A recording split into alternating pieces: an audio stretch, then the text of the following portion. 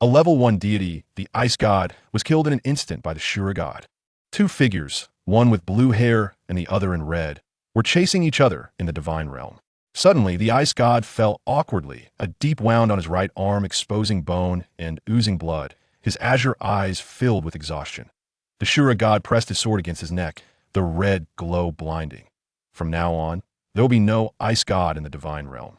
With a thud, the sword pierced through his heart. The IceGod looked at his fading body with a bitter smile. What a strictly enforced divine realm.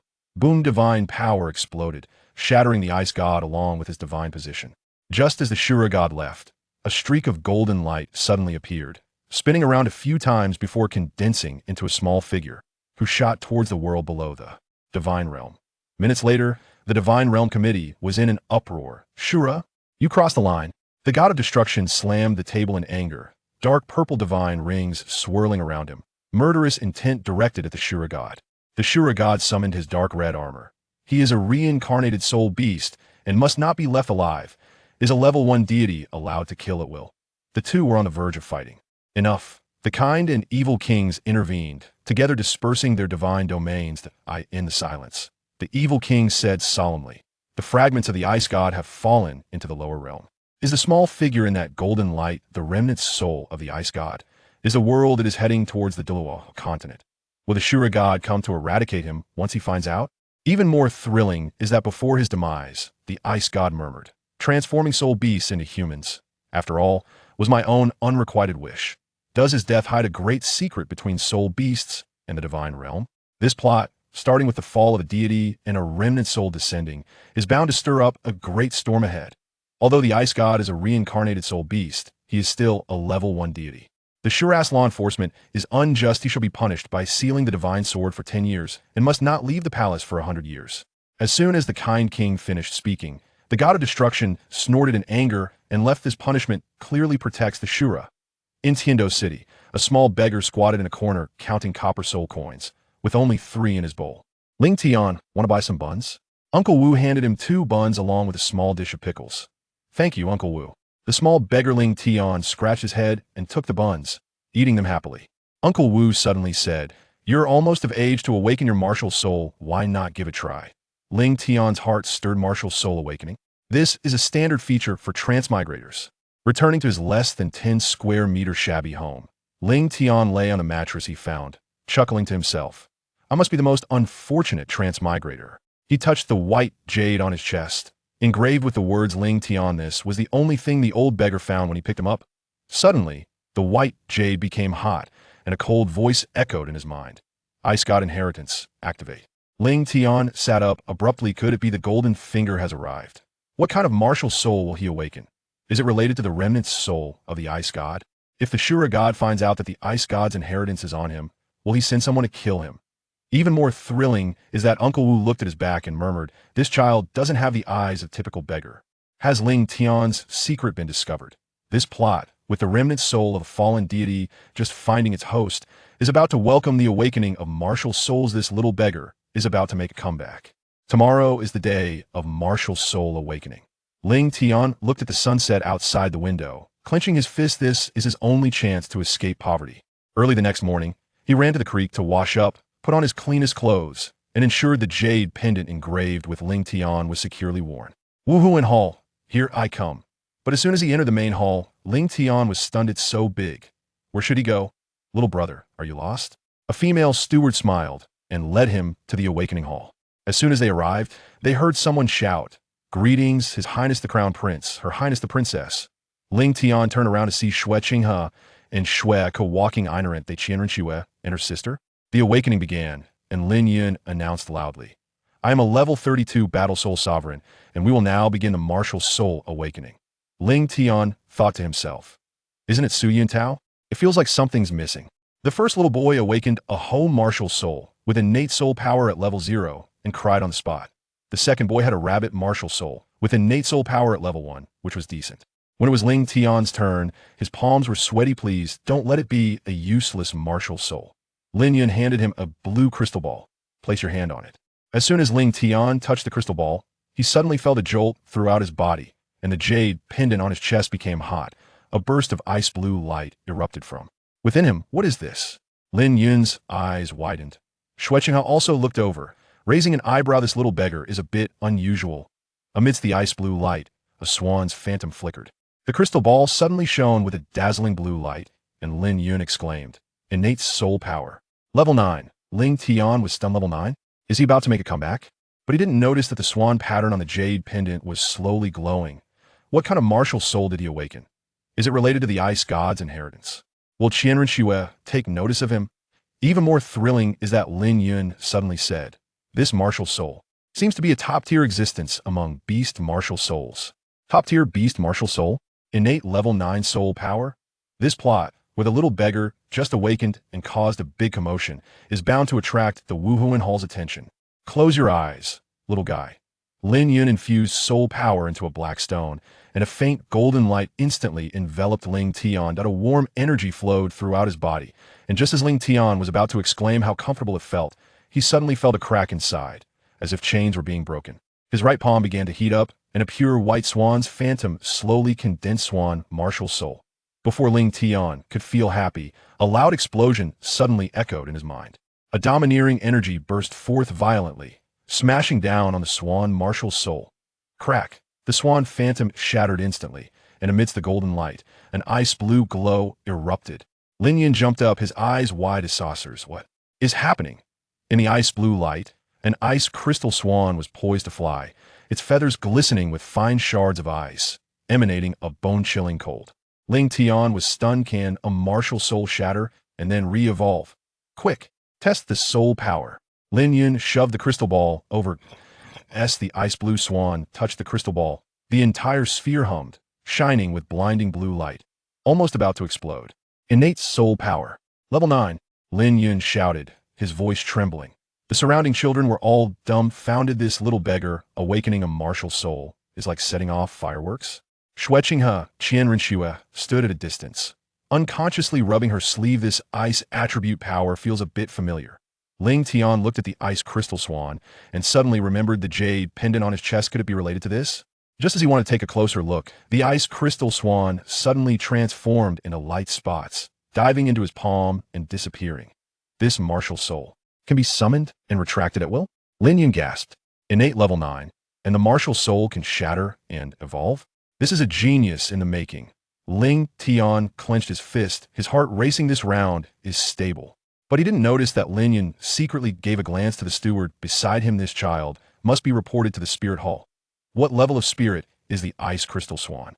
Is that overwhelming energy related to the ice god's inheritance? Will Qianren Xue take action against him? What's even more exciting is that after the crystal ball cooled down, a thin layer of ice actually formed on it. Lin Yun murmured, "This ice attribute, it must be top tier among the top tier." Top tier ice attribute spirit? Innate level 9 soul power? This plot, the little beggar awakens his spirit and directly causes a stir. He will likely be sought after by the spirit hall. How can such a powerful spirit just disappear?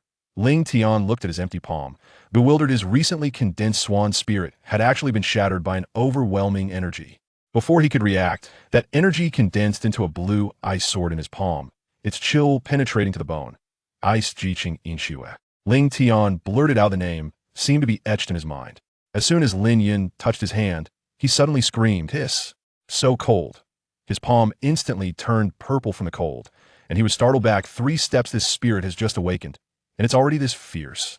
The moment Ling Tian grasped the crystal ball, the blue light exploded, and the entire crystal ball was filled with soul power, like a blue star. Innate full soul power. Lin Yun screamed, and all the soul masters in the hall stood up. At that moment, Ling Tian's vision went dark, and he suddenly fell into a snowy land. A young man in a blue robe stood with a sword, facing the united forces of the 100 clans. "Today, you will be buried." The young man raised his hand, and heavy snowflakes fell. Every snowflake that touched the ground caused a person to fall. Crack! The scene shattered, and Ling Tian suddenly came to his senses, cold sweat soaking his clothes. Who was that? He touched IceGod Inxue. His heart racing. Was the previous illusion related to the ice god?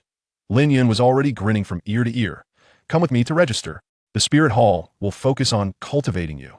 Ling Tian followed him, but didn't notice that Shueqinghe, Qianren Xue, was staring at his back, her gaze deep. What level of spirit is IceGod Inxue? Is the young man in the blue robe from the illusion the ice god? Is Qian Rinxue targeting him a blessing or a curse? What's more thrilling is that when Ling Tian touched the jade pendant on his chest, he suddenly felt a weak connection. It seemed the pendant and IceGod Inxue were resonating. This little beggar might uncover the secret of the IceGod's fall. This plot, with innate full soul power plus a mysterious ice sword, just awakened and already being eyed by various forces, there will be a big show to watch. Innate full soul power. Just as the exclamations in the Spirit Hall fell, in the ice palace of the extreme north, the Snow Emperor suddenly opened his eyes, his chest heaving violently. It's the breath of the Father God. The Ice Emperor rushed in, her emerald eyes shining. Quick, find him. It's not time yet. The Snow Emperor gently stroked her back, his eyes filled with affection. He will come back. In the Spirit Hall of Tiando City, Lin Yun and the stewards surrounded Ling Tian, spitting out saliva. Join the Spirit Hall. Resources guaranteed, soul rings included. A sword spirit with innate full soul power will definitely become a titled Douluo in the future. Ling Tian frowned. Spirit Hall? That's the place that was ultimately overthrown by Tang San. He can't go. Suddenly, someone shouted. His Highness the Crown Prince has arrived. Qian Rinxue walked in, her gaze landing on Ling Tian. You are the one with innate full soul power? Ling Tian's heart tightened. She really came. Qian Rinxue smiled. Come back to the palace with me. It'll ensure your resources are better than the Spirit Hall. Lin Yun panicked. Your Highness, the Spirit Hall found him first. Qian Rinxue shot him a glance, said nothing, but her aura suppressed Lin Yun from daring to speak again. Ling Tian's palms were sweating. In one side is the future pope. On the other is the Spirit Hall. Which one should he choose? At that moment, the jade pendant on his chest heated up again, and IceGod Inxue emitted a faint humming. A cold voice echoed in his mind. The extreme north is your true home. Should he refuse Qian Rinxue? Will the Spirit Hall force him to stay? Will the Snow Emperor and Ice Emperor from the extreme north come looking for him? What's even more thrilling is that Qian Rinxue suddenly said, if you come with me, I can let you enter the Royal Academy, where the best teachers are. The Royal Academy? That's a huge temptation. Ling Tian looked at Qian Rinxue, then touched IceGod Inxue, and suddenly smiled. Everyone wants me, but the path is mine to choose. How will he choose? What will Qian Rinxue do after being rejected? Will the Spirit Hall pull any tricks? This plot, with the little beggar with innate full soul power just awakening, being fought over by two major forces, is bound to stir up even bigger waves ahead. Thank you, Masters, for your invitation, but I currently have no intention of joining any faction. He won't join the Spirit Hall. Not outright refusing is also to consider everyone's feelings. As for the reason for not joining, he has thought it through carefully before making this choice. Although the conditions offered by the Spirit Hall are very generous, just thinking about the future situation of the Spirit Hall calms his restless heart immediately.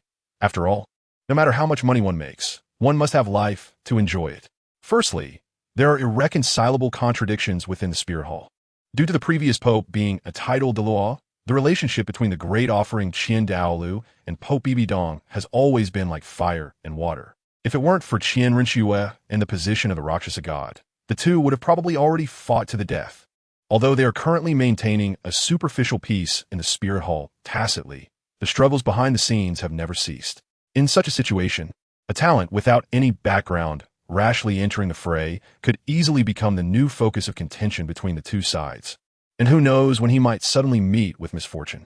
Secondly, assuming he is lucky and does not become a pawn, but instead catches Bibidong's eye due to his outstanding talent, what good would that do? He cannot possibly become Bibidong's disciple. At most, he would only become a part of the golden generation of the Spirit Hall like Yin and Xiegu, an existence that could be discarded at any time.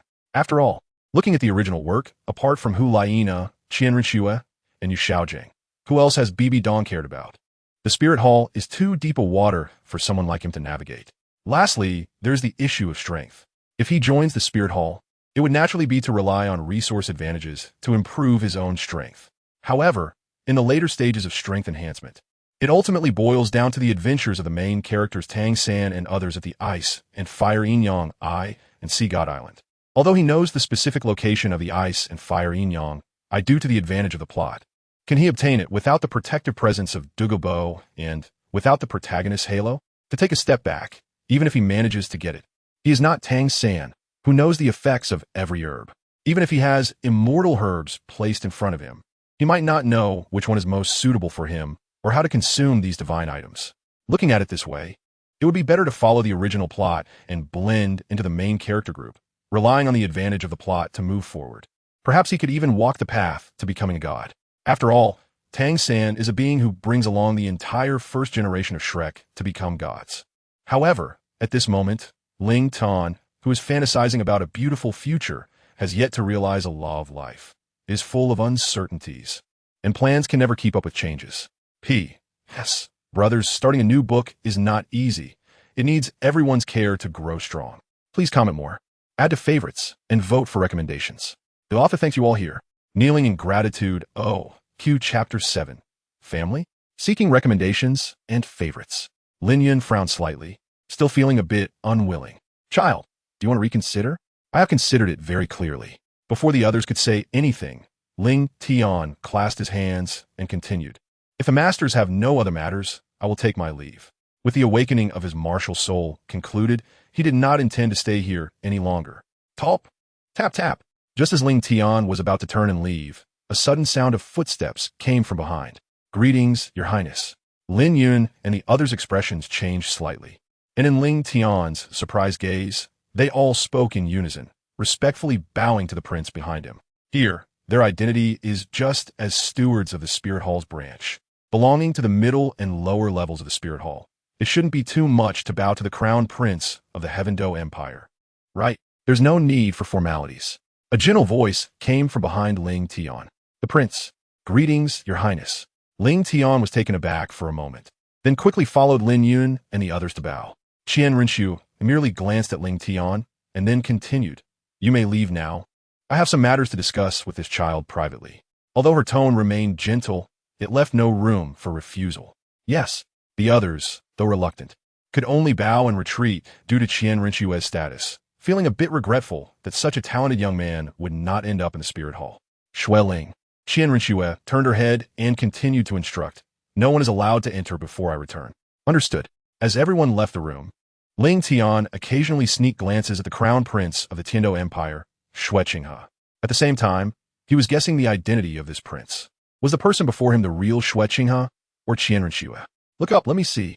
After observing for a moment, Qian Rinxue broke the silence first. TSK. Innate full spirit power and an exceptional sword martial soul. Your talent is quite impressive. Thank you for your praise, Your Highness. Ling Tian then cupped his hands and asked, Is it because of my talent that Your Highness has kept me here alone? Correct. Seeing Ling Tian's reaction was different from that of an ordinary child, Qian Rinxue felt a bit more interested. You are very clever. I came here specifically for you. Oh no. Upon hearing this, Ling Tian's heart sank. It was indeed to recruit him. He did not want to get involved in the power struggles of the royal family.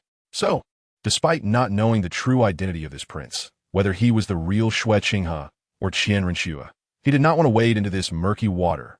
However, often choices are not in his control. Whether Shui Qinghe or Qian Rinxue, their current identities were both that of the crown prince of the Tiando Empire. And facing an invitation from a prince of a nation, how could an ordinary commoner refuse? I have met the crown prince. Thinking of this, Ling Tian no longer hesitated, and an excited expression naturally appeared on his face. It is an honor for me to be favored by Your Highness and serve you. Qian Rinxue was taken aback for a moment, staring at Ling Tian for a few seconds, then the corners of her mouth slightly turned up as she chuckled. You little brat are quite perceptive. Since that's the case, from today on, you are my person. Clever, smart, and aware of the times. This was Qian Rinxue's first impression of Ling Tian. If this little brat had chosen to refuse her invitation like he did with the Spirit Hall, she wouldn't have wasted her breath to persuade him further. He simply wouldn't see the sun tomorrow. But fortunately, he was quite perceptive. What is your name? Ling Tian. Ling Tian? Is it the Ling from light and Agilin Tian from sky? Ling Tian. Qian Rinxue repeated a few times, then teased, Why does it sound so much like a girl's name? Ah! Seeing the little guy looking at her with some speechlessness, Qian Rinxue chuckled lightly, then walked in front of Ling Tian, reaching out to pull him up. Come on, Ling Tian, let's return to my residence. Yes. Clang. After walking just a few steps, Ling Tian's jade pendant accidentally fell out of his pocket. Wait, Ling Tian, you dropped something, Qian Rinxue said as she bent down to help him pick it up. But just as she was about to hand the pendant back to Ling Tian, her pupils suddenly constricted as she caught sight of the swan pattern on the pendant. Thank you, Your Highness. After Ling Tian thanked her, he put the pendant away, not noticing Qian Rinxue's reaction.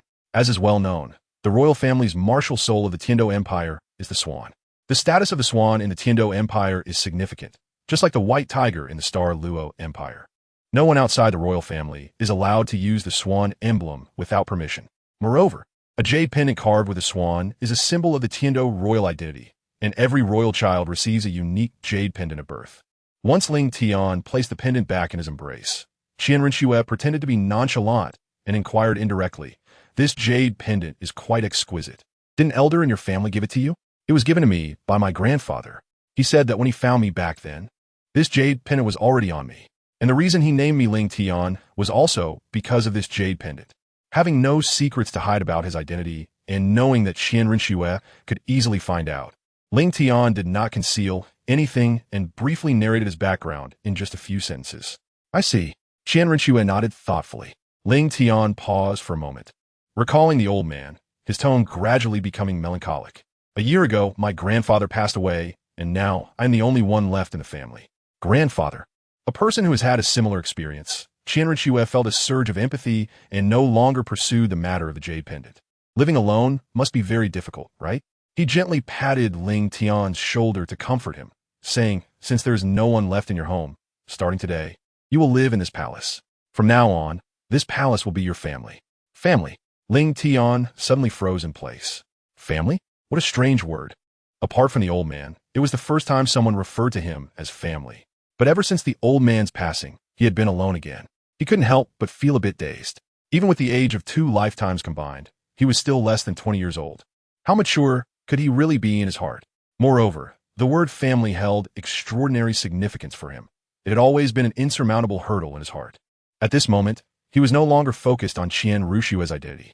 With a gaze filled with a hint of hope, he looked at Qian Rinxue and asked with a tone of expectation, "Can I really treat you as family?" "Of course." Qian Rinxue nodded, speaking gently. "I don't mind having one more brother. P.S. Brothers, it's not easy for a new book to set sail. It needs everyone's care to grow strong. Please leave comments, add to your favorites, and cast recommendation votes. The author thanks you all here. Kneeling in gratitude. Oh, Q Chapter 8. Seeking recommendations and collections." Looking at those bright and pure eyes, it was clear that they touched the softness and sensitivity hidden deep within Qian Rinxue. "Little brother Ling Tian," she said gently, as she looked at Ling Tian, ruffled his hair, and then bent down to switch arms and hold him in her embrace, softly patting his back. "Brother? Brother Qingha? Here, Brother Shui? Hey." After a moment, who? Ling Tian, Ling Tian, Ling Tian. Z looking at Ling Tian, who had fallen asleep in her arms. Qian Rinxue gently pinched his cheek, revealing a helpless smile at the corner of her mouth. No matter how mature he is still just a child. For some unknown reason, Qian Rinxue did not wake Ling Tian, but gently held him and walked out of the great hall. "Creak, Your Highness, let's go back to the prince's residence." "Yes." Looking at Ling Tian being held in Qian Rinxue's arms, Shui Ling was momentarily stunned. Although he was somewhat curious about what had happened inside earlier, he was well aware of his identity and kept quiet, closely following behind. Evening, prince's residence. As soon as Qian Rinxue returned to the residence, she arranged for Ling Tian to stay in the palace on the right side of her sleeping quarters. She also instructed Shui Ling to notify all the servants and attendants in the prince's residence that starting today, Ling Tian would be recognized as the younger brother of Shui Qingha, with a status second only to him within the prince's residence. Ling Tian could go anywhere in the prince's residence, and no one was allowed to treat him with contempt or neglect. Lying on the bed, Ling Tian began to recall the events of the day. The mysterious man, the great hall in the ice and snow. Why did he want him to see these things? He distinctly remembered that the first time he awakened his martial soul, it was clearly a beast martial soul resembling a swan or similar bird, but somewhere in between. For some unknown reason, his martial soul was replaced by the ice-blue long sword that had just appeared. Thinking of this, Ling Tian focused his thoughts and summoned his martial soul. Ice crystal singing frost sword. In the next second, Ling Tian suddenly widened his eyes, looking blankly at the long sword that appeared in the white space. How did my martial soul change to this? He remembered that the ice crystal frost sword was 3 feet long, entirely ice blue with intricate patterns carved on it. But at this moment, the long sword had turned pitch black, covered with countless blood-red cracks, exuding a faint killing intent. Whoosh! Huh! Ling Tian grasped the sword hilt, and the sword body suddenly brightened. Soon after, the ice-blue ice crystal frost reappeared in his hand, just as it had during the awakening of his martial soul in the morning. However, when he released the sword hilt, the long sword dimmed again and transformed back into its dark appearance. What was going on? After a moment of exploration and experimentation, Ling Tian finally figured out the general reason. His martial soul would return to its original form when it touched him, while the opposite would maintain the dull black appearance resembling a firewood stick. He speculated that this situation could be due to two reasons. First, this martial soul originally has two forms. Second, the martial soul might be sealed or injured, and the dark sword body would gradually recover as his strength increased, allowing the martial soul to return to its ice-blue original state, which situation it would need to be judged after he absorbed the first spirit ring. If the martial soul showed no change, then it would be the first reason. If the martial soul became stronger or the sword body recovered partially, then it would be the second reason. Meanwhile, while Ling Tian was testing his martial soul in the prince's mansion in the secret room beneath the study, Qian Ruxue was sitting at the table, handling government affairs while waiting for someone to arrive. Suddenly, the candle flame on the desk flickered, and in the next moment, a half-kneeling figure appeared in the corner of the study. Shilong pays respects to Her Highness the Saintess. How is the information investigation going? Qian Ruxue continued to handle the documents without raising her head. It's about what Your Highness speculated. This jade pendant indeed came from the royal family. According to the patterns and engravings you described, the owner of this jade pendant should be the eldest son of Prince Xuexing, Xueling Tian. Xuexing? Qian Ruxue put down the brush in her hand and rubbed her slightly furrowed brow. Why didn't I know he had a son? Prince Xuexing indeed has one son. Shilong stepped forward, handing a document from the spirit hall to the table. As for that kid, it concerns a secret from back then, all written in this document for you to review. Qian Ruxue opened the document with some curiosity, which recorded the grievances between Xuexing and the spirit hall back then. The cause of everything was due to a pursuit. Prince Xuexing deliberately disrupted the spirit hall's plans, causing dissatisfaction among some people within the hall. Soon after, to take revenge on this arrogant Prince Xuexing, they quickly assembled a team of soul masters led by Soul Douluo, who infiltrated the prince's mansion and forcibly abducted the then-infant heir, who is now Ling Tian. However, among these individuals, a mysterious accident occurred, and the entire team of soul masters subsequently vanished, leaving that infant child in a state of ambiguity. The Tiando royal family could only swallow this bitter loss for the sake of their reputation. Ling Tian. Qian Ruxue put down the document, pondering for a moment before murmuring thoughtfully, I didn't expect he would be Xuexing's son. Your Highness, Xuexing is your enemy. Shilong stepped forward a couple of steps, a trace of cold, killing intent flickering in his eyes. And this kid is also Xuexing's son. Leaving him alive will eventually make him our enemy. So I suggest you eliminate this kid. Prince Xuexing, the most powerful prince of the Tiando Empire, had disrupted Qian Ruxue's plans more than once.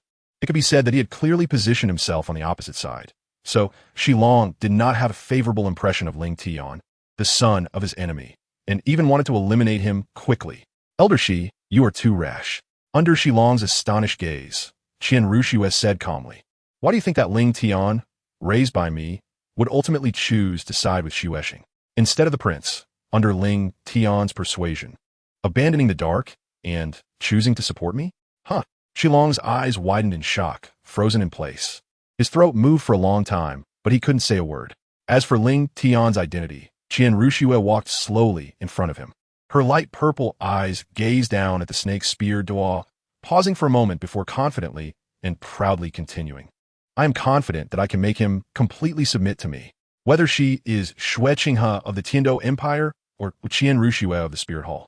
This loyalty will not change. As the favored daughter of heaven, the #1 genius of Douluo continent, Qian Ruxue was confident that Ling Tian would definitely pledge loyalty to her, not just because of her current identity. After all, with the abilities and means she had developed over years of infiltration, dealing with a 6-year-old child would be a piece of cake. P.S. The contract is signed. Please support. Chapter 9. You are Ling Tian? Seeking recommendations, seeking collections. Your Highness, this is a gamble. After a long silence, the snake spear Duo finally regained his senses. Qian Ruxue's tone was full of confidence. I will definitely win. He took a deep look at Qian Ruxue, then cupped his hands and said, since your Highness has made a choice, I will naturally respect your decision. Thank you for Elder Yu's trust. Qian Ruxue paused for a moment, a sharp gaze flashing in her eyes. I have already mastered a large part of the court. Elder, she is responsible for informing them that the plan on Shui Ye's side can begin to be implemented. Understood. Swish. As soon as the words fell, the snake spear Douluo vanished from the study. The plan had begun. Qian Rushue proudly lifted her snow-white neck, a faint smile appearing at the corner of her mouth. Since I have recognized you as my brother, Ling Tian, you are now mine. She then turned back to the table, continuing to handle the documents as if nothing had happened. Huh. Pushing open the door, Ling Tian, dressed in a loose robe, comfortably stretched. He had been living in the Prince's mansion for more than a month. Ling Tian has basically adapted to his current life and no longer feels awkward because of the servant's attitude towards him as he did at the beginning. Will His Highness return to the mansion today? Ling Tian asked his maid Xiao Chui while changing clothes. On the third day after Ling Tiankai arrived at the prince's mansion, he had no idea what had happened in the palace. Since Qian Rinxue entered the palace that day, he hadn't seen her again. At first, it was because his body was too weak, so Qian Rinxue planned for him to rest and recover for a while, in order to absorb a soul ring at the best stage. Unexpectedly, she left and was gone for a month, which is why he still hadn't obtained his soul ring until now. Yesterday, the prince had returned to the mansion. Xiao Cui helped Ling Tian tie up his hair and then stood to the side, bowing respectfully as she said, "If you wish to meet the prince, I can go and announce you first." Finally, she is back. Ling Tian sighed a few words, then turned and said, "Xiao Cui, help me inform His Highness." "Yes." Xiao Cui bowed and executed Ling Tian's command. Looking at the rising sun in the sky, Ling Tian excitedly clenched his fists. "First soul ring, here I come."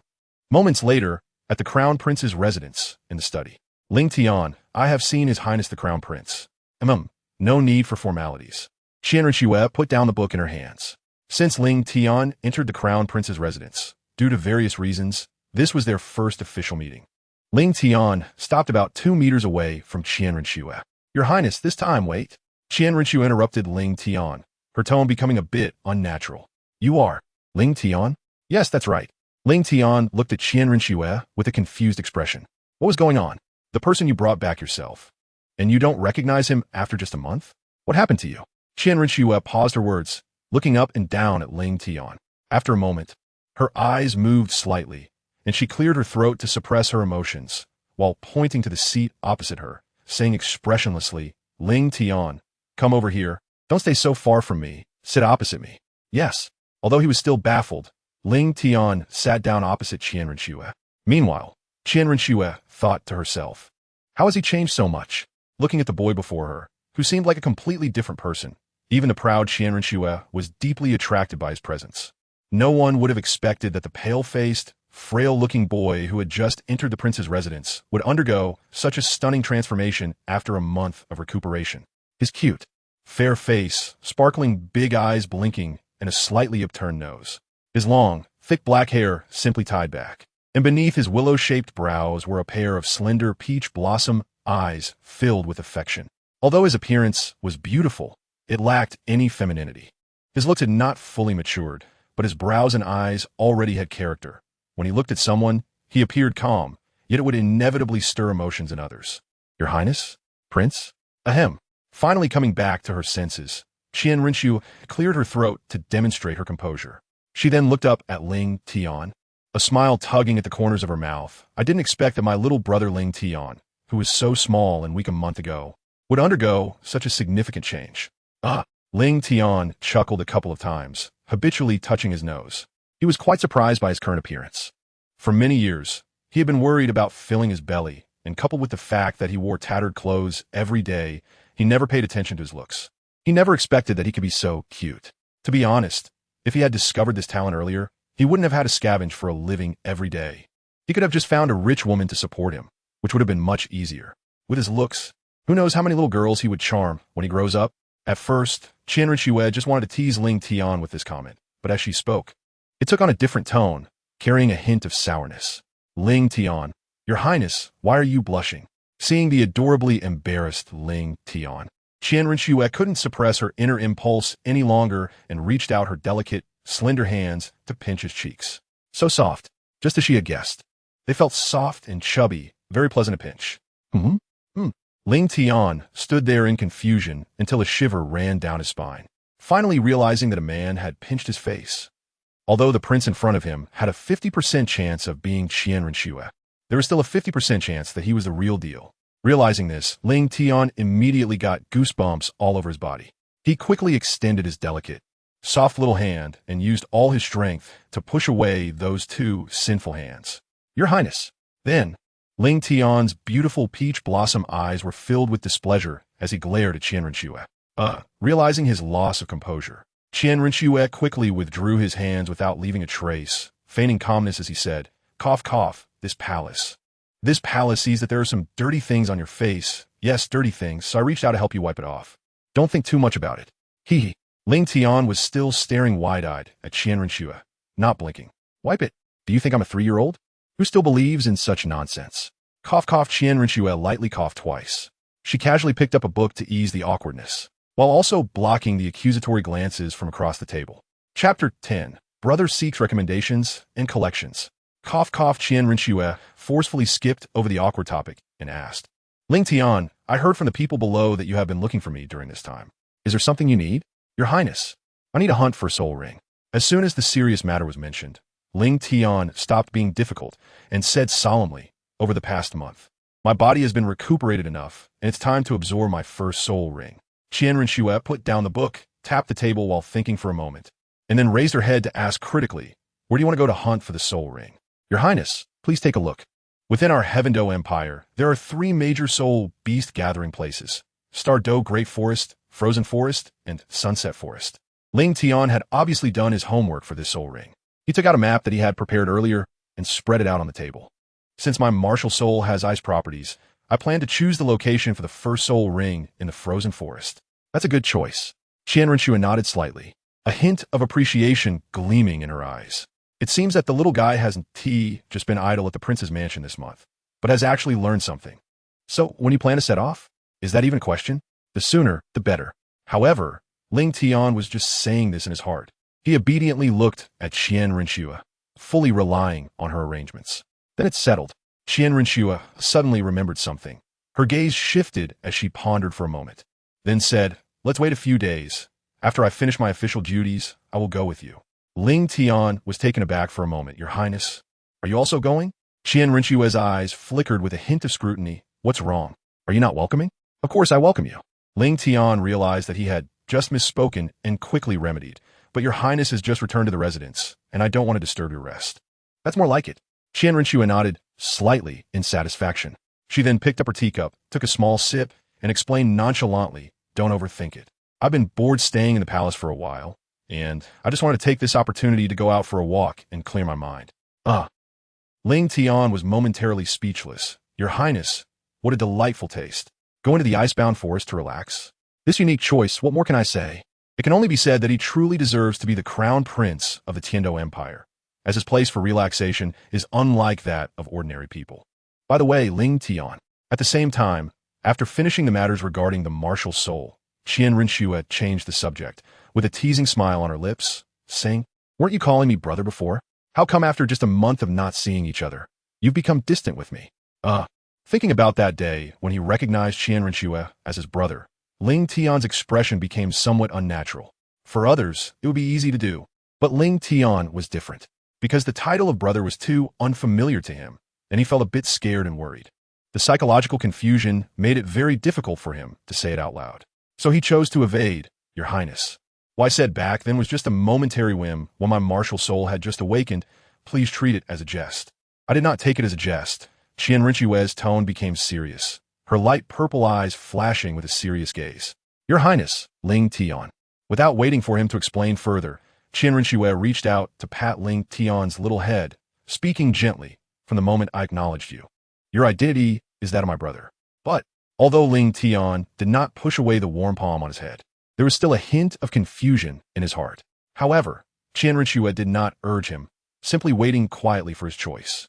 With his resolute character and stunning appearance, along with experiences similar to her own in childhood, Qian Renxue seemed to see another version of herself in Ling Tian. Deeply touched, Qian Renxue genuinely regarded Ling Tian as her younger brother. "Brother, hey." 3 days later, in front of the prince's residence, dressed and ready, Ling Tian waited in the courtyard for Qian Renxue. His small face was filled with excitement, clearly very interested in what was to come. Top, top, top. As the sound of footsteps gradually approached, a gentle and familiar voice reached his ears. I'm sorry for the delay. How long has my little brother been waiting? I just arrived. Ling Tian looked up at Qianren with hopeful eyes. Brother, can we set off now? During the past few days of their interactions, Ling Tian had become accustomed to this form of address. Once he called it, it became natural. Give me your hand. As Qianren spoke, she noticed the backpack on Ling Tian's back and, with a thought, took off another storage ring that she had prepared earlier and handed it to him. Brother, this is a storage ring. It has a space of 20 cubic meters. Qianren patiently taught Ling Tian like this. If you have anything you need to carry in the future, just put it inside. You don't need to carry it on your back. Try it out. Okay. Following Qianren instructions, Ling Tian probed his consciousness into the storage ring. Inside was a square storage space, and the package he had previously stored was quietly lying in the corner. Following Qianren guidance, he enveloped his consciousness around the package, and the next moment, a package indeed appeared on the ground. After a while, once Ling Tian had skillfully mastered the use of the storage ring, Qianren smiled and gently asked, How is it? It's amazing. Looking at the ring on his index finger, Ling Tian's eyes were filled with novelty. Do you like it, little Tian? I like it. Qianren smiled and said, Give this ring a name. It will be yours from now on. What do you think of the name Bingji? That's a nice name. We are ready to set off. Little Tian, you will ride in the same carriage as me. Qianren gently brushed Ling Tian's somewhat messy bangs and then turned to Shuai Ling beside her, instructing, You will be in charge of my and Ling Tian's carriage. The remaining snow guards will follow in the shadows, but maintain a certain distance. This was because they were taking Ling Tian to the frozen forest to obtain a spirit ring. Although there weren't any powerful spirit beasts there, it was quite far from Tiando City. So for safety's sake, besides the level 67 spirit emperor Shuai Ling, who was always by their side, Qianren had also arranged a guard team composed of spirit kings and spirit ancestors. Understood. The group replied in unison. Set off. With a command, everyone immediately scattered. The leader took out a purple stone and explained his arrangements to Shuai Ling. This purple stone was their means of communication. In the event of an emergency, the team of spirit masters could cover the 200 meters distance in no time. On the carriage, it swayed gently along the wide official road. At first, Ling Tian, having never left Tiando City, curiously pulled back the curtain to look around at the scenery outside, but the monotonous environment soon made him yawn. He had been thinking about spirit rings all night, too excited to sleep, and with the carriage swaying so much, he became tired and drowsy. Before long, Ling Tian leaned against the carriage and fell asleep. Seeing this, Qianren, who was sitting on the other side watching him, noticed he had fallen asleep and smiled lightly, thinking it was a bit dangerous for him to sleep like that, as he could fall off the seat at any moment. She gently put down the book she was holding and cradled Ling Tian in her arms. This is safer. Feeling the warmth and softness in her embrace, Qianren unconsciously closed her eyes as well. Shuai Ling, who was driving the carriage in front, noticed the faint snoring coming from inside and slowed down to keep the carriage as steady as possible. A few hours later, they arrived at the frozen forest. Although the area of the frozen forest was not as large as the Starry Forest, it was one of the few large spirit beast forests within the Tiando Empire. However, unlike the diverse vegetation in the Sunset Forest and Starry Forest, the frozen forest had sparse vegetation due to the harsh cold environment, consisting only of coniferous forests. The spirit beasts living here were exceptionally cunning and fierce due to the harsh environment, making it very difficult to find their traces without a powerful spirit master accompanying them. Creak, creak.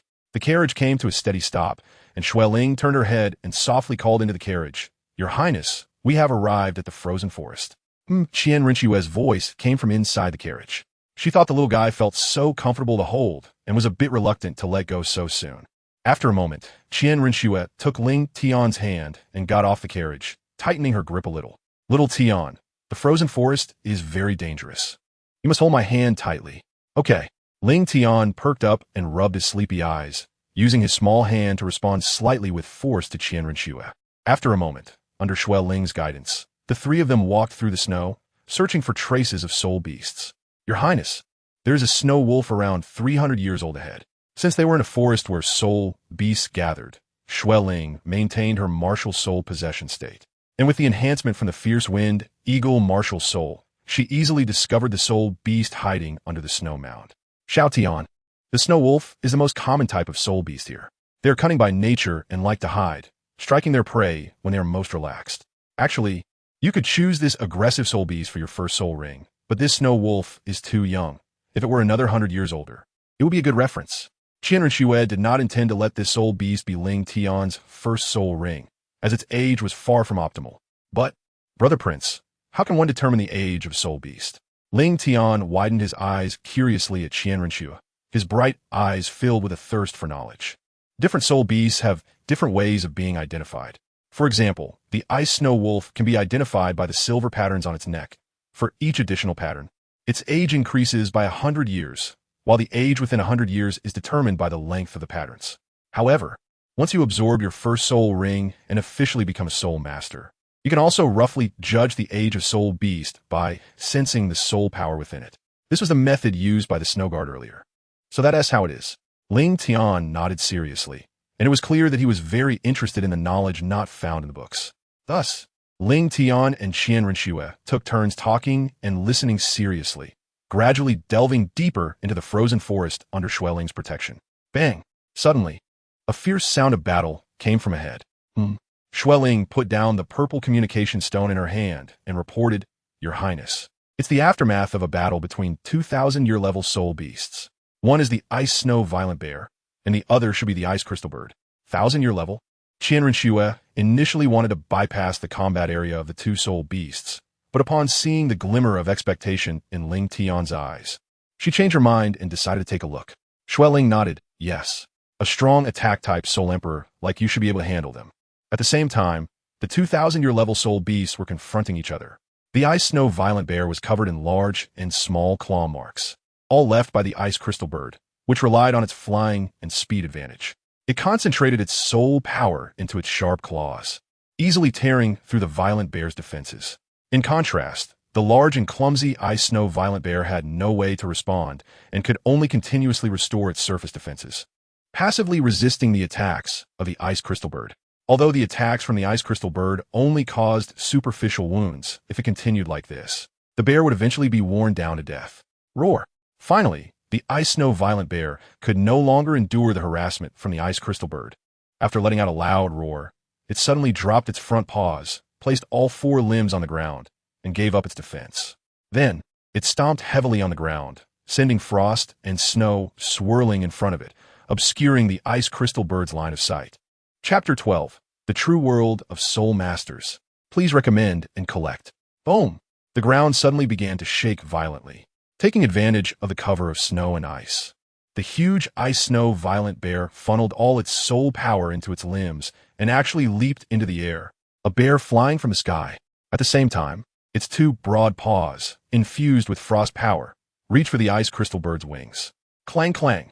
The ice crystal bird was momentarily stunned. Upon realizing the violent bear's intention, its eyes sharpened again, showing no signs of weakness.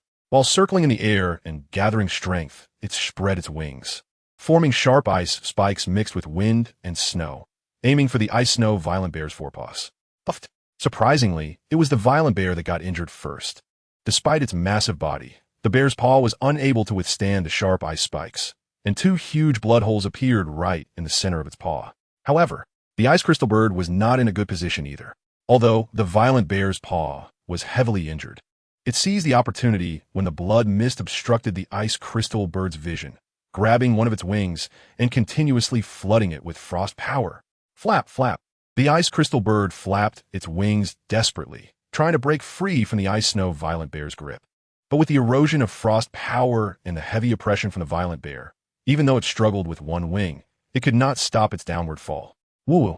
After letting out a painful cry, it fell straight down. Thud! The two soul beasts landed on the ground simultaneously, stirring up nearby snow and creating a large pit in the ground. Clang clang. The ice crystal bird, pinned down by the ice snow violent bear, no longer had its previous bravado, its eyes now filled with fear. In contrast, although the ice snow violent bear was also heavily injured, fighting on the ground was its strong suit. It used its other two uninjured paws to pin down the ice crystal bird's wings, while its blood-soaked paw formed a fist and aimed heavily at the ice crystal bird's small head, smashing down. Ugh! The ice crystal bird seemed to realize its fate, struggling in pain. Crack! With a crisp sound, the ice crystal bird's voice abruptly stopped. Its small head crushed under the violent paw, burst open like a smashed watermelon, with red and white matter mixed with skull fragments flying everywhere. Roar! The ice snow violent bear stood on the enemy's corpse, roaring to vent its anger. Meanwhile, ugh!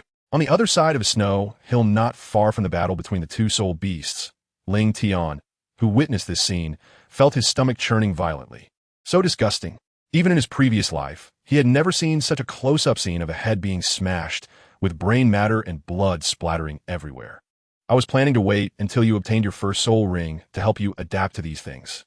However, since this has happened, I will teach you the most important lesson in advance, understanding the true world of soul masters. Qianrenxue said seriously, the profession of a soul master is destined to be filled with slaughter. Whether soul masters or soul beasts, any of them could become your enemies. You must get used to accepting such scenes. Brother Prince, I understand what you mean, but it's just the first time, and I'm a bit unaccustomed to it. Ling Tian understood the reasoning. However, seeing the scene for the first time, it was still something he needed time to adapt to, especially since he was just a child who had never even killed a chicken. Ling Tian's pale little face touched Qianrenxue's soft side.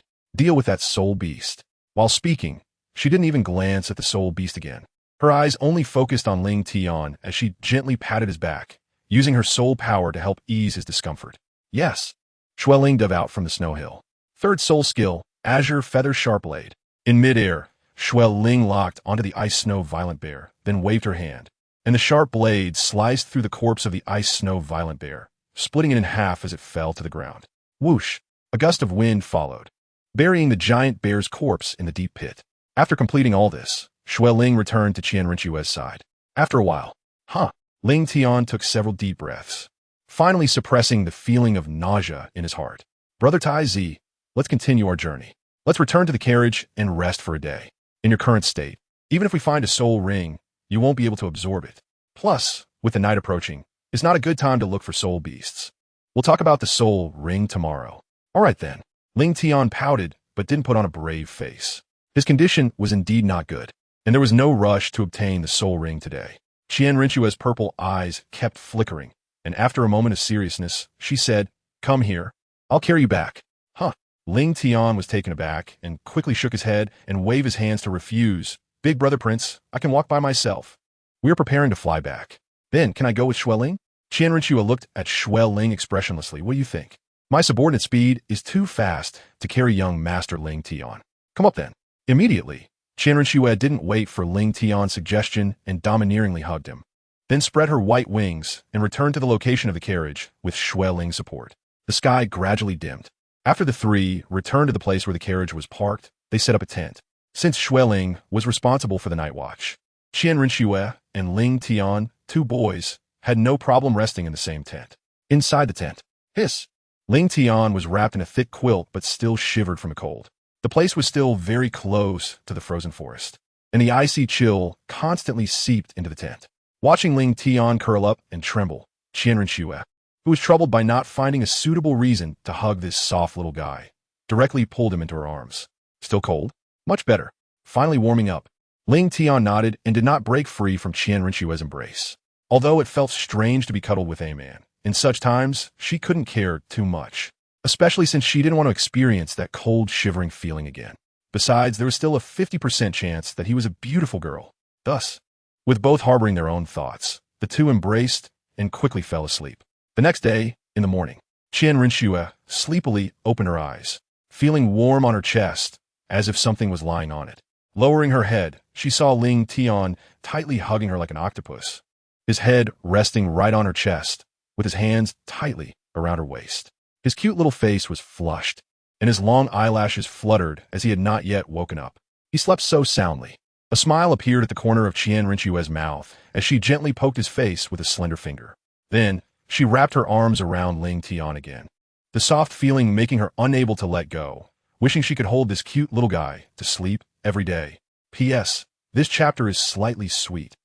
Chapter 13. The Anomalous Soul Ring. A piercing wolf howl suddenly echoed across the snowfield. Thud! A large ice spirit snow wolf, about 400 years old, was hit in the abdomen by Xueling's punch. The intense pain from its crushed internal organs made its pupils dilate, and it lay on the snow, howling in agony, on the verge of death.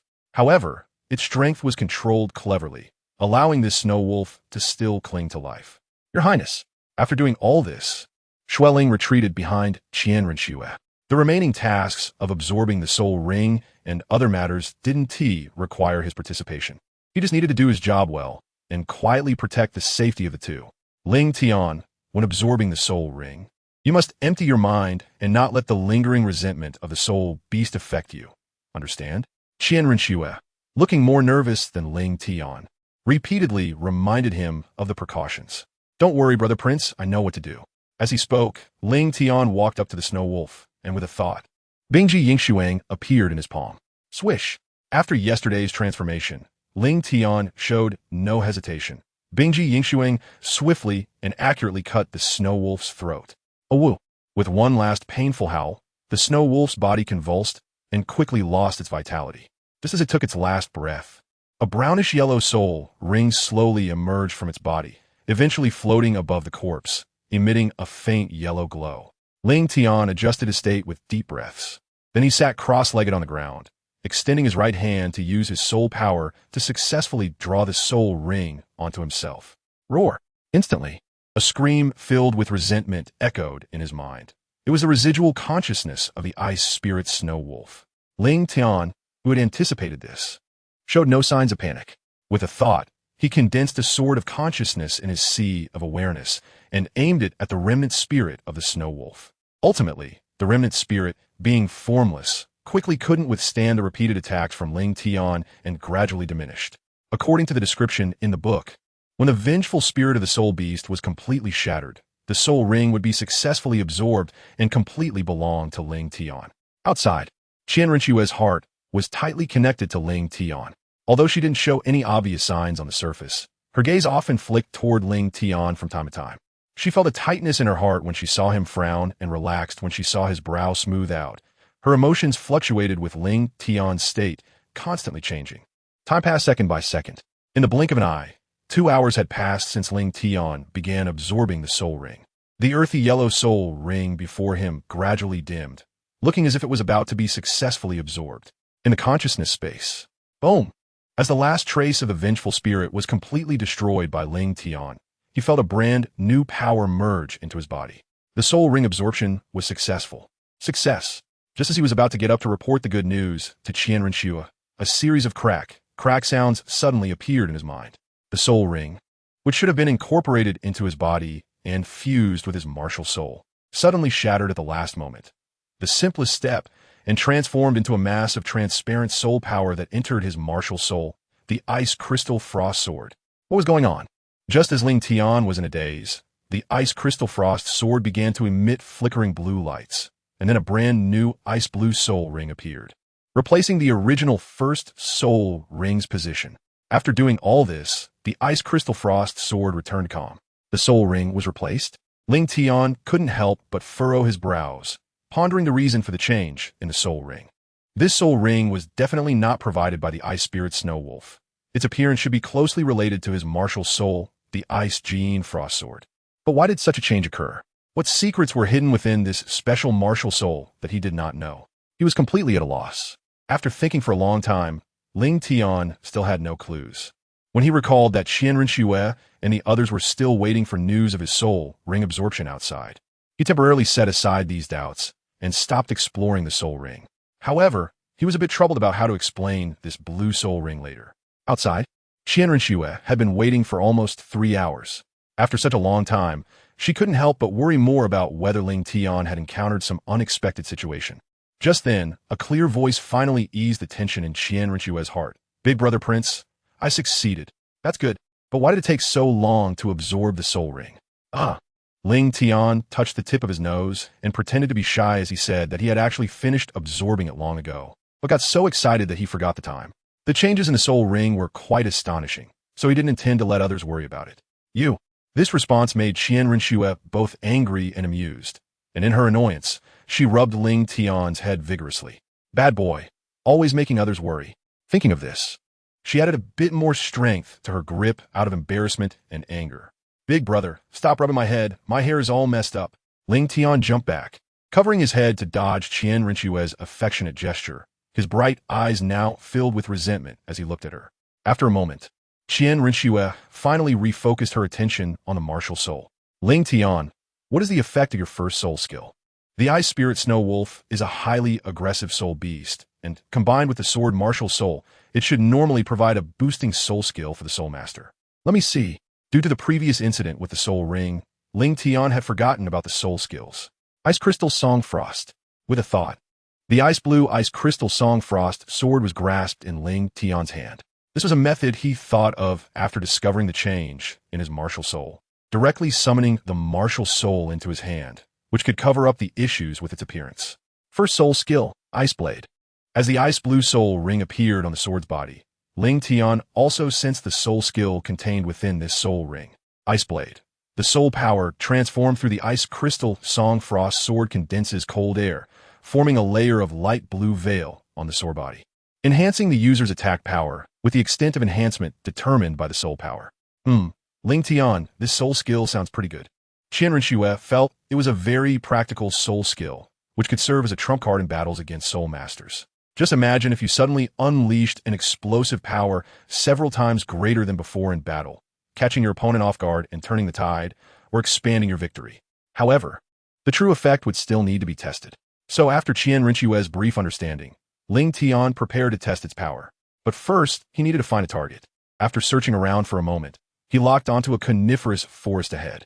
These trees, which grew in extremely cold environments, were affected by harsh external conditions, making their trunks much thicker and harder than ordinary trees, making them a perfect choice for testing the soul skill. Swish! The blue sword light made a sound as it sliced through the air. As Ling Tian swung the Ice Crystal Song Frost sword down, he struck fiercely at a nearby tree trunk. Crack, crack! A series of breaking sounds echoed. Without using the soul skill and relying solely on the martial soul itself, the sword wave continued until it struck the sixth tree trunk, at which point the Ice Crystal Song Frost sword finally exhausted all its power. After a brief moment to catch his breath, Ling Tian began to channel his soul power. As the first soul skill was unleashed, layers of light blue halos appeared on his body. Once he had invested about 50% of his soul power, a spark of brilliance erupted in Ling Tian's eyes. Almost simultaneously with the Ice Crystal Song Frost sword, he suddenly swung the sword, and in the next moment, a light blue sword light cut straight out. Boom! Crack! Crack! Crack! The sounds of breaking were even more intense than before, as tree after tree fell. Bang! Bang! Bang! After a moment, the dust settled. The ground was covered with debris, and dozens of large trees had been cleaved in half. It was evident that with the enhancement of the first soul skill, the effect of the Ice Crystal Song Frost sword had multiplied. This effect clearly exceeded Ling Tian's expectations.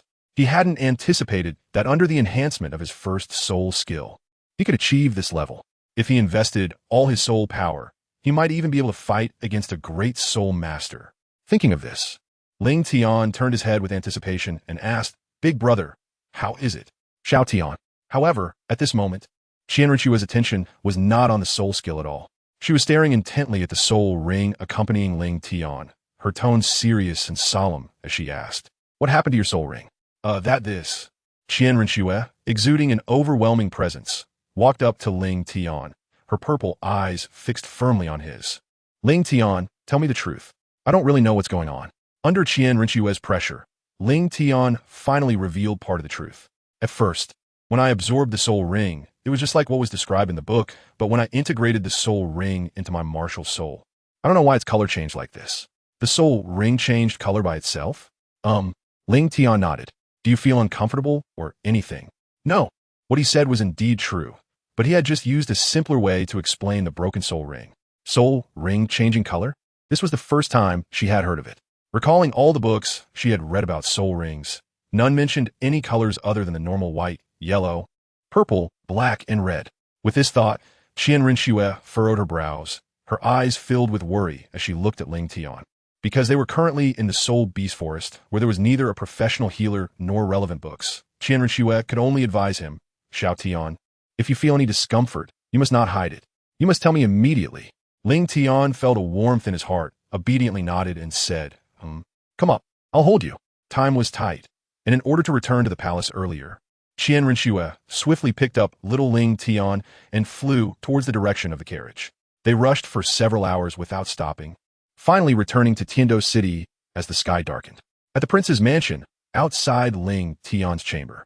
As soon as the door closed, Qian Renshua lowered her voice and asked urgently, Mr. Su, how is Ling Tian's health? Is there any hidden danger?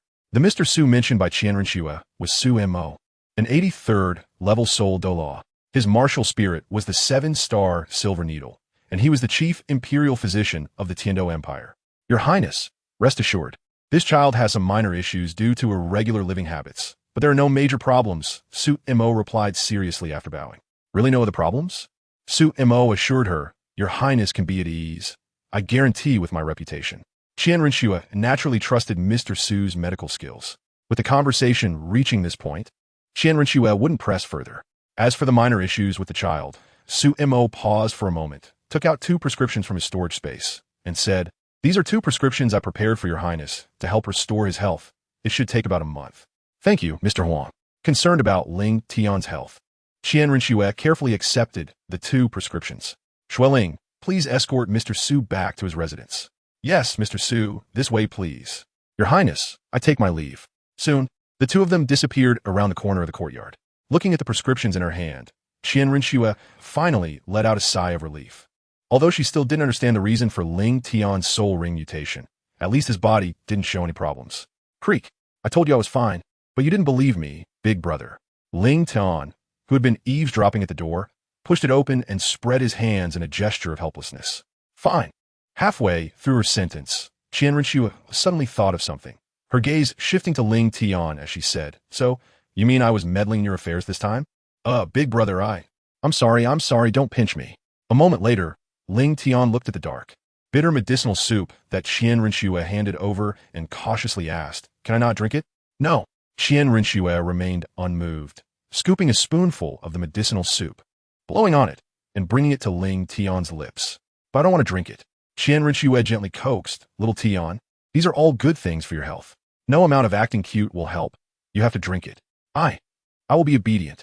Qian Renshua brought the spoon back to Ling Tian's lips. Little Tian, be good. However, under Qian Renshua's tender persuasion, Ling Tian ultimately drank the first sip with great reluctance. How bitter!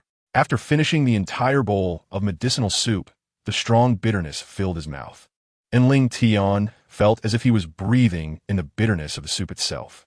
Open your mouth. Qian Renshua, who had been prepared, took out a candy and fed it to Ling Tian. With the sweetness of the candy, the bitter taste was finally alleviated. After making Ling Tian drink the medicine, Qian Renshua planned to take him out for a while to buy some nice clothes, stroll around, and relax, while also relieving some of the pressure built up in the frozen forest earlier. Chapter 15. The Sour and Sweet Feeling. Moreover, how could her younger brother still be dressed so simply? Previously, she had been too busy to find time, but now that she had time, she naturally had to make up for it. Moments later, in Tiando City, on the commercial street. This was the most prosperous commercial street in Tiando City, filled with various vendors offering everything from food and entertainment to clothing. Qian Renshua held Ling Tian's hand as they walked through the bustling street. The feeling was completely different from when she had accompanied Xue Ku to shop out of obligation. Being with Ling Tian made Qian Renshua feel very comfortable, and she wanted to hold his hand and keep walking. Suddenly, Qian Renshua stopped, squatted down, and softly said to Ling Tian, Little Tian, wait here for me for a moment, and don't run around. Ling Tian nodded obediently. So good. After rubbing Ling Tian's head, Qian Renshua stood up and walked toward the shop. A few minutes later, Qian Renshua, with her hands behind her back and a hint of mysterious light laughter, said, Xiao Tian, guess what I brought back? I don't know. Ling Tian shook his head. He didn't follow Qian Renshua. So where could he guess to go? Bang bang bang bang. Gainsthe haton. Qian Renshua pulled out 2 sticks of candied hawthorn from behind and said with a smile, How about it, Little Tian? Do you like it? Wow. Seeing the big, round, glistening hawthorn covered in syrup, little Ling Tian's eyes sparkled with little stars, and he nodded repeatedly, saying, I like it. I like it. His favorite food was candied hawthorn, but ever since he crossed over and became a little beggar, he couldn't even afford a meal, let alone candied hawthorn. At this moment, seeing such tempting candied hawthorn, he felt extremely nostalgic. Here, eat slowly and don't get it on yourself. Qian Renshua reached out and handed the candied hawthorn to Ling Tian, smiling as she watched the little guy take bites of the hawthorn. This little guy really liked this treat. As soon as they entered the commercial street, Qian Rinxue and noticed Ling Tian's gaze always drifting towards the nearby candied hawthorn stalls. Whenever there was a stall selling it, he would definitely look in that direction. So she went to buy 2 sticks just now, and sure enough, the little guy was very fond of it. Brother Prince, why aren't you eating? Ling Tian swallowed the last hawthorn with some regret. When he raised his head, he noticed that the candied hawthorn in Qian Rinxue's hand hadn't been touched at all. He hadn't had enough. He really wanted to eat another skewer. Sure. Qian Rinxue also saw Ling Tian's intention and chuckled as she handed her candied hawthorn over. After all, she didn't really like these sweets. Since Ling Tian hadn't had enough, she might as well give it to him, especially since she enjoyed pampering him. Doesn't your highness want to eat? Ling Tian took the candied hawthorn, swallowed, and looked up at Qian Rinxue. I like watching Xiao Tian eat, Qian Rinxue said, ruffling his hair with a smile. Go ahead and eat. After you finish, Brother Taizi will take you to a nice place. Ling Tian looked at the candied hawthorn, then at Qian Rinxue. After hesitating for a moment, he still stood on tiptoe, holding back his saliva, and brought the candied hawthorn to Qian Rinxue's lips, saying, Brother, you take a bite first. Watching the cute little Ling Tian, Qian Rinxue shook her head and chuckled, pushing it back. You eat it yourself, Xiao Tian. But Ling Tian pushed the candied hawthorn back again, his dark eyes seriously staring at her, clearly wanting Qian Rinxue to take a bite. Qian Rinxue was taken aback for a moment. Xiao Tian?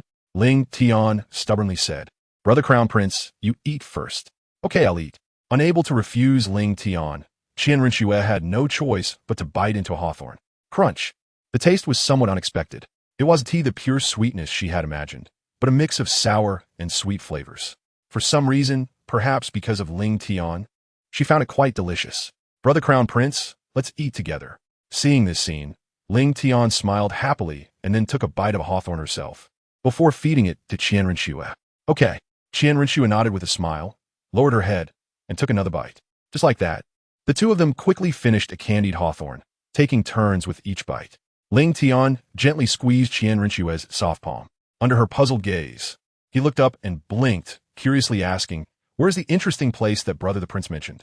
You'll find out soon, Qian Rinxue replied with a mysterious smile, still not revealing the destination to Ling Tian.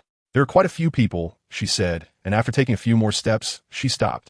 It seemed there was some kind of performance ahead, blocking off half of the street, making the originally spacious road suddenly feel a bit crowded. Looking at the throngs of people, Qian Rinxue frowned slightly, preparing to change routes. Brother the Prince, there's a performance.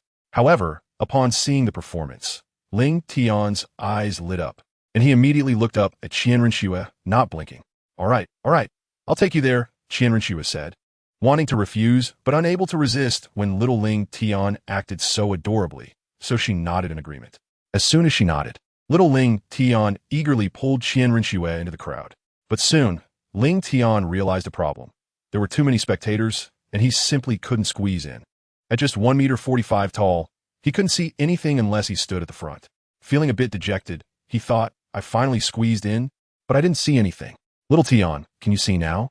Just as Ling Tian was about to leave in disappointment, he suddenly felt a pair of arms around his waist, and the next second, he could clearly see the performance in front of him. Brother the Prince, you're so nice. The joy of having regained his view made Ling Tian's small face break into a smile as he leaned against Qian Rinxue's chest, happily watching the wonderful performance inside.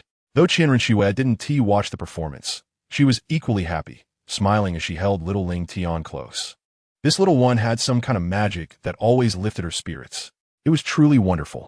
The smile shared with Ling Tian today probably surpassed all the smiles she had in the past year combined. Most importantly, these smiles came from the heart, not the hypocritical smiles aimed at winning over those seeking resources, benefits, or the throne. After half an hour, the performance finally ended. However, due to the large crowd nearby and fearing that Ling Tian might get lost, Qian Rinxue continued to hold him in her arms. Looking at the flowing crowd around them, Ling Tian had no doubts.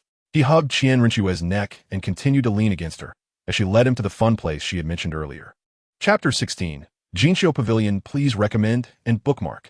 A moment later, in front of a beautifully decorated 3-story hexagonal pavilion, Qian Rinxue finally stopped. Little Tian, we have arrived. Gently releasing Ling Tian, she naturally held his small hand. Gainsthe Pavilion? Ling Tian looked up and read the name of the loft from top to bottom. He had heard of this shop name. Their clothing line was very famous throughout the Tiando Empire and many nobles and aristocrats would come here to customize their outfits. Ling Tian turned her head and asked, "Is Big Brother the Prince going to buy me clothes?" Qian Renshua nodded, rubbed little Ling Tian's head, and gently said with a smile, "You've grown quite a bit after absorbing your first soul ring. Your old clothes must not fit well anymore. So it's just right to get a few new outfits while we're out." Although Ling Tian's current clothes were decent, in Qian Renshua's eyes, they were far from satisfactory. Her brother should wear the best clothes. "Your Highness," just as Qian Renshua was explaining to Ling Tian, a middle-aged woman with a dignified appearance approached.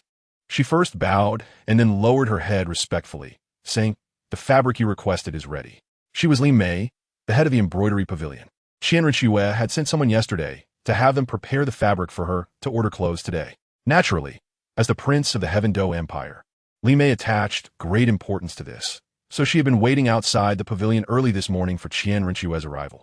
"Boss Li, please stand up and take us inside." Qian Renshua's gentle voice was warm and inviting, making one feel a sense of closeness. Yes, the embroidery pavilion was divided into 3 floors. The first floor featured satin fabrics, characterized by a smooth, shiny, and fine texture, suitable for ordinary middle-class customers. The second floor had silk fabrics, which were crisp and smooth to the touch, intended for wealthy merchants or customers with a certain level of economic strength. The third floor offered brocade fabrics, made from silk and woven with colorful threads, specifically supplied to distinguished soul masters and nobles, serving as a symbol of status. While there were no restrictions on purchasing fabrics from the first 2 floors, the third floor was exclusive. Even wealthy merchants could not buy from it. As the heir of the Heaven Do Empire, Qian Renshua naturally had access to the third floor. Unlike the fabrics on the first and second floors, which were displayed on both sides of the hall for selection, the third floor was divided into private rooms, each dedicated to a single customer. Throughout the journey, Ling Tian had been pondering a question: how are clothes made? Having never encountered the clothing production process before, she was filled with curiosity about how a piece of fabric could be transformed into a beautiful garment. "Your Highness, these are the fabrics we have prepared for you." Li Mei led Qian Renshua into room number 1, which had been reserved in advance, and then signaled to her attendants to bring out 5 batches of top-quality brocade fabrics.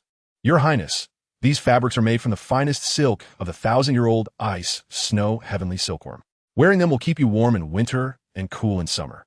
And because the main material comes from a 1,000-year-old soul beast, they have a certain level of defense, making them impervious to ordinary arrows and resistant to fire and water. They are currently our best-selling fabrics." Qian Renshua nodded in satisfaction. "Very good. Let's use this fabric and find a few styles suitable for this child." "Yes." A hint of surprise flashed in Li Mei's eyes as she finally noticed Ling Tian accompanying the prince, and curiosity about the child's identity arose in her heart. A few minutes later, dozens of different styles of clothes filled the room, all suitable for Ling Tian's age. Qian Renshua then pulled Ling Tian, who was lost in thought, and gently said, "Little Tian, go pick out a few clothes you like." "Okay." Looking at the nearly overflowing selection of clothes, Ling Tian felt a dazzling sensation for the first time. Meanwhile, Qian Renshua watched Ling Tian with great interest, curious about what kind of clothes she would choose. White, red, purple, blue, orange? She eagerly anticipated Ling Tian's choice. However, very soon, Qian Renshua expressed her helplessness with a face full of black lines. She admitted that Ling Tian's taste in styles was acceptable, but all the colors she chose were black, dark green, and gray, which made Ling Tian look ordinary and failed to showcase her inherent elegance. Although there was no style that Ling Tian couldn't pull off, it just felt inappropriate. "Little Tian, why don't you try that white one?" Unable to bear it any longer, Qian Renshua decided to help Ling Tian choose. "This one?" Ling Tian held the clothes in front of her and then turned around to look at Qian Renshua. Not bad. Remember this style." Qian Renshua no longer trusted Ling Tian's sense of aesthetics. Whatever she thought was good, she turned to the side and let Li Mei take note of it. "That blue one with patterns over there. Take it down and let Xiao Tian try it on." Also not bad. Remember this style too. "And let's try that light purple one." "Not too good." Thus, under the guidance of Qian Renshua, a seasoned veteran, they finally decided on the colors and styles of clothes after half an hour. A total of 20 different outfits were custom-made, including long robes, suits, and various other styles. Because Ling Tian's skin was on the pale side, she suited cool-toned clothing. Therefore, the main colors of these outfits were mostly white, light purple, light blue, sky blue, and magenta, with some items accented with a bit of warm colors. However, The main color scheme was cool-toned, and the total number of colors did not exceed 3. But under Ling Tian's strong insistence and persistent pleading, Qian Rinxue still bought an additional gray-blue robe and a pure black one. She just couldn't understand why he would choose such dark clothes. They completely failed to showcase the unique cuteness of a child. And why didn't Xiao Tian like green? The world of children was really complicated. She just couldn't comprehend it. After measuring the size of the clothes and confirming the approximate completion time, Qian Rinxue took Ling Tian and left the Gainsthe. However, they did not return to the prince's residence immediately.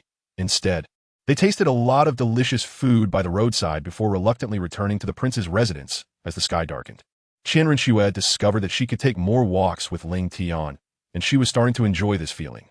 Being with Ling Tian was very happy. She no longer thought about those troubling matters. Chapter 17. Choice and Seeking a Mentor. Please recommend and bookmark.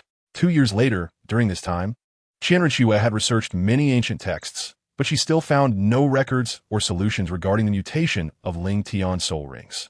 However, because she invited Su Mo over every month to check Ling Tian's health, after receiving repeated assurances that everything was fine, Qian Rinxue gradually set aside her worries. In the evening, in the study of the prince's residence, Qian Rinxue and Ling Tian sat facing each other, with 2 letters placed on the table between them. One was signed by the Tiando Royal Academy, and the other was signed by the Seven Treasure Gainsthe School. The content of the letters was roughly the same, both wanting Qian Rinxue to send Ling Tian to their institutions for training. The sects and the royal family were not independent of each other. Whether it was the Seven Treasure Gainsthe School or the Tiando Royal Academy, they were intricately connected to the Tiando royal family. For instance, the master of the Seven Treasure Gainsthe School, Ning Fengji, was also the prince's teacher. As for the Tiando Royal Academy, it was needless to say.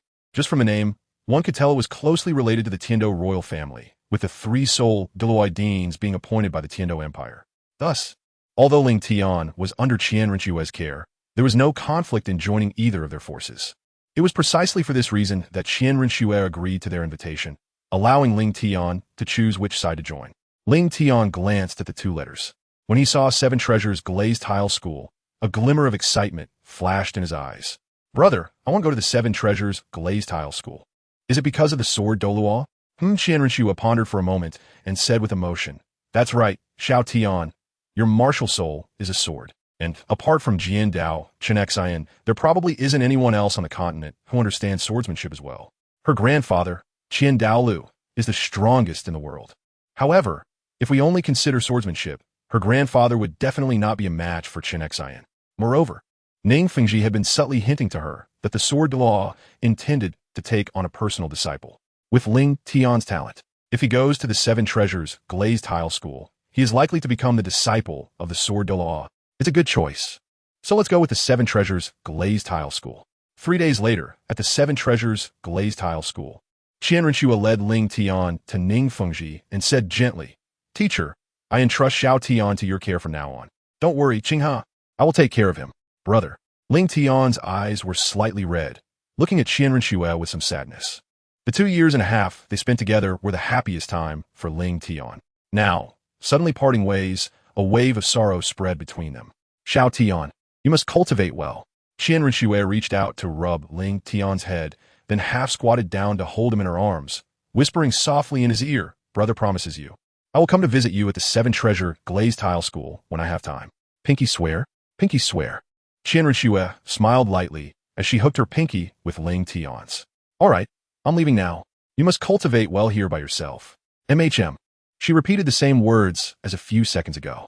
In her heart, Qian Rinxue actually felt reluctant to part with Ling Tian. After half a year of being together, she had already grown accustomed to the little guy in her life. After a moment, once Qian Rinxue left, Ning Fengji took Ling Tian to the main hall of the Seven Treasure Gainsthe School. In the hall, Ning Fengji introduced Ling Tian's identity to the 2 titled Douluo in the sect, Sword Uncle, Bone Uncle. "This is Ling Tian, and he is the disciple I found for Sword Uncle. He has innate full soul power and a sword martial soul." Ling Tian performed a proper greeting. Having met the 2 seniors, Qian sized up Ling Tian for a moment before suddenly asking, "Do you want to be my disciple?" The sword Douluo was very straightforward. He had always followed his own sword path, being direct and unambiguous.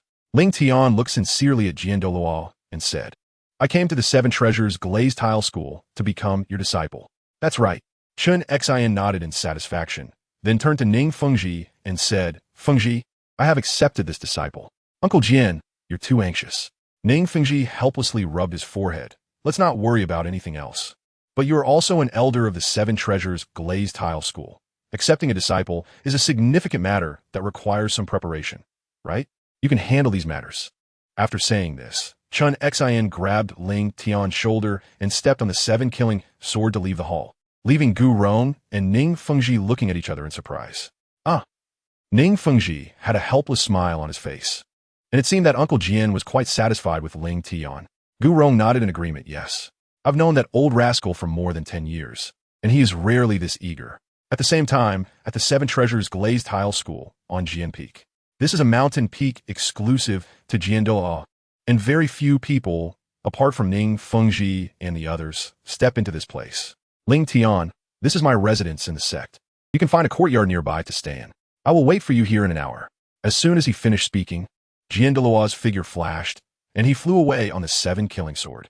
Will I be able to fly like that? Ling Tian stared wide-eyed, filled with envy as he watched Sword Douluo flying away on his sword. 1 hour later, Ling Tian and Sword Douluo sat on the ground.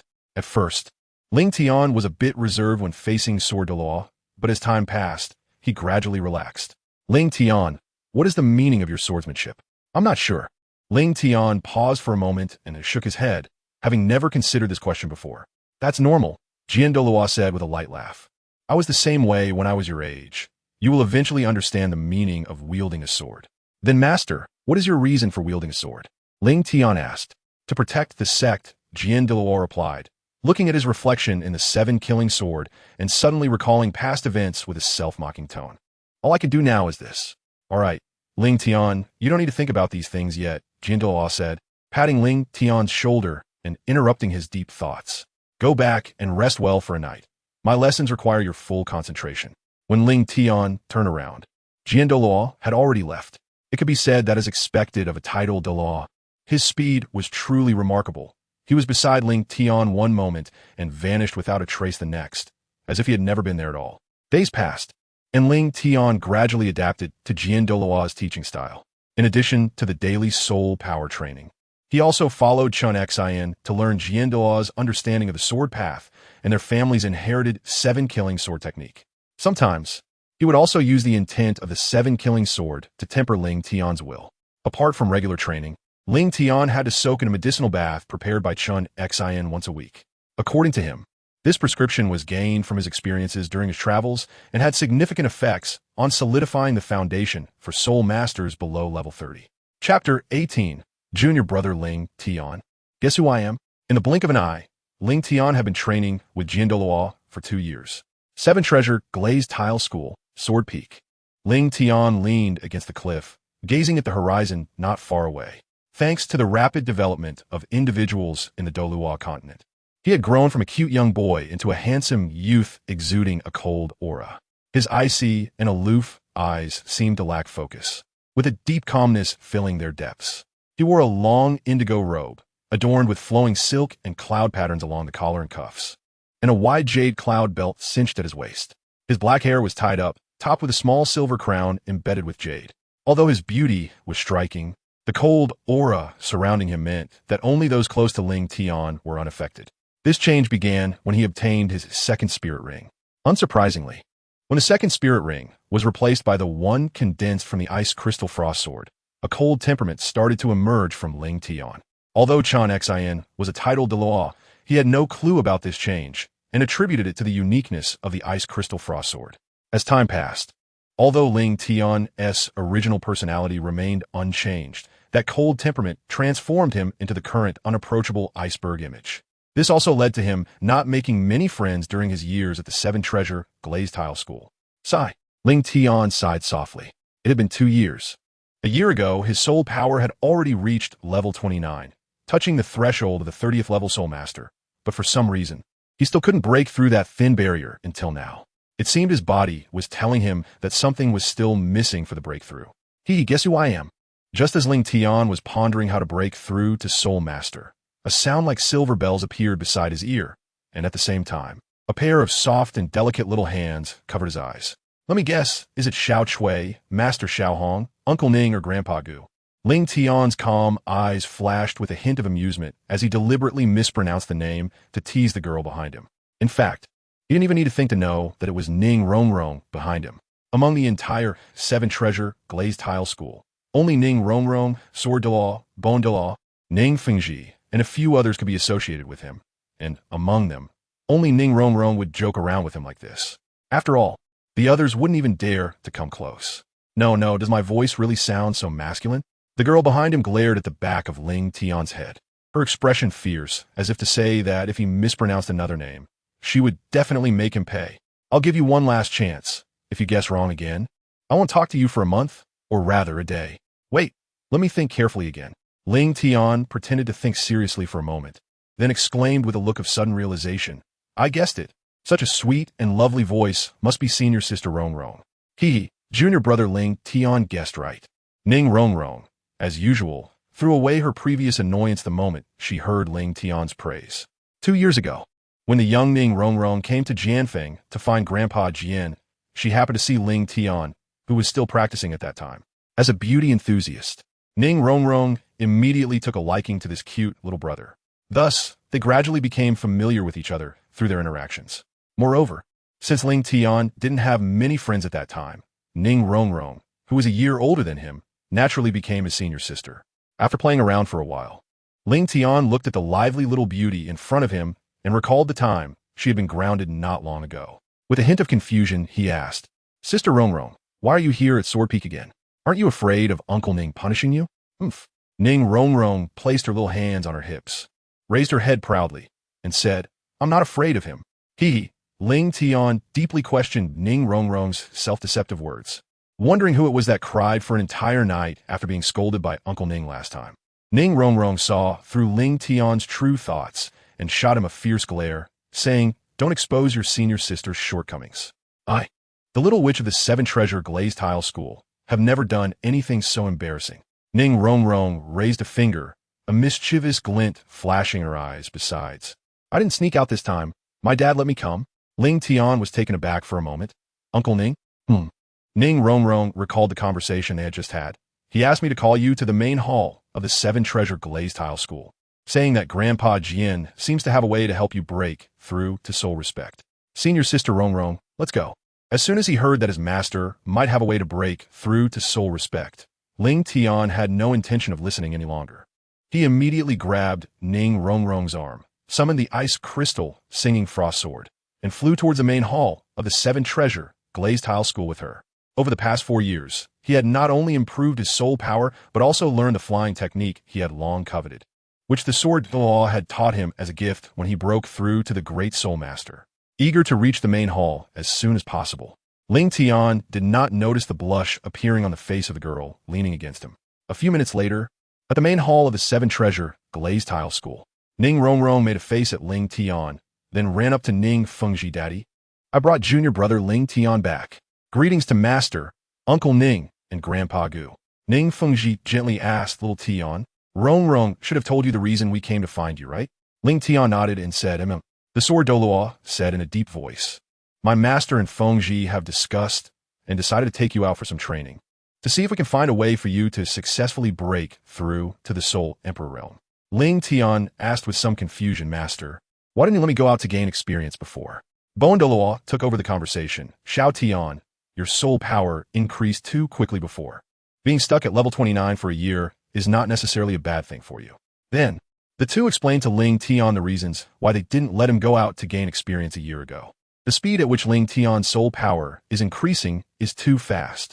Most people at his age are still stuck around the Great Soul Master level, but he is already ready to break through to soul respect at any time.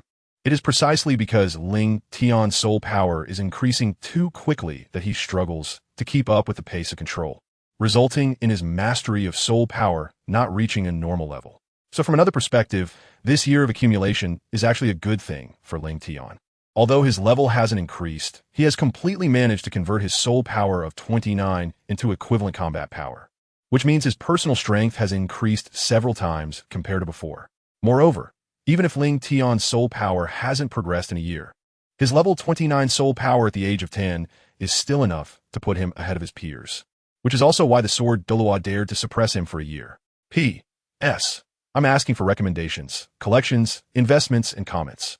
Every day, I see the empty tickets and comments, and even a salted fish feels like it's in a single-player game. Please, everyone who likes this book, support a bit. Thank you. Chapter 19. Ice and Snow Great Soul Arena, understanding the good intentions of Sword Douluo and the others. Ling Tian also agreed with their views, nodding his head and continuing to ask, Teacher, where are we going for this training?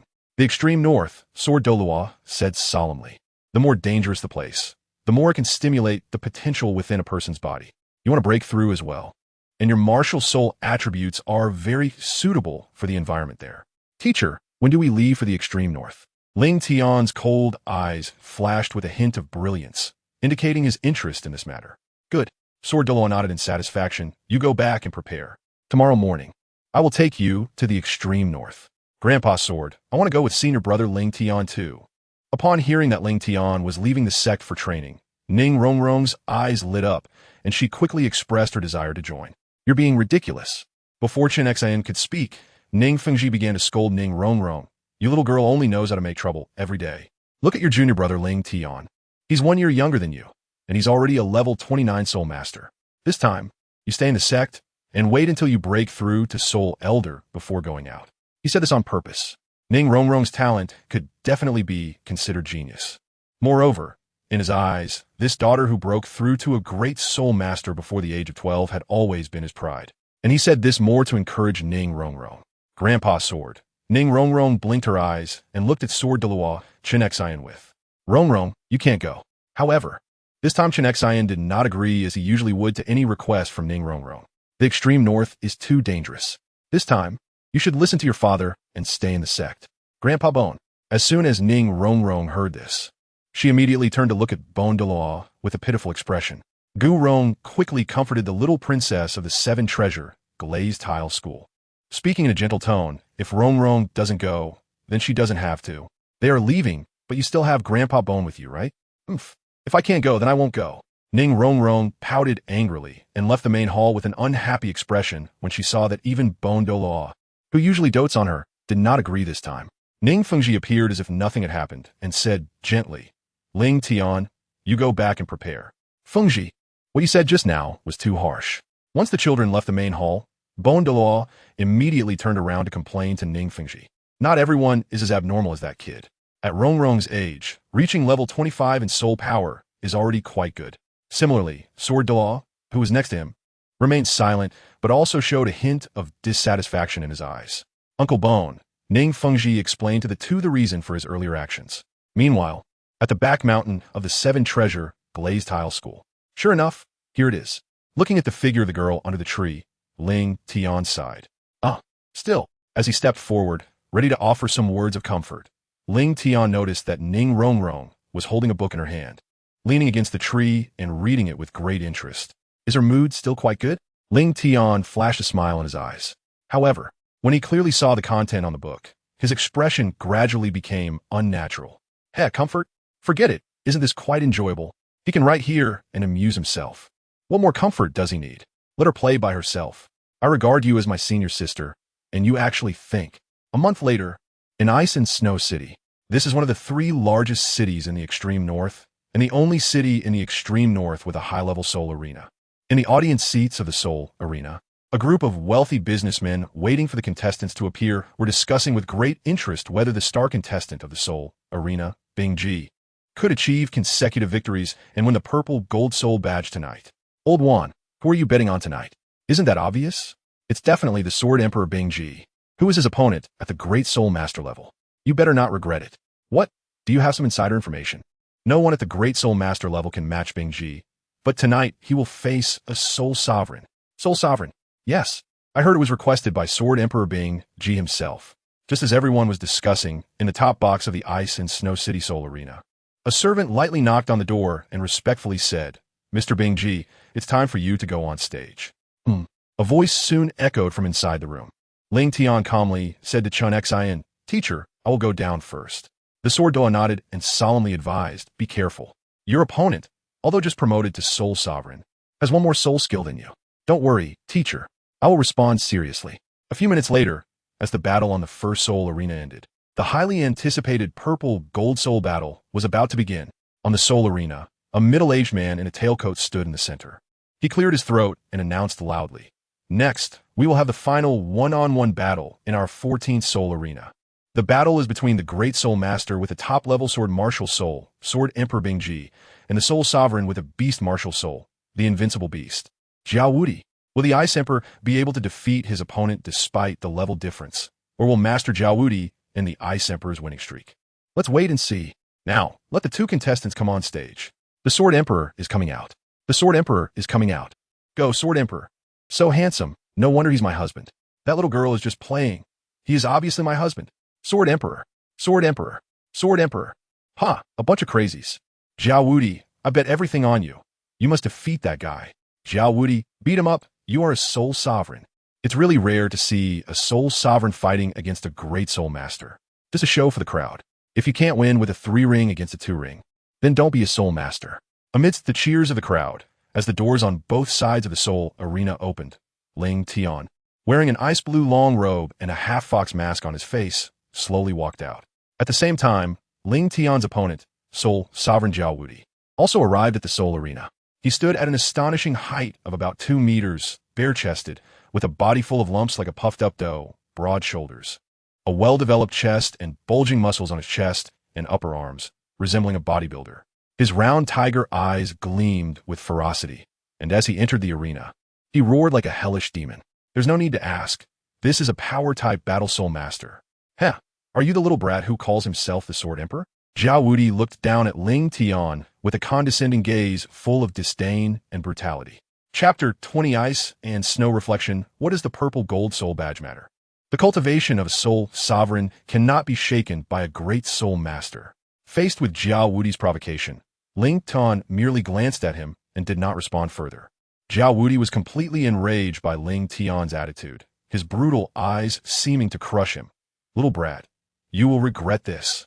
The referee on the Soul Arena sensed the tense atmosphere between the two and wiped the cold sweat off his forehead, quickly announcing the start of the battle. Now I declare the final match of the 14th Soul Arena, Great Soul Master Bingji versus Soul Sovereign Jiao Wudi, begins now. Immediately, the referee hurriedly ran off the stage without wanting to stay any longer. First soul skill, Earth Trample. As soon as the referee finished speaking, Jiao Wudi suddenly stomped heavily on the ground. Boom!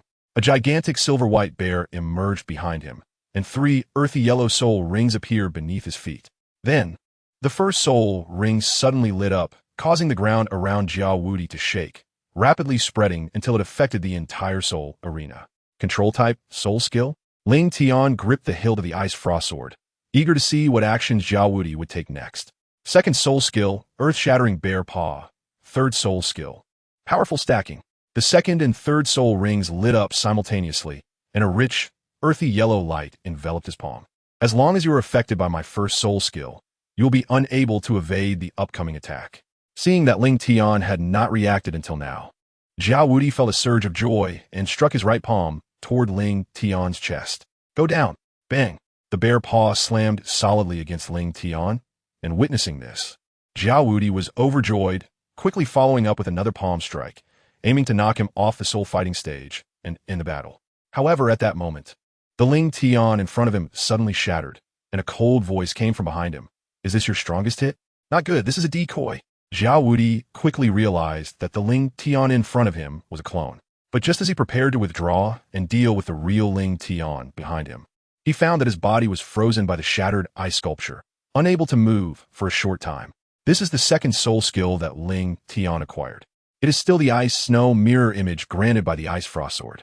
When a main body is attacked, it can instantly condense an ice sculpture identical to the main body at its original position, while the main body can appear at any location within 5 meters of the ice sculpture.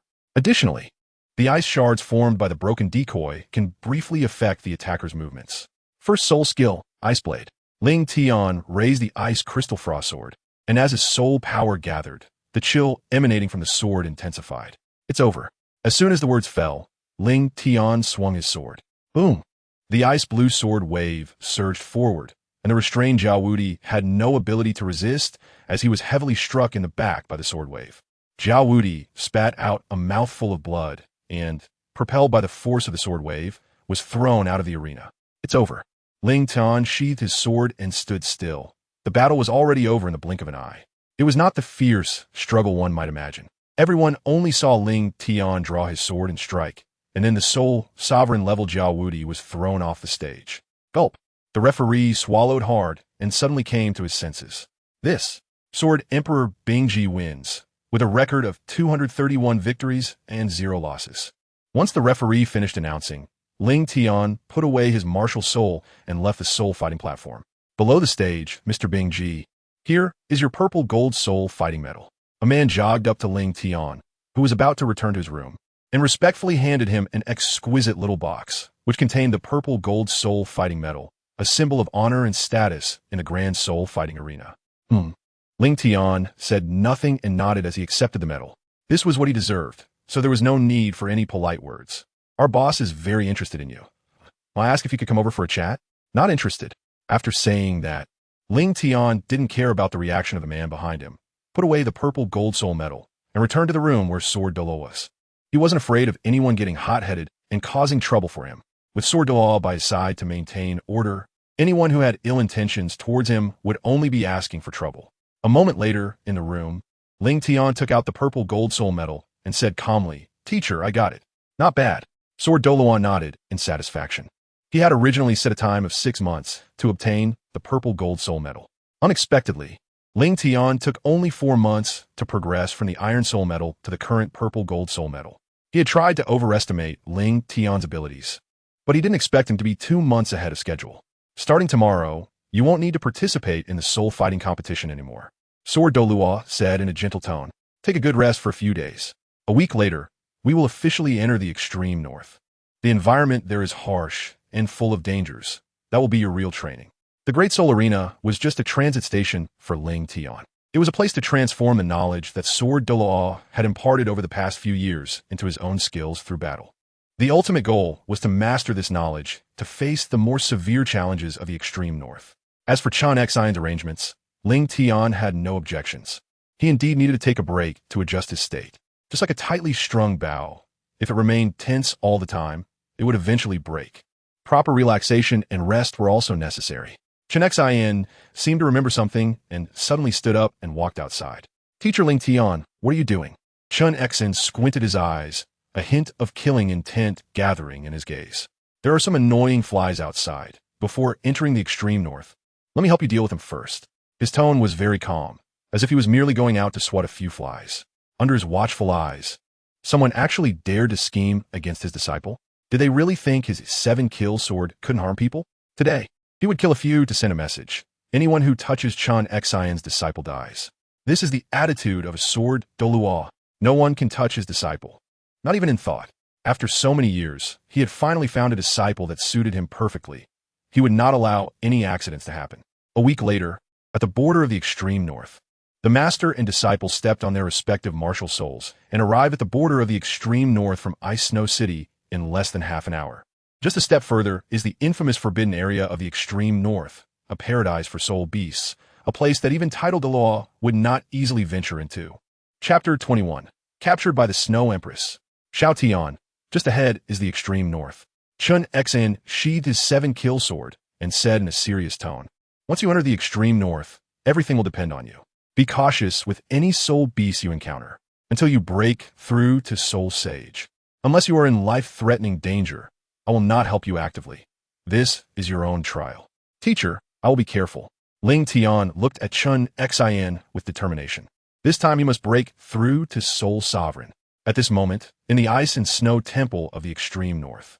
Father God. The moment Ling Tian stepped into the extreme north, the Snow Emperor, who was still in meditation, suddenly opened her eyes, filled with shock and joy. Immediately, she flashed and transformed into a silver-white beam of light, disappearing within the Great Hall. 2 days later, at the outskirts of the extreme north. At this moment, Ling Tian raised the Bingji Yin Shuang sword, confronting a frost snow bear of 1,000-year level. Roar! With a loud roar, the frost snow bear, which had circled around a few times, finally lost its patience and pounced forward with a fierce momentum. Clang! Ling Tian raised his right hand, holding the long sword in front of him to block the bear's claw. Whoosh! Immediately, he turned his body to the left, holding the sword with his right palm facing up, and rotated his right arm outward, swiftly slicing through the ice frost snow bear's claws.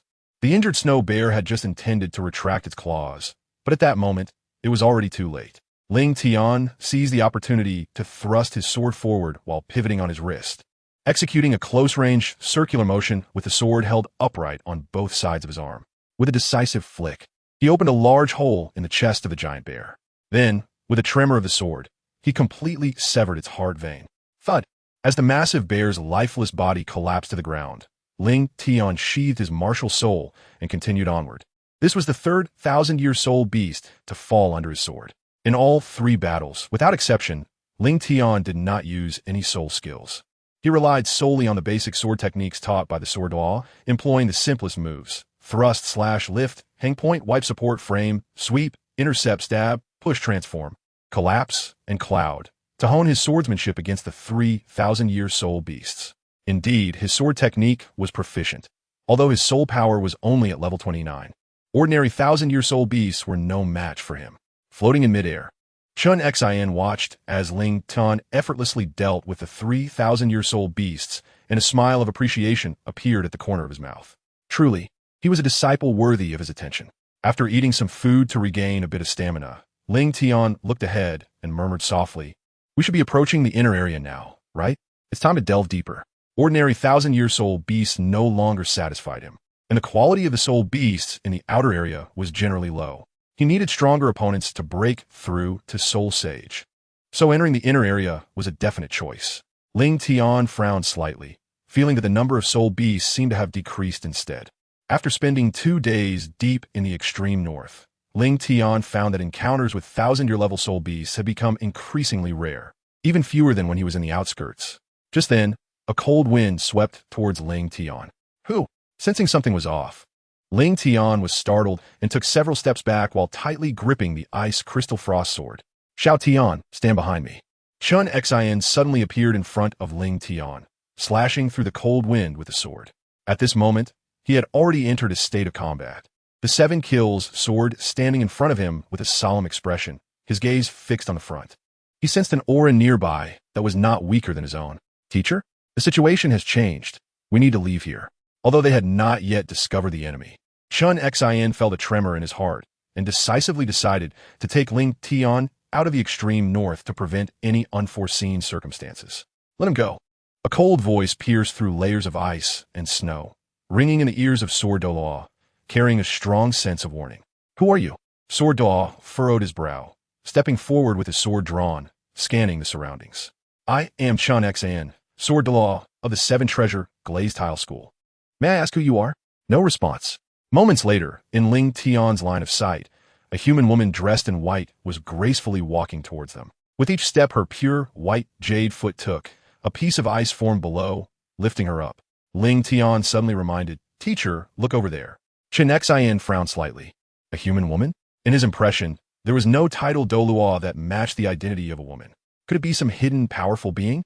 "Your Excellency, Father God." The Snow Emperor looked excitedly at the young man behind Chun Xin, and then waved her hand. Ling Tian felt a darkness before his eyes, and the next second he lost consciousness and uncontrollably flew towards her.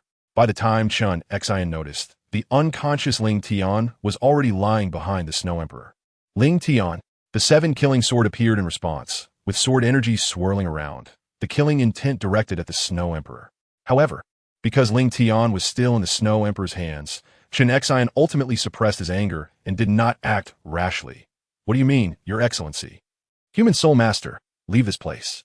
At the same time, the Snow Emperor's cold gaze looked at Chun Xin, a trace of disgust flashing in her eyes. She hated humans. It was those despicable humans who caused the catastrophe in the extreme north, and if it weren't for the Father God striking that sword, the extreme north might have already ceased to exist. If it weren't for Ling Tian's sake, she would have long since driven Chun Xin out. "Human Soul Master." Chun Xin suddenly guessed this person's identity as a 100,000-year soul beast king, and not just any 100,000-year soul beast. Otherwise, it wouldn't have made him feel that heart-pounding sensation earlier. "Let my disciple go, and we will leave this place immediately."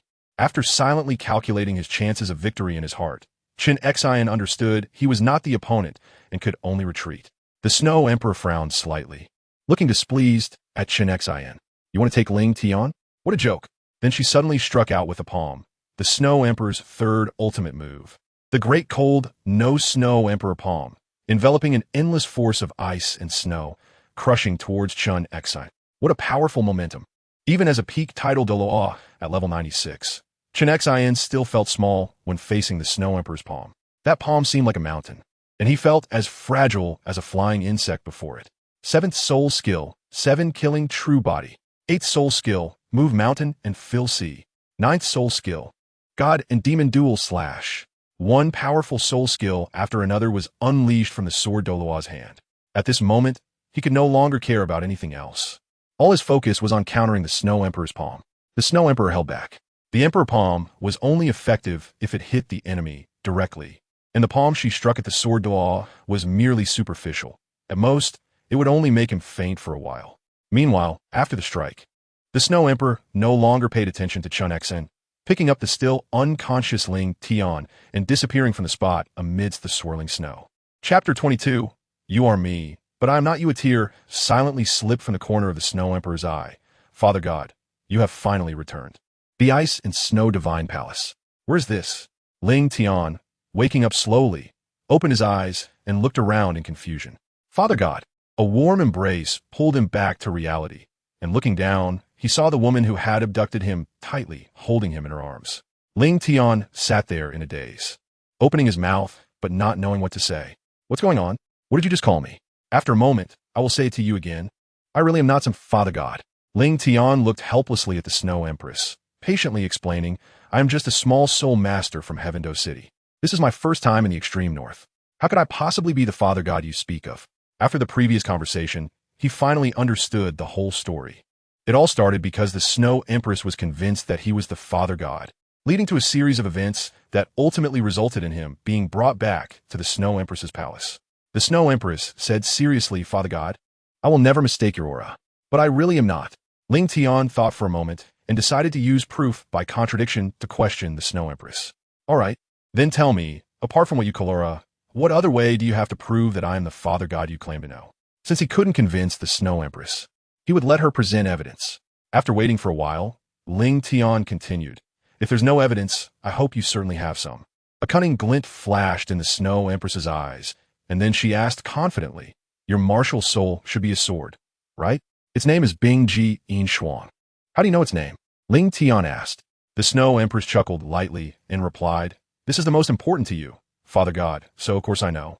It was through Bingji Yin Shuang that I sensed the location of the Father God back then.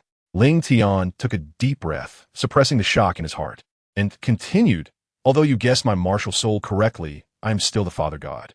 The Snow Emperor interrupted Ling Tian's words, speaking with confidence, Please, come with me to a place. Once we get there, you'll understand everything. Moments later, the Snow Emperor led Ling Tian out of the Ice and Snow Divine Palace and stopped in front of another, even more towering hall. What is this? Looking at the magnificent hall, Ling Tian suddenly froze in place. The scene from his martial soul awakening reappeared in his mind. He had seen this hall before. It was the one he saw in the illusion during his martial soul awakening. Could it be that what the Snow Emperor said is true? Ling Tian's faith began to waver, and for the first time, he doubted whether what the Snow Empress said was true. This is the IceGod Palace, your former residence. At the same time, the Snow Empress had already reached the front of the Great Hall. She flipped her wrist, and a snowflake-shaped ice crystal appeared in her palm, which she then pressed into the groove on the nearby stone pillar. With a click, as the mechanism activated, the tightly closed door finally opened. Father God? Here. It has come. Ling Tian shook his head, no longer thinking too much, and followed the Snow Emperor inside. Father God, the answer is inside. I understand. Wanting to figure out the reason, Ling Tian didn't hesitate at all, pushed the door open, and stepped into the inner hall, while the Snow Emperor waited outside the hall with eager anticipation. The inner hall. As Ling Tian entered the Grand Hall, the door automatically closed behind him. Soon after, a beam of blue light began to flicker from the ceiling, guiding Ling Tian toward the throne at the deepest part of the room. It was meant for him to sit there. Just as Ling Tian settled onto the throne, the guiding blue light suddenly converged into a long sword. Before he could react, the brilliance surged into his forehead. Consciousness space. Following the blue light, Ling Tian entered his consciousness space for the first time. He saw the blue light gather into a figure, who, with a tone of regret, sighed, having prepared so many trump cards, only to end up using this last resort. Ling Tian's eyes were fixed on the man in front of him. The father god mentioned by the Snow Empress is you, right? So who exactly are you? The man seemed to find the question amusing, murmuring to himself for a moment before answering Ling Tian's question. I am you, but the you now is not me. What do you mean by that? You'll understand soon. These things can't be explained in just a few sentences. You'd better see for yourself. After saying this, the man suddenly appeared right in front of Ling Tian. Immediately, he pressed his 2 fingers against Ling Tian's forehead, and as his figure began to fade, blue light continuously surged into Ling Tian's body. Ling Tian's forehead was covered in sweat as he howled in pain. He felt as if something had been added to his head, swelling uncomfortably as if it were about to explode. My task is finally complete. At the same time, as the blue light from the man flowed entirely into Ling Tian's body, the appearance that resembled Ling Tian's own also revealed itself. But soon he could no longer maintain his form and completely dissipated. An hour later, Ling Tian finally opened his eyes on the throne. At this moment, the confusion in his gaze was swept away, replaced by a clarity of understanding. So that's how it is. He understood everything. The person in the consciousness space was right. He was a part of his own memory. And the father god mentioned by the Snow Emperor was indeed him, or rather, it was his previous life from hundreds of thousands of years ago, who had become a god by recultivating as a soul beast and created the position of IceGod. The first and last IceGod, Ling Tian. Back then, he had crossed over to become a soul beast in the Douluo continent world. Knowing the plot, he decisively chose to transform and recultivate to rid himself of his identity as a soul beast in order to survive, ultimately succeeding in ascending to the divine realm. Before his ascension, he had left this memory in his original palace. After all, even in the divine realm, one could not be completely at ease. And given his special identity as a recultivated soul beast, this was a way to leave himself a backup plan. In case of an unexpected demise, he could rapidly grow back to power with this memory upon rebirth. The memory Ling Tian had just absorbed was all that he had left before his ascension, while the memories leading up to his downfall were a blank. After all, at that time, he was in the divine realm, and due to his identity, he could not descend to the lower realms and thus could not leave any memories. However, this does not mean that the memory of his downfall cannot be recovered. The fact that he remembered the Douluo continent when he was reborn indicates that his memory of that downfall must have been cut off. Otherwise, how could he still remember things from his previous life on Earth? Therefore, when his cultivation improves in the future, he should be able to recall that memory. Chapter 23. Ling Tian and the IceGod in the IceGod Palace. Ling Tian let out a long sigh of relief. During the fusion with this memory, his biggest worry was that his current memories would be overwhelmed by the vast memories of the IceGod Ling Tian, turning him into Ling Tian. However, that did not happen. His conscious self had always been Ling Tian, not the IceGod Ling Tian. Although a segment of memory had appeared in his mind, the primary memories still belonged to Ling Tian of this life. The memories of the IceGod from his previous life were like a long novel that he had finished reading.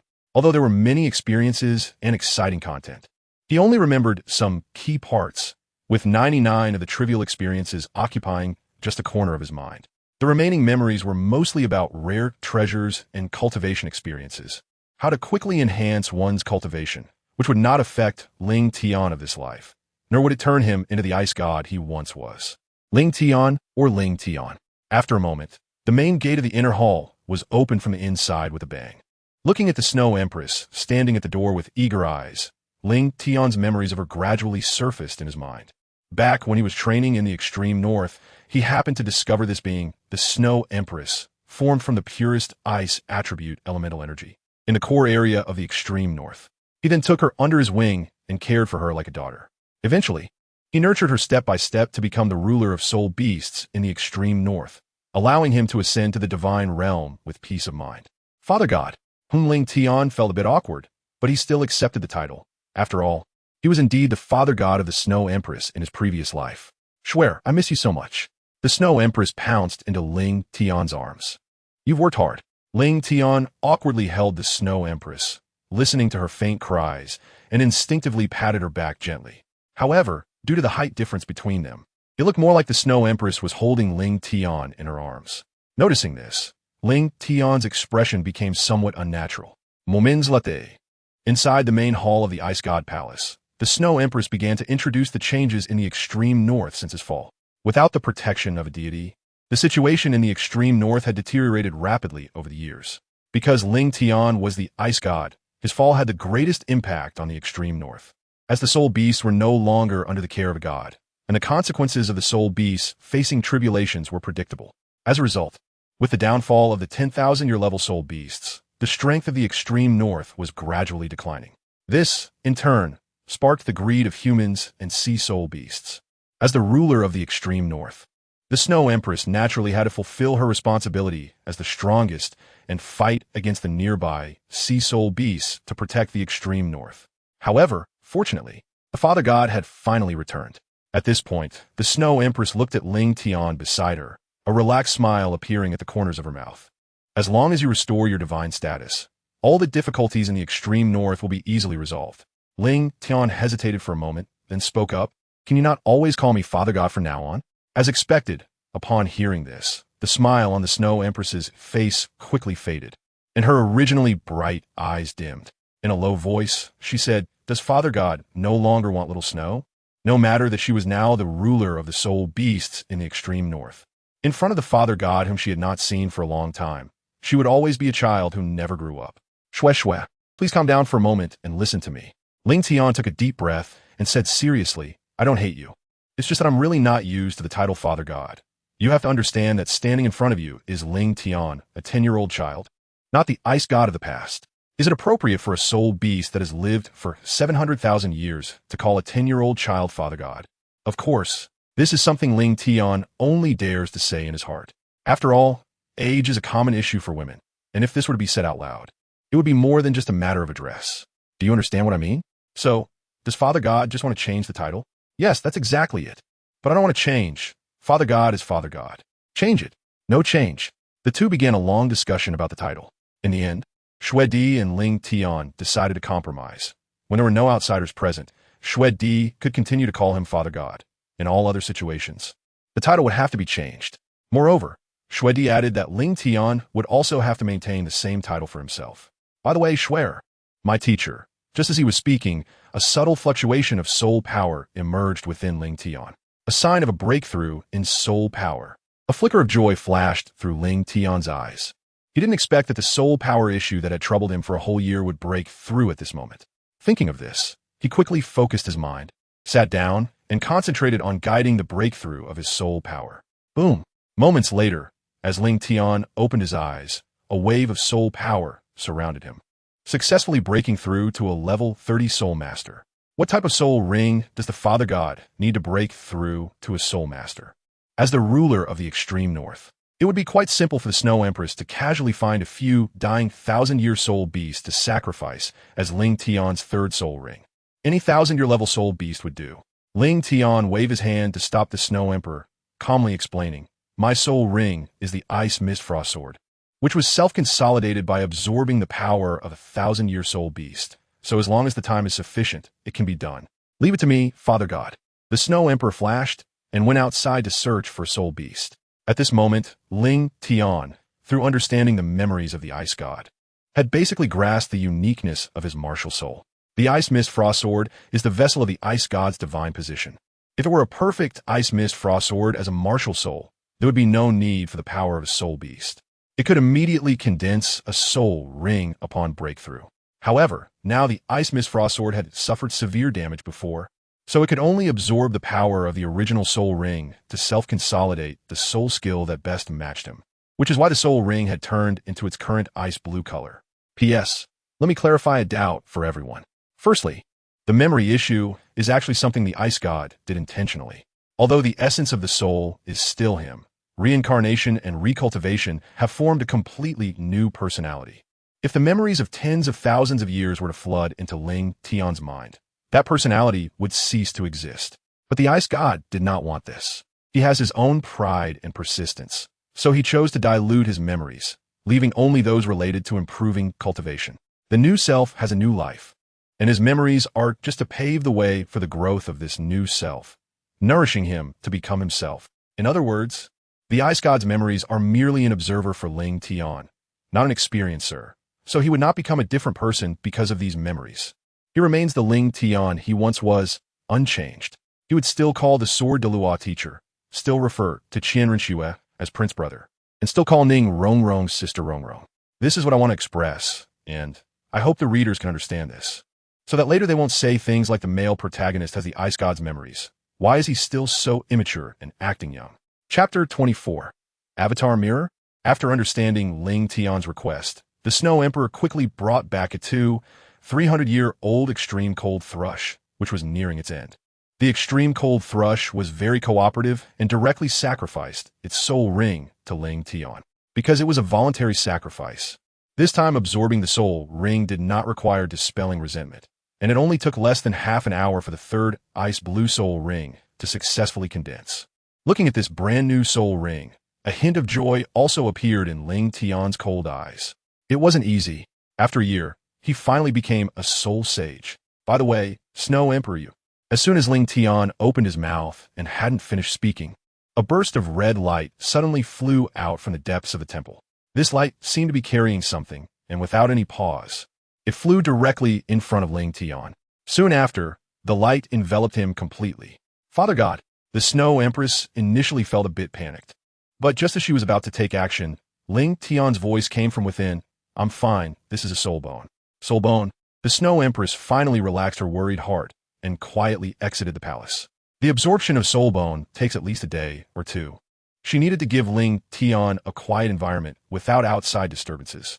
Meanwhile, inside the cocoon of light, the Bingji Yin Shuang sword was standing in front of Ling Tian, continuously channeling energy into the originally red soul bone. As time passed, a new soul bone, vastly different from the previous one, finally took shape. After completing this, the Bingji sword quietly retreated back into the martial soul space. It was a trunk soul bone that was entirely ice blue, adorned with golden and silver patterns. However, due to the reconfiguration by Bingji Yin Shuang, Ling Tian could no longer discern what type of soul beast this soul bone originated from. At this moment, it floated quietly in midair. Ling Tian reached out and held the soul bone in his palm, a trace of surprise flashing in his eyes. The soul bone came from the IceGod Palace, and it was naturally obvious who had left this piece of soul bone. Ling Tian pressed the soul bone against his chest, sitting cross-legged, focusing on his martial soul, and transferring the connection between his soul power and the soul bone into the soul bone, attempting to communicate with the soul power within it. This was the method of soul bone absorption mentioned in the book. To Ling Tian's surprise, although it was his first time absorbing a soul bone, the process went exceptionally smoothly. It felt as if the soul bone was originally a part of him, with none of the pain and discomfort described in the book. On the contrary, it was somewhat pleasant. However, even so, it still took a considerable amount of time for Ling Tian to completely integrate the soul bone into his body. During the process of absorbing the soul bone, under the nourishment of the rich ice attribute soul power, his body was unknowingly undergoing constant changes. The blue light orb in the center of the hall had already disappeared. Ling Tian suddenly opened his eyes, and the soul power within him surged outward, marking that the soul bone had been completely refined by him. It finally succeeded. With the refinement of the soul bone, Ling Tian's soul power increased again. Absorbing the soul ring raised him 2 levels, and refining the soul bone raised him another 2 levels. In less than 2 days, Ling Tian's soul power had reached level 34. However, at this moment, Ling Tian's attention was on the soul skills. The third soul ring granted him 1 soul skill, along with 2 soul skills attached to the soul bone, which meant he had 3 new soul skills to familiarize himself with. Third soul skill, Ice Frost Sword Flash. The 2 new soul skills from the soul bone, Snow Avatar and Extreme Cold Ice Armor. Ice Frost Sword Flash. It ignores space and distance within a 50-meter range. Soul Masters can consume a small amount of soul power to instantly reach the destination, but each teleportation consumes double the soul power of the last time. The more times it is used, the faster the soul power is consumed. The Soul Bone Skill Extreme Cold Ice Armor. This is a defensive type soul skill. It consumes 10% of the user's soul power to form armor on the body, increasing defense by 100% and slightly increasing attack power. But it reduces the Soul Master's speed by 30%. The last Soul Bone skill, Snow Avatar, was the one that surprised him the most. As the name suggests, It can summon an avatar that can be freely controlled, but has no physical form. It seems to be just an auxiliary-type soul skill with nothing noteworthy. But let us not forget Ling Tian's second soul skill, Ice Mirror, which leaves an ice crystal mirror in place. When he saw this soul skill, he began to wonder if the combination of the two soul skills could create a truly controllable clone. He felt the feasibility was high. Practice is the only criterion for testing truth. Without the courage to try, one will never know the result. With a thought, the ice frost sword appeared. Ice Mirror. Snow Avatar. Following that, the second soul ring lit up, and Ling Tian summoned a mirror clone. Then, he communicated with the soul bone, summoning the Snow Avatar, which gradually merged into the mirror clone under his control. Boom! Suddenly, a muffled sound erupted, and the ice mirror shattered. The first experiment failed. It was likely due to not controlling the speed properly. Let's try again. After identifying the cause of his failure, Ling Tian attempted to merge the two once more. Boom! Failure due to a miscalculation in soul power control. Try again. Boom! The merging distance was too short. Try again. Boom! The method was incorrect. Try again. Again.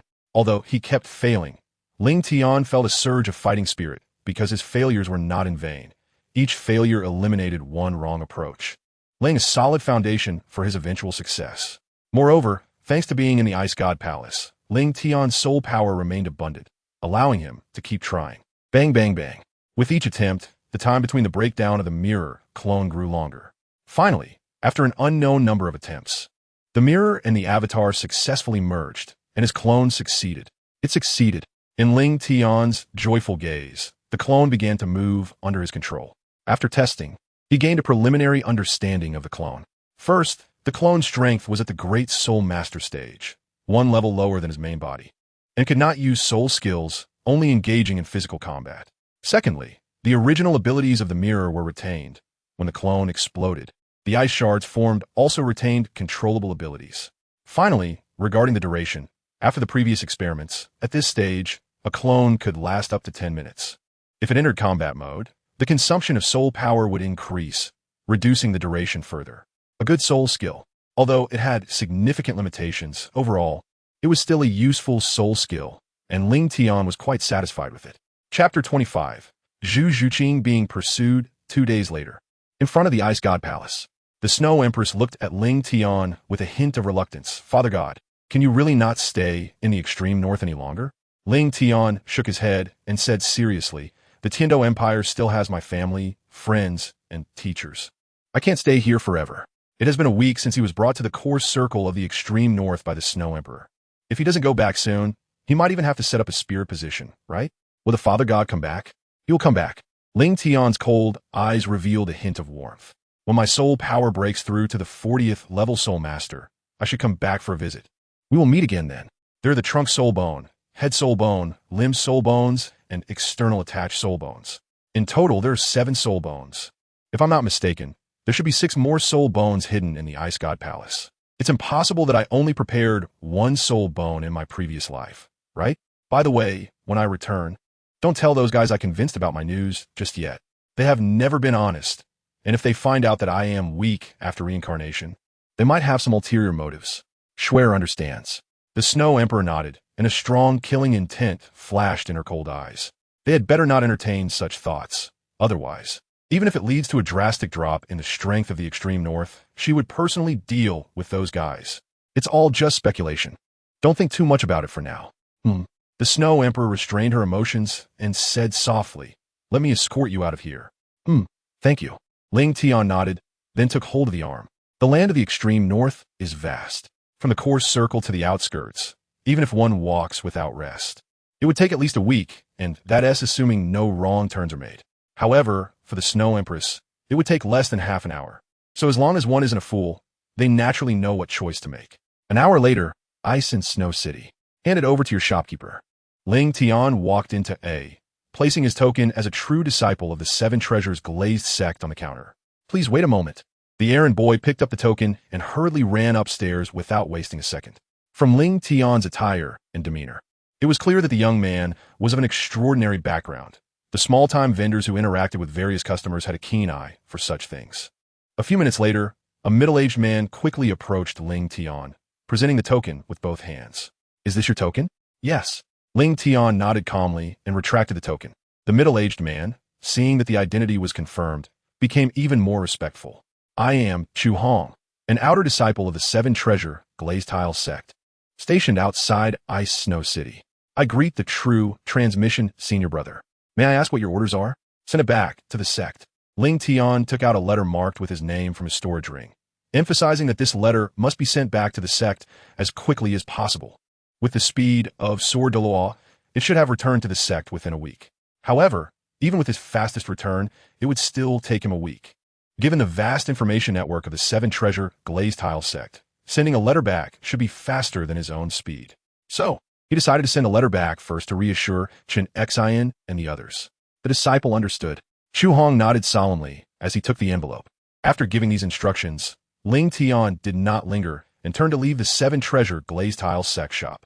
5 days later, near the border of the Heaven Do Empire, Ling Tian stood on the ice crystal frost sword, comparing the map with the forest below to determine his position. This direction. As long as he crossed this forest and walked for another 2 hours, he should reach the Seven Treasures Gainsthe sect. Bang! Just as he adjusted his direction and prepared to fly out of the forest ridge, a sudden sound of fierce fighting erupted not far ahead. At the same time, on a nearby hillside, a group of men in black were weaving through the dense forest. Among them, one person had a martial soul that was a bow and was shooting towards the front. A girl with long black hair was hiding behind a large tree in the dense forest, trying to evade the attacks. Judging by her haggard appearance, she had likely been pursued by the men in black for some time. The girl was beautiful, but her face bore a chilling coldness that kept people at a distance. The tight, black outfit accentuated her curvaceous figure perfectly. She moved lightly, like a nimble cat. This girl was not of ordinary status. Her name was Zhu Zhuqing. Her father was a renowned duke of the underworld in the Douluo Empire, one of the most powerful figures in the empire, and, importantly, the Empress of the Douluo Empire came from this family. As for why she appeared here, the reason was simple. She wanted to find her cowardly fiancé, the timid third prince of the Douluo Empire, Bai, who had left her alone in hell. He had abandoned his identity as a prince and left because the competition for the throne in the Douluo Empire was ruthless. The rule was that the winner lives and the loser dies. There have never been any princes in the Douluo Empire. Princes either become the new emperor or die at the hands of the new emperor.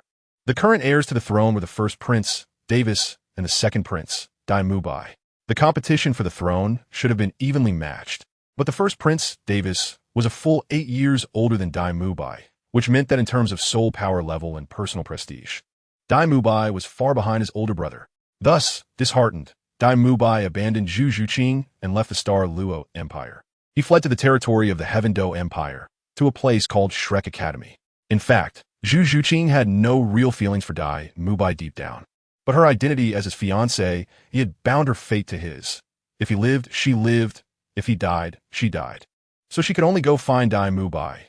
It was her destiny, even though he had abandoned her. Whoosh! A sharp arrow shot straight towards Zhu Zhuqing. Thud! The arrow grazed her right leg. Although she was not hit, she lost her balance and stumbled to the ground. Second miss. Where do you think you're running to? Just as she got up to run again, she found herself surrounded by the men in black. Put down your weapons. Who gave you the courage to point at our second miss? The leader of the men in black commanded his subordinates to lower their weapons. Then he turned to Zhu Zhuqing, his eyes revealing a fierce gaze. But he pretended to be kind and said, "Miss, we kindly ask you to return. How can you not appreciate it?" Zhu Zhuqing did not respond. She was thinking of Zhu Zhuyuan, the miss they referred to. Chapter 26. I have returned. Zhu Zhuqing looked around. She was already surrounded by them. Whether she advanced or retreated, both paths were blocked. There was no escape. Even if she could fly, she would still be unable to escape. Was she really going to die here? But she hadn't even seen that coward yet. She hadn't had the chance to question him about why he abandoned her, why he left her all alone in that hell. Second miss, goodbye. As he spoke, the man in black grinned wickedly, summoning his martial soul, drawing his bow and aiming directly at Zhu Zhuqing.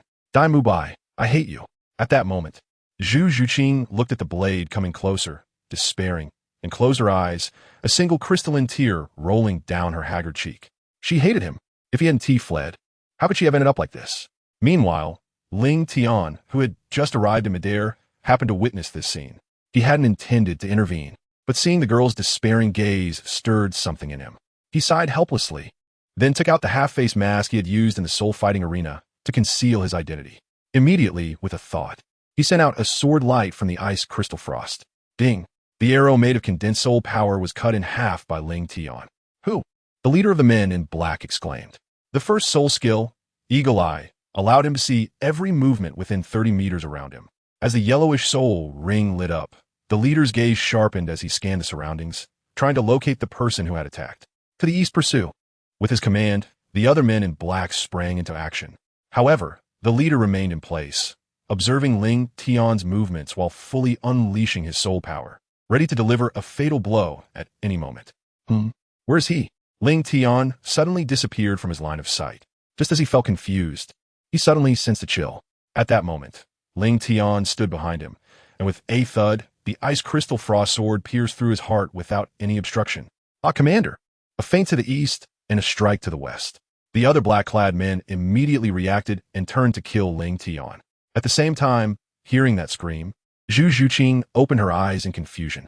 She happened to see a cold-looking, aloof young man in white slay the leader with a single sword strike, which gave the originally desperate Zhu Zhuqing a glimmer of hope. However, thinking of the 20 or so soul masters still present, she couldn't help but doubt whether this young man really had the ability to save her.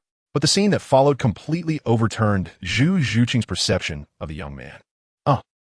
With a thud, Ling Tian did not give them a chance to fight back, using his third soul skill, Ice Crystal Sword Flash.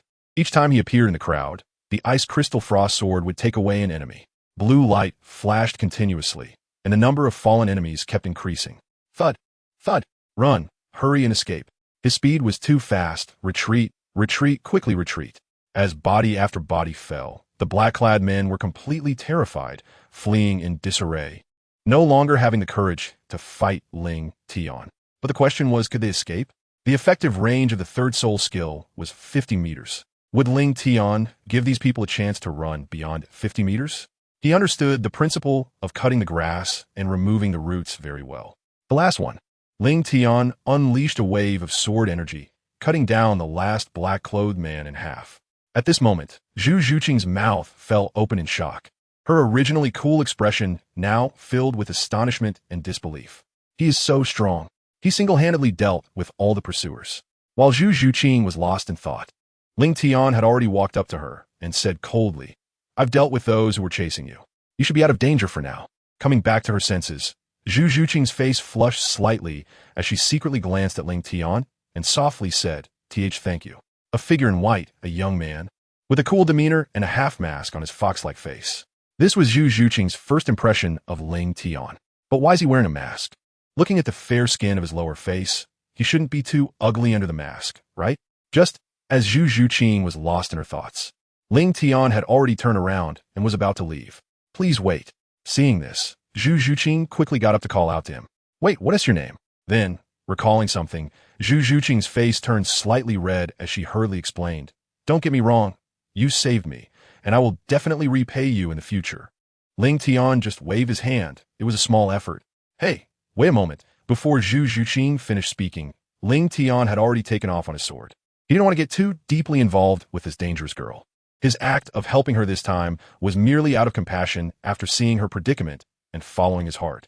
2 days later, at the Seven Treasure Glazed Tile School, after being defeated by the Snow Emperor, Chen Xin had been frantically searching for Ling Tian's whereabouts in the extreme northern region. However, at that time, Ling Tian was in the core area of the extreme north, and how could Chen Xin possibly find him? Therefore, he had not found any clues and ultimately had no choice but to return to the Seven Treasure Glazed Tile School, feeling guilt and self-blame towards Ling Tian. He placed all the responsibility on himself. It was not until 3 days ago, when he received a letter from Ling Tian, that he finally let go of the self-reproach that had weighed on him for a week. However, since that day, he had been appearing at the school gate every day, waiting for Ling Tian's figure. Today was no exception.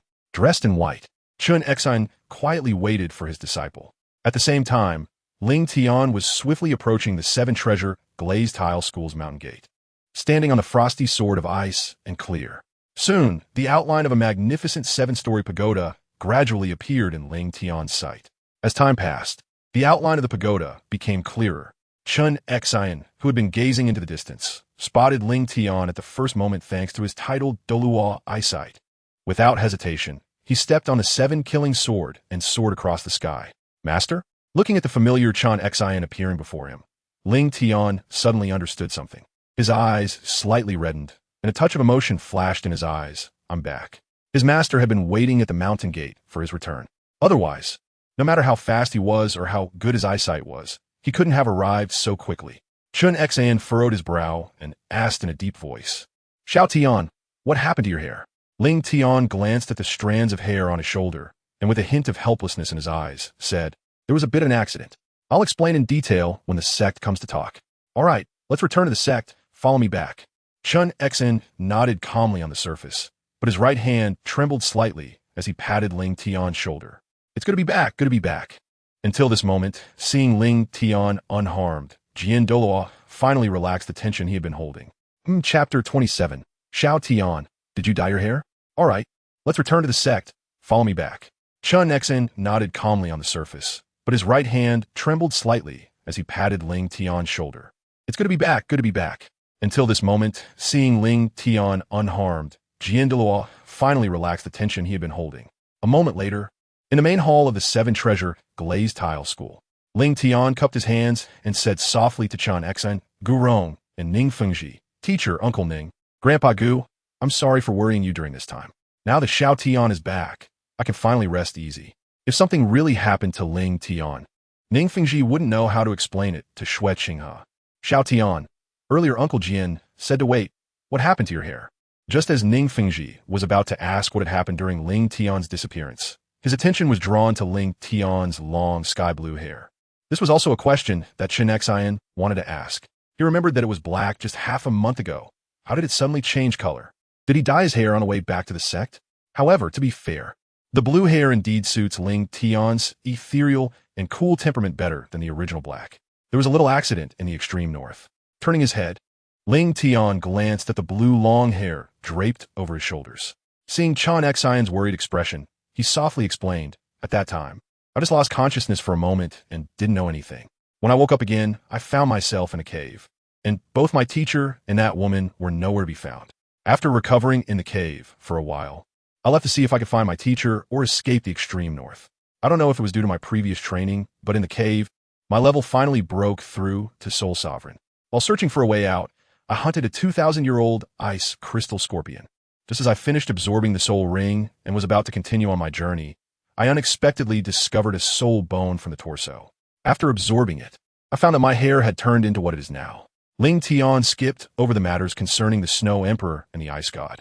Although the 7 Treasures glazed sect treated him well, the situation was too complicated to let anyone know at the moment, so he fabricated a half-true story. Xiao Tian, you are too reckless. Sword Douluo suddenly spoke up, his tone serious as he reprimanded him. How can you dare to absorb soul rings alone in the extreme north? What if you encounter a soul beast attack? Teacher, Xiao Tian, your master is right. Living is the most important thing. With me and Chan Xian around, we can help you hunt any soul ring you want. Remember, you must not be so reckless in the future. The 3 of them, Ning Fengji, Chan Xian, and Gu Rong, all had serious expressions as they scolded Ling Tian for being too reckless and discussed the potential consequences of failure. They truly regarded Ling Tian as their own child. No soul ring or soul bone was more important than his safe return. Teacher, Uncle Ning, Grandpa Gu, I promise I won't do it again next time. Ling Tian also understood this, so he has been actively admitting his mistakes and promising that he would never make them again. After a long half an hour of admonition, the few of them finally approached the end. Ling Tian quickly seized the opportunity to introduce his newly acquired soul skill to shift their attention. Teacher, Uncle Ning, Grandpa Gu, watch me closely. Chun Xian and the others looked at the mysteriously smiling Ling Tian with curiosity. As soon as he finished speaking, Ling Tian's figure flickered and disappeared from his original spot. Teacher, immediately after, a familiar voice came from behind Chun Xian. Turning around, he saw Ling Tian standing right behind him, summoning the extreme cold armor. Teleportation and armor, quite interesting. Chun Xian pointed a finger, lightly tapping the armor. Crack, crack. A few seconds later, fine cracks appeared on the armor. Although the armor was damaged, Chun Xian nodded in satisfaction. Not bad. It can actually withstand soul power at the Soul Master level. Teacher, there's even more. As he spoke, another Ling Tian appeared in front of Chun Xian, but this one was made of ice sculpture. This isn't your original. Before he could finish, Chen Xin saw the ice sculpture start throwing punches, moving swiftly and agilely. Aside from being made of ice, it was no different from a normal person. How about that? Bang! Ling Tian made the ice sculpture explode between Chen Xin and Gu Rong, demonstrating its lastability. After absorbing the soul bone and soul ring, my second soul skill can now move freely. Not bad, these several soul skills are quite practical. Chen Xin and the others nodded in agreement. Indeed, these 3 soul skills from Ling Tian are excellent, and when combined with the original soul skills, there are no shortcomings in attack, defense, or agility. After a moment of further advising Ling Tian, the 3 let him go back to rest. After spending over half a month outdoors, it was a hard-earned return, and he certainly deserved a good rest. Watching Ling Tian's departing figure, Ning Fengji squinted his eyes and chuckled. Little Tian is quite lucky. An accident has turned into an opportunity for him. You've taken in a good disciple. Gu Rong turned his head to glance at Chen Xin beside him and sighed. With this kid's current strength, no one in his generation within the sect is likely to be his match. My disciple is naturally the strongest, Chen Xin said with a sense of entitlement, but the smile in his eyes betrayed his true thoughts. Gu Rong looked at Chen Xin with an unhappy expression. Hey, you old rascal, I compliment you once, and you start acting all high and mighty. Chen Xin turned his head and shot him a glance. What, do you want to fight me? Gu Rong defiantly glared back. Fight then? Who's afraid of who? Let's go. Let's go. At that moment, Ning Fengji called out to the 2 who were about to start a serious fight, a glimmer of light flashing in his eyes as he softly suggested. What do you think if we put Rong Rong and Little Tian together? Would they be a good match? Rong Rong and Little Tian?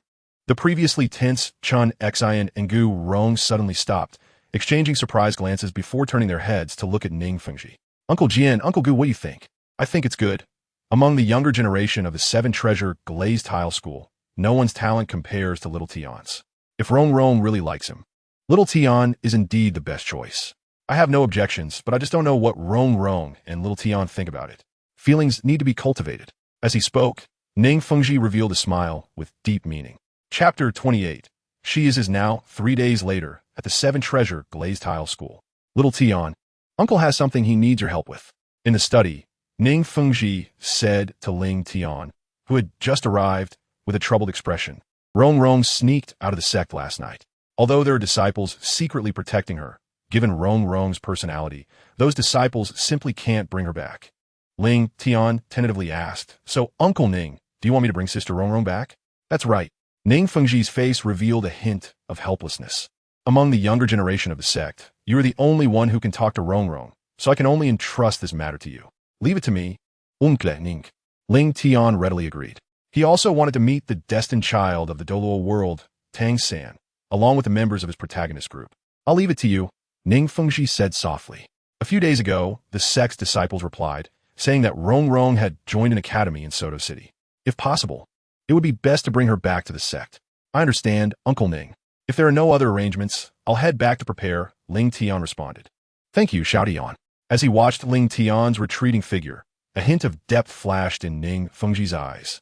All he could do was try to bring the 2 together, hoping that these 2 children could truly end up together in the end. Should I return to the prince's residence? Ling Tian paused as he passed through Tiando City. He remembered the last time they met was 3 months ago. Shouldn't he take this opportunity to go back and see her? Rong Rong's side shouldn't be in a hurry, right? Ling Tian thought to himself, and then turned to walk into the gate of Tiando City. Inside the prince's mansion.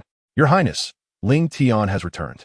Upon hearing this, Qian Renshua, who was handling official documents, suddenly stood up with a look of surprise in her eyes.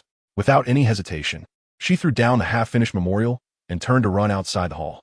What are memorials compared to her Ling Tian? In the courtyard, Ling Tian, dressed in blue, stepped out. His skin was as white as jade, and his handsome, delicate features were sharp and defined. His blue hair flowed elegantly, and his clothes fluttered in the wind. With a gentle smile at the corner of his mouth, he appeared refined and elegant, like a celestial being. Big brother. The familiar call awakened Qian Renshua. This person was her younger brother, Ling Tian. Xiao Tian. She quickly ran to Ling Tian's side and hugged him tightly. After a moment, just like 4 years ago, Qian Renshua held Ling Tian's hand and sighed.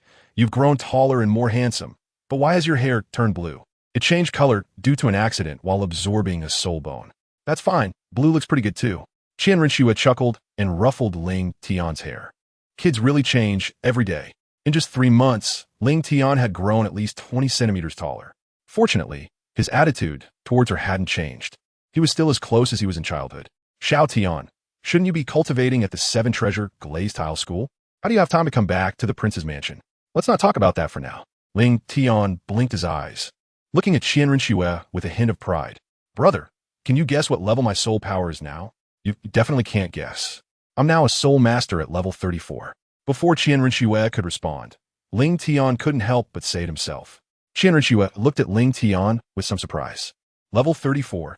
He knew that Ling Tian's soul power had been stuck at level 29 for a year, but he didn't expect that in just 3 months. He would break through 5 levels in a row. A 10-year-old soul master. Perhaps even the golden generation cultivated by that woman in the spirit hall couldn't compare. Little Tian, your soul power.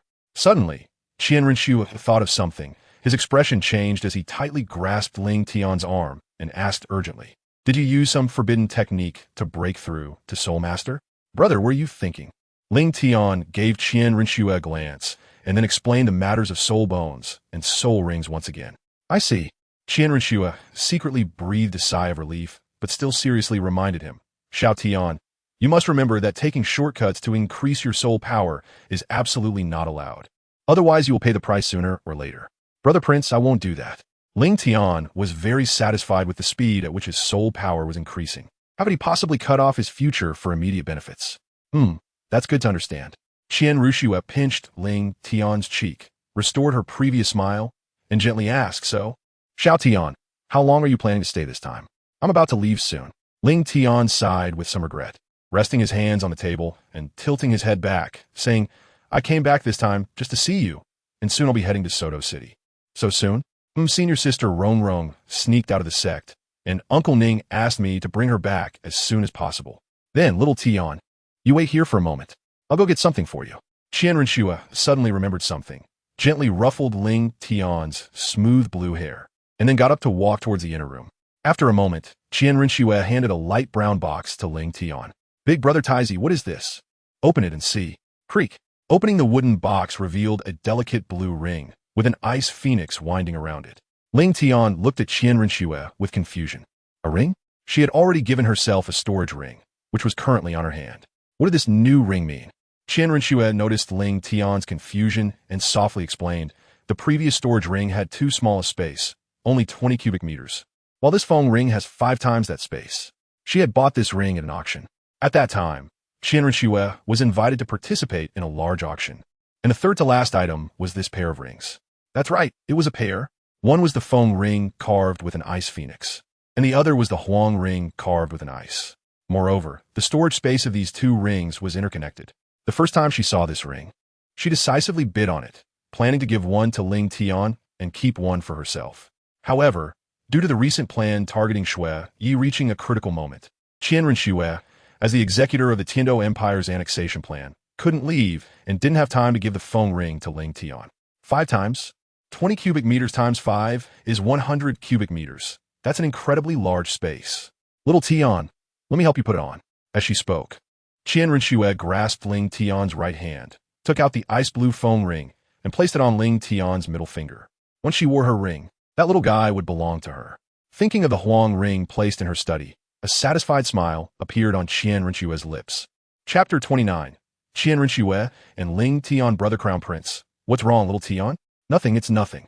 Ling Tian originally wanted to say that the ring was worn incorrectly, but then he thought that there might not be the same concept in Douluo continent as on Earth, which is why Xue Qinghe wore the ring on his middle finger. So he didn't mind this small issue. Moments later, in the prince's study, Xiao Tian thought, I should have never let him go to the 7 Treasures Glazed Tile School. The Heavendo Royal Academy would have been much better, and I could have seen the little guy every day. Thinking that the little guy had already turned into a teenager, Qian Rinxue's beautiful eyes flashed with a hint of regret. She regretted her decision to let Ling Tian study at the 7 Treasures Glazed Tile School. If only she had kept it by her side, she could have seen the little guy every day and wouldn't he have missed his growth over the past 4 years. Nor would she have had to say a hurried goodbye today. No, I need to find a reason to bring Xiao Tian back. Qian Rinxue murmured to herself, secretly making a decision. She would go find Ning Fingji in a few days to ask for her little guy back. For years in your place is already too long. What does it mean for her to stay at the Seven Treasures glazed tile school? The little guy has grown up. He is not as cute as before, but he is pretty handsome now. Hee. Qian Renshua thought of how he had quietly transformed into a cool and striking young man that was hard to ignore, and her pretty face flushed with a hint of crimson. What is the matter? Upon seeing the snake spear Douluo appear from shadows, Qian Renshua had already regained her composure. Your Highness, she long said with a solemn bow. Someone from the Hall of the Pope wishes to see you. The Hall of the Pope? Qian Renshua was momentarily taken aback, but quickly regained her calm and said, Let him in. Yes. Shi Long slowly retreated. A few minutes later, Yuguan, I've met your Highness. I didn't expect you to send your confidant over. Qian Renshua had now returned to her usual voice, which was as clear and ethereal as a trickling stream, more beautiful than any melody over time. The Pope knows that your plan has reached a critical stage and specially sent a subordinate to assist you, said the chrysanthemum Douluo Yuguan, cupping his fists with a respectful tone. Qian Renshua snorted coldly and said disdainfully, I think she sent you here to steal credit. Yuguan was momentarily at a loss for words, unsure of what to say. Steal credit? Did I express myself incorrectly? How could I compete for credit with Qian Renshua? Moreover, from the tone of the holy maiden, something seems off. Aren't they mother and daughter? Could it be that this is the unique mother-daughter dynamic of the Spear Hall? However, even though he couldn't figure it out, Yuguan continued to speak well of the Pope. Your Highness is overthinking it. The Pope cares about you very much and is always watching over you. Enough. A hint of disgust flashed in Qian Renshua's eyes. If there is nothing else, then quickly disappear, Shi Lao. See them off. The Pope heard that you have been particularly attentive to a teenage boy by your side in recent years, and specially sent a subordinate to ask about your specific thoughts, while also checking if this boy would affect your plans. Yuguan, seeing Qian Renshua's demeanor of wanting to chase people away, quickly conveyed the task in detail. How does she know? Qian Renshua's eyes trembled slightly, but soon returned to calm. It makes sense. She is the Pope of the Spear Hall. The Spear Hall's influence spreads across the entire continent. And of course, there are her informants in Heavendo City. The sudden appearance of a child by her side is not a secret. She can find out about it with a little investigation. What else does she want you to convey to me? The Pope also said not to forget your mission. Yuguan glanced at Qian Renshua and continued. Don't let certain people delay the Spear Hall's grand plans, otherwise. Qian Renshua suppressed her anger. Otherwise what? The Pope would personally intervene to help you resolve the obstacles. Yuguan quickly finished speaking and stepped aside, having clearly sensed Qian Renshua's anger. Crash! A delicate teacup was crushed by Qian Renshua's grip. She dares to resolve it personally? That ruthless woman Bibi Dong is threatening Ling Tian's life. Qian Renshua was filled with rage at this moment. She wished she could storm back to the Spirit Hall and question that woman about why she was interfering in her matters. I'm just a messenger. I'm just delivering a message. Please don't be angry with me. If I had known the relationship between the Pope and her daughter was like this, I wouldn't have taken on this task. Wouldn't it be better to stay comfortably in the Spirit Hall like an old ghost? She can't have it, and she won't let me have it. The originally calm eyes were now filled with anger as she glared at Yuguan and said word by word, Yuguan, you go back and tell her, this is a warning, no one can touch Xiao Tian. If anyone dares to harm a single hair on Xiao Tian, I will never let her go. Yes. Although he agreed with a bow, Yuguan secretly complained, you should say this yourself. I can only convey the meaning. He was just a servant, and he couldn't afford to offend either the Pope or the Holy Maiden. After conveying Bibi Dong's orders, he didn't want to stay in front of Qian Renshua for another second. He realized that both Qian Renshua and Bibi Dong had very bad tempers, and from now on, he would absolutely not participate in anything that involved Qian Renshua. Your Highness, Elder Shi, you can leave as well. I want to be alone for a while. Yes. Shi Long sighed and then left the room. Bibi Dong, Qian Renshua murmured softly, a glimmer of tears rolling down her cheeks. Qian Renshua hated her and resented her.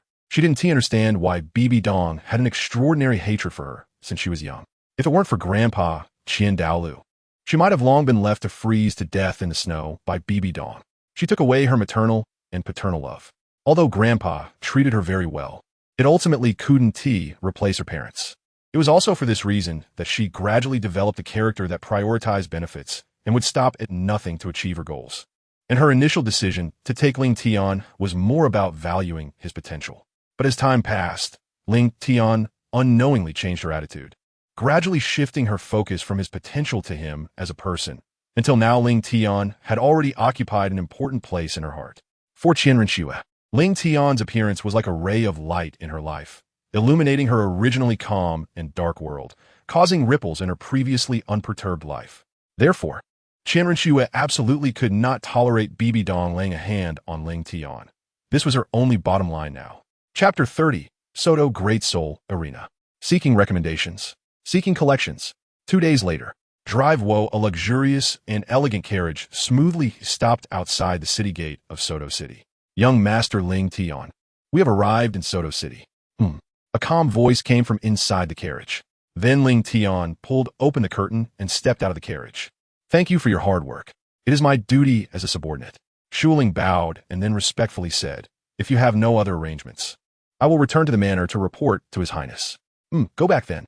Ling Tian nodded and then added, remember to send my regards to Prince Brother. Xueling cupped her hands in response. Yes. She then drove the carriage in the opposite direction of their arrival. Sigh, Xueling said, driving the carriage while letting out a sorrowful sigh. How could a six-ring soul emperor, known for his agility in attack and with some reputation in Heavendo City, end up in such a situation, reduced to being a carriage driver? Although his position in the prince's residence hadn't changed, it still felt somewhat strange. It seemed that ever since that incident in the frozen forest, he had been bound to driving a carriage. Meanwhile, Ling Tian has now entered Soto City. In a shop under the Seven Treasure Glazed Tile School, a young disciple dressed in white sect robes bowed and greeted Ling Tian, saying, Inner sect disciple Ningyu. Greetings to senior brother Ling Tian. Ling Tian asked, where is senior sister Rongrong now? Ningyu stood beside Ling Tian, lowered his head, and said in a calm tone, after the young sect master arrived in Soto City, she joined a soul master academy called Shrek. At this time, the young sect master should still be in the academy. Shrek Academy. Ling Tian's cold eyes moved slightly. Just as he thought, Ning Rongrong still went to Shrek Academy. So he could also see Tang San. Besides that, there was something even more important regarding Ning Rongrong. In the first few years after he became a disciple of the Sword Daw, he had not made any friends due to his cold demeanor. However, Ning Rongrong didn't mind the chill that surrounded him and became his only friend, adding some joy to his otherwise mundane life. Because of this, he sincerely regarded Ning Rongrong as a senior sister. Therefore, he could not allow the original Ning Rongrong to be bullied or isolated. If possible, he would take Ning Rongrong back to the sect. With the memories of the IceGod, he was confident that Ning Rongrong's future achievements would not be inferior to those in the original story. Seeing Ling Tian remain silent for a long time, Ningyu hesitated for a moment before deciding to ask, Senior brother, if we set off now, I will arrange everything immediately. Ling Tian shook his head and calmly said, just tell me the direction. The general direction is a small village south of Tiando City. After thinking for a moment in his mind, Ningyu succinctly replied, Senior brother, just keep going south and you will reach that village. Shrek Academy is inside the village. You can return to the sect now. I'll handle the rest. After getting the general location, Ling Tian did not linger and left the Seven Treasure Glazed Tile School shop. As he recalled the conversation with Ling Tian, a hint of curiosity flashed in Ning Tian's eyes as he murmured softly, but senior brother Ling Tian, doesn't he seem as cold and aloof as the rumors say? He is not hard to approach. That matter should not have happened yet. Ling Tian felt that Ning Rongrong had only just arrived at Shrek for a few days, and the plot should not have developed to that point. Moreover, the sky had darkened, making it difficult to discern the defenses outside the city at night. He decided to rest in Soto City for the night before setting off. As soon as he stepped out, Ling Tian saw a small stall selling candied hawthorns at the street corner. He realized he hadn't had any for a while and walked straight over. Boss, I'll have a stick of candied hawthorn. Sure, I'll get that for you. Crunch. Taking a bite, it tasted just like he remembered, and Ling Tian was satisfied and took another bite. He continued to eat the candied hawthorn while wandering along the streets of Soto City, also looking for a place to stay. However, on the way to find an inn, Ling Tian's mouth was never idle. He bought a portion of anything delicious he saw, so his hands were never empty. A few minutes later, Ling Tian arrived in front of a modestly decorated inn. I'll stay here tonight. Having eaten his fill, Ling Tian didn't want to walk any further, and he had a good first impression of this inn. I'd like to book a room single. Ling Tian opened his palm and placed a silver coin on the counter. All right, sir. The hotel receptionist flashed a signature smile, then quickly proceeded with the series of tasks, collecting the money, registering, and finding the key. Your room is on the second floor, the third room on the left. Here is the room key and your change. Ling Tian's mind stirred as he retrieved the key and soul coins back into the ring. Just as he was about to head upstairs to rest, he noticed a peculiar building not far away. It stood nearly 100 meters tall, immense and imposing, appearing extremely profound in the night. Moreover, the building was brightly lit, giving off a lively atmosphere. Ling Tian withdrew his gaze and pointed to the tall building not far away, asking, "What is that place for?" "That's the Soto Great Spirit Arena," the front desk staff enthusiastically explained. "Many powerful spirit masters have battles inside. If you're interested, I recommend you go take a look." The Spirit Arena? Thinking back to the last time he participated in a spirit battle, which was a month ago in Snow City, Ling Tian couldn't help but feel a bit restless since he hadn't had a spirit battle in a while. Plus, having just been promoted to Spirit Ancestor, he wanted to see how strong he really was. "Let's go have a match first." Ling Tian quickly made up his mind. He then headed towards the Soto Great Soul Arena. As the second largest economic city in the Heaven Do Empire, the Soul Arena here, although also a Great Soul Arena, is much more grand and expansive than that of Ice and Snow City. It looks to be at least equivalent to the area of 2 to 3 Ice and Snow Great Soul Arenas. Hopefully, he would encounter a good opponent. Ling Tian was somewhat looking forward to it, because this place is located in the heart of the Heaven Do Empire, unlike Ice Snow City, which is sparsely populated. The number and quality of Soul Masters in the Soul Arena are generally much higher than in Ice Snow City. Therefore, the likelihood of encountering a strong Soul Master is greater. As they got closer, the full view of the Soto Great Soul Arena appeared before Ling Tian. The Soto Great Soul Arena is oval in shape, reaching a height of 120 meters, and is divided into one main arena and 24 sub-arenas. With an overwhelming number of powerful Soul Masters, the internal area can accommodate up to 60,000 spectators at the same time, including 100 VIP boxes. This place is not only a venue for Soul Masters to spar and communicate, but also a stage for various forces to showcase their strength. Looking at the towering building in front of him, Ling Tian felt that he had underestimated the Soto Great Soul Arena. Chapter 31. Sword Emperor? It's him. Seeking recommendations. Seeking collections. Although the sky outside had already darkened, the Soto Great Soul Arena was brightly lit, almost like daytime, with many spectators and Soul Masters streaming in through the main entrance. Upon entering the Great Soul Arena, the first thing that caught the eye was a massive stone tablet, engraved with countless names. Ling Tian had seen a similar stone tablet in the Ice Snow Great Soul Arena, and knew that the names on it were those of the deceased in soul battles. One-on-one soul battles. After walking up to the staff member in charge of registrations, Ling Tian said in a calm tone. At the same time, Ling Tian took out the purple gold soul badge he had obtained in Ice Snow City. The badge is a Soul Master's identification and proof of participation in soul battles.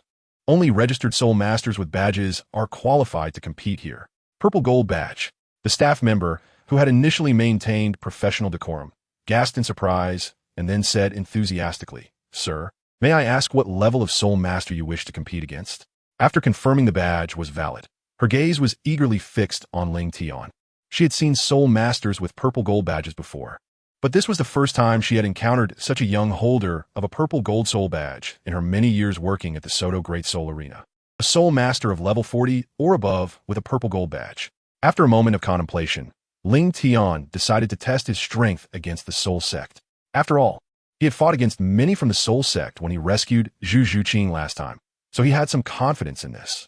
Alright, your battle will be arranged for the third match. Okay, once the staff matched him with a suitable opponent, Ling Tian put away the purple gold medal and walked to the resting area provided for Soul Masters participating in the Soto Great Soul Arena. This area was large, with many Soul Masters present, but it was quite quiet. Upon seeing the young face that suddenly entered, the Soul Masters showed a hint of surprise. But they didn't team mock him. Instead, they quietly focused on their breathing and preparations for battle. At the same time, while Ling Tian was waiting to enter the arena after registering, a middle-aged man wearing glasses walked into the Soto Great Soul Arena, followed by 4 masked young men and women. Xiao-san, over there is the registration area. You, Xiao-Wu, and Zhu Qing need to register for an Iron Battle Soul Medal for the first time. Okay, let's go register now. Tang nodded at Dai Mubai, then took Xiao-Wu to register for the Battle Soul Medal. Zhu Qing, do you need? Before Dai Mubai could finish his sentence, Zhu Zhuqing directly bypassed him and walked towards the registration area, leaving him and Ma Hongjun standing awkwardly in place. Ma Hongjun gave Dai Mubai a teasing look and said, Boss Dai, you're not doing so well. Get lost, go register your name. Dai Mubai irritably shrugged off Ma Hongjuan's arm and walked towards the registration area with a not-so-good expression. At this moment, in the one-on-one battle arena, a middle-aged man in a tailcoat stood in the center. He cleared his throat and announced loudly next. We will have the third match of our 14th Battle Soul Arena one-on-one battles. They are. He paused for a moment, igniting the atmosphere in the entire venue. The purple gold soul master, Sword Emperor Bingji, who has won 231 consecutive matches without a single defeat, will face the veteran soul sect powerhouse. The Break Army Gun, who has won 205 matches. Please give both sides a warm applause as they come to the stage. Oh my god, it's Break Army. This guy is almost a soul king, right? Does anyone know who this Bingji is? Why is he called Sword Emperor? I think I've heard this name before. Challenging at a higher level, it's been a while since I've seen that. I hope it doesn't tee in too quickly. The atmosphere in the venue was completely ignited, and the audience began to discuss eagerly even before the Soul Masters entered the arena. After a moment, Ling Tian habitually walked out wearing that half-face fox mask. Standing opposite him was a Soul Master, slightly weaker in stature, probably in his 30s, who was eyeing Ling Tian with a deep and sinister gaze. Clearly a person with a dark and complex mind. Meanwhile, sitting in the audience, Xiao Wu heard this and, linking her arm with Tang San's, pouted, Sword Emperor? This person really has guts to challenge the Soul Sect as a Soul Sovereign. Tang Sin stared at Ling Tian on the battle platform and said softly, since he is called the Sword Emperor, he should have some remarkable abilities. Sword Emperor? It's him. Zhu Zhuqing, who was also sitting nearby, suddenly froze. Then widened her eyes in disbelief, staring fixedly at that familiar figure below. Her originally cold eyes were now filled with surprise. It's him. Although he was wearing blue clothes now, she still recognized the mask and his martial soul. How could he be here? After Ling Tian left that day and successfully shook off his pursuers, Zhu Zhuqing arrived at Shrek Academy. But she had always wanted to know who exactly was the boy who saved her that day. She originally thought she would never encounter him again after that day. But unexpectedly, she met him again on the battle platform today. Zhuqing, what's wrong? Xiao Wu noticed that Zhu Zhuqing seemed a bit off and asked with concern. And no, it's nothing. Zhu Zhuqing didn't say much and returned to her previous cold demeanor. However, at this moment, her eyes were fixed tightly on the boy on the stage. This time she had to know the boy's name. Meanwhile, the middle-aged referee had already walked to the side of the battle platform and, seeing that the two had already taken their stances, confirmed briefly before shouting loudly, "The battle begins." Pajun was the first to launch an attack. 4 soul rings, 1 white, 2 yellow, and 1 purple, flashed on the spear. He leaped forward, and accompanied by the shimmering white and yellow soul rings, he thrust the Pajun spear forward, aiming the tip like a silver dragon straight at Ling Tian's face. Ling Tian held the Bingji Yin Shuang sword in a reverse grip, perfectly blocking the thrust. The first soul skill, continuous stabbing. Immediately, a glint of excitement flashed in Pajun's eyes, and at the same time, the tip of his spear glimmered with light as he unleashed a series of heavy stabs, forcing Ling Tian to retreat and create distance.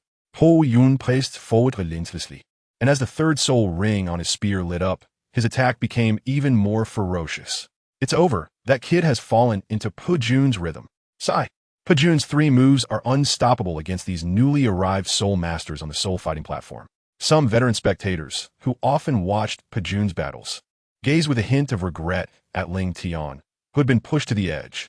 This was Pajun's usual tactic. First, he suppressed his opponent with stabs. Then, with high-intensity attacks, he continuously compressed his opponent's space.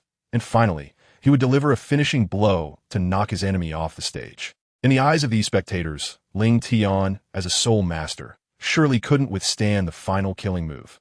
Is he going to lose? No way. That guy can take on so many soul masters by himself. At this moment, Zhu Zhuqing stared at the arena without blinking. Her small hands clenched into fists as she silently supported the young man in her heart. Chapter 32. Can you also move? Seeking recommendations and collections. Meanwhile, on the stage, get down. Just as those veteran spectators predicted, seeing Ling Tian already pushed to the edge of the ring, he suddenly took a half step back. With a third yellow soul ring lighting up, he exerted all his strength to deliver a fatal strike, sending a powerful crescent spear wave towards Ling Tian. Boom! The spear wave struck heavily against the protective shield, creating ripples. However, as the dust settled, where is he? Pajun suddenly furrowed his brows. He thought he had already won, But when he looked ahead, he couldn't find Ling Tian's figure below the arena. His opponent wasn't pushed out. Looking at the empty space beneath the stage, he seemed to realize something. Ice blade. Ah. Suddenly, a cold voice came from behind him, and before he could turn his head, his back was slashed open by a sword, leaving a long wound that could see the bone, while the cold, piercing soul power surged into his body, corroding his soul power. Just then, Ling Tian flashed back in front of him, and the already charged sword wave slashed towards Pajun. The situation for Pajun, who originally had the upper hand, took a sharp turn. In just a second, a moment of carelessness turned the tide of the battle. Unwilling to accept defeat, Pajun fixed his gaze on Ling Tian. He didn't want to lose to a child. Pajun. With a roar, Pajun activated his final purple soul ring, and his entire body suddenly expanded, emanating a powerful aura. The surge of strength and soul power gave Pajun a boost of confidence. He then swung his spear forward with all his might, and the momentum and power were even greater than before. Boom! The spear mark clashed with the sword wave, locking into a stalemate. All the spectators' eyes were drawn to the two of them, speculating on who would ultimately emerge victorious. But before these spectators could come to a conclusion, Ling Tian swung his sword again, unleashing a similar sword wave. The two sword waves combined directly shattered the spear mark, heavily striking the spear shaft and forcing Pajun off the stage, crashing into the protective energy shield. Using his own methods against him. You wanted to push me out? Then I'll use your most common tactic to push you off the soul fighting platform. It's over. Ling Tian felt a bit disappointed. He had thought this would be a strong opponent, perhaps someone who mastered marksmanship or the essence of shooting. Unexpectedly, he turned out to be just a trickster. Judging by his skilled movements, it seemed that those few victories were achieved through such means. With this in mind, Ling Tian turned to the referee and coldly asked, "Can you announce it now?" Gulch. The referee swallowed hard and quickly took the stage to announce, Sword Emperor Bingji wins, with a record of 232 victories, still maintaining the winning streak. Sword Emperor, Sword Emperor. After a brief silence, the Soto Great Soul Arena erupted in cheers. 232 victories, with no defeats. This achievement was dazzling and worthy of applause. However, Zhu Zhuqing, sitting in the audience, did not join in the excitement. Her gaze was searching for Ling Tian. The young man who had just been on stage had completely vanished without a trace after the referee announced the end. Could it be that she was going to miss him again? Zhu Zhuqing bit her lip, her cold face filled with bitterness and unwillingness. Zhuqing? What's wrong, Xiao Wu? Your match is about to start. Your opponent is Xiao San, and they are calling your number. Thank you, Xiao Wu, I know. I'll go right now. Zhu Zhuqing took one last look at the audience, and then walked off the stage in disappointment. What's going on with Zhuqing? Watching Zhu Zhuqing's back, Xiao Wu felt a bit puzzled, but couldn't pinpoint what was strange. Exciting. At this moment, Ling Tian, now dressed in a purple robe, sat in the audience, eagerly watching the match between two soul emperors below. Both were power-type soul emperors. One had the martial soul of an earth-shattering bear, while the other had the martial soul of a snow mountain giant ape. These two power-type soul emperors had muscles bulging like steel, their massive figures causing the soul fighting platform to shake with every collision and confrontation. This kind of raw, intense combat was indeed thrilling to watch, which explained why the stands were almost full. However, it was just for watching. He had no interest in muscle-bound brutes. An hour later, in front of the Soto Great Soul Arena, it was time to go back to sleep. Ling Tian stretched his waist comfortably, preparing to return to the inn for a good sleep. Watching strength-type soul masters battle was indeed exhilarating, but it was also very time-consuming. Their strengths were comparable, and the quality of their martial souls was similar, so only by exhausting their soul power could a winner be determined. However, at that moment, Ling Tian faintly heard some commotion ahead, and the sound seemed somewhat familiar. Ning Rongrong, don't provoke my patience. This is Shrek Academy, not your home. Others may fear your seven-treasure glazed tile school, but I, Dai Mu Bai, am not afraid.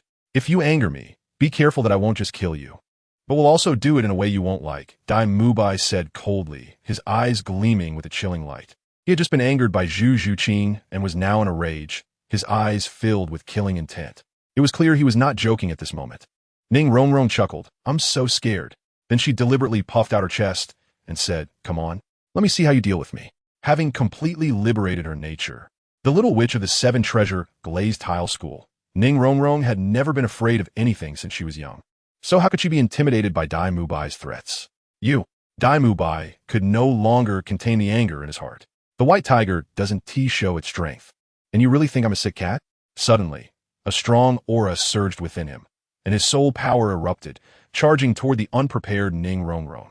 Just as she was about to be blasted away, a purple figure suddenly appeared in front of her. It was Ling Tian. He immediately reached out with a palm, and soul power surged, sending Dai Mubai flying. Mubai, Tang San, and the others hurried to help Dai Mubai up. Junior brother Ling Tian. Ning Rongrong's eyes showed a hint of surprise when she recognized the newcomer. Senior sister Rongrong, we can catch up later. Ling Tian turned his head, a hint of warmth in his cold gaze, signaling Ning Rongrong to go ahead and wait at the back. He would handle this matter himself. Can she even move? Although the statement was a question, Ling Tian's voice was calm and steady, with no fluctuations. At the same time, when he turned his head, his originally gentle eyes became as cold as ice, staring fixedly at Dai Mubai, so icy that it felt devoid of any warmth. Chapter 33. Arrogant Dai Mubai seeks recommendations and collections. Dai Mubai scrambled up from the ground, his eyes filled with rage. Who are you? 7 Treasure, Glazed Tile School. Ling Tian. Ling Tian held the ice crystal singing frost sword in his right hand, the tip of the sword slightly tilted towards Dai Mubai, and 3 blue soul rings on the sword's body lit up in succession. At this moment, Ling Tian's face was filled with a chilling coldness. He never expected that such a thing would happen tonight. Ling Tian felt a slight sense of relief. Fortunately, he had come to the Soul Arena tonight and happened to catch this incident, preventing Ning Rongrong from being bullied by this group of people like in the original story. That proud little princess had not yet lost her original pride. Shun Ling Tian, right? I'm not in a good mood right now, and you're just in time to jump out. Dai Mubai, who had stood up again, looked at Ling Tian, who was alone, and then at Tang San, Xiao Wu, and the others beside him, feeling a bit more confident and restoring his previous arrogant demeanor. Mubai, wait a moment. Tang San suddenly stepped in front of Dai Mubai, raising his hand to stop him. At the same time, his gaze focused on the ice crystal sword, recognizing it as the martial soul of the person from the Soul Arena before. Xiao San, what are you doing? Dai Mubai frowned, looking at Tang San with a mix of anger and confusion. Did Tang San want to stand up for this kid? Thinking back to Tang San's use of hidden weapons during his battle with Zhao Wujia a few days ago, Dai Mubai's gaze shifted slightly, feeling a bit wary of Tang San. If he really did intervene, then he... Mubai, you misunderstood. Tang San turned his head, seriously explaining, if I'm not mistaken. This person seems to be the one with the purple gold soul from the Soul Arena. Purple gold? The host's introduction from the Soul Arena echoed again in Dai Mubai's ears. A total of 322 matches, undefeated, purple gold soul medal. And the 39th level soul master who was easily defeated in front of him. Dai Mubai's eyes flickered uncertainly. After being tested in the Soto Great Soul Arena for so long, he naturally understood the concept of over 300 consecutive victories and the purple gold soul medal. Xiao San, don't interfere. At this moment, Dai Mubai found himself in a difficult position. He, Dai Mubai, was a 37th level battle soul master. He had always acted strongly and flamboyantly in Soto City. How could he swallow this anger? So he pushed Tang San's arm away that was blocking him. His dual pupils once again filled with killing intent, and he coldly said, what if it's the purple gold soul medal? Maybe it's just luck. His tone sounded very assertive, but it lacked confidence, feeling more like he was trying to bolster his own courage. Mubai. Tang San hesitated, but ultimately stepped back behind him. Forget it. He had only known Dai Mubai for a few days as an ordinary friend, and since he insisted on making a move, there was nothing he could do. At worst, when Dai Mubai was about to be unable to hold on, he would step in to help him. After all, they were classmates from the same academy, and it was best not to let the situation escalate out of control. White Tiger, possess. Immediately, a strong pale white light surrounded Dai Mubai. The next moment, both of Dai Mubai's arms stretched out to the sides, his chest puffed up, and his bones crackled as his muscles suddenly swelled, straining his clothes. Each muscle became extremely prominent under his clothes, and even the air around him seemed to become agitated. His golden hair instantly turned into black and white, with white dominating, while a few strands of black hair stood out distinctly, for faint lines appeared on his forehead, 3 horizontal and 1 vertical, forming a character for king. His hands transformed the most, increasing in size by at least 2-fold, covered in white fur, and, as his fingers moved, short, dagger-like claws continuously extended and retracted from his palms. Each claw was like a blade, measuring about 8 inches in length, glimmering with a chilling light. Dai Mubai's upper body slowly leaned forward, his eyes turning into a deep, dark blue, giving the impression of a killing machine. First soul skill, White Tiger's fierce light wave. Dai Mubai launched an attack first. Accompanied by a tiger's roar, a milky white energy sphere burst forth from his mouth. Swish! Just as the energy sphere was about to hit, Ling Tian simply raised his hand and swung his sword, easily splitting the energy sphere in half.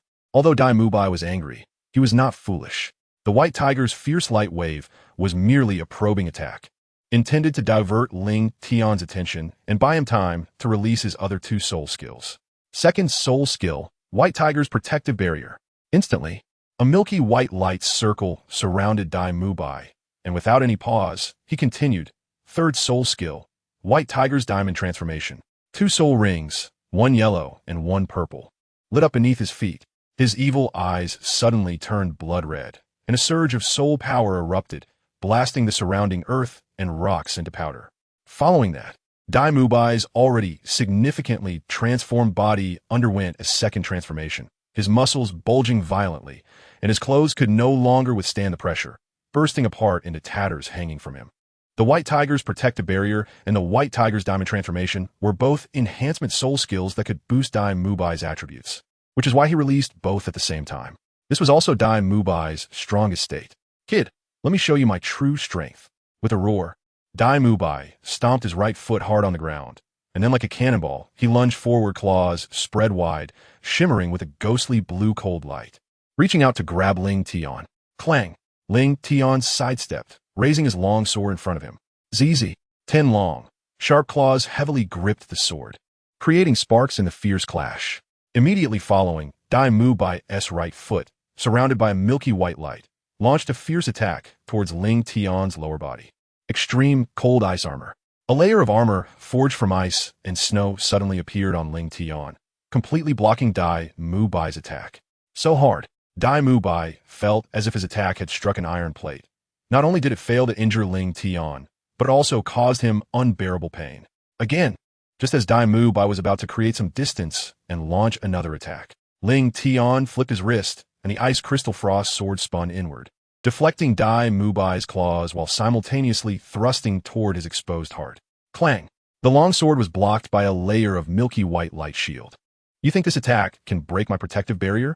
A cold smile flashed across Dai Mubai's lips, and he quickly kicked out, creating distance and effortlessly resolving the crisis. Break! Seeing this scene, there was not a flicker of emotion in Ling Tian's eyes. He merely uttered a single word indifferently. Chapter 34. Do you think I dare not kill you? Seeking recommendations, collections, and investments. He raised his long sword high, and soon the first blue soul ring lit up. With a swish, a sharp wave of sword energy sliced toward Dai Mubai. Crack! What? Dai Mubai, who had planned to launch another attack, stood frozen in place, lost in thought. Immediately afterward, the fierce sword wave shot straight toward his chest, tearing through his clothing and leaving deep and shallow sword wounds, while the force of the attack sent him flying. Boom! The powerful impact caused Dai Mubai to fly across the street, landing heavily several meters away. Xiao San, who was watching from the side, covered her mouth with her small hand, her face filled with disbelief. At the same time, Tang San's eyes were also filled with shock. Both of them were soul respect levels. Moreover, Dai Mubai's soul power was several levels higher. Even if he wasn't Ling Tian's opponent, he shouldn't have been sent flying by a single sword strike, right? Dai Mubai, looking disheveled, got up from the ground. At this moment, his upper body was covered in various sword wounds, blood staining his chest red, and his white hair was also dyed crimson. He had completely lost his previous arrogant demeanor. Roar! Dai Mubai looked at his current disheveled self and let out an angry tiger roar. Although these injuries were merely superficial, for someone as proud as Dai Mubai, it was unbearable. Kid, you've completely angered me. He tore off the cloth strips from his body, his eyes bloodshot with rage as he stared fiercely at Ling Tian. At this moment, his rationality was completely overwhelmed by anger, regardless of the cost. He was determined to eliminate the one who had made him so humiliated. The next moment, his blood and soul power surged. His tiger claws expanded further. The sharp blades popping out turned bright silver, and most notably, his entire body was enveloped in a strong golden light, as if he were gilded. Then, Dai Mubai leaped up from his spot, charging toward Ling Tian at double the speed of before. His blood-red eyes revealed a bloodthirsty glint, and he exuded the dominance of a king among beasts. His movements were simple, without any flair, with the attachment of soul power. The momentum of this strike reached its peak in terms of power and speed. Slash. Facing Dai Mubai fierce charge. Ling Tian calmly said a word while the ice crystal frost sword slashed out a beam of sword light. The next moment, that beam of sword light struck directly against Dai Mubai's tiger claw. Instantly, the silver-white sharp claws on Dai Mubai's tiger paw were cleanly severed, the cut as smooth as a mirror. Dai Mubai couldn't help but let out a scream, a wave of intense pain washing over him. He looked at his palm in horror. The incredibly hard blade that came with his martial soul had actually been cut off so easily. That was the claw that came with his martial soul. Bang! Before he could react, a faint voice echoed in his ears. Third soul skill, Ice Crystal Sword Flash. Ling Tian instantly teleported to his side and delivered a heavy kick to his waist. With a loud thud, Dai Mubai's body was sent flying uncontrollably to the right. First soul skill, Ice Blade. At the same time, Ling Tian showed no signs of stopping, raising his hand to unleash another powerful sword wave towards Dai Mubai. Boom! The latter had no chance to react and was directly hit by the sword wave, rolling on the ground. Bang bang! Dai Mubai crashed heavily to the ground, with debris and dust enveloping his figure. Meanwhile, Tang San, who intended to rescue him, had no idea that in the blink of an eye, the Dai Mubai he once admired had already been defeated, his life hanging in the balance, and he hadn't even had the chance to intervene. At the same time, Ling Tian was already walking towards the spot where Dai Mubai had fallen, sword in hand. Moments later, as the dust settled, everyone present finally got a clear view of the scene. They saw that Dai Mubai had been beaten out of his martial soul state, his upper body a bloody mess, accompanied by a long, narrow sword wound. As for his clothing, he was only wearing a pair of shorts that were nearly torn to shreds. Ling Tian's ice frost sword was pointed directly at his heart. Ling Tian, very good. Dai Mubai, will remember this grudge. Just wait, one day, I will wash away this humiliation. Dai Mubai shouted at Ling Tian in a fierce voice. With his eyes filled with resentment, Dai Mubai glared at Ling Tian. Although he'd been defeated, he showed no signs of being a loser. He seemed to never think that anyone dared to kill him. PFFF.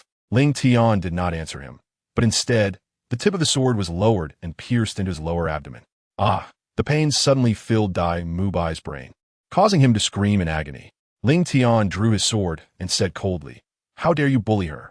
Are you going to kill me too? Others may be afraid of your seven treasures glazed tile school, but I'm not." Yet, despite being weak and in a sorry state, Dai Mubai still spoke fearlessly. "Do you know my identity? So what if I am bullied? You, a mere disciple of the seven treasures glazed tile school, wouldn't dare to touch me even if you had 10 times the courage. So what if you're stronger than me? So what if you're a disciple of the seven treasures glazed tile school? I'm a prince of the Star Luo Empire. If you dare to kill me, even the seven treasures glazed tile school won't be able to protect you."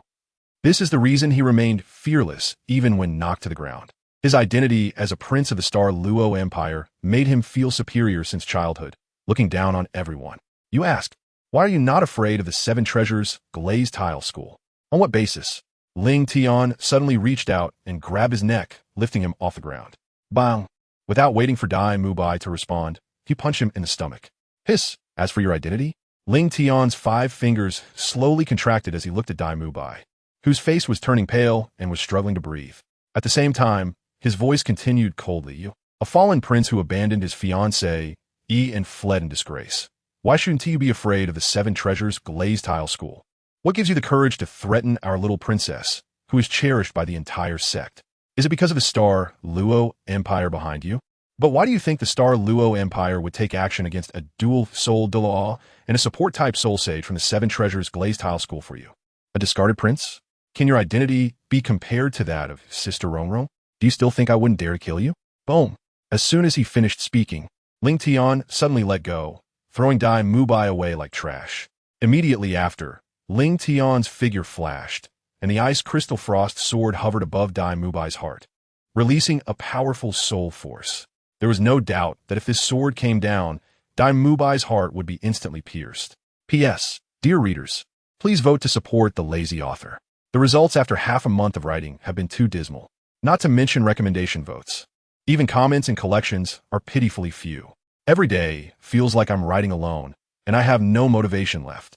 I sincerely hope everyone can vote more, so I can have more motivation to write, and 3 updates a day won't be a dream. Unlike now, where I don't get everyone's recognition. Looking at the meager recommendation votes and collections makes writing even one chapter feel exhausting. Also, I will only update once today to sort out my thoughts and adjust my mindset so that my bad mood doesn't affect this book. Sorry. 3. Chapter 35. Leaving you a lesson. Who are you? Who exactly are you, and how do you know my identity? I am a prince. You cannot kill me. I cannot die. Under the dual threats of Ling Tian's words and actions, Dai Mubai finally panicked at that moment. He wanted to live. He did not want to die. Otherwise, he could have stayed in the Starluo Empire. Why would he escape to the Stardo Empire? He pressed his hand against the bloody mark on his neck while frantically shouting, I didn't want to fight with Ning Rongrong. I just wanted to teach her a lesson. Please don't kill me. I am a prince. If you kill me, it will provoke a war between the two countries. My father won't let you go. At that time, you will die too. So you can't kill me. You can't kill me. He tried to threaten Ling Tian with his identity. However, Ling Tian was completely unconcerned about his status. He was not someone that Dai Mubai could compare to. The younger brother of the crown prince of the Heavendo Empire, Qian Rinxue, and the only disciple of the sword Douluo from the Seven Treasures Gainsthe school, just based on these two identities. What would it matter if he killed Dai Mubai? The Starluo Empire did not have only him as a prince. As for provoking a war, did you think the Spirit Hall was idle? With him suppressing the Starluo Empire, how could they easily take action? Especially for a prince who had already been largely abandoned and was destined to fail? But now was not the time to kill him. Ling Tian turned his head and retracted the killing intent from his body, speaking as calmly as possible. Sister Rongrong, come here. Ling Tian, junior brother, Ning Rongrong, who had witnessed the entire process, was a bit frightened when she saw Dai Mubai, covered in blood and looking disheveled. She bit her lip, her fingers trembling slightly as she tightly clutched her skirt. But in the end, she still ran to Ling Tian's side, because Ning Rongrong knew that Ling Tian was teaching Dai Mubai a lesson for her sake. Immediately, Ling Tian pulled back his sword bit, coldly looking down at Dai Mubai and telling him to apologize. Dai Mubai's blood-red eyes were fixed on Ning Rongrong. The already frightened Ning Rongrong took a step back, hiding behind Ling Tian. Bang! Ling Tian kicked Dai Mubai in the chest, the Bingjin Shuang sword pressed against his throat, and said in a cold tone, without a hint of warmth, if you want to die, I can help you. To dare act like this in front of him, Dai Mubai truly was too arrogant to recognize the situation. I'll give you 3 counts, apologize 3, 2. Ling Tian didn't give Dai Mubai any time to think and directly started the countdown. No, don't kill me. I'm sorry. Dai Mubai looked at the long sword raised high again. His heart trembled, and he hurriedly suppressed the resentment deep within. He glanced at Ning Rongrong beside him, not daring to act recklessly. Ning Rongrong, I was wrong. I won't dare to provoke you again. At this moment, Dai Mubai lowered his proud head. Resentment and anger filled his eyes, and he bit down hard on his teeth. At this moment, Dai Mubai was almost on the verge of exploding with anger. As a prince of the Starluo Empire, he had always felt superior. Now he was being humiliated like this, and he had to apologize to a little girl. He used the last bit of rationality to stay awake. He knew he couldn't die. He still had to return to the Starluo Empire and compete with Davis for that position, because only by surviving could he have the chance to take revenge on the person who bullied him in the future. Junior brother Ling Tian, let him go. Ning Rongrong turned her head away, feeling pity. I'm not hurt, and I don't want to see you kill someone. Although Ning Rongrong sounded fierce, in reality, she was just talking big. She didn't dare to actually kill someone. As the little princess of the Seven Treasure Gainsthe school, her personality was indeed proud and willful, but she wasn't inherently bad. Now seeing the miserable Dai Mubai, her heart softened immediately, and the previous anger had long disappeared. Subconsciously, she also didn't want to see Ling Tian kill someone in public, and since she wasn't hurt this time, just giving Dai Mubai a lesson would suffice. Senior sister, don't worry, I won't kill him. Ling Tian then turned around, his tone icy as he said, but I want to teach him a lesson. The little princess of the Seven Treasure Gainsthe school is not someone anyone can take lightly. As he spoke, Ling Tian glanced at Oscar. He originally liked the pairing of Oscar and Ning Rongrong, but now, without having gone through those adventures, Oscar's feelings for Ning Rongrong were more about infatuation rather than the deep bond that comes later in the story. Especially Oscar's actions of watching from the sidelines further annoyed Ling Tian. On the other hand, Oscar, who was being glanced at, shrank his neck like a turtle. No matter how beautiful the girl was, one had to have the life to pursue her. Moreover, even their strongest Dai Mubai wasn't a match for her. As a mere food system soul master, didn't dare to provoke her. If he got beaten up, he would have nowhere to complain. Thinking of this, he took a few steps back. As for Tang San, he had no intention of intervening from the beginning. The reason was simple. He didn't have the relationship to do so. He had only known Dai Mubai for a few days and didn't want to offend Ling Tian for his sake. Besides, he didn't think Ling Tian's actions were wrong. In his view, Dai Mubai's current situation was all self-inflicted. If he hadn't chosen to vent his anger on Ning Rongrong, he wouldn't have been treated this way by the furious Ling Tian. After all, he couldn't bring himself to vent his anger on a young girl. As for Xiao Wu, if Tang San hadn't stopped her earlier, she would have rushed to help Ning Rongrong. Moreover, because of the previous twin incident, Xiao had always held a grudge against Dai Mubai. Now seeing him being beaten up, she was more than happy and wouldn't think of saving him. Xiao Wu suddenly leaned close to Tang San's ear and whispered, "Brother San, what would you do if someone bullied me? As long as I'm alive, I won't let anyone bully you." Tang San's eyes sparkled with determination as he replied firmly, "Why are you so serious, Brother San? I'm just joking," Xiao Wu said, her heart warming up, her rosy face resting on Tang San's shoulder. "I'm serious." Xiao Wu was Tang San's Achilles heel. Anyone who dared to touch Xiao Wu would not have a fate much better than Dai Mubai's. Ice Blade. At the same time, Ling Tian raised the Bingji Yin Shuang sword high above his head, cold ice and snow continuously falling on the sword, accompanied by the accumulation of power. The sword body was already covered with icy blue frost. Slash! The terrifying power sliced through the air and heavily struck towards Dai Mubai's position. Boom! A loud noise erupted. Crack, crack. P.S. Please, dear readers, cast some votes to support me. Chapter 36. Senior Sister Treats. Seeking recommendations, collections, and investments. The wretched cries abruptly stopped. It wasn't he that Dai Mubai had fainted, but rather that he was sealed and couldn't make a sound. At the same time, countless cracks appeared on the ground, and Dai Mubai was now covered in frost, with a deep wound visible to the bone right at the center of his chest. However, due to the frost sealing the wound, no blood had yet seeped out. Ling Tian turned his head to look at Ning Rongrong and said, "Sister Rongrong, let's go." Oh, junior brother, wait for me." Ning Rongrong was dazed for a moment and quickly chased after Ling Tian's back, leaving behind a mess and Dai Mubai, who was frozen in place. Boss Dai. Once the two of them had gone far, Oscar, who had been hiding behind, finally peeked out and instinctively tried to pull Dai Mubai out, who was frozen in place. Just then, Tang San suddenly spoke up, "Xiao Ao, I advise you not to move Mubai." "Why?" Oscar paused, looking at Tang San in confusion. Tang San took a couple of steps forward and calmly said, "That sword wound is very deep. If you rashly break the ice layer, even though Dai Mubai's body is strong, he might bleed to death. Then what should we do now? We can't just leave Boss Dai here, right?" Oscar was undecided and turned to Ling Tian for help. "Go find the dean. You should know that the dean is here now. With his strength, he should have a way. Xiao Wu and I will stay here to watch over Mubai to avoid any accidents." Okay. I'll go right now." Oscar nodded and hurried towards the few places they often visited, hoping to find Flender. The atmosphere became tense for a moment. The scene shifted to the other side of Soto City. "Junior brother, you didn't kill anyone with that sword just now, right?" Ning Rongrong tugged at Ling Tian's sleeve. Her lively eyes filled with unease. Ling Tian said calmly, "Don't worry, he will be fine. At most, he will just lie in bed for a week." He had already reduced some of his strength in that strike, and on top of that, he froze Dai Mubai at the end, so there's no danger to his life. "That's good." Ning Rongrong finally felt relieved after hearing this and patted her chest. "By the way, junior brother Ling Tian, how did you end up in Soto City?" Ning Rongrong suddenly thought of something, a hint of embarrassment flashing in her eyes, and she stammered, "It can't be that my father sent you here, right?" "Yes. Uncle Ning asked me to come," he replied. Just as Ling Tian was about to repeat Ning Fengji's words, Ning Rongrong suddenly interrupted. "Ling Tian, this is your first time in Soto City, right?" Ling Tian nodded. Ning Rongrong grabbed Ling Tian's arm and said with a mysterious expression, "Come on. Senior sister will take you to an interesting place."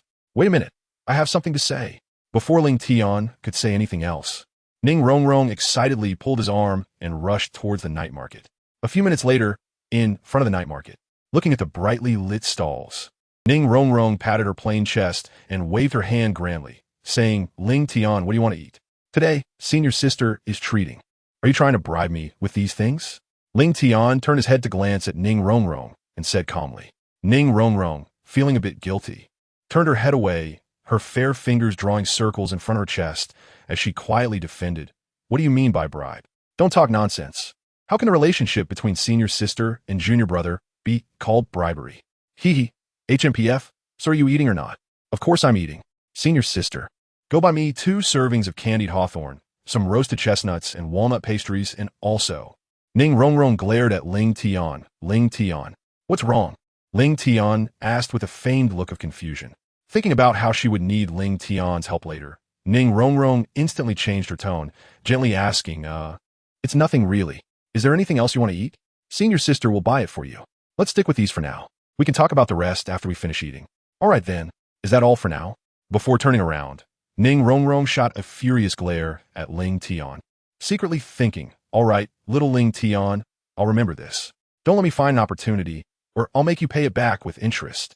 Moments later, Ning Rongrong gently asked Ling Tian, have you finished eating? Ling Tian put down the walnut pastry, wiped his mouth, and calmly asked, if you have something to say, just say it. Ning Rongrong's beautiful eyes flickered as she whispered, hee hee, Ling Tian, didn't senior sister treat you pretty well in the sect before? So, can you please stay a bit longer this time? Senior sister, you don't want to go back to the sect yet? Before Ning Rongrong could finish, Ling Tian had already guessed her intention. Hee hee, I knew I couldn't hide it from you, junior brother. Ning Rongrong smiled, wrapping her arms around Ling Tian's. Blinking her bright eyes and adorably pouted, good junior brother, since senior sister treated you so well in the sect before, please help senior sister this time. Let's go back to the sect a bit later. Let me play in Shrek Academy for a while longer, okay? Besides, senior sister ran all the way down the street just to buy you food. Sigh. Ling Tian sighed helplessly, looking at the walnut pastry in his hand. He clearly knew Ning Rongrong's intentions, but he still couldn't resist the temptation of the delicious food. Sister, have you thought this through? After swallowing the last piece of walnut pastry, Ling Tian brushed off the crumbs from his hands and turned to ask seriously, I just severely injured Dai Mubai. Do those teachers and students from Shrek Academy still dare to keep you here? That guy Dai Mubai, so what if I hit him? Besides, he was the one who tried to take action against me first. It's already good that I didn't go looking for them. Ning Rongrong said nonchalantly, hands on her hips. And I can stay wherever I want. As long as I don't leave, no one can kick me out, not even Flender. Having come out to play for once. She didn't want to return to the sect before having enough fun, especially since she hadn't disturbed her and Ling Tian's time together here. So, when his sister planned to return to the sect, 3, 4, 5, 6 months maybe? Ning Rongrong said, counting on her fingers with an uncertain expression. Ling Tian brushed away Ning Rongrong's small hand and said helplessly, at the latest in 3 months. You must either return to the sect with me or personally explain to Uncle Ning. P.S. Please, dear readers, cast some votes to show your support. Chapter 37. Teacher, I found you. Seeking recommendations, collections, and investments. 3 months, that works. Then I'll be counting on you, junior brother Ling Tian. Ning Rongrong's little face beamed with joy, and a sly glint flashed in her eyes as she wrapped her arm around Ling Tian, leaning on his shoulder. What do you mean by counting on me? Ling Tian said with a black line on his forehead. Are you really going to make me stay here with you for 3 months? 3 months staying here? Of course. Ning Rongrong blinked her eyes, her expression changing to a pitiful look as she gazed at Ling Tian. Are you really going to leave me all alone here? You saw today as situation. As a support-type soul master, I'm in great danger. Danger? Ling Tian shot her an annoyed glare. When you sneaked out of the sect and angered Dai Mubai, why didn't you think about the danger? Now you're afraid of danger. In the end, Ling Tian helplessly nodded, agreeing to Ning Rongrong's request. Her fearless nature was indeed very dangerous. Ning Rongrong hugged Ling Tian's arm and tilted her head, asking curiously, Junior brother, what are we doing now? Do you want to sleep on the street? Ling Tian pushed Ning Rongrong's head away with a look of disdain, speaking with a hint of helplessness. Of course not. If I didn't want that, wouldn't we hurry up and leave? Moments later, Ning Rongrong stood shyly at the door of the room, twisting her skirt with a flushed face, saying, Junior brother Ling Tian, isn't this a bit too fast? We're still too young. Although she really liked junior brother Ling Tian, Ning Rongrong wasn't psychologically prepared for that step yet. What are you talking about, too fast or not? Hurry up and go into sleep. Ling Tian looked at Ning Rongrong with a puzzled expression. Huh, junior brother Ling Tian, you're not suggesting. Ning Rongrong's face turned as red as if it were about to bleed. Realizing she was thinking inappropriately and wishing she could find a crack in the ground to hide in. I got it. You should hurry back to rest too. Bang. In the midst of speaking, Ning Rongrong, like a startled little rabbit, opened and closed the door in one swift motion. Before Ling Tian could react, she was already back inside the room. So perplexing, Ling Tian looked at the trembling door in confusion, but still reminded, I'm in a room next door. If you have any problems, just call me. Okay, good night. Good night. Meanwhile, inside the room, Ning Rongrong, who had buried herself in the blankets, finally lifted her head, her cheeks flushed with shyness. Just thinking about what she had said earlier made her face turn even redder. However, she couldn't help but complain about Ling Tian. What blockhead! Ning Rongrong stomped her feet in anger. She had hinted so clearly with her previous words. Yet her senior brother Ling Tian, that big blockhead, hadn't understood a single thing. One idiot blockhead. A moment later, late at night, Ling Tian did not return to his room, but instead walked out to the teacher. Are you not coming out yet? The surroundings were silent, with no one appearing. However, Ling Tian still said calmly, Teacher, if you don't come out soon, I really will go back. As he spoke, Ling Tian was about to turn around and head back to the inn. Little slippery one, how did you discover me, you brat? Just as he was about to turn, a familiar voice reached Ling Tian's ears, and at the same time, Chun Xian, dressed in white, appeared before him. Ling Tian cupped his hands and said, Teacher, how did you discover my tracks? The sword Douluo looked at Ling Tian with curiosity, thinking that as a title Douluo, even if he revealed a bit of aura, it shouldn't be detectable by a soul master, because I sense the 7-killing sword intent. Ling Tian has been honing under the 7-killing sword of the sword duelist for a long time, so he is naturally very familiar with the 7-killing sword intent. When senior sister Rongrong was pushed out by that guy, I sensed your sword intent. Ling Tian shrugged, and a hint of a smile flashed in his cool eyes. So that is how it is. Chun Xian suddenly realized and quickly understood the reason. Ling Tian recalled what he had promised Ning Rongrong earlier and said calmly, Teacher, senior sister Rongrong wants to continue staying at Shrek Academy. She still wants to stay here?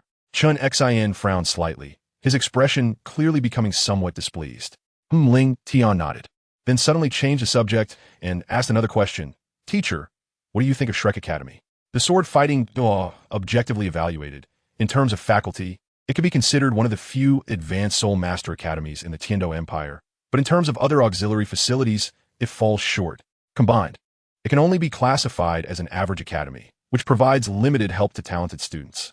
Along the way, he had also basically understood the situation of Shrek Academy, which was an unremarkable academy with admission requirements even stricter than the Tiando Royal Academy.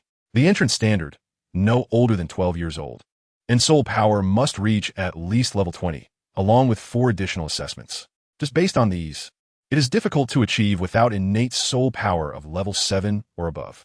The students filtered through these layers are already one in a million geniuses, and regardless of which academy they join, they will receive special training. In other words, even if they do not join Shrek, their future achievements will not be affected. However, Shrek Academy even hinders these students' talents, because apart from the teachers having higher soul power levels than those in general advanced soul master academies, other aspects such as teaching environment, resources, facilities, and venues are not on par with a formal advanced soul master academy. The hardware facilities are completely inadequate, and naturally, the students of the academy will be impacted. If the students from the previous few cohorts who joined Shrek Academy had instead joined the Tiando Royal Academy, their soul power would definitely have improved further. In other words, they are using the banner of recruiting monsters to attract elite genius soul masters who have no understanding of soul master academies.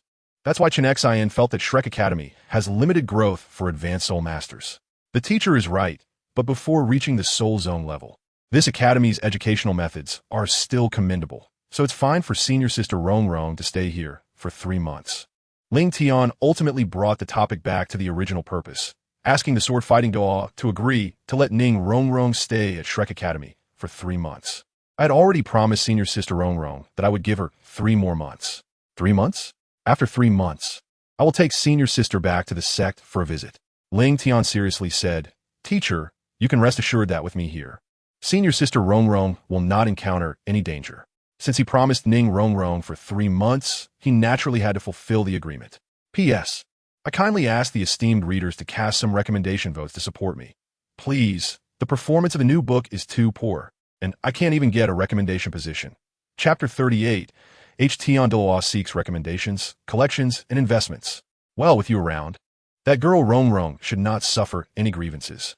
Chen Xin was silent for a moment, thinking of Ning Fengji's previous instructions, and ultimately agreed. However, he felt that he should meet Flander.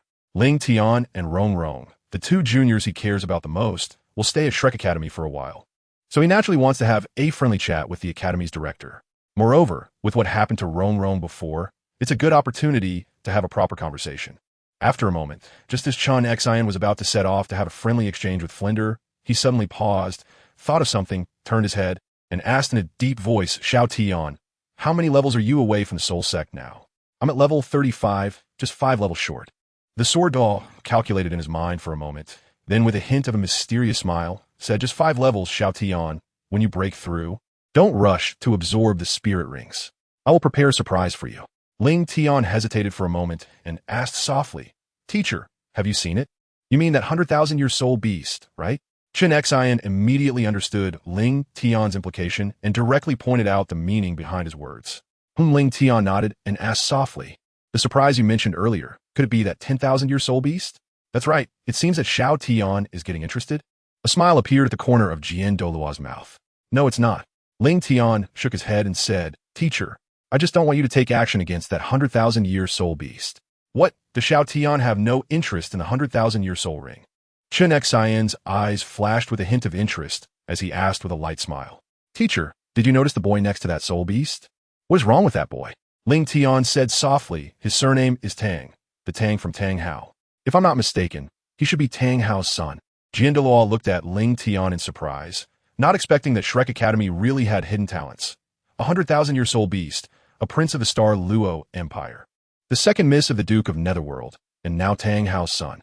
Chen Xian did not doubt the truth of Ling Tian's words, as he did not inquire about the source of this information. Everyone has their own secrets, and since Ling Tian was not ready to share, he would not press him.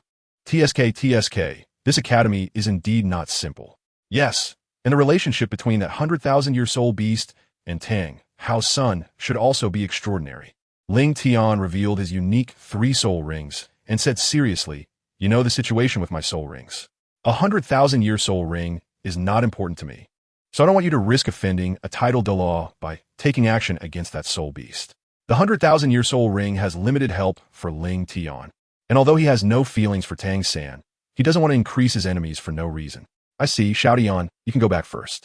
I will handle this matter properly. Chen Xian suddenly understood something and squinted at the forest not far away. Moments later, whoosh. Since you've invited me here, why not come out and have a talk? The sword Douluo's figure appeared in the forest, and a powerful voice echoed in the deep woods, causing the trees to tremble and shed their leaves. Junior Tang Hao, greetings to Senior Chen Xian. After a moment, a deep voice came from the forest, followed by a middle-aged man shrouded in a black robe walking out slowly. Looking at the disheveled and untidy Tang Hao, Chen Xian couldn't help but frown. You are Tang Hao? How'd you end up like this? Wuhuan Temple?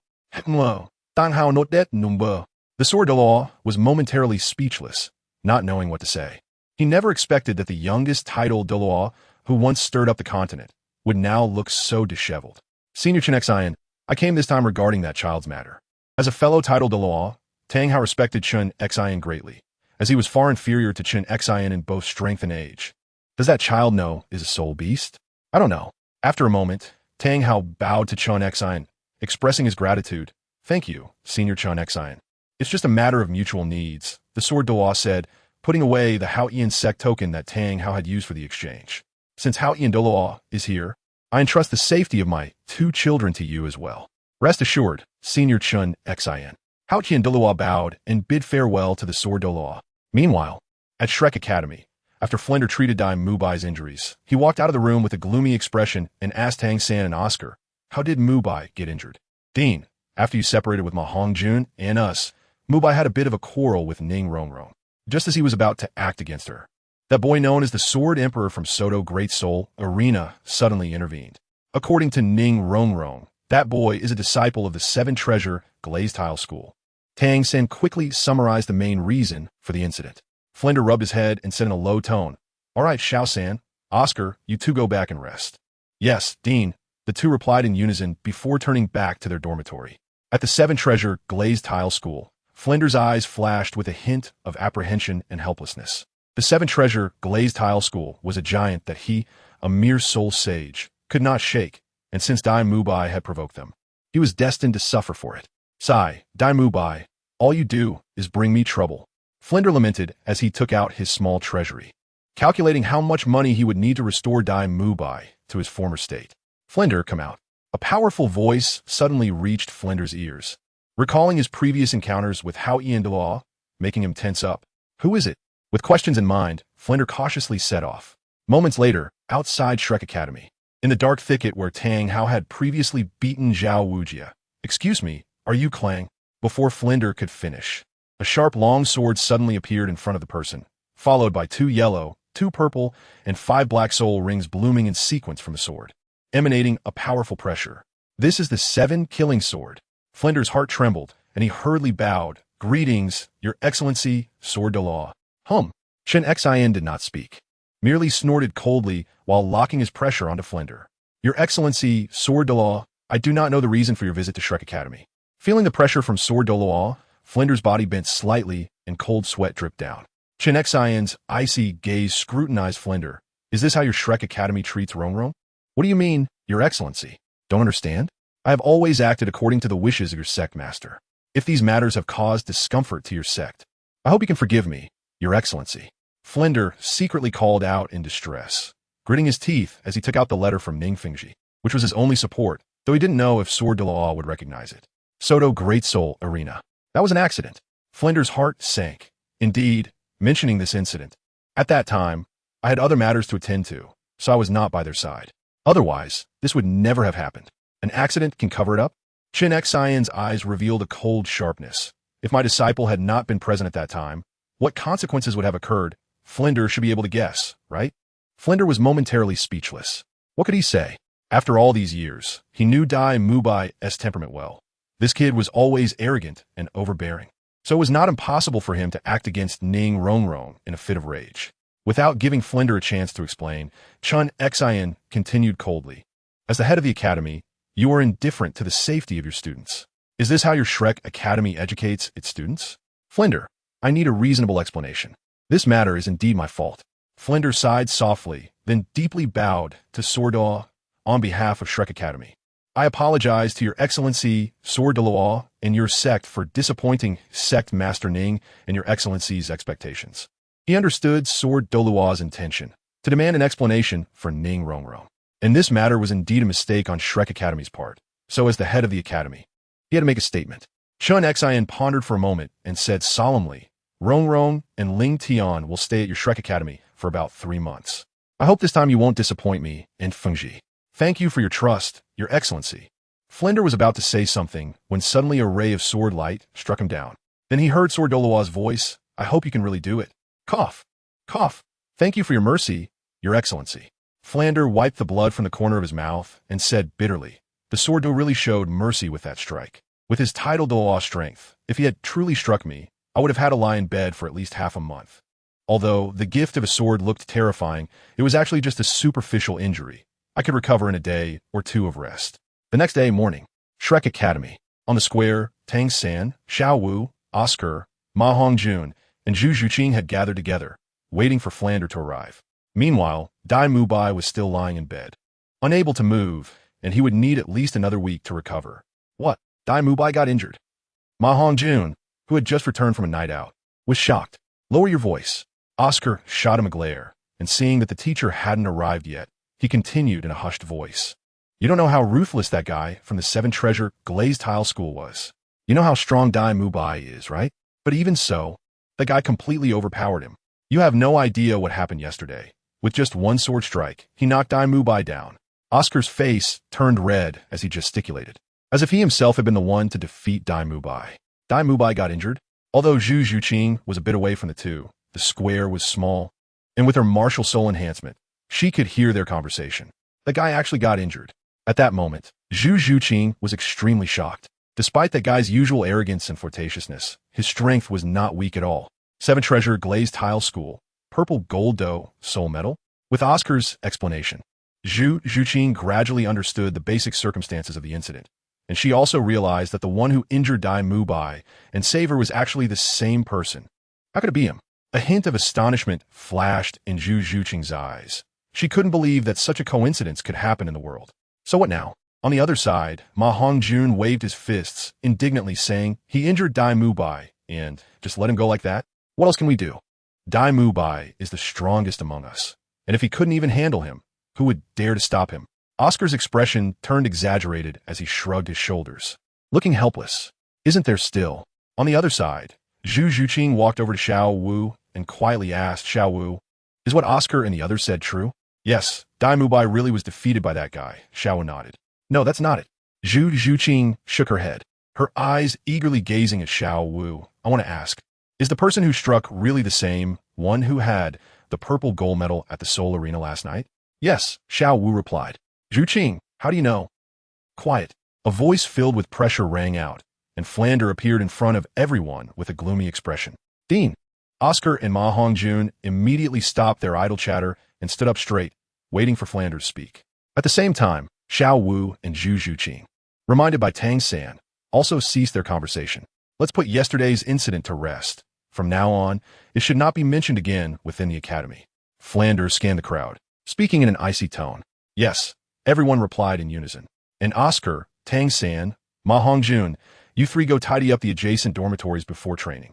A new student might be moving in a few days." Oscar was taken aback. "New student? Oscar, is there a problem?" Flander glanced at him. "No, none." "All right." Flander rubbed his aching left shoulder and began assigning today's training tasks. "Let us start training. Oscar, lead the group for a long run around the village for an hour." "Yes," everyone responded in unison. Then, led by Oscar, they began their morning training. When it was Xiao Wu's turn, she recalled Ning Rongrong and curiously asked, "Dean, will Rongrong be coming back?" "Yes." "Huh." Chapter 40. The one who saved me that day is you. Please recommend, collect, and invest. Is there any problem? "No, none." Xiao Wu made a face at Flander's back and quickly pulled Zhu Zhuqing to run ahead. I hope that kid doesn't cause any more trouble when he comes to the academy," Flander sighed, squinting as he muttered. In Soto City, Chun Xian gently advised the two, "Xiao Tian, you are steady. I'll leave Rongrong to you." "Rest assured, teacher," Ling Tian nodded. Chun Xian turned his head to continue advising Ning Rongrong. "Rongrong, you must listen to Ling Tian's arrangements here. If I find out anything unexpected happens, don't blame me for bringing you back to the sect directly." I know." Ning Rongrong nodded, her beautiful eyes looking at Chun Xian with exasperation. "Grandpa's sword. You've repeated this several times already." All right. Grandpa's leaving. Chun Xian smiled helplessly, then turned and stepped onto his sword, disappearing from their sight in no time. "Ling Tian, why is Grandpa's sword here?" Once Chun Xian left, Ning Rongrong's expression immediately fell, pouting and looking displeased. "The teacher has been following us," Ning Rongrong exclaimed, covering her flushed cheeks and saying, "Then, didn't Grandpa's sword see what happened yesterday? How embarrassing." Remembering the awkward scene at the entrance last night, the little girl's face turned bright red, unable to speak. However, Ling Tian clearly had a different focus than Ning Rongrong. Reflecting on Chun Xian's actions last night, he speculated inwardly, if I'm not mistaken, the teacher should have gone to Shrek Academy last night. After all, Tang Hao had beaten Zhao Wujin for Tang San's sake that night. And now that Ning Rongrong is facing unfair treatment at Shrek, with Sword Douluo's affection for her, he must have gone to have a good talk with Flander. Ling Tian turned his head and said, "Senior sister, let's go back to Shrek Academy. The Sword Douluo has already discussed it with Flander, so we don't have to worry about anyone causing trouble for them at this time." Okay. Ning Rongrong instinctively nodded, but her mind was still thinking about what happened last night. Meanwhile, Oscar, Zhu Zhuqing, and Ma Hongjun were jogging around Shrek Academy. "Hey, Xiao Ao, look, isn't that Rongrong?" Ma Hongjun turned around just in time to see the two people heading towards the academy gate. "Who is that guy?" "Xiao, huh? Xiao Ao, what's wrong? Why did you suddenly stop running?" "It's him. He's the one who injured Dai Laoban and Xiao San." "No way. You shouldn't have." Oscar's eyes widened in disbelief, and he pointed at Ling Tian with trembling fingers. "Is it really him?" Ma Hongjun's heart skipped a beat, and he instinctively shrank his head back. Despite his earlier bravado, he didn't want to actually encounter Ling Tian. After all, even Dai Laoban and Tang San were completely defeated by this guy. As an ordinary soul master, he didn't want to go up and get beaten, even though he hadn't offended Ling Tian. "Fatty, why don't we take a detour?" "Yeah. Are you looking to get beaten up?" "Wait, why would you want to beat me?" Ma Hongjun suddenly came to his senses, stopping and looking at Oscar in confusion. "I haven't offended Ning Rongrong, nor that guy. What is there to avoid? He can't just come up and hit people, right?" Ma Hongjun realized what was happening, grabbed Oscar by the neck, and pretended to be fierce, saying, "You little AO, trying to trick me again. Stop, stop, stop. Fatty. Ma Gu, Jungu, you're wrong, you're wrong." Just then, while Ma Hongjun and Oscar were playfully arguing, Xiao Wu suddenly walked over to Zhu Zhuqing's side and whispered, pointing at Ling Tian, not far away, "Zhuqing, look, it's him. Is it him?" Zhu Zhuqing was taken aback for a moment, then thought of something and raised her right hand, just in time to cover the upper half of Ling Tian's face. Mouth shape, height, clothing, all the same. It's him, it's him. Zhu Zhuqing recognized that the person who saved her was Ling Tian. She took a deep breath, no longer hesitating, and walked towards Ling Tian and Ning Rongrong. "Hey, Zhuqing, where are you going?" "Zhuqing, don't go over there." Dai Laoban. Oscar and Ma Hongjun thought Zhu Zhuqing was going to take revenge for Dai Mubai and quickly try to stop her actions. Ning Rongrong, who was about to look for Flander, turned around and said, "Huh? Zhuqing? Zhuqing?" "So she yes, Zhu Zhuqing." Ling Tian turned around upon hearing the voice. His gaze paused for a moment, and he quickly recognized that the person was the girl he saved some time ago. However, he soon withdrew his gaze and no longer focused on this extraordinary girl. Zhuqing. At the same time, Ning Rongrong walked quickly towards Zhu Zhuqing, wanted to chat with her for a moment, but Zhu Zhuqing walked straight towards Ling Tian. "The person who saved me that day was you, right?" Zhu Zhuqing slightly nodded to Ning Rongrong, then her cold eyes locked tightly onto Ling Tian. "Huh?" Ning Rongrong's beautiful eyes kept shifting between the two, as if her junior brother Ling Tian and Zhuqing had a story. "Did you really come find me?" Ling Tian looked at the girl in front of him with a bit of a headache. If he had known she was Zhu Zhuqing, he definitely wouldn't have intervened at that time. After all, as a member of the protagonist group, even if he hadn't shown up, she would have been able to escape this crisis. "No, I recognize your martial soul, and Oscar mentioned that the person at the Soto Great Spirit Arena yesterday was you."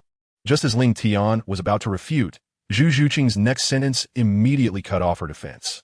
Ling Tian fell silent for a few seconds, nodded, and calmly asked, "It's me. Is there a problem?" "Forget it.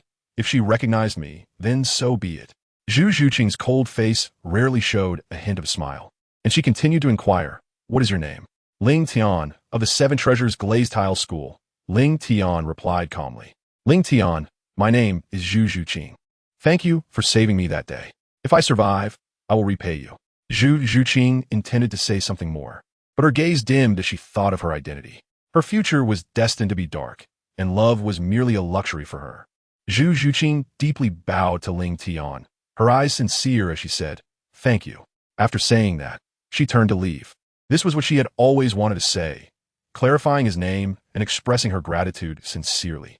Chapter 41. A pitiful person seeks recommendations, collections, and investments. "Since you hate Dai Mubai for abandoning you, why did you come here?"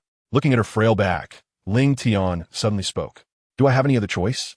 Zhu Zhuqing's clear eyes gradually dimmed as she continued to walk slowly ahead. She knew that coming to Shrek Academy represented a compromise. But did she have any other options besides seeking Dai Mubai's help? Her parents were indifferent, and her older sister wanted to kill her at every opportunity.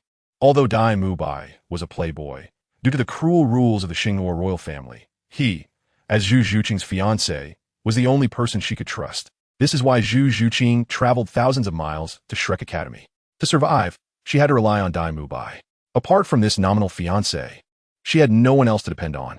Ling Tian fell into silence. Other than accepting Dai Mubai, she truly had no other choice. No wonder Fu Fuqin, who initially had an extreme dislike for Dai Mubai in the original work, eventually ended up with him. In the end, reality forced Zhu Zhuqing to let go of her pride. Watching Zhu Zhuqing's distant figure, Ning Rongrong, who had already understood the general reason, blinked and curiously asked, "Junior brother, does Zhuqing have some difficulties?" A pitiful person bound by her identity, Ling Tian shook his head and sighed softly. Ning Rongrong's eyes lit up, and she eagerly asked, "A pitiful person? Is it because of Dai Mubai?" Zhu Zhuqing was the second miss of the Zhu family of the Xinghua Empire, and she had been betrothed to Dai Mubai since childhood. Ling Tian changed the subject with a hint of sarcasm in his eyes and said, "However, Dai Mubai, unable to withstand the pressure of the internal struggle for the throne in the Starluo Empire, chose to escape, leaving Zhu Zhuqing alone in the Starluo Empire." "Huh? Is Dai Mubai even a real man?" Ning Rongrong exclaimed, her eyes filled with disdain. Ling Tian sighed and remarked that Zhu Zhuqing was a pitiful person. If possible, he actually wanted to help Zhu Zhuqing. Unfortunately, the Luo Empire was still a colossal entity for him now, and he and Zhu Zhuqing were only acquaintances. It was impossible for him to confront the entire Luo Empire for a stranger. Dai Mubai is really a scumbag. You should have stabbed him a few more times yesterday, junior brother. Ning Rongrong expressed strong dissatisfaction with Dai Mubai's actions while sympathizing with Zhu Zhuqing's background. Halfway through speaking, Ning Rongrong suddenly turned her head. Junior brother, don't you believe it? I believe, senior sister is right. Ling Tian perfunctorily nodded. Just as the two were discussing Zhu Zhuqing, a delighted Xiao Wu bounced over to Ning Rongrong. Rongrong, you're back? At first, I didn't believe what the dean said. Of course, I had to come back. How could I leave such an interesting place? Ning Rongrong affectionately linked her arm with Xiao Wu's and glanced at Ling Tian, a mischievous glint flashing in her eyes. Senior sister Rongrong. Oh, Xiao Wu, let's talk later. I need to go find the dean with my junior brother first. Ning Rongrong finally remembered the important matter and, reluctantly bidding farewell to Xiao Wu, took Ling Tian toward the location of the Shrek Academy dean's office. Moments later, in the Shrek Academy office, Ling Tian and Ning Rongrong were sitting opposite a middle-aged man. The man was about 50 years old with a sturdy build. His face had distinct features, with a slightly protruding chin, wide cheekbones, a flat face, and a bit of a hooked nose. He wore a pair of black-framed square crystal glasses, giving him a very cunning appearance. This man was Flinder, the dean of Shrek Academy. After Ning Rongrong and Ling Tian took their seats, Flinder softly inquired, I wonder what identity Mr. Ling Tian and Rongrong are entering our Shrek Academy with this time? Sister Rongrong is still participating in various training sessions at your Shrek Academy, just like before. Ling Tian glanced at Ning Rongrong and continued, as for me, I'm just responsible for protecting Sister Rongrong's safety. Just prepare a place for me to live, and there's no need for the dean to be so polite. You can just call me Ling Tian. Also, this is the temporary accommodation fee for this period. Saying this, Ling Tian took out a money pouch from the Phoenix ring and placed it in front of Flander. What? How can I accept this? Although Flander said he felt embarrassed, his body honestly picked up the thick money pouch, and his eyes were filled with undeniable joy. He shook it, listening to the sound of the coins clinking inside, and the smile on his face grew even wider. Watching Flander accept the money pouch, Ling Tian continued, Then I will trouble the dean during this time. Not a trouble at all. Not a trouble at all. Under the threat of the sword Douluo and the assistance of this pouch of gold soul coins, Flander began to reconsider Dai Mubai's situation. A glimmer of brilliance flashed in Flander's eyes as he casually asked, Little brother Ling Tian, you look quite young. May I ask how old you were to satisfy this old man's curiosity? 11. 11. Flander stared at Ling Tian, his eyes sparkling with surprise. An 11-year-old soul master at level 35 with a purple gold soul badge. No wonder even the sword Douluo was moved. Even the Haotian Douluo was not as good at this age. It seemed that in less than 20 years, the title of the youngest title Douluo on the continent would change hands again. Are you interested? Flander shook his head helplessly. The thought of recruiting had completely vanished. How could a disciple of a titled Douluo possibly be interested in their small academy? Thank you for your trouble, Dean Flander. Ling Tian nodded, then turned to Ning Rongrong beside him and said, Sister Rongrong, you should go back to cultivate now. Upon hearing that she had to cultivate, Ning Rongrong's expression changed, and she said somewhat unhappily, Junior, Sister, you promised me and the teacher before coming here that you would cultivate well. If you don't take it seriously, then the conditions I promised you won't count. Ling Tian did not give Ning Rongrong a chance to argue and directly laid out the conditions they had discussed earlier. He had promised Chun Xin to take good care of Ning Rongrong, so he naturally had to urge her to cultivate. Fine, I'll train. Ning Rongrong pouted in dissatisfaction, gave Ling Tian a big eye roll before leaving Flander's office with an unhappy face. To this, Ling Tian felt quite helpless. Why was his sister always so childish? Chapter 42. Not worse than anyone. Flander said somewhat embarrassedly, Little brother Ling Tian, our academy doesn't have many rooms. Currently, we only have a few vacant rooms. Please take a look and see if you're satisfied. Pretty good. I'll take this one. Ling Tian has never had any special requirements for his living space. As long as it provides a place to rest and shelter from the wind and rain, that is enough. At night, in the girls' dormitory, the three who couldn't sleep were discussing Ling Tian. In the blanket, Xiao Wu poked her head out, looking curious, and asked, Rong, how old is your junior this year? He seems to be about our age, right? He's 11 this year, a year younger than us. Xiao Wu was a bit surprised and exclaimed, Huh? A year younger than us, but his soul power has reached soul respect. How'd he cultivate? His soul power has always been progressing quickly. Ning Rongrong said, pinching the corner of the blanket with a hint of grievance. When I first met him, my soul power was actually one level higher than his, but now I've been pulled down a whole rank. Just as the two were heatedly discussing, a cool voice joined in. Rong, what kind of person is Ling Tian? Zhu Zhuqing? Xiao Wu turned her head, her eyes showing a hint of surprise. Usually, when the two of them were chatting, Zhu Zhuqing would remain silent and never actively join their discussions. Ning Rongrong gave Zhu Zhuqing a deep look and said, although Junior Ling Tian looks cold and aloof, he actually has a bright personality. It's just that his icy appearance is a bit intimidating. If you spend some time with him, you'll find he's actually quite interesting. Oh, remembering Zhu Zhuqing's unusual behavior earlier in the morning, Xiao Wu couldn't help but tease, Zhuqing, why are you so interested in Rongrong's Jr.? You don't have a crush on him, do you? No, he saved me a few days ago. Zhu Zhuqing's voice was as calm and cold as usual, but a hint of crimson quietly appeared on her face, which was turned away from the two. He saved you? Yes. Zhu Zhuqing regained her previous cool demeanor and continued.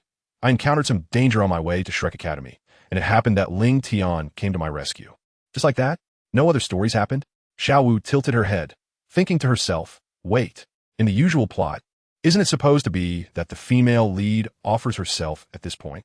Before Xiao Wu could continue her gossip, Ning Rongrong suddenly asked with some reluctance, Zhuqing, do you really want to marry him?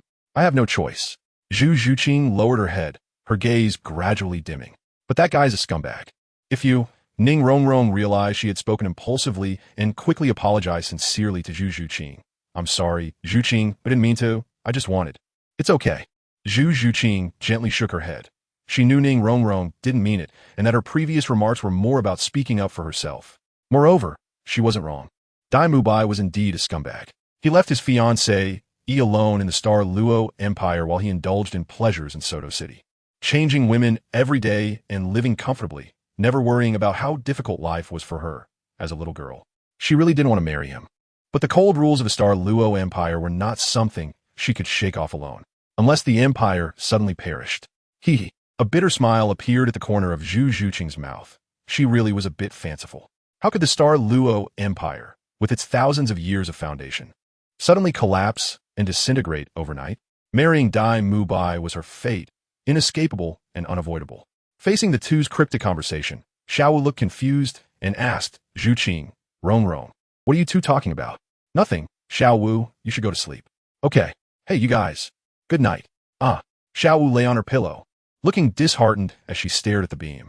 In the morning, yawn. Xiao Wu, didn't you sleep well last night? Seeing Xiao Wu, who was yawning and had heavy dark circles under her eyes, Tang Sen couldn't help but ask with concern. Xiao Wu weakly nodded, casting a resentful glance at the two beside her. It's all their fault. They only said half of it, making me think about it all night and unable to sleep. Xiao Wu. However, as the parties involved, Ning Rongrong and Zhu Zhuqing clearly did not realize that the culprit was themselves and also looked at her with concern.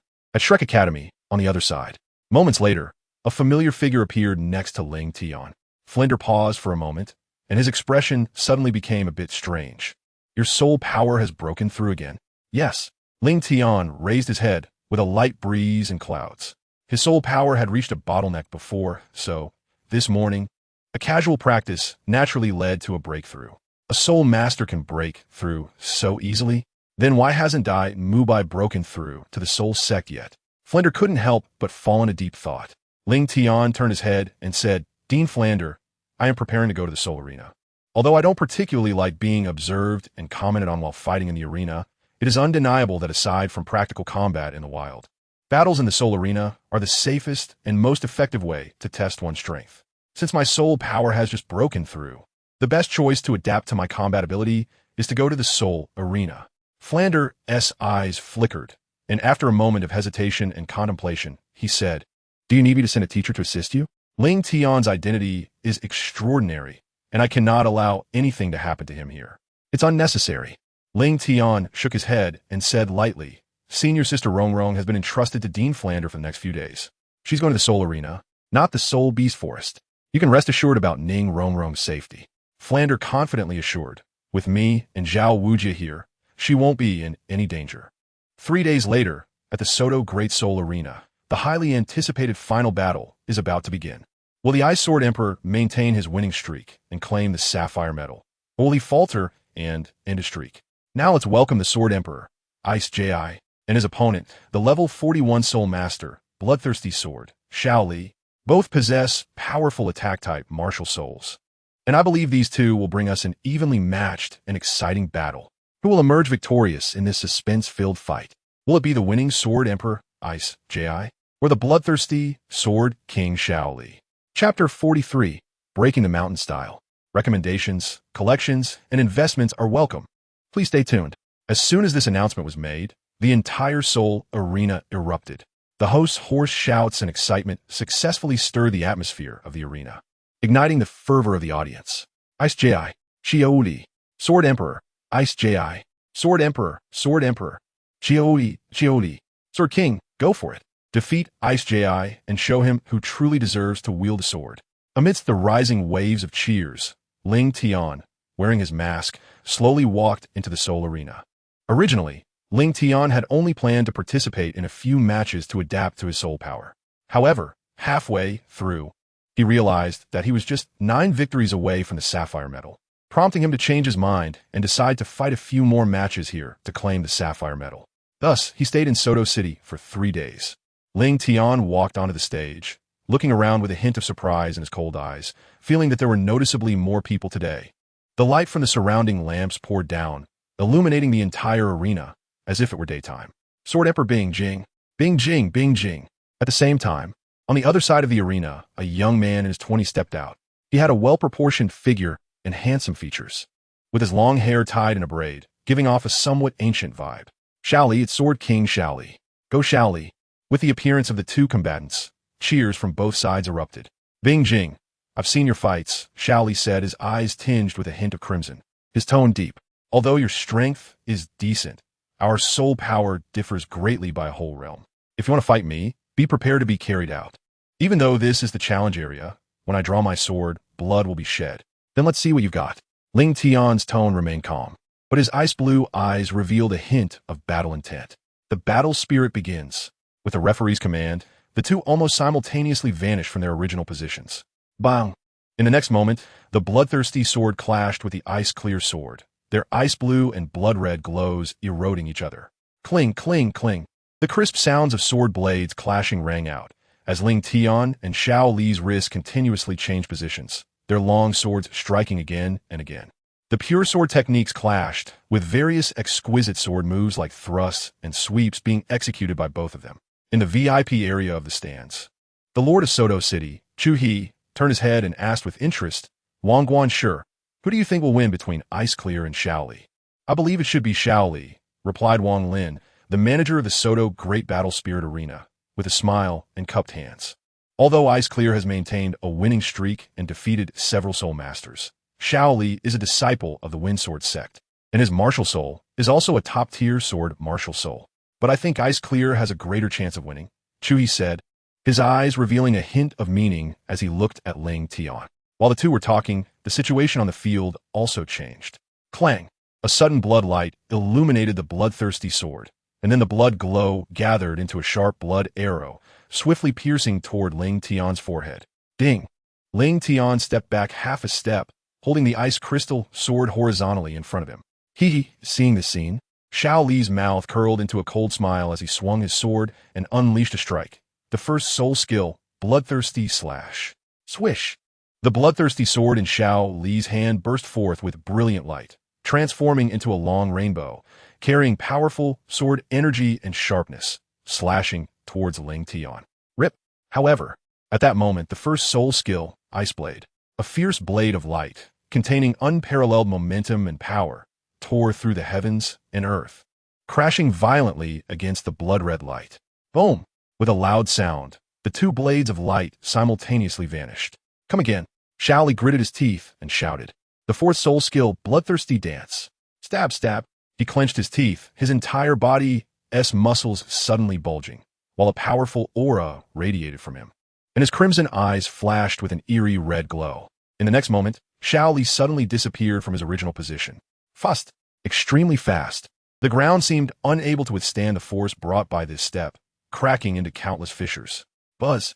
As the space trembled with a hum, a blood-red figure suddenly appeared. By the time the spectators in the stands reacted, the bloodthirsty sword, shrouded in a layer of bloodlight, was already pressed against Ling Tian's chest, about to stab down. Is he going to lose? Is Ice Crystal's winning streak going to be ended by Shaoli in the end? Would the Ice and Snow Sword Emperor not be able to defeat the bloodthirsty Sword King? Just as everyone was discussing and lamenting Ling Tian's impending defeat, the bloodthirsty sword pierced straight into his chest without any pause. Crack! However, it was not the sound of piercing flesh as imagined, but a crisp sound. Indeed, it was crisp, like the sound of a mirror shattering. This is fake. At that moment, Shaoli finally realized something was wrong. His blood-red eyes regained some clarity, and he discovered that in front of him was merely a shattered ice sculpture, with not a trace of Ling Tian's shadow. Thud! Suddenly, Xiao Li's heart trembled, sensing a strong signal of danger. Not good, but just as he prepared to withdraw, the ice sculpture on the verge of shattering actually moved, and the broken ice blocks trapped Xiao Li's arms, preventing him from escaping for a short time. At the same time, a cold voice came from behind. Now it's my turn. Bang!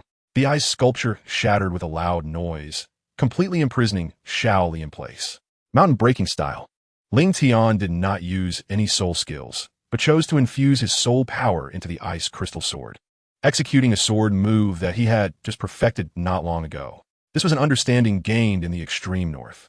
At that time, the Snow Emperor personally used the Emperor Sword from the 3 supreme techniques of the Snow Emperor to cleave a towering snow mountain in front of him, and he comprehended a realm of sword intent different from the 7 killing sword. As time passed, he finally grasped this sword intent and transformed the sword intent from the Emperor Sword into his own unique sword. In the next moment, what is this? It seemed as if a majestic snow mountain appeared before Xiao Li. Before he could react, a sword light, even stronger than before, cleaved the snow mountain apart, firmly locking onto him with an unstoppable sword intent. No, I will not lose. How could I possibly end here? Bloodthirsty slash. At this moment, Xiao Li's eyes turned blood red, and the bloodthirsty sword unleashed streaks of bloodlight. However, under the sword intent capable of splitting mountains, the bloodlight had no effect and was instantly shattered into pieces by the fierce sword light. Splash! Moreover, this fierce sword light continued unabated, slashing toward Xiao Li. Chapter 44. Magnanimous Ling Tian seeks recommendations, collections, and investments. Xiao Li never expected that his attack would be directly broken by Ling Tian's sword, so he had no time to dodge. Puff! The fierce sword light pierced into his body in the blink of an eye, and as the brilliant sword light faded, Xiao Li was already knocked off the arena by the sword intent. Bang! Xiao Li fell heavily onto the protective shield, staining the battle arena with blood. Thus, a dramatic scene unfolded. Xiao Li, who had intended to make Ling Tian stain the arena with blood, was instead left in a pitiful state, bloodied by Ling Tian. Gulp! The referee rubbed his eyes and hurried over, raising Ling Tian's hand, trembling as he announced, I declare the winner of this match is the Ice Crystal Sword Emperor. Total victories, 323, defeats, 0. Sword Emperor, Sword Emperor. The Sapphire Metal, Sword Emperor Ice Crystal. This is the 9th soul sect defeated by the Sword Emperor, isn't it? Truly deserving of the title. I really want to see the style behind his mask. Amid the cheers of the audience, which grew louder, Ling Tian had already left the battle arena. A person in charge of the Soto Great Soul Arena quickly approached Ling Tian and respectfully handed him the medal, saying, Mr. Ice Crystal, this is your sapphire medal. Thank you. Ling Tian nodded and stored the medal in his ring. Mr. Ice Crystal, Wang Lin, who had come down from the VIP area, called out to Ling Tian. He then, with a warm smile and sincere tone, invited, May I ask if you are interested in becoming a contracted soul master for our Soto Great Soul Arena? There is usually not much to do. You would only need to intervene when someone violates the rules of our arena. As you now hold a sapphire medal, we will prepare a generous reward for you. Ling Tian shook his head and said, I'm not interested. Mr. Bingji, wouldn't you consider after hearing our offer? Wang Lin still felt a bit unwilling and continued to ask. No need. I'm very sorry to have disturbed you, Mr. Bingji. Ling Tian ignored the person and stepped away from the Soto Great Soul Arena. Moments later, in the VIP box on the top floor of the Soto Great Soul Arena, Wang Lin smiled bitterly and said with a hint of helplessness, Lord City Master, you guessed correctly. He indeed rejected our invitation. Bingji is not someone we, a small Soto city, can keep. Sitting on the sofa, Chu He's eyes flashed with profound meaning. Wang Lin's mind stirred, and he asked, could it be that he has another identity? Is there a powerful figure behind Beggar? Chu He picked up his teacup and took a sip, sighing as he said, it is said that the forces in Ice Snow City that had ulterior motives were all uprooted in one night by a mysterious powerhouse. And even Soul Saints and Soul Douluos could not stop his advance. One night, Wang Lin's expression turned shocked, nearly pulling at his own beard. So, Chu He suddenly stood up, looking at Wang Lin with deep meaning, and continued, you'd better not have any ulterior motives towards Beggar. Otherwise, even I, the city master, might not be able to protect you. See, city master, what do you mean? I don't understand. Wang Lin's face changed dramatically, but he still pretended to respond calmly. As long as you understand in your heart. Chu He casually shook his head and then strode towards the exit. Crack. Fourth, bring them back to me. Meanwhile, on the streets of Soto City, I want all the candied hawthorns up there. All of them. Ling Tian took out a gold soul coin and raised his head to ask lightly, is there a problem? No, it's all yours. The vendor's eyes lit up, and he quickly handed over the stick of candied hawthorn. This young master is really generous. 1 silver soul coin is equivalent to what he would spend on candied hawthorns for half a year. The rest is for your stall fee. Dressed in a light blue long robe, Ling Tian reached out and picked off a candied hawthorn, then waved his right hand in front of him. The phoenix ring on his finger emitted a blue light, and he collected the remaining candied hawthorns along with the stick. Thank you. Seeing the few extra copper soul coins in front of him, the vendor hurriedly nodded and bowed in gratitude. Just as Ling Tian was eating the candied hawthorn and preparing to leave the city, he saw a familiar figure at the city gate.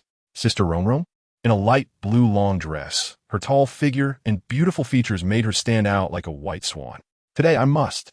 Before Ning Romrom could finish her sentence, a cold voice drifted into her ears. Sister, shouldn't you be at the academy at this time? And master, junior brother? W, what are you doing here?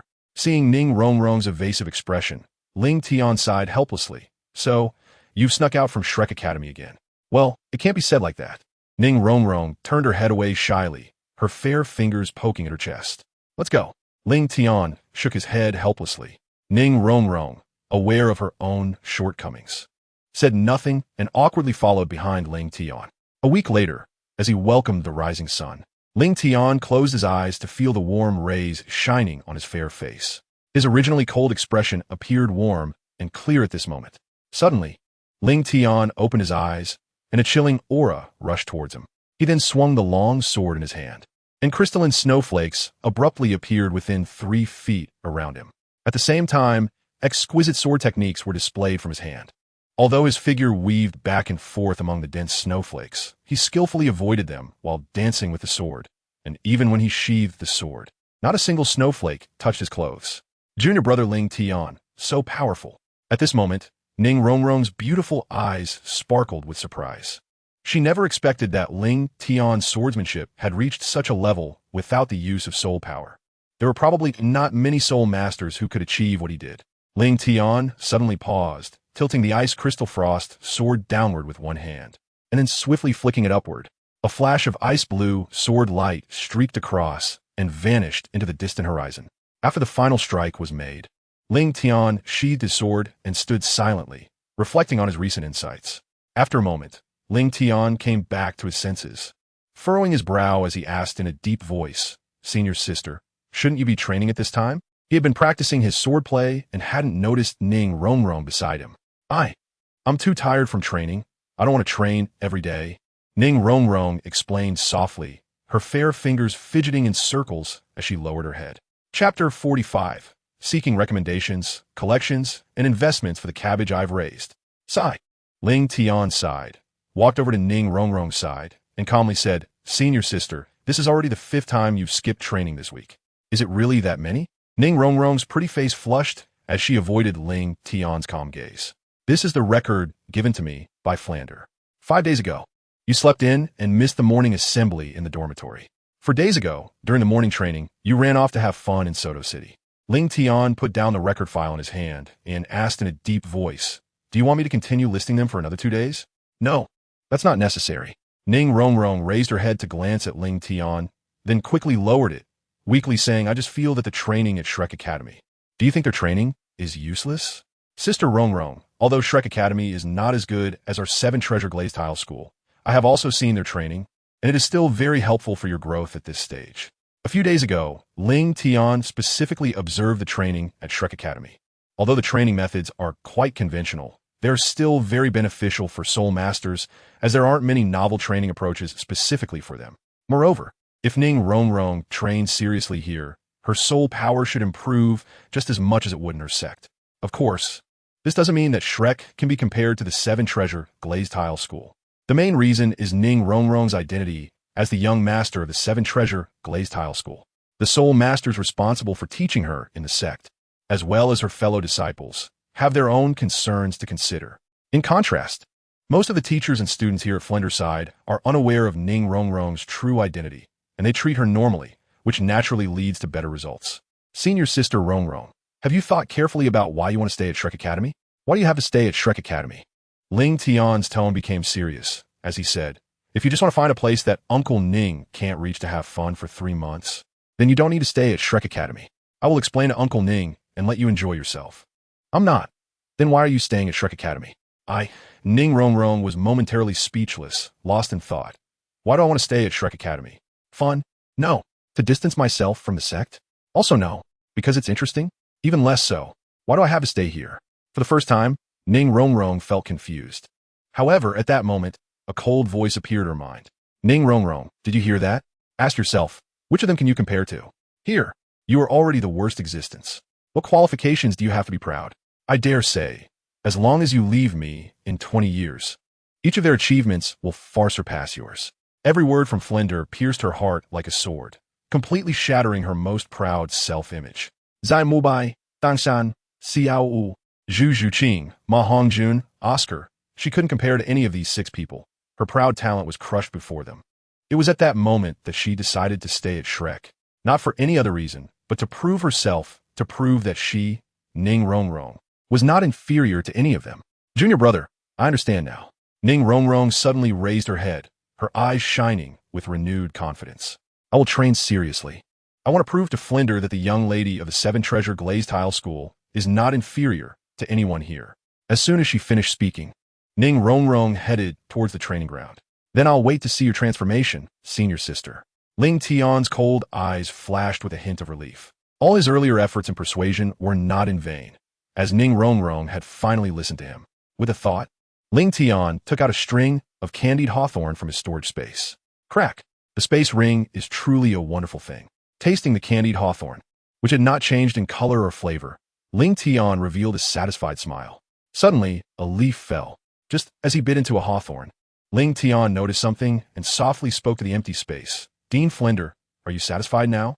Haha, the old man couldn't bear to see Ning Rongrong waste her talent. Flender suddenly appeared in front of Ling Tian, a cunning glint flashing in his eyes. Hee old fox. Ling Tian curled his lips and swallowed the last hawthorn. Swish! With a flick of his wrist, the bamboo skewer was embedded in a nearby tree trunk, which already had quite a few skewers inserted by Ling Tian. Ling Tian clapped his hands and stood up, turning his head to look at Flander, and said lightly, Dean Flander, I want to see my senior sister's progress next. You can rest assured, as long as Ning Rongrong trains seriously, she will definitely make progress, Flander confidently guaranteed, clearly full of faith in his own education. After that, Ning Rongrong also fulfilled her promise, starting to train seriously and no longer thinking about slacking off. Although her soul power had not yet broken through in the short term, at least she was no longer treating training with a playful attitude. Meanwhile, in Heavendoe City, at the Prince's Palace, Xiao Tian received a letter that described some daily trivial matters about Ling Tian, but Qianrenchua's eyes were still filled with joy. Blue sapphire metal. My little Tian is indeed amazing. Candied hawthorn? The little guy's taste hasn't changed at all. Looking at the various matters on the letter, Qianrenchua's smile grew stronger. However, when she saw the repeated mention of Ning Rongrong in the letter, the smile on her face gradually faded, revealing a hint of vigilance in her eyes. It seems I need to hurry and bring the little guy back from the Seven Treasure Glazed Tile School. Qianrenchua put down the letter in her hand, her faint golden eyes gazing at the phoenix ring on her finger, and a heartfelt smile appeared on her lips. Although she felt that Ning Rongrong was not a threat, a sense of crisis still rose in her heart. Ling Tian was the cabbage she had worked hard to raise. How could she let others take him away without even making a move? Although Ning Rongrong seemed not to have started undermining her yet, Qian Rinxue decided to eliminate the possibility from a root. The little guy was hers and would always belong to her. At that moment, hurried footsteps came from outside the door, followed by a figure kneeling halfway outside the room, respectfully saying, "Your Highness, someone from the palace has come to deliver a decree. Please enter the palace as soon as possible." Qian Rinxue collected her thoughts, put away the letter, and said lightly, "Prepare the carriage." Chapter 46 Departure. Seeking recommendations, collections, and investments. A month later, since the last conversation, Ning Rongrong had completely changed her previous attitude towards training. Ling Tian no longer needed to divide his attention on her. Apart from daily cultivation, he occasionally went to the fighting arena to hone his soul skills. The name of Sword Emperor Bing Ji also resounded throughout Soto City, and many soul sects specifically traveled to Soto City just to fight against Ling Tian. As for the Shrek 7 monsters, Ling Tian had no intention of forming a deep relationship with them. At Shrek Academy, Dai Mubai had fully recovered from his injuries and returned to the team half a month ago, perhaps due to Flanders' warning or Ling Tian's intimidation. Dai Mubai had unexpectedly become much more honest, not seeking revenge or provoking Ning Rongrong. However, his demeanor was noticeably darker than before, with a strange aura that made others uncomfortable. Because of Ling Tian, Dai Mubai no longer tried to ease his relationship with Zhu Zhuqing like in the original story, even blaming Zhu Zhuqing for his injuries, which worsened their relationship even more. However, this suited Zhu Zhuqing's wishes. In the early morning, at the Shrek Academy Square, Ning Rongrong, Tang San, Xiao Wu, Zhu Zhuqing, Ma Hongjun, and Dai Mubai had already finished breakfast and were gathering at the square waiting for Oscar. Dai Mubai suddenly spoke, "Fatty, was it enjoyable last night?" Ma Hongjun's eyes lit up, and he lewdly agreed, "Boss Dai, you are too generous. Don't forget your brothers, next time you have such good things." Of course, Dai Mubai smiled proudly, but when he saw Zhu Zhuqing, who still had a cold expression as if unaffected, he returned to his previous gloom. Especially when he glanced at Ning Rongrong, he gritted his teeth. A flash of resentment crossed his eyes, but he quickly returned to his original state, and no one noticed his abnormality. Ding ding ding. The class bell rang. After about a quarter of an hour, Flanders slowly walked in. He scanned the crowd, a slight frown on his face as he looked at Tang San. "Where's Oscar? Is he still sleeping in?" "Here, Oscar's breakthrough in soul power has been postponed by a month for plot reasons. I hope everyone can understand and not take it too seriously." Tang San hurriedly said, "He was still cultivating when I left this morning. Perhaps he fell into meditation and couldn't wake up in time. Sleeping in just a month after school started?" "Tang San, go call him." "Yes." Just as Tang San was about to return to the dormitory, he saw Oscar rushing from the direction of the dormitory. However, there was no panic of being late on his face, but rather filled with excitement. "Oscar, are you planning to run laps again?" Flander glared at him. Oscar quickly shook his head. "No, Dean, let me explain. I broke through. I reached level 30. "What?" Flander's eyes lit up clearly. Good. "Oscar, you didn't disappoint me. You are the second student to reach level 30. I represent the academy to congratulate you." At this moment, even Dai Mubai's expression was no longer gloomy as he walked over to Oscar and patted his shoulder. "Little AO, congratulations. Although you reached level 30 a bit slower than me, as a food system soul master, you're the most outstanding genius I have ever seen." Tang San, Xiao Wu, Ma Hongjun, and Ning Rongrong also came forward to express their congratulations. "All right, since Oscar has broken through to level 30, we will give you all a half-day break today. Tomorrow, Teacher Zhao Waoqi will take you to the Starry Forest to help Oscar hunt for his third spirit ring." Flander looked around at everyone and then said seriously, "This isn't just Oscar's matter. It's also your training. Before encountering a 1,000-year soul beast, Teacher Zhao will not easily intervene. Everything depends on you. All right, now disperse." On the other side, Ling Tian had just returned from the Soto Great Fighting Arena and was taken to the dean's office by Flander. After understanding the situation, Ling Tian decided to go with them to the Starry Forest. There were two reasons. The first was for Ning Rongrong's safety. Due to Xiao Wu's relationship, they would inevitably encounter the Titan giant ape, and now that Dai Mubai and Ning Rongrong had a reconcilable hatred, it was uncertain whether he would have ulterior motives at that time. The second point was for training. The battle between soul beasts and soul masters was different, and after training for so long at the Soto Great Fighting Arena, it was time to enter the Soul Beast Forest to truly test the results of his cultivation. When we set off, tomorrow morning at 6 o'clock, all students will gather at the playground. I will be there. After confirming the time and place, Ling Tian went to find Ning Rongrong and repeatedly reminded her to pay attention to safety and to be cautious of Dai Mubai before he felt relieved and returned to his room. The next morning, after breakfast, the people of Shrek Academy had already gathered at the playground. Zhao Waoqi, this time to the Starry Forest, besides protecting our precious students. You must also pay attention to Ling Tian's safety. Flinder pulled Zhao Wujia aside and seriously advised him. Ling Tian is a disciple of the Seven Treasures Glazed Tile School, the sword Douluo's direct disciple. If anything happens to him, not to mention you, our Shrek Academy won't be safe either. Flinder, don't worry, I have it under control. Zhao Wujia confidently patted his chest and smiled. We are just hunting soul beasts on the outskirts of the Starry Forest. With my soul sage strength, protecting them is more than enough. Flinder rolled his eyes at Zhao Wujia. Don't be careless. We must avoid any accidents. Then Flinder turned to Ling Tian and advised him not to take risks, and if there were any problems, he should find Zhao Wujia, who would help solve any issues. Soon, the group from Shrek Academy set off. Although there were only 9 people in total, they split into 2 teams. Since Ling Tian was not a student of Shrek Academy, he and Zhao Wujia were in one team, while Ning Rongrong, Tang San, Xiao Wu, Dai Mubai, Zhu Zhuqing, Ma Hongjun, and Oscar formed the second team.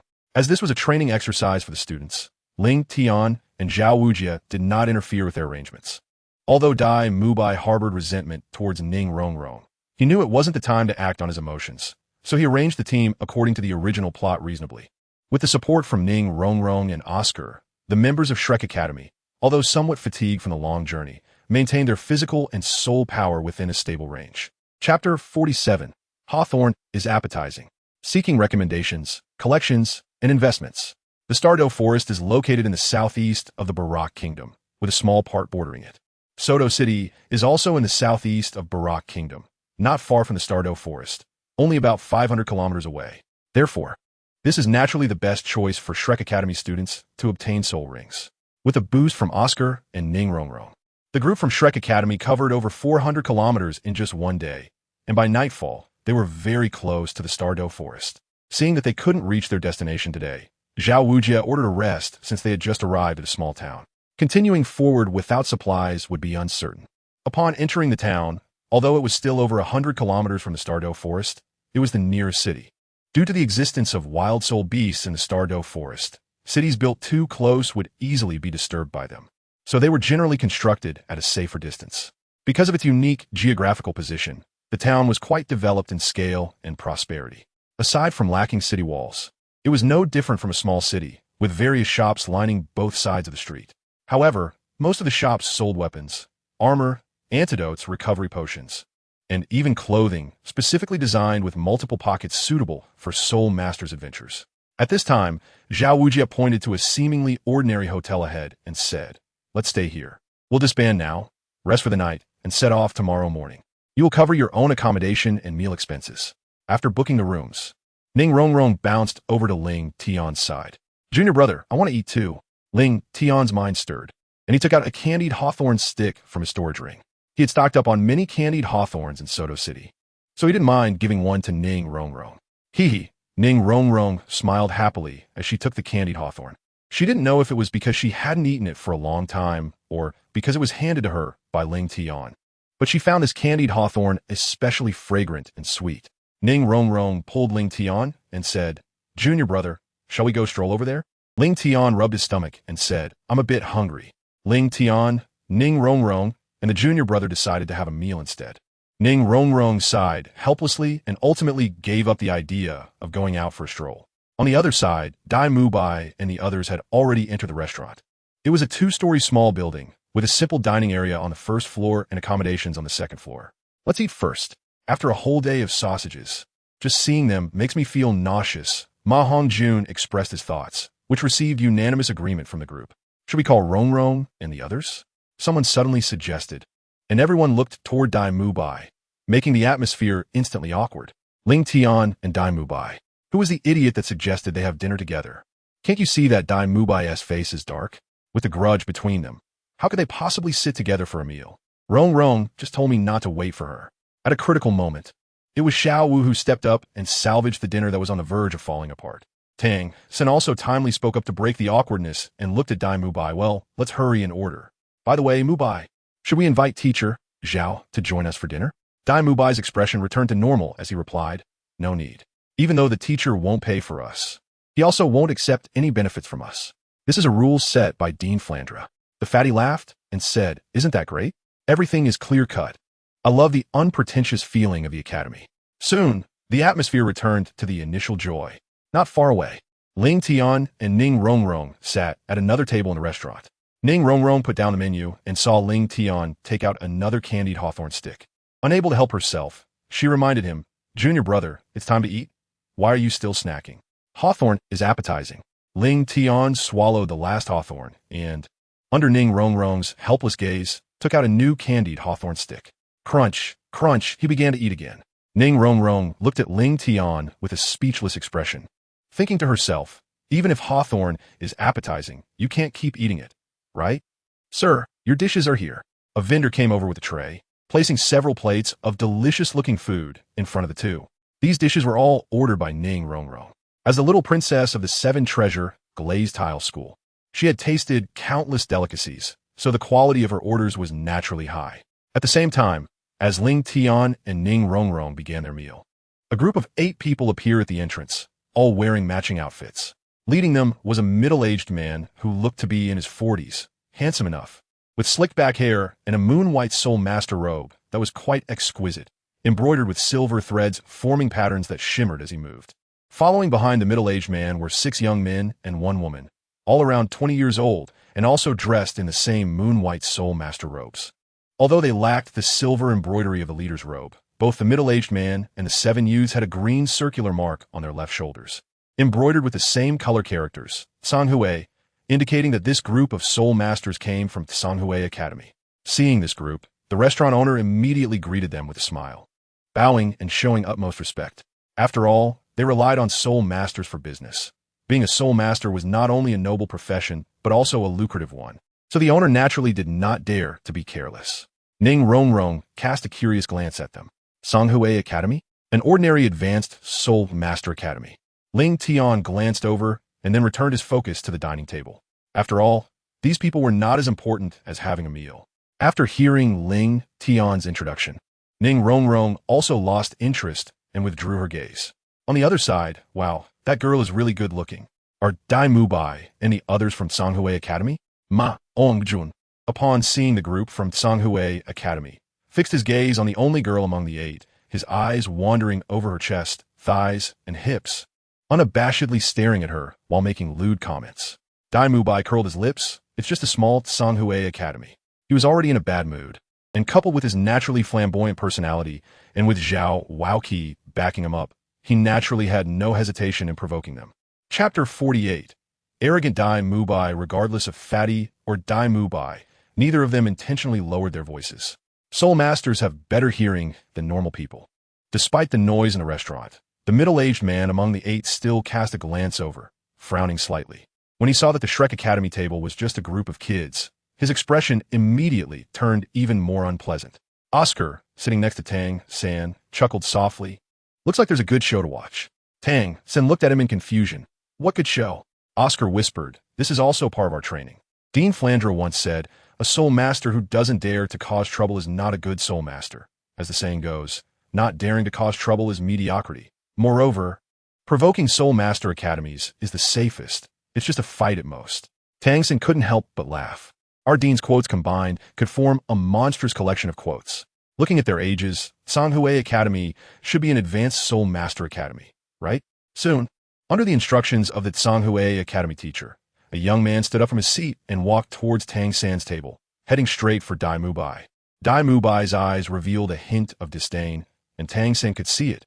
He naturally wouldn't ignore it, but he didn't even glance at the other party. Just then, the waiter happened to bring the first plate of dishes to their table. The youth from Sanghui Academy suddenly quickened his pace, and amidst the waiter's startled cries, he bumped into the waiter, causing the plate to head straight for Dai Mubai's head. "Don't waste food," Tang San said calmly, his left hand shooting out like lightning to steady the waiter's body while his right hand reached out to catch the plate, using the controlling crane catching dragon technique to ensure not a single dish was spilled, lightly placing the plate on the table. At the same time, he had already pulled the waiter aside. The youth from Sanghui Academy was momentarily stunned. due to the waiter's body blocking his view. He didn't see Tang San's actions clearly. However, a sly smile quickly appeared on his face. "I'm so sorry." Saying this, he continued forward, seemingly intending to pass by Dai Mubai, but one of his feet subtly swept sideways, directly kicking the leg of the chair under Dai Mubai. That was just an ordinary wooden chair. If one of its legs were broken, Dai Mubai would naturally not be able to sit steadily. Moreover, the youth's kicking motion was very discreet. His upper body remained still, making it nearly impossible to notice his action unless one paid special attention. Just as the youth kicked out, Dai Mubai moved. Does a tiger have a good temper? The answer is certainly no. Just a moment ago, when Ling Tian and Ning Rongrong were mentioned, Dai Mubai had already been filled with anger. It was just that he couldn't vent it because they were classmates. But now that someone was actively provoking him, how could he let this opportunity slip? With a muffled sound, the youth from Tsanhui Academy felt as if he had kicked an iron plate. His entire calf went numb from the impact. Immediately after, Dai Mubai's palm had already struck out. The youth's face changed drastically as he raised both hands to block Dai Mubai's hand. But little did he know that his hands were completely blown away by the soul power accompanying Dai Mubai's palm. That palm landed solidly on his chest. The youth, whose build was quite tall, was sent flying backward by Dai Mubai's strike, arching his body like a weightless scarecrow, crashing into two tables before flying toward the group from Tsanhui Academy. The middle-aged man from Tsanhui Academy hurriedly stood up, raising both hands to catch the youth's shoulders, bringing him down. The youth's face turned pale, and he spat out a mouthful of blood, looking significantly weakened. "I'm really sorry, I slipped." Dai Mubai straightened his body, using the motion from earlier to stretch, revealing his evil eyes and white tiger essence, his face filled with disdain and arrogance. "You," the youth, now being helped up, pointed at Dai Mubai. Clearly, it was Dai Mubai and the others who provoked them first, yet they still struck out like this, truly thinking that Tsanhui Academy was an easy target. At the same time, the sounds of the scuffle attracted the attention of others. The restaurant erupted into an uproar, and diners near the tables of Shrek Academy and Tsanhui Academy quickly stood up and moved aside to avoid getting caught in the crossfire. However, most people did not leave the restaurant immediately. Instead, they watched the scene with excitement. After all, watching Soul Masters duel usually required going to the Grand Soul Arena, which came with a hefty price.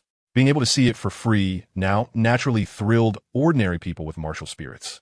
Moreover, Soul Masters frequently appeared in this place. Ning Rongrong put down her chopsticks, surprised. "Junior brother, are Dai Mubai and the others going to fight?" "Looks like it," Tang San replied. Ling Tian glanced with his peripheral vision and responded. Although he couldn't stand Dai Mubai's arrogant demeanor, he wouldn't intervene in this matter. In a world of Douluo continent, where the weak are preyed upon by the strong, there is no right or wrong. Whoever has the bigger fist speaks the truth, and strength is the only thing that matters. Ning Rongrong was somewhat tempted. "Junior brother, do you think we should?" "No." Ling Tian directly rejected Ning Rongrong's proposal without a second thought. Well, with her interest dismissed, Ning Rongrong could only watch the performance of the Shrek group with a sulky expression. Meanwhile, the group from Tsanhui Academy could no longer hold back. The remaining 6 members stood up in unison, glaring angrily at Shrek Academy's table. They wanted to rush over, but were stopped by a middle-aged man. "What academy are you kids from?" "Songdao." "You aren't worthy." As he spoke, Dai Mubai provocatively glanced at the Tsanhui Academy group before returning to his seat. Beside him, Ma Hongjun acted as if nothing had happened.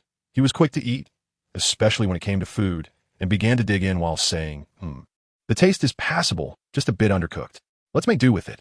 Upon hearing this, the teachers from Tsanhui Academy were completely enraged by Shrek Academy's arrogant attitude. What a bunch of arrogant kids.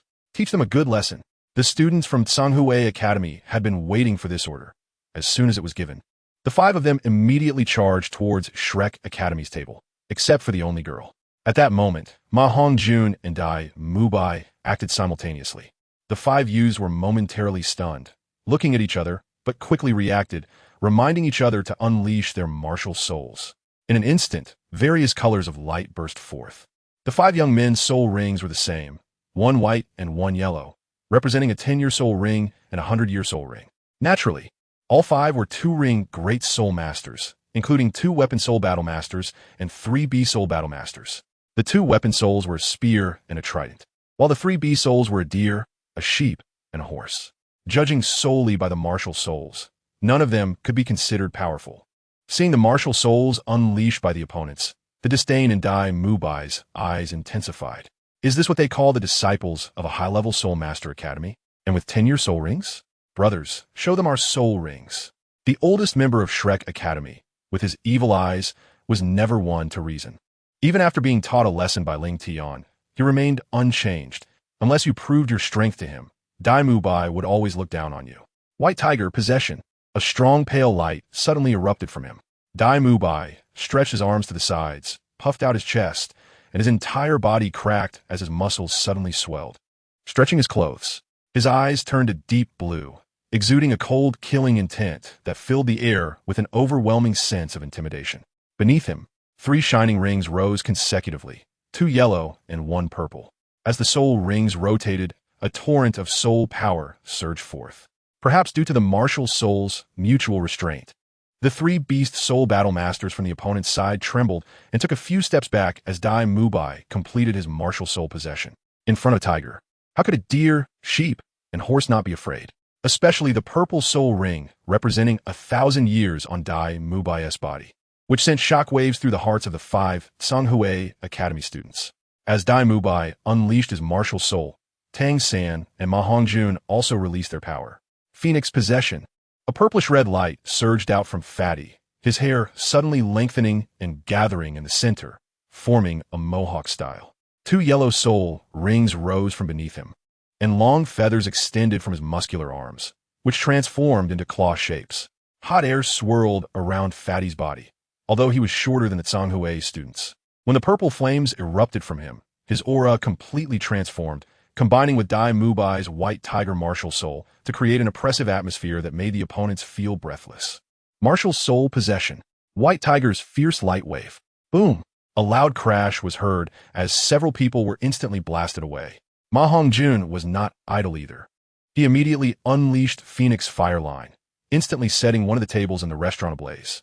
In the midst of the chaos, Dai Mubai glanced sideways and happened to see Ling Tian and Ning Rongrong. His expression suddenly pausing, a flash of unusual color crossed his eyes.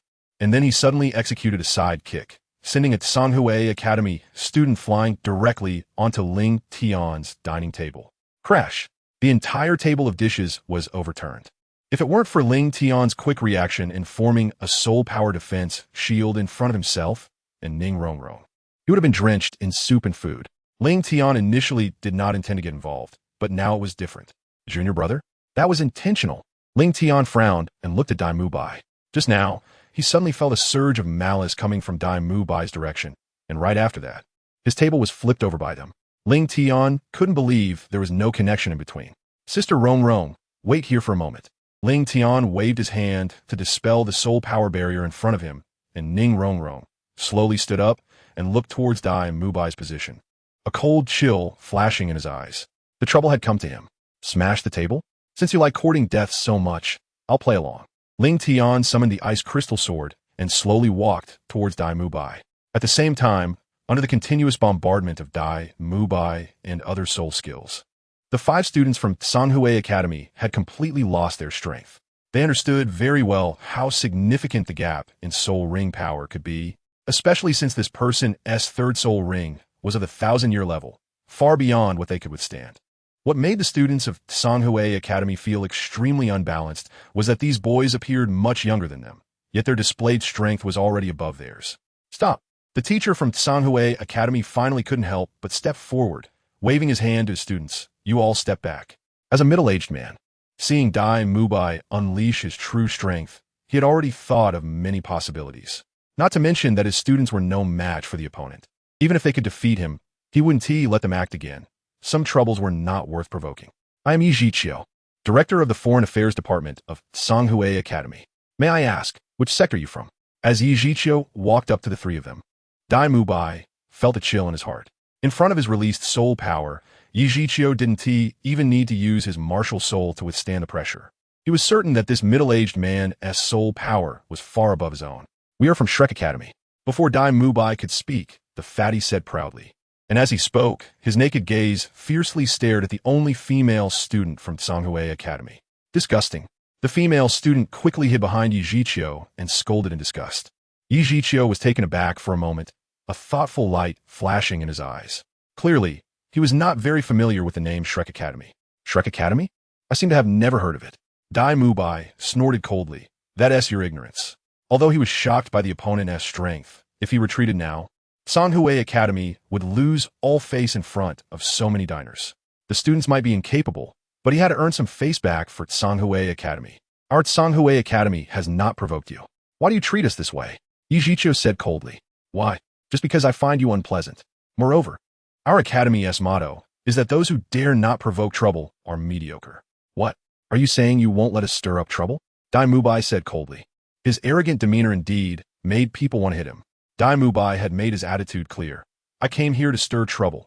What can you do about it? Very well, since you said so, now that you've bullied us, don't blame us for being rude. Thinking of this, Yi Zhiqiu no longer hesitated. A flash of light appeared in his eyes as he also released his martial soul. A circle of black ripples emanated from Yi Zhiqiu's body, forcibly pushing back the aura of Dai Mubai and the fatty. His limbs shrank by 1/3, but a huge back armor had already bulged out. The whole body flickered with black light, and 5 soul rings rose from beneath his feet, hovering above Yi Zhiqiu's body. The 5 soul rings were 1 white, 2 yellow, and 2 purple.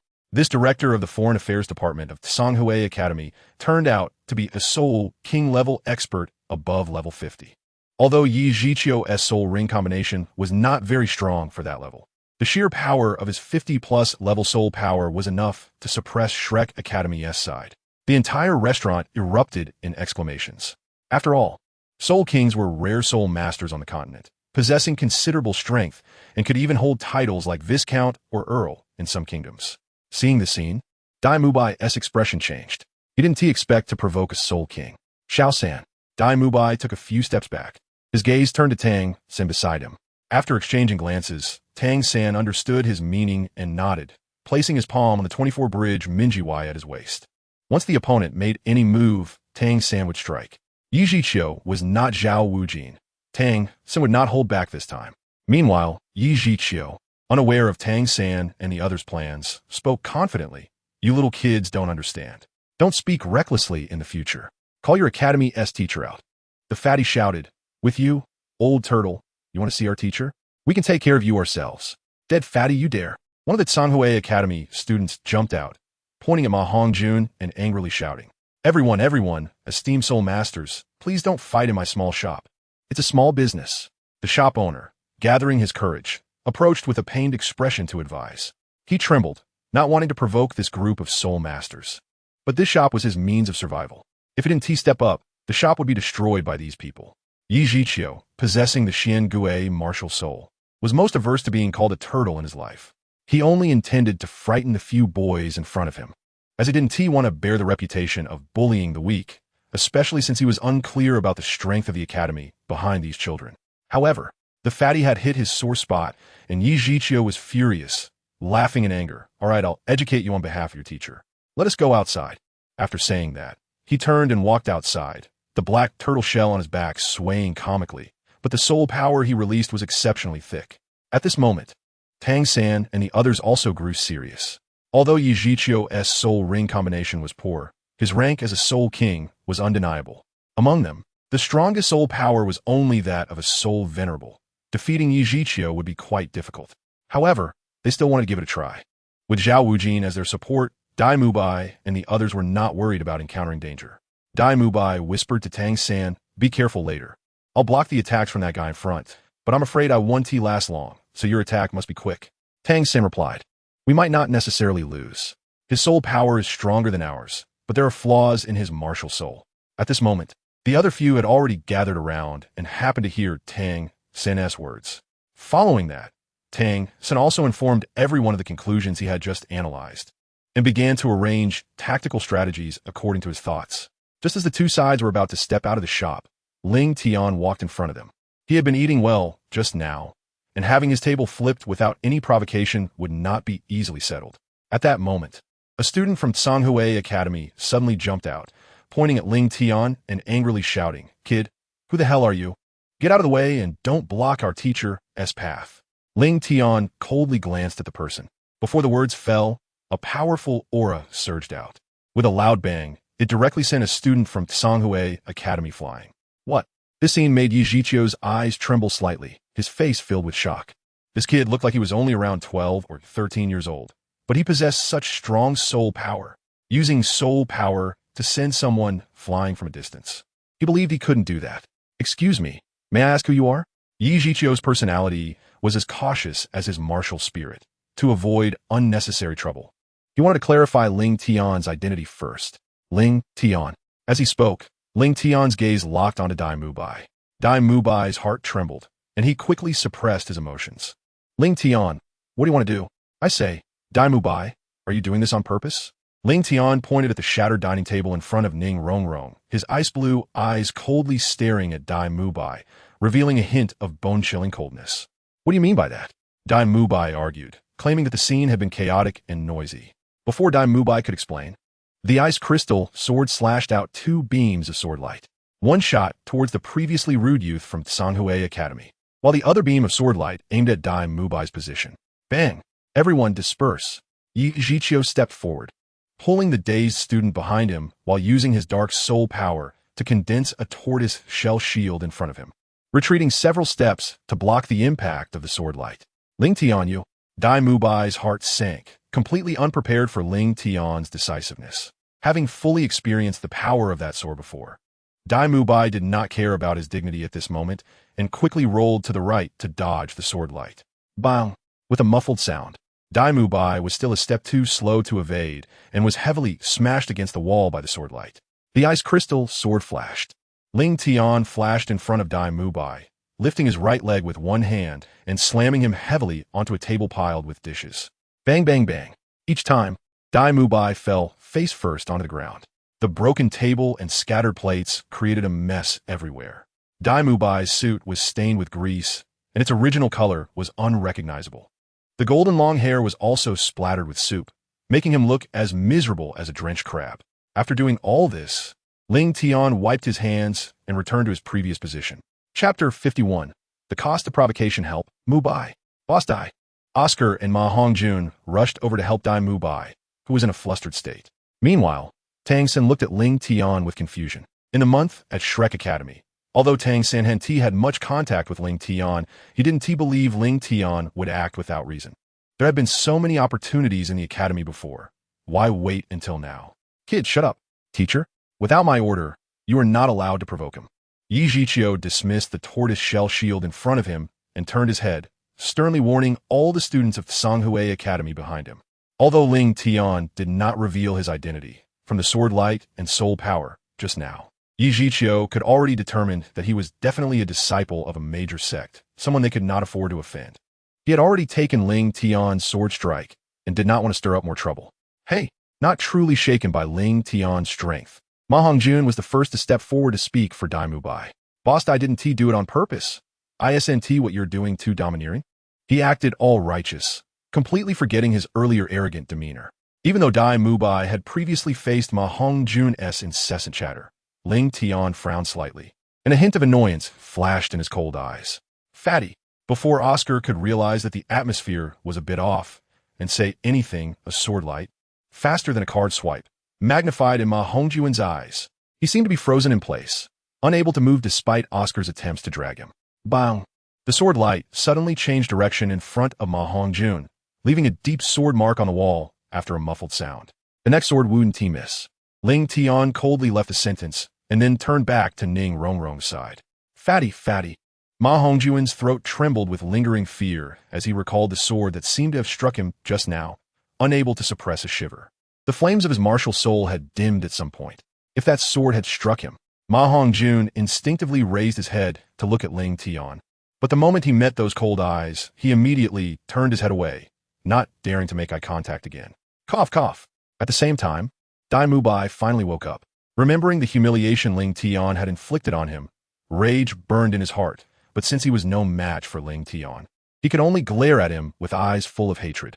Ling Tian, just wait, I will definitely get you," Dai Mubai silently vowed in his heart, the anger igniting the wounds in his chest, causing him to spit out a mouthful of blood.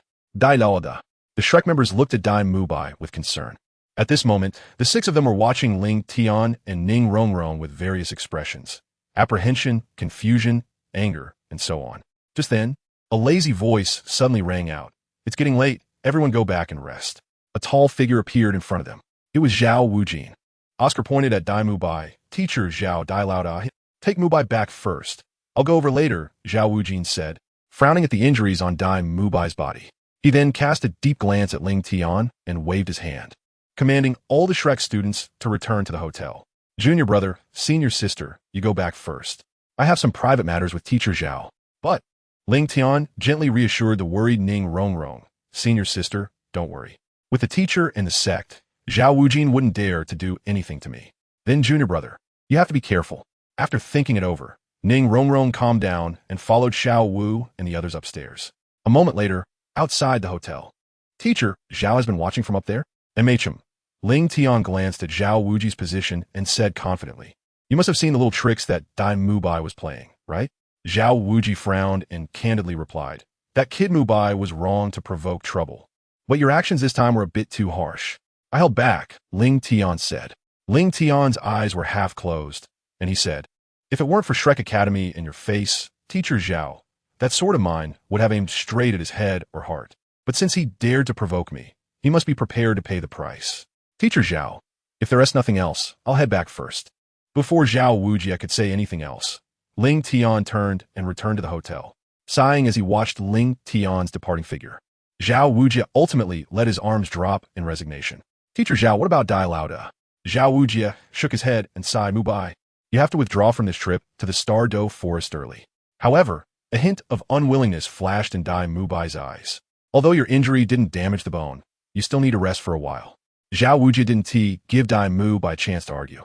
After simply stopping the bleeding, he turned to Oscar and instructed, Lileo, I'm taking Mubai back to the academy now. We should be back by tomorrow noon. Tell everyone that no one is allowed to leave on their own until I return. Understand? Yes. Okay, you take care of Mubai for now, and I'll help you resolve some trouble. Soon, Zhao Wujia took Yijiqiu out and conducted a deep friendly exchange with him in the manner of the Haotian Douluo back then. The feeling of beating someone without using a martial soul was really refreshing. From Yijiqiu, Zhao Wujia found the joy he once had as Haotian Douluo. Finally, after receiving Yijiqiu's assurance, Zhao Wujia confidently took Dai Mubai back to Shrek Academy. Meanwhile, in Ling Tian's room, as expected, he sent it back. Watching Zhao Wujia take Dai Mubai away, a satisfied expression appeared in Ling Tian's eyes. With a thought, he took out a candied hawthorn from the phoenix ring. Such good fortune certainly deserved a celebration with a candied hawthorn. Ling Tian is intentional. In fact, even if Dai Mubai didn't proactively cause trouble today, he would still find a time to incapacitate him before entering the Starry Forest. The Starry Forest is fraught with danger. Ling Tian would never allow Dai Mubai, a soul master who harbors hostility towards him and Ning Rongrong, to enter with him. Right now, he's like a bomb that could explode at any moment. The Starry Forest is fraught with danger, and he is likely to have unnecessary thoughts at that time. Chapter 52, Mysterious Power, Seeking Recommendations, Seeking Collections, Seeking Investments. One night passed without incident. When dawn broke, Oscar conveyed Zhao Wujia's request to everyone in the academy, so at this moment, everyone, including Ling Tian, was having breakfast at the dining table. With Zhao Wuji absent, everyone had plenty of time. Junior brother, while listening to the discussions, Ning Rongrong suddenly thought of something, tugged at Ling Tian's sleeve, and quietly asked, did you deliberately injure Dai Mubai yesterday? Ning Rongrong was taken aback for a moment and quickly asked with concern, then, Teacher Zhao, he didn't trouble you last night, did he? He won't take action against me. Ling Tian shook his head and said, it was Dai Mubai who provoked us first yesterday. I didn't go all out, which is already giving him face. That's good then. Ning Rongrong sighed in relief. For her, as long as Ling Tian didn't suffer any losses, it was fine. Time quickly passed to noon. They were ready to set off. After a long wait, they finally heard a loud voice. The members of Shrek looked up and saw Zhao Wujia standing at the door. After a night and a morning, he had finally rushed back. Yes, Oscar, Tang San, and the others responded in unison. Once they left the small town, the group sped up. They were very close to the Starry Forest, and with everyone pushing forward, they would be able to enter the forest in half an hour at most. Among the group, the most excited was Oscar, who was about to obtain his third spirit ring. He was eager to know what kind of enhancement effect his third spirit ring would bring. The Starry Forest is located directly south of the Heaven Do Empire, spanning two major empires. Due to the abundance of spirit beasts here, It is also the area where the boundary between the two countries is least distinct. According to the map, most of the Starry Forest lies within the territory of the Douluo Empire, although the Heaven Do Empire has never acknowledged this. As one of the three major wild spirit beast habitats, this place is naturally where spirit masters most wish to come, as every visit here signifies a potential breakthrough for them. No one can say how many years the Starry Forest has existed in Douluo continent, but once you step into the forest, the dense canopy that blocks out the sun is enough to tell people of its long existence. Moments later, the group arrived at the entrance of the Starry Forest. The tall trees soared over 20 meters high, and this was just the outermost layer. The dense forest had no visible paths, and the shadows of the trees obscured the true scenery within. Upon reaching the forest, the air became even more comfortable, as if the temperature had dropped a few degrees. The refreshing scent, mixed with the aroma of damp earth, continuously stimulated everyone's sense of smell. Stop! Zhao Wujia paused, his expression serious as he scanned the group. Listen carefully. The Starry Forest is not a place where magical beasts are domesticated by the country. The magical beasts inside are extremely dangerous, and you may face attacks from beasts that are 1,000 or even 10,000 years old at any time. Therefore, once we enter the forest, none of you are allowed to stray more than 20 meters from my side. Ning Rongrong, Oscar, you two must stay close to me. Without my command, no one is allowed to attack spirit beasts recklessly. Do you understand? Ning Rongrong and Oscar nodded, their expressions serious. Understood. Following that, Oscar began to softly chant a spell, gathering his spirit power in his palms, and sausages and cured sausages continuously appeared. He handed each person a sausage and a cured sausage, saying, "My sausages can maintain their vitality in the air for 12 hours, meaning that if you eat them within 12 hours, they will be effective." The sausages have restorative properties and can also stave off hunger, while the main function of the cured sausages is to detoxify. Everyone carefully accepted them and stored them away. They understood that Oscar was worried they wouldn't have time to get the sausages in a crisis, so he gave them some in advance. Ling Tian did not refuse Oscar's soul power sausages. Although his incantation sounded awkward, it was undeniable that the quality of these sausages was excellent and had a significant effect on restoring the soul power of soul masters. Due to the continuous release of soul power, Oscar's face turned a bit pale, but fortunately, his beard covered it up, making it less noticeable. The sausages he conjured had a great effect on others, but only 1/3 of that effect on himself, which basically balanced out the consumption of soul power. Therefore, after using his soul power, he could only recover it through meditation. Of course, the sausage's ability to satisfy hunger was also useful to him. Zhao Wujia looked around at everyone and saw that the 7 young ones were ready, and with a wave of his hand, he said, "Let's go." This time, Zhao Wujia chose to let Ling Tian and Tang Sen take the lead, while he personally brought up the rear, and everyone took their first step into the Starry Forest. Once they entered the Starry Forest, the most excited one was Xiao Wu.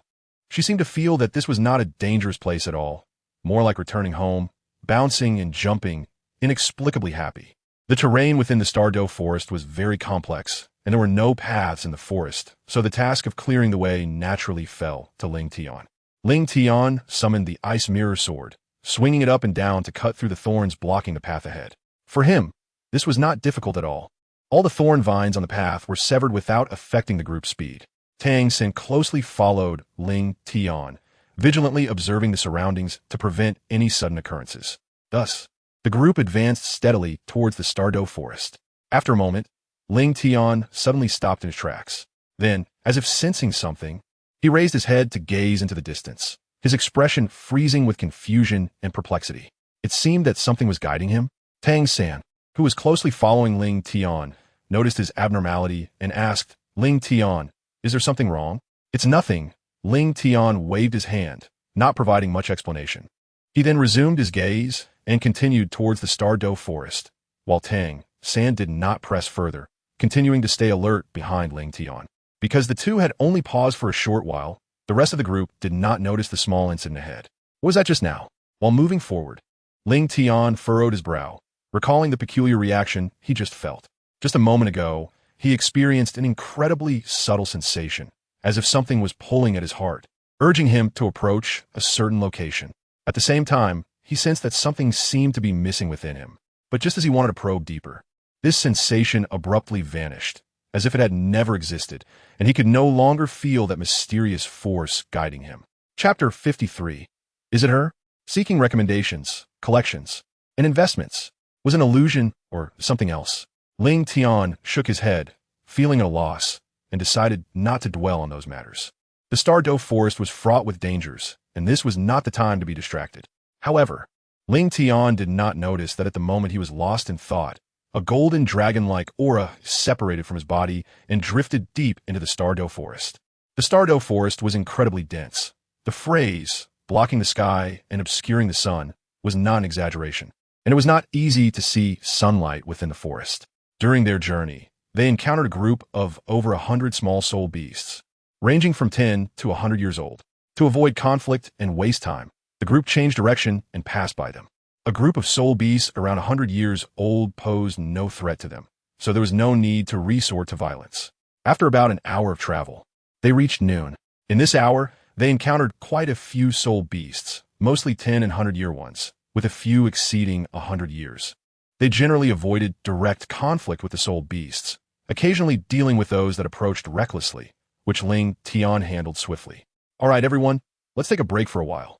Zhao Wujia's voice relaxed the tense group. Zero and Tang cleared a circle of thorns around them, creating an open space of nearly 100 square meters. The group sat against the trees, taking a moment to rest. Oscar naturally contributed his sausages, and at this moment, everyone was too preoccupied to care about the taste. They ate Oscar's sausages and drank from their water supplies, resting temporarily. Zhao Wujia's order was to rest for an hour. They were still on the outskirts of the Starry Forest, where high-level soul beasts were not common, making it relatively safe. Their goal was to help Oscar hunt a suitable 1,000-year soul beast, which required them to delve deeper. The further they went in, the more dangerous it became, and the resting time would become more valuable. Therefore, adjusting to their best state in a relatively safe area was essential. Night fell. The twinkling stars flickered in the night sky as Ling Tian lay on the grass, his hands supporting his head, gazing up at the beautiful night sky. Ning Rongrong appeared by his side at some point. Seeing Ling Tian lying on the grass, she imitated him and lay down beside him. "Junior brother, I'm tired. Then let's find a place to lie down." Before he could finish, Ning Rongrong suddenly grabbed Ling Tian's arm and gently rested her little head on it, a mischievous glint flashing in her eyes. "Senior sister. You can't lean against the tree." Ning Rongrong blinked her eyes and turned her head, smiling mischievously. "Hee. I can't? Thank you, junior brother, just for a little while, just a little while." Ling Tian helplessly rolled his eyes at Ning Rongrong, but ultimately did not push her away. This girl was indeed exhausted. Although Oscar sausages could restore soul power, they couldn't make up for physical fatigue. "Junior brother. Junior brother, you are as dazzling as the bright moon in the sky. When I first saw you on Sword Peak, I was drawn to you." Ning Rongrong looked at the twinkling stars in the sky and said softly, "However, back at the sect, I always thought we were just senior and junior siblings. I was only a little interested in you until the Soto Great Soul Arena, when I realized that this interest was actually love." At this point, Ning Rongrong turned her head away, a faint blush rising on her delicate face, not daring to look at Ling Tian, her heart racing like a little deer. "I've hinted so clearly. Does junior brother understand?" The little witch was indeed the little witch. After confronting her feelings, she directly laid bare her emotions under the moonlight. "Junior brother?" However, after waiting for a long time, she received no response. Just when Ning Rongrong couldn't wait any longer and turned her head, she happened to see that Ling Tian had already fallen asleep, letting out soft snores from his nose. Stinky junior brother." The shy Ning Rongrong turned her head away, and the originally romantic atmosphere was disrupted. At the same time, her heart relaxed, but soon after, a sense of disappointment followed. Was Ling Tian really asleep? Or was he pretending to be asleep, not wanting to answer her question? Lost in thought, she also felt tired and slowly closed her eyes to sleep. At that moment, Ling Tian, who had originally been asleep beside her, suddenly opened his eyes, his cold gaze now complexly looking at Ning Rongrong. Ling Tian was pretending to be asleep. In his eyes, Ning Rongrong was merely his senior sister from beginning to end, and he had no other feelings for her. With a sigh, Ling Tian made up his mind. After this adventure in the Starry Forest, he must leave this place. Ning Rongrong was a good girl, but he had no feelings for her. For some unknown reason, a vague figure had appeared in Ling Tian's heart, although he did not know who this person was. They captivated all of Ling Tian's thoughts, leaving him unable to feel any other emotions. Could it be him? At the same time, another completely different figure appeared in Ling Tian's mind. Could it be? How is that possible? looking at the ring on his right hand. Ling Tian couldn't help but show a bitter smile, then shook his head, driving these unrealistic thoughts from his mind. It shouldn't be, right? He had never seen her. How could it be her? On the other side, Xiaowu was also leaning against Tang San, but since entering the Starry Forest, her emotions seemed a bit off. No matter how much Tang San inquired, Xiaowu always insisted she was fine. As for Zhu Zhuqing, she was practicing alone against a tree trunk, with no intention of communicating with anyone. However, her gaze occasionally glanced towards Ling Tian. Watching Ning Rongrong, who was lightly dozing against his arm, Zhu Zhuqing's eyes gradually dimmed. Not knowing what she was thinking, deep in the life lake of the Starry Forest, a faint golden thread entered a strange space deep within the life lake, and a silvery figure suddenly opened its eyes. Is he the hope for the revival of soul beasts? After a moment of silence, the silvery figure's voice rang out again. Diyun, Master. A black figure appeared, kneeling on one knee. It was a dignified middle-aged man with golden pupils radiating an indescribable majesty, and a strand of golden hair among his black long hair. It was none other than the king of the golden-eyed black dragon, the beast god Diyun, the leader of the 10 fierce beasts. With Diyun present and calling him master, the identity of this silvery figure was naturally self-evident. It was the current master of soul beasts, the Silver Dragon King, the incarnation of half of the dragon god. Chapter 54. The silvery figure sighed. He has returned. Diyun paused, his golden eyes revealing a hint of confusion. However, the figure did not explain further, simply waving a hand to inject a stream of light into Diyun's body. My power will guide you to the specific location. Find that person who can resonate, and bring him here. Resonate? Diyun's heart trembled as he suddenly remembered something, and a storm surged within him, leaving him momentarily stunned. The only one who could resonate with the master's energy within his knowledge was the other half of the dragon god's incarnation, the Golden Dragon King. But in his memory, the Golden Dragon King had been suppressed by the despicable people of the divine realm since the fall of the dragon god. How could he be in the Starry Forest? This news left Diyun, who had once been a member of the dragon god's guard and experienced that battle firsthand, utterly shocked. Diyun, the silvery figure called out heavily, expressing some dissatisfaction at Diyun's days and delay in executing his task. Diyun immediately regained his senses, bowed respectfully, and then transformed into a cloud of black smoke, disappearing from this space. IceGod is your choice. An ethereal voice echoed in the space as the silvery figure turned, revealing his deep purple eyes. Just as everyone was resting for about half an hour, suddenly, Ling Tian abruptly stood up, and at the same time, Tang San and Zhao Wujia also directed their gazes toward a certain direction. Zhao Wujia shouted loudly, "Everyone get up! Something is approaching." Almost simultaneously, Ling Tian immediately stood up, shielding Ning Rongrong behind him, and moved towards Zhao Wujia's position along with the others, summoning their respective martial souls, including Zhao Wujia. Zhu Zhuqing, see what it is, Zhao Wujia ordered in a low voice. Upon hearing this, Zhu Zhuqing remained silent, quietly taking off, her claws shooting out as she swiftly climbed a nearby large tree to look in the direction of the sound. Cats have excellent vision, even at night, let alone in the bright midday sun. It seems to be a flying snake, but it isn't flying very high, only about 3 meters off the ground. It had a fleshy crown on its head, which appeared larger than its head and was as red as blood. Its tail was quite unique, shaped like a fan.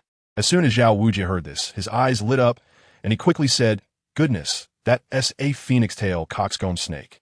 This kind of soul beast is quite rare. The fleshy crown on its head has many wonderful uses. Oscar, you're in luck.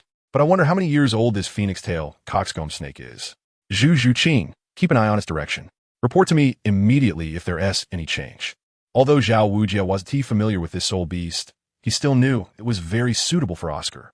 At the same time, upon hearing the type of soul beast, Ling Tian's usually calm eyes showed a rare hint of surprise. They had already spent a morning, yet they still encountered a phoenix tail coxcomb snake. He just wondered if this was the same one from the original story. Junior brother, is there anything special about that soul beast? Ning Rongrong seemed to forget the earlier awkwardness, her beautiful eyes showing some curiosity, as Zhao Laosher appeared to be very happy. The phoenix tail coxcomb snake is non-venomous and is a rare, powerful non-venomous snake. Although its method of attack is quite singular, it is extremely fast, and its crown stores various nutrients, which can give it a burst of speed in times of crisis. Ling Tian paused for a moment and continued. If he absorbs this soul ring, his next martial soul will likely provide him with speed-type soul skills. Whether it's assisting in speed enhancement or adding speed to oneself, both are good choices. Ning Rongrong blinked her beautiful eyes. Speed-type soul skills? That sounds pretty good. While Ling Tian and Ning Rongrong were talking, Tang Xin had already arranged a strategy with Zhao Wujin. Using blue silver grass to create a cage, they successfully captured the phoenix-tailed coxcomb snake. We did it! Everyone cheered excitedly at the same time. Oscar's joy was indescribable when he saw Zhao Wujin holding the phoenix-tailed coxcomb snake. After all, he was only 13 or 14 years old, and his face was filled with excitement and thrill. Xiao Wu stood beside Tang San with her head down, her big eyes full of reluctance. Do we really have to hunt the soul beast? Tang San sighed lightly and said, survival of the fittest is the law of nature. If this snake is stronger than us, do you think it would let go of the food right in front of it? Xiao Wu didn't say anything more, but she kept her head down, her face still a bit pale. Zhao Wujin took out a short dagger from his waist and handed it to Oscar. Time is of the essence. Let's get to it. If you stab it right under its crest, you can pierce its brain, and this soul ring will be yours. Oscar excitedly took the dagger, and at that moment, the 1,000-year-soul beast in front of him seemed like a lamb ready for slaughter. His third soul skill was about to be within reach, and he was so excited that his hands were trembling, just as Oscar was about to stab with the dagger. Suddenly, a hoarse shout rang out, "Stop!" Immediately after, two figures sprang out from the direction the phoenix-tailed coxcomb snake had come from, appearing in front of everyone. These two were an old woman and a young girl, both female, with 6 soul rings and a snake-headed staff, along with the girl beside her. Their identities were already quite clear. The snake lady Tianxiang and her granddaughter Mangaran. They're here. Ling Tianyin flashed a look of contemplation, realizing that it really was them. Although it was already a morning later than the original plot, they still encountered the inertia of the storyline. Or perhaps it was the will of the world, or something like a correction. Meanwhile, Zhao Wujia and Chao Tianxiang also began their negotiations. Ling Tian did not participate, so in the end, it was still decided according to the original plot, with Tang San and Meng Yiran's battle determining the ownership of this soul ring. The phoenix-tailed chicken-crowned snake was also won by Tang San. Finally, Oscar successfully absorbed his third soul ring, which, like in the original work, was a mushroom intestine that allowed him to fly at the speed of the phoenix-tail chicken-crowned snake for 1 minute. At this moment, Tang San fortuitously broke through to the Soul Master level. He intended to quickly take everyone back to avoid Zhao Wujia from Meng Shu, but upon seeing the situation, they could only continue to stay in the Starry Forest to find a suitable soul ring for Tang San. Chapter 55, Titan Giant Ape. Seeking recommendations, seeking collections, seeking investments. However, it was getting dark now, making it unsuitable to search for soul beasts. So Zhao Wujia decided to rest in the forest for the night and continue searching for soul beasts the next morning. However, Zhao Wujia did not let everyone rest in place, as he feared that Long Gone would appear and come back with Snake Granny. Although the possibility was small, it was still something to be cautious about. That night, he led the 7 Shrek Academy students to walk about 10 miles in another direction. And after covering up all traces, they finally set up camp. Fortunately, no strangers appeared, and the night passed without incident. After a night of rest, everyone's energy had returned to its best state. The next morning, they began the process of continuing to search for soul beasts, but this time, it was Tang San who acquired the soul beast, not Oscar. Tang San was different from Oscar. He had a clear target for the soul beast he needed to hunt for his third soul ring, which were all common 1,000-year soul beasts.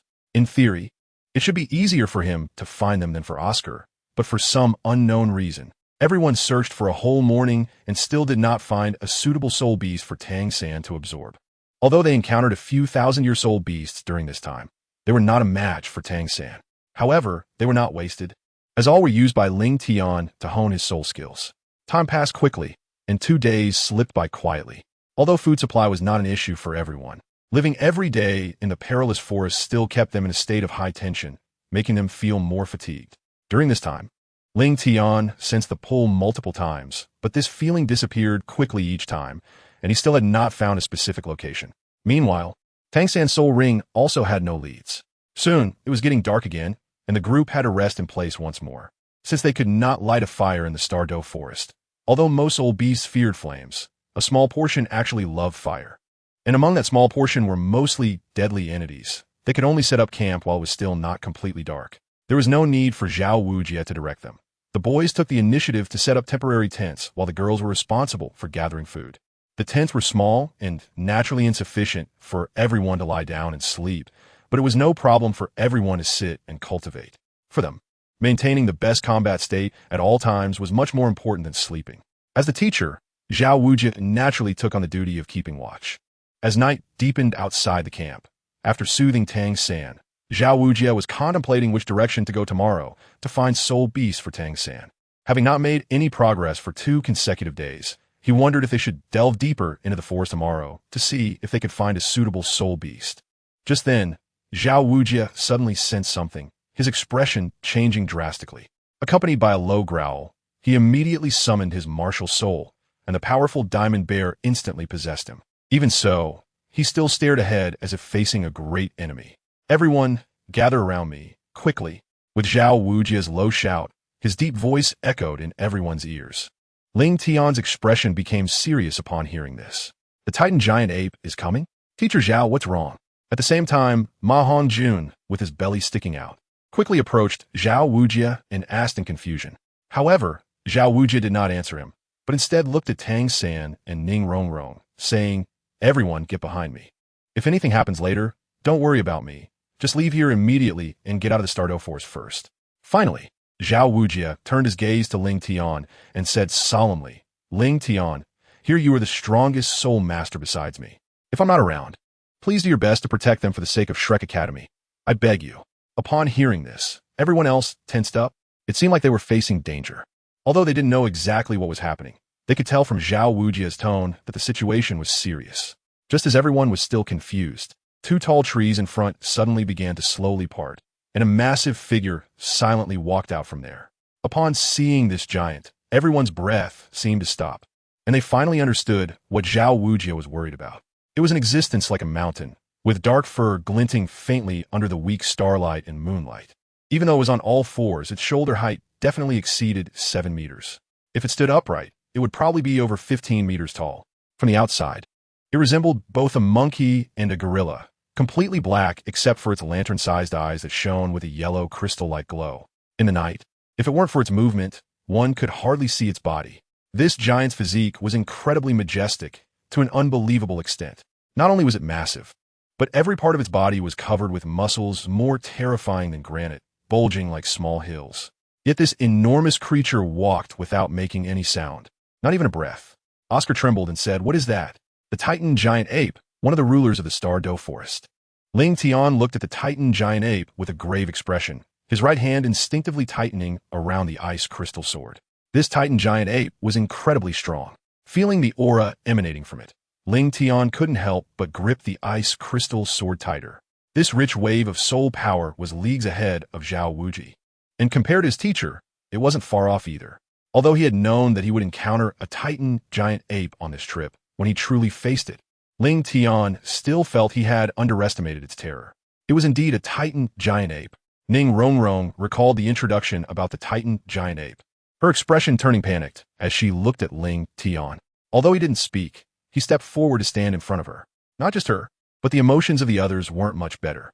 The appearance of a Titan giant ape in any soul beast forest was undoubtedly that of a ruler. No soul beast dared to offend it, as the consequence would surely be death. Even a Titan giant ape of just 1,000 years could contend with other 10,000-year soul beasts. They possessed unparalleled strength and speed, with almost no flaws in attack or defense, and most terrifyingly, they could unleash skills akin to soul techniques. No one knew the true skills of the Titan giant ape, as those who had seen these skills were long dead. Chapter 56. Ling Tian's Tactics. Seeking recommendations, collections, and investments. Although it was also a 10,000-year soul beast, the strength was vastly different. This was a matter of inherent attributes. The Titan giant ape was clearly one of the few soul beasts standing at the pinnacle of the pyramid among all soul beasts, and the terror it brought was the nightmare of nearly all soul masters. Countless soul masters had once coveted the Titan giant ape's power, hoping to kill it for their own spirit ring, but all who had such thoughts and attempted to realize them had vanished from this world. Among the known soul masters, it seemed only one person had ever hunted a Titan giant ape, and that person was the only one. The Titan giant ape was not only powerful, but it also possessed intelligence comparable to humans. In the forest, it was the absolute king. At this moment, Zhao Wujie's body trembled uncontrollably. He could hardly believe that a creature that should exist in the core of the Starry Forest, the king of soul beasts, would appear here. Respected king of the forest, we mean no offense. If this is your territory, we are willing to leave immediately, Zhao Wuji said solemnly. He knew that the Titan giant ape could understand human speech, especially this particularly strong Titan giant ape, which clearly had a cultivation level exceeding 10,000 years. He couldn't think of any soul beast that could be stronger than the one before him. The Titan giant ape ignored Zhao Wuji's words and made a simple movement that made everyone's hearts leap into their throats because it took a step forward. Although it was just one step, its massive body had already closed the distance to Shrek Academy's group. Zhao Wuji's mind was racing, and most frequent thought was just 3 words. What to do? Yes, what should he do now? Although Zhao Wuji was confident in his strength, he clearly understood that the terror of the Titan giant ape was absolutely greater than that of the dragon and snake couple. He would rather face a tidal Douluo than confront such a king of soul beasts. Everyone knew that the rampant killing of soul beasts by soul masters had filled all soul beasts with hatred for humans, and this king of soul beasts would be no exception. In front of it, Zhao Wuji realized that he couldn't even protect himself, let alone safeguard the others. However, at this moment, how could he possibly back down? Gritting his teeth, Zhao Wuji said, "I will hold it off. You all quickly eat Oscar's mushroom sausage and leave here. I'm afraid I can't last much longer. You must move quickly." After saying this, Zhao Wuji took a deep breath, and the 7 soul rings around him shone brightly as he charged towards the Titan giant ape. The first, second, third, and fourth soul rings all lit up simultaneously. Facing such a formidable opponent, the unmoving king directly unleashed 4 of his 7 soul skills. The brilliance of the 4 soul rings was dazzling. The unmoving king was enveloped in a protective aura, and gravity control was fully activated, centered around Zhao Wuji, to restrict the Titan giant ape's movements as much as possible. At the same time, he swung his hands. The great strength diamond palm was fully activated, and a powerful wave of energy was suddenly released. Zhao Wuji leaped into the air, using a towering tree for leverage, swinging his hands without holding back any soul power, charging directly at the Titan giant ape. At this moment, he had made a decision. No matter what, he had to protect the children behind him, even if it meant dying here. The 7 treasures have a name. The first is strength. The 7 treasures have a name. The second is speed. 2 beams of light that ignored level enhancement fell upon Zhao Wuji, immediately raising his displayed strength to nearly level 80 of a soul Douluo, which was the might of the world's #1 auxiliary martial soul, the 7 treasures glazed tower. At the same time, the other members of Shrek Academy also activated their respective soul skills, attempting to provide remote support for Zhao Wuji. Tang San controlled strands of blue-silver grass to burst forth from the ground, his eyes radiating a faint purple glow as he observed for weaknesses in the Titan giant ape, while his jade-colored hand gripped several dragon beard needles. Ma Hongjun simultaneously activated 2 soul skills, enhancing the attack properties of the Phoenix Fire line with a fiery phoenix, spitting out a line of fire towards the Titan giant ape. However, to the high attack and high defense Titan giant ape, the attacks from Ma Hongjun and Tang San felt like mere tickles. They not only failed to hinder its movement, but also provoked its ferocity. Bang! The Titan giant ape stomped its right foot down hard, instantly cracking the ground beneath with wide fissures. Seizing the opportunity, while Zhao Wuji was unsteady, it struck, sending Zhao Wuji flying with a single blow. It then looked around, seemingly searching for something. When it spotted Zhao Wu, a subtle glimmer of joy appeared in its blood-red eyes, and it charged towards the direction of the group. Bang! Bang! Bang! The heavy footsteps caused the ground to tremble continuously, and everyone's mood grew increasingly heavy. Ling Tian's expression was serious as he commanded, "Use long-range soul skills to continue restraining it and wait for teacher Zhao Wuji's support. Rong, you are responsible for providing assistance. Right now, there is no one restraining the Titan giant ape, and running around at this time makes it easy for it to target us." Although Ling Tian knew the purpose of the Titan giant ape's visit, he couldn't guarantee that it wouldn't resort to killing, as humans were no different from soul beasts in its eyes. Therefore, the best approach now is to restrain it and wait for Zhao Wuji to arrive before looking for an opportunity to leave. Extreme Cold Ice Blade, Blue Silver Grass Entangle, Phoenix Ray. 7 treasures have a name. The first is strength. The second is speed.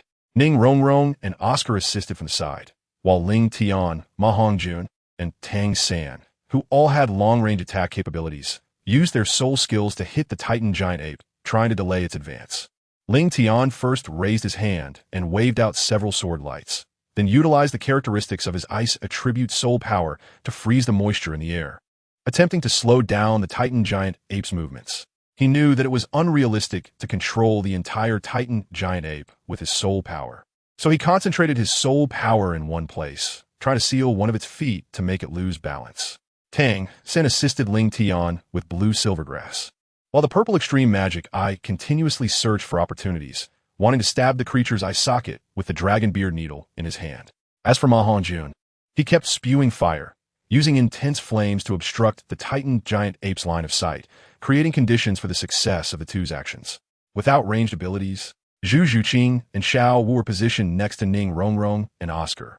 Their task was to protect Oscar and Ning Rongrong, ensuring that they could release their soul skills without being disturbed by other soul beasts. Chapter 57. An unsolvable powerful polite request to Tang San. Leave it to me. Tang San's mind moved, and countless blue-silver grasses burst out of the ground, continuously wrapping around the Titan giant ape's foot. At the same time, Ling Tian clenched his fists, and the dense water vapor around the Titan giant ape's foot instantly froze. Boom! The Titan giant ape, still unaware of this, continued to step forward, but its controlled right foot hindered its overall movement, causing its massive body to fall straight to the ground. Dragon Beard Needle. At this moment, Tang San finally seized the opportunity. The Dragon Beard Needle, which had been ready to go, aimed at its eye socket and shot out without any reservation. Simultaneously, the three of them unleashed their previously released soul skills, bombarding the area where the Titan giant ape was about to fall. A series of explosions echoed, one after another. Even with Oscar's sausage recovery, Ling Tian and the other soul power was rapidly depleting, but the Titan giant ape was now shrouded in smoke. It should be able to hold on. Ma Hongjun was now panting heavily. Even his possessed martial soul seemed a bit dim. It should be okay, but we can't retreat quickly. Tang San's heart sank. The purple extreme magic eye penetrated the smoke, only to see the Titan giant ape completely unharmed, its blood-red eyes filled with anger locking onto them. Roar, roar. Although the Titan giant ape had only sustained minor external injuries, everyone's attacks had completely enraged it. Immediately, a piercing roar echoed in everyone's ears, and the next second, a terrifying wave of black energy erupted from the Titan giant ape. The first to bear the brunt were Ling Tian, Tang San, and Ma Hongjun, who were responsible for the main attack. Extreme cold ice armor. The commanding Ling Tian was sent flying out, crashing with a dull thud against a tree trunk. If he hadn't timely released the extreme cold ice armor to dissipate part of the impact, this terrifying collision would have rendered him incapable of fighting. Tang San fared no better, heavily falling to the ground. Ma Hongjun, who was in midair, fared the worst. The Phoenix Flames were swept back by the wave, and he was directly backfired by his own firepower. Fortunately, since the flames were his own, he did not suffer too much damage, but he tumbled away, losing his fighting ability. Junior brother, Xiao San, Xiao Wu and Ning Rongrong's hearts tightened, and they hurried towards the places where the two fell. Meanwhile, Zhu Zhuqing, though not calling out names, kept her eyes fixed on Ling Tian and finally breathed a sigh of relief when he slowly stood up with Ning Rongrong's support. As for Ma Hongjun, he received no concern from a beauty, only Oscar coming forward to assist him. Ning Rongrong's eyes widened as she stared intently at Ling Tian, her voice full of worry. Junior brother, how are you? Cough, cough. I'm fine, senior sister, stand behind me. Ling Tian coughed up a mouthful of blood, then immediately pulled Ning Rongrong behind him, gazing gravely at the Titan giant ape that was continuously approaching them. The power of the Titan giant ape was terrifying. They hadn't even used their full strength, and Shrek Academy was nearly wiped out. The Titan giant ape, now completely enraged, leaped up with its massive body, pouncing towards Ling Tian and the others like a mountain, blocking out the sun. At this moment, Zhao Wujia's recovery was still not complete, leaving him unable to come to their aid. Personal reaction speed became crucial. Ling Tian grasped Ning Rongrong's arm and, using the last bit of his soul power, conjured an icy armor once more. He then swung his sword fiercely towards the ground, using the explosive recoil to successfully escape the Titan giant ape's attack range. Tang San, nearby, did something similar, using vines to throw Xiao Wu and Zhu Zhuqing out. As for Ma Hongjun and Oscar, they weren't so fortunate, as they were directly kicked away, and then used the vines to propel themselves out. Boom! The Titan giant ape landed heavily on the ground, where everyone had just been. Roar! It pounded its chest with both hands, letting out a series of roars. Although Ling Tian and the others had dodged the Titan giant ape's first wave of attack, the distance between them had now closed, and the danger had multiplied exponentially. This was troublesome. Just as everyone felt helpless, a familiar and heavy roar echoed from behind the Titan giant ape. "Don't touch my students." Martial soul, true body. Teacher Zhao, the disheveled Zhao Wujia, finally reappeared. He had just climbed up from the ground and saw the Titan giant ape about to attack his students, instantly filled with uncontrollable rage. Disregarding his soul power consumption and directly activating his martial soul true body. With the flicker of his seventh soul ring, a massive bear silhouette appeared behind Zhao Wujia. Although it was still shorter than the Titan giant ape, it was no longer as disproportionate as before. The Titan giant ape noticed Zhao Wujia behind it, but didn't take him seriously and continued to advance. In response to the Titan giant ape's disregard, Zhao Wujia swung his broad bear paw in a wide arc and struck hard. Bang! With a dull thud, the Titan giant ape, underestimating Zhao Wujia's strength, had its head thrown back in a roar after being hit. The Titan giant ape was enraged once more. It suddenly raised a massive arm and collided with Zhao Wujia.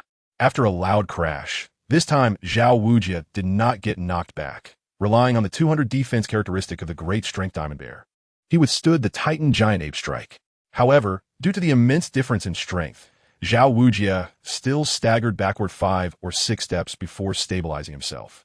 Cough, cough. Even Zhao Wujia was shaken to his core by that slap from the Titan giant ape. But for the sake of those exceptionally talented kids, Zhao Wujia gritted his teeth and stood in front of the Titan giant ape once more, his hands gathering golden light, unleashing the great strength diamond palm unreservedly at the Titan giant ape. Ling Tian, Xiao San, you all hurry and leave. Although Zhao Wujia wanted them to retreat first, he knew his strength could not last much longer. If these kids stayed here, they would all die at the hands of the Titan giant ape, making his sacrifice meaningless. Teacher Zhao, Oscar and Ma Hongjun were emotionally stirred. Having spent years with their teacher, they naturally didn't want to see him die before their eyes. Don't. Xiao Wu clenched her fists tightly, nervously watching the battle between one man and one beast. Tang San said heavily, Xiao Wu, we have to go first. We can't let Teacher Zhao's sacrifice be in vain. But before Xiao Wu could explain further, Tang San took her hand, calling for Ling Tian and the others to flee in the direction away from the battlefield. Bang! Be careful, something's coming. That was Zhao, Teacher Zhao. Before they could take a few steps, Zhao Wujia suddenly crashed down in front of them. Chapter 58. Help him, please. Even though Zhao Wujia had exerted all his strength to withstand the Titan giant ape, he still underestimated the creature's true power. The Titan giant ape had come out this time specifically for Xiao Wu, and seeing her about to leave, it instantly became displeased, losing interest in playing with Zhao Wujia, and erupted in a sudden attack that caught Zhao Wujia off guard. Thus, even though Zhao Wujia tried his best to resist, the fully unleashed 10,000-year-old beast was comparable to a tidal Douluo. In the end, he was sent flying by 2 heavy punches. Xiao Wu, without Zhao Wujia's obstruction, the Titan giant ape reached Xiao Wu in the blink of an eye, grabbing her in its massive hand. Seeing this scene, Tang San roared hoarsely. At the same time, he placed his right hand on his waist and instantly drew all the hidden weapons from the 24 bridges under the moonlight, shooting them all at the Titan giant ape. Swish, swish, swish. Various hidden weapons like sleeve arrows, Zhuge crossbows, and dragon beard needles were all fired simultaneously. However, these weapons, capable of killing soul ancestors and soul kings, proved ineffective against the Titan giant ape, which merely waved its hand and sent all the hidden weapons flying away. With a furious roar, it then swept Tang San away. Xiaoming no. Seeing that the Titan giant ape was about to continue its attack, Xiao Wu, now unable to worry about revealing her identity, shouted to interrupt its assault. Huh? The Titan giant ape looked down at Xiao Wu in its palm, letting out a low growl. It ignored the oncoming Zhao Wujia and suddenly turned around, leaping away in an instant and disappearing into the forest. Xiao Wu, Zhao Wujia called out, wanting to chase after her. But he realized that his speed was far inferior to that of the Titan giant ape. Oscar and Ma Hongjun rubbed their behinds where Tang San had kicked them and stood up. At this moment, Tang San sat slumped on the ground, his blood-red eyes fixed on the direction where Xiao Wu had left, lost in thought. Meanwhile, Zhu Zhuqing sat cross-legged, her face pale. Ling Tian was slowly walking with Ning Rongrong, supporting each other.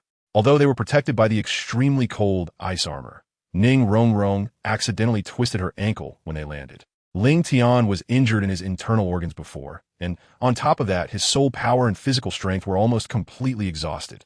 Zhao Wujie could not accept the outcome of his student being taken away by the Titan giant ape, with no knowledge of his life or death, and Tang San found it even harder to accept. Enduring the intense pain within him, Tang San crawled up from the ground, trying to steady himself. But he coughed up a mouthful of fresh blood. The shockwave released by the Titan giant ape gave a sense of an overwhelming power that was impossible to resist. Although Tang San was physically strong, the heavy impact made his internal organs churn, as if they had all been displaced. Fortunately, the Xiantian skill itself had wonderful health-preserving effects, and it was quickly calming his turbulent qi and blood without needing him to exert any effort. I'm sorry, everyone. It's my fault for not protecting you all well.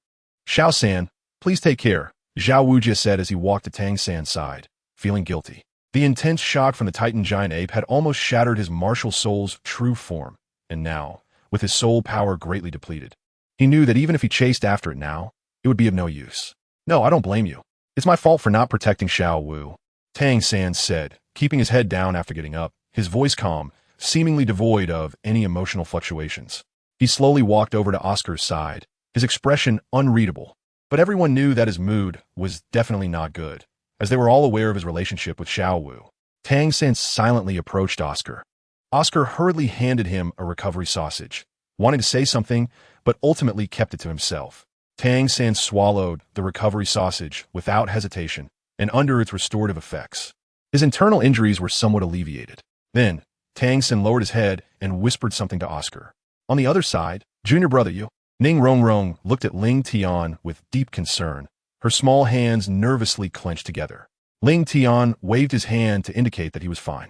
He then took a rejuvenation pill to stabilize his injuries, and after spitting out a few mouthfuls of congealed blood, his complexion gradually returned to a healthy red, and his breath stabilized. This was a special healing potion prepared for him by Chun Xin when they were in Soto City.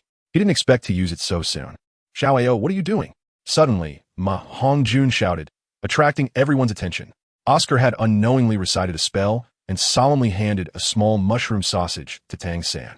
Zhao Wujie was a smart man and immediately realized what Tang San intended to do, wanting to stop him, but it was already too late. Tang San had swallowed the mushroom sausage from Oscar's hand, and 6 illusory wings appeared behind him. At the moment Zhao Wujie arrived, Tang San had already taken off into the air. I'm sorry, Teacher Zhao. I have to go find Xiao Wu. Even if it's just her body, I must bring her back. At this moment, everyone also saw Tang San's blood-red eyes, understanding that he was filled with extreme grief and anger. Junior brother? Help him. 7 Treasures Ning Rongrong said. Receiving Ling Tian's approval, she softly recited a spell, and a beam of glass-like light descended, increasing the speed of the transparent wings flapping behind Tang San. Xiao San, go quickly, I support you. My second soul skill can only last for 1 minute outside my soul power range. Xiao Wu is my roommate. You must bring her back. Ning Rongrong seemed not to notice Zhao Wujie's murderous glare and shouted loudly. You. Zhao Wujie looked at Oscar and Ning Rongrong with a dark expression, so angry that he was almost speechless. I'll settle the score with you later. Oscar, make a few more mushroom sausages. We'll go after them together. The Starry Forest is fraught with danger and relying solely on Tang San, who knows what other dangers he might encounter. Zhao Wujie sighed helplessly. He didn't feel much anger towards the impulsive actions of the group, but rather more worry. However, my current soul power can't produce any more mushroom sausages, Oscar said helplessly. His soul power had already been nearly exhausted from helping Ling Tian and the others earlier. And what he used to make that one mushroom sausage was his last bit of energy. He couldn't make more in a short time. Then let's hurry while you recover your soul power. Let's go. Tang San had already walked a little distance, and Zhao Wujie could only hurry to catch up. Ling Tian had almost fully recovered after the previous rest. Although his soul power had not restored much, it did not affect their journey. Chapter 59. King of the Golden Dragon, Gu Xiaoran's polite request. Thus, Ling Tian supported Ning Rongrong, while Oscar and Ma Hongjun leaned on each other for support. Zhao Wujie was responsible for the rear guard, and Zhu Zhuqing, with the most remaining soul power, took on the heavy burden of clearing the path. Just as everyone was progressing in an orderly manner, a black figure suddenly appeared 100 meters away, causing a fluctuation in energy, indicating that someone was nearby. Immediately, the shadow flickered again and rushed towards Ling Tian's direction. At the same time, here it comes again. Ling Tian suddenly stopped, gripping the fabric of his chest tightly with his right hand. Unlike before, the pulling force this time was clearer and stronger, stirring his mind and making him restless. Shitty, are you okay? Hearing Ning Rongrong's exclamation, everyone's gaze turned to Ling Tian. Ling Tian? I'm fine. Ling Tian, although saying that he was fine, could not help but tremble with a reaction that was completely different from before. IceGod. At that moment, a voice filled with pressure echoed in Ling Tian's ears, and suddenly his vision went dark, pulling his consciousness deep into his mind. Meanwhile, in the spiritual space, a golden figure stood at the center, though its form was somewhat blurry. Is this a dragon? Before Ling Tian could ask, a flash of golden light passed by, and the golden dragon figure vanished, replaced by a young man with golden hair and golden armor. He walked up to Ling Tian, smirking. IceGod, long time no see. Who are you? Ling Tian scrutinized the man in front of him. He was certain that there was no memory of this person in the first half of the IceGod's life.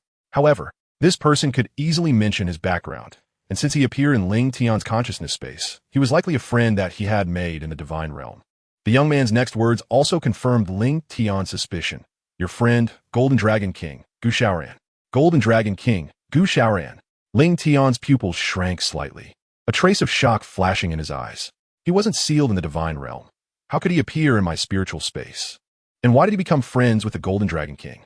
Also, why does the name Gu Xiaoran feel so familiar? The sudden appearance of the Golden Dragon King brought a series of questions to Ling Tian's mind, shrouding his past life in the divine realm in a layer of mystery. You don't remember? At this moment, Gu Xiaoran noticed Ling Tian's confusion. It seems your memory is incomplete. Gu Xiaoran seemed to have discovered something, his brows slightly furrowing. Then he spread his hands, closed his eyes, and golden energy swirled around him, spreading continuously into the surrounding spiritual space.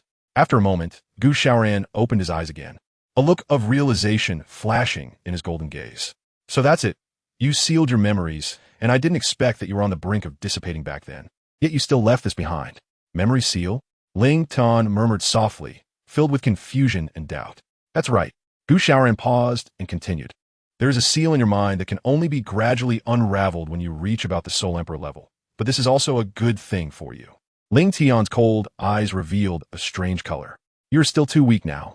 Gu Xiaoran looked deeply at Ling Tian and said seriously, he, or rather they, are very strong. Knowing those enemies in advance brings you no benefits. After all, it is not just the Azura God that has hostility towards you in the divine realm.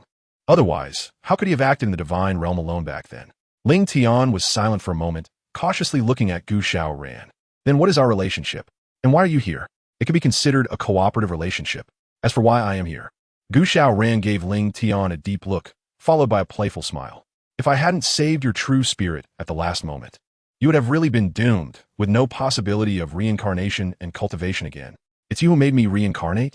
Hearing this news, Ling Tian was stunned in place. After receiving the IceGod's memories, he had been wondering why he could reincarnate again, not expecting that he had the help of the Golden Dragon King in this matter. Of course, besides me, who else in the divine realm could help you? Gu Xiaoran flicked her disheveled golden hair, crossed her arms, and said in a proud tone. Ling Tian pondered for a moment and suddenly asked, So when did you awaken? He only asked a question about the present and did not pursue matters of the divine realm. Since he had actively sealed his memories at that time, there must have been a reason for it. He would naturally know the truth when the time was right.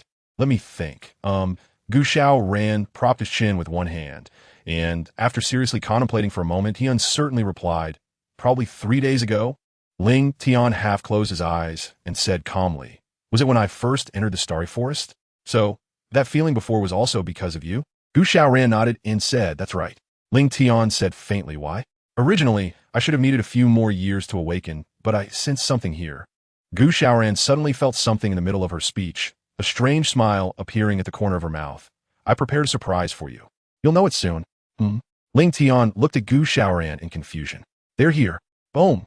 Just as Ling Tian was about to say something, Gu Xiaoran suddenly waved her sleeve, and a dragon claw shimmering with golden light appeared out of thin air, directly pushing Ling Tian out of the spiritual space.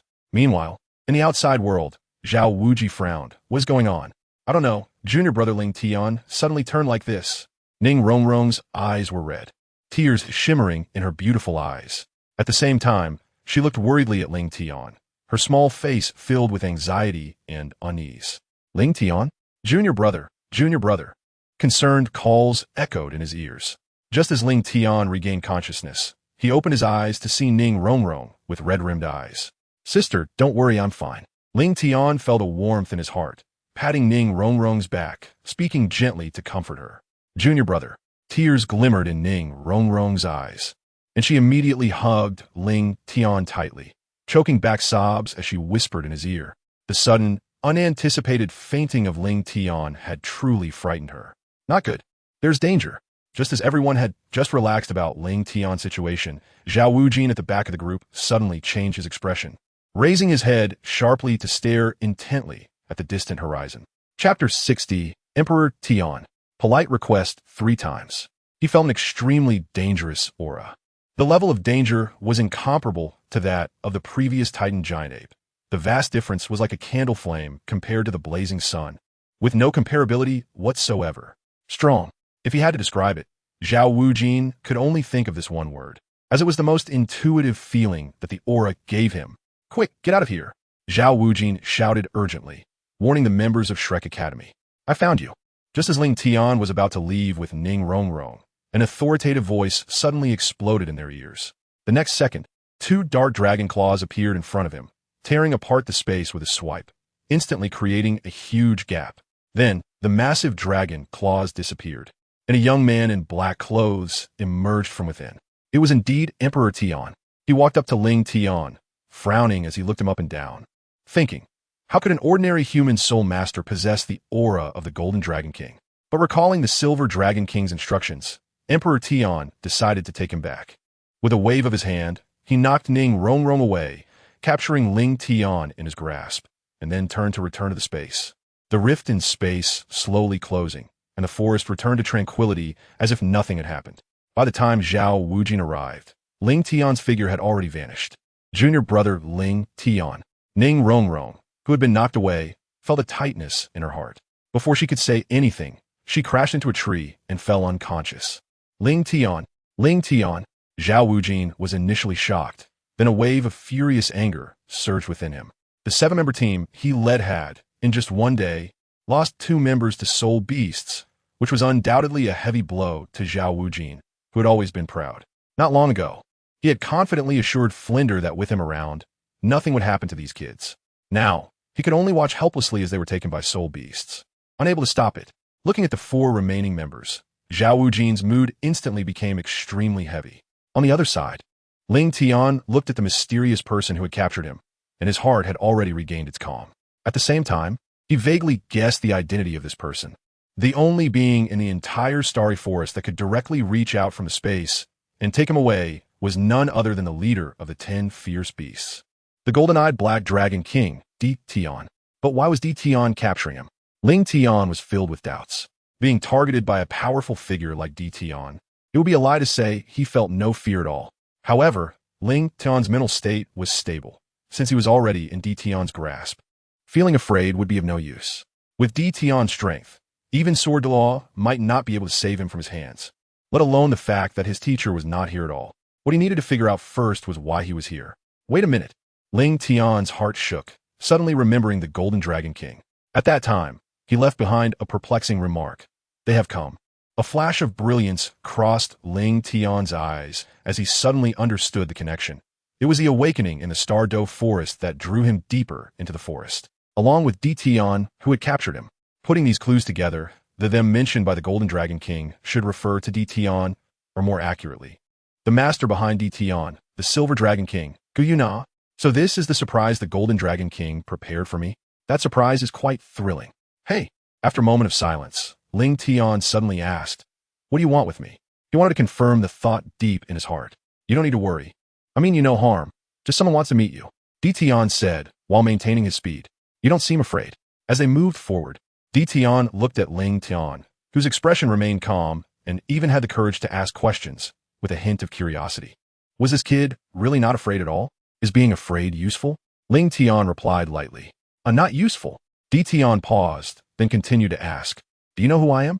I have a rough idea. Ling Tian responded calmly. Oh, Now, it was Deepenin's turn to be surprised. Although he had existed for hundreds of thousands of years, he hadn't left the core area of the Starry Forest for a long time. Logically, soul masters from the outside world should not know of his existence, except for certain inheritors of deities who might have some information about him. Other soul masters should be completely unaware of him. Yet this little guy in front of him actually said he knew. Could it be because of the Golden Dragon King? Thinking of this, Deepening couldn't help but curiously ask, "Then tell me, who am I?" "You're the golden-eyed Black Dragon King, Deepening." Before Deepening could recover, Ling Tian continued, "And I suspect the person you want to meet is the Silver Dragon King. You're taking me to find her, right? You. How do you know about the master?" Deepening's figure paused, and he turned his head to look at Ling Tian in disbelief. "How could you possibly know? You clearly look just like an ordinary human. Stop guessing. Once you see the Silver Dragon King, you'll understand," Ling Tian said calmly. Deepening took a deep look at Ling Tian, then withdrew his gaze, and his speed increased again as he quickly approached the core area of the Starry Forest. He was becoming more and more curious about this human child. Deepening was very fast, especially when he was flying at full speed. In just a short while, he took Ling Tian out of the mixed area and into the core area. Ling Tian knew he had entered the core area because of the enormous lake below, its surface shimmering with light, which was the lake of life in the original story. Roar! At that moment, a giant bull head emerged from the lake of life. It was the Tianqing Yomang, whose gaze was fixed on Deepening's direction, or rather, on the human boy in Deepening's hands. "Lord Deepening has forbidden humans from coming here. Why are you bringing a human boy here now?" Nevertheless, he still bowed respectfully and said, "I have seen Lord Deepening." Deepening flashed to the lakeside, his aura surging forth, the overwhelming pressure of the golden-eyed Black Dragon King, who had existed for over 800,000 years, instantly pressed down upon Tianqing Yomang. Whereas the Titan giant ape gone, Deepening scanned the surroundings and suddenly frowned, his sharp gaze locking onto Tianqing Yomang. "Weren't you two supposed to guard the gate? Why is he not here?" Tianqing Yomang's heart sank, but he still lowered his head to report the Titan giant ape's whereabouts truthfully. "My lord, the Titan giant ape." He sensed a familiar aura, and since there usually aren't any people or soul beasts here, he went to the outskirts of the Starry Forest. "A familiar aura?" Deepening snorted coldly, his icy gaze sweeping over Tianqing Yomang. "Is he going to find that transformed soft-bone rabbit?" "Lord!" Tianqing Yomang broke out in a cold sweat, not daring to look directly into Deepening's eyes. "Forget it. I have no mood to meddle in your private matters." Deepening waved his hand, sternly warning, "When he returns, tell him that nothing should affect the guarding of the gate. There are more than just you, two soul beasts with 100,000 years of age.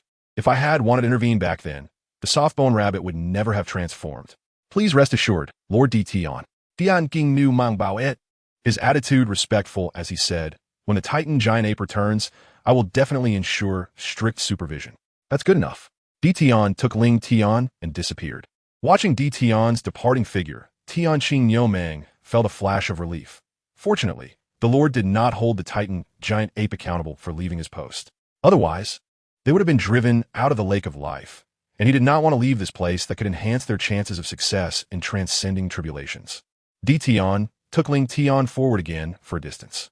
Through a deep path, a larger lake appeared before Ling Tian, and the life force surrounding it had become so rich that just taking a couple of breaths filled him with vitality. Deepening slowly descended, and Ling Tian finally set foot on solid ground.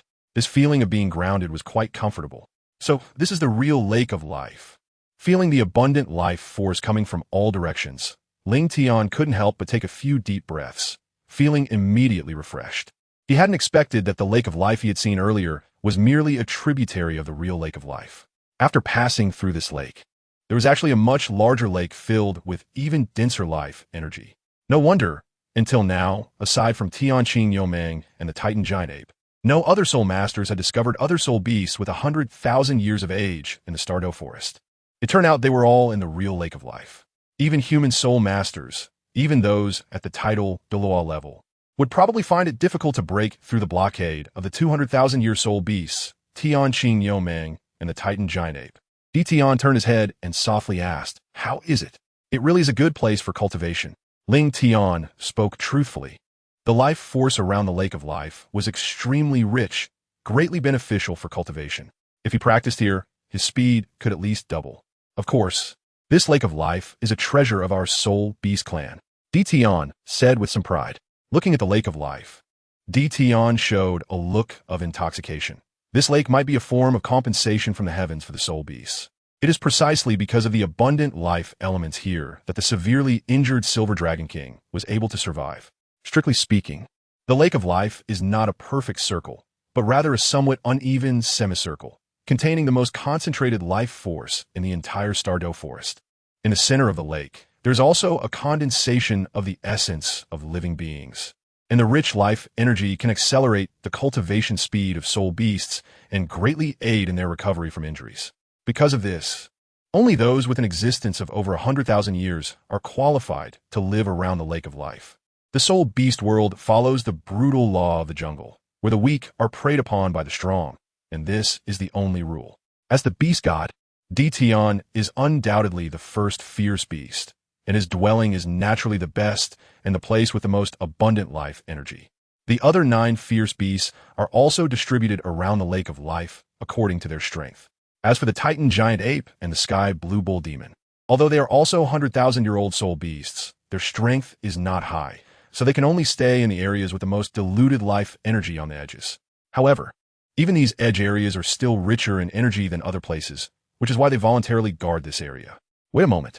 Tian waved his hands, and to everyone's surprise, the lake of life slowly parted, revealing a pitch-black circular portal. A spatial passage? It seems the Silver Dragon King has taught Tian quite a few skills. His use of spatial power is so proficient. Tian thought to himself. As the other half of the Dragon God, the Silver Dragon King inherited its elemental powers, which are water, fire, earth, wind, light, darkness, and space, coincidentally corresponding to the 7 elemental gods. Follow me, go this way.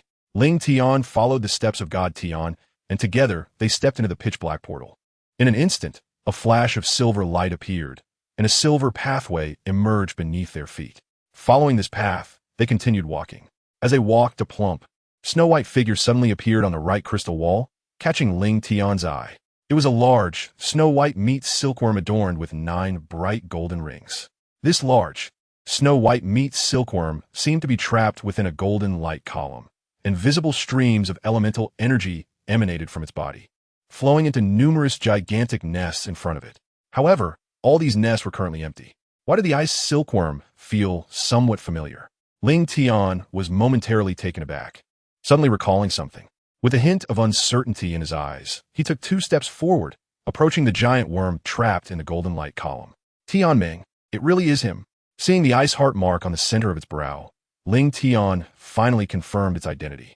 This white, large flesh caterpillar was indeed the little guy named Tianming that he had adopted back then. Tian, somewhat puzzled, asked, "Kid, do you know it? Did you do all this?" Looking at Tianming, who was unconscious after having its origin extracted, Tian's tone was cold, revealing a trace of unusual emotion. That's right. Tian sensed the change in Tian's emotions, but did not understand why he was angry. To him, it was just an ordinary ice caterpillar, merely one with a longer lifespan, a food that could enhance their soul power, nothing special about it. What was there to be angry about? Wake up! Tian ignored Tian and summoned a trace of the IceGod's divine power. He then concentrated the divine power on his fingertip, passed through the golden light beam, and gently tapped the ice heart mark on Tianming's forehead. This was the divine power carried by the frosty sword of ice. As Tianming had once been his pet and subordinate, he naturally had a strong affinity for the IceGod's divine power, making it the most suitable choice to awaken him. Chapter 60 to Tianming. A polite request under the restoration of the IceGod's divine power. Tianming finally woke up from his coma. The first thing he saw upon waking was Tian, and he immediately began to angrily curse. "You bastards, let me go. You dare treat me like food. If the IceGod finds out, none of you will escape." Just as Tianming was in the midst of his tirade, he suddenly stopped, his expression shifting to one of disbelief and extreme joy. He sensed a familiar aura. He swore he would never mistake it. Even if this aura had disappeared for hundreds of thousands of years, he would absolutely not be wrong about its owner. Tianming stiffly turned his head. "Master." "It's me, Master IceGod." His eyes trembled slightly, and for a moment, he was at a loss for words, his excitement hard to conceal. "You're not in the divine realm. How have you returned? Tianming missed you so much." Bang bang. Looking at the golden light that confined him, Tianming suddenly twisted his hefty body and forcefully slammed against the golden barrier. However, lacking any offensive capability and having absorbed some of the world's elemental energy, he was too weak at this moment to break free from his restraints. No matter how hard he tried. Master, Tianming pressed his flushed forehead against the barrier. His eyes filled with urgency as he looked at Ling Tian. Leave it to me. Ling Tian comforted the emotions of the Tianming ice silkworm. Suddenly, a flash of golden light appeared in the ice-blue eyes, and a beautiful robe made of ice crystals automatically floated onto Ling Tian's body, while a small blue sword emblem appeared on his forehead. Upon closer inspection, one could see that it was a miniature version of the Ice Gene Frost Sword. This was Ling Tian's strongest trump card, the IceGod mode, which he had never used before. It could temporarily enhance his soul power level and restore some of the Ice Gene Frost Sword's power. But using this mode required a high level of soul power. With Ling Tian's current soul power, he could only maintain it for a few seconds. Additionally, the IceGod mode had a time limit. Ling Tian could only use it once a month. What are you trying to do, kid? Tian, noticing Ling Tian's actions, changed his expression drastically and repeatedly tried to stop him. Stop. He imprisoned this ice silkworm here not only to enhance his strength, but also to use the natural energy within it to help Lord Silver Dragon recover his power. This was related to the revival of their Spirit Beast clan, and even though Ling Tian had a close relationship with the Golden Dragon King, Tian could not allow him to disrupt this seal. Having made his decision, Tian no longer hesitated. A dense power of darkness gathered in his palm. Just as he prepared to intervene, a familiar voice rang in his ears. Tian, do not interfere. Tian paused, urgently persuading my lord. This ice silkworm is of great significance. Not only can it help us improve our cultivation and increase our chances of surviving the tribulation, but it is also crucial for you. With its natural energy, you can recover your strength 1,000 years in advance. It's not as serious as you say. The Silver Dragon King replied calmly. I have endured for hundreds of thousands of years. This king is not short of a few thousand years. Besides, this ice silkworm originally belongs to me. The Silver Dragon King had already learned from the information sent by the Golden Dragon King that the IceGod was Ling Tian. Therefore, this ice silkworm, which belonged to the extreme north, naturally belonged to his people. My lord, but your body. Tian expressed his concern. The life force provided by the Lake of Life is enough for this king to recover, the Silver Dragon King said calmly. But Tian, this is my command. The Silver Dragon King's voice intensified, expressing his dissatisfaction with Tian's defiance. Understood. Though Tian felt helpless, he could only obey the Silver Dragon King's orders and withdrew all the dense power of darkness back into his body. At this moment, Ling Tian had already summoned his martial soul. The Ice Gene Frost Sword had awakened some of its power, with silver-white patterns swirling around the sword body, intertwining with the ice-blue soul power, showcasing a complex design of nobility and elegance. The soul power continuously gathered along the patterns on the sword body until it coalesced at the sword tip, causing the tip of the Ice Gene Frost Sword to shine with a brilliant blue light. Break! As soon as the words fell, Ling Tian thrust the sword forward. Cracks appeared on the golden light pillar, and as the Ice Gene Frost Sword continued to advance, the cracks on the light pillar began to multiply. Boom! In the next second, the light pillar could no longer sustain itself and shattered into golden light streams. Simultaneously, the tubes connected to the various nests, which were inserted in the light pillar, disappeared along with the shattering light pillar, and the golden nests lost their glow. My lord, Tianming leaped and landed on Ling Tian's shoulder. He rubbed his cheek against Ling Tian's face, his snow-white body wriggling to express his gratitude. Phew! After delivering that strike, Ling Tian also exited the IceGod mode. As the ice crystal robe dissipated, Ling Tian's face turned slightly pale, in just the less than a second that it lasted.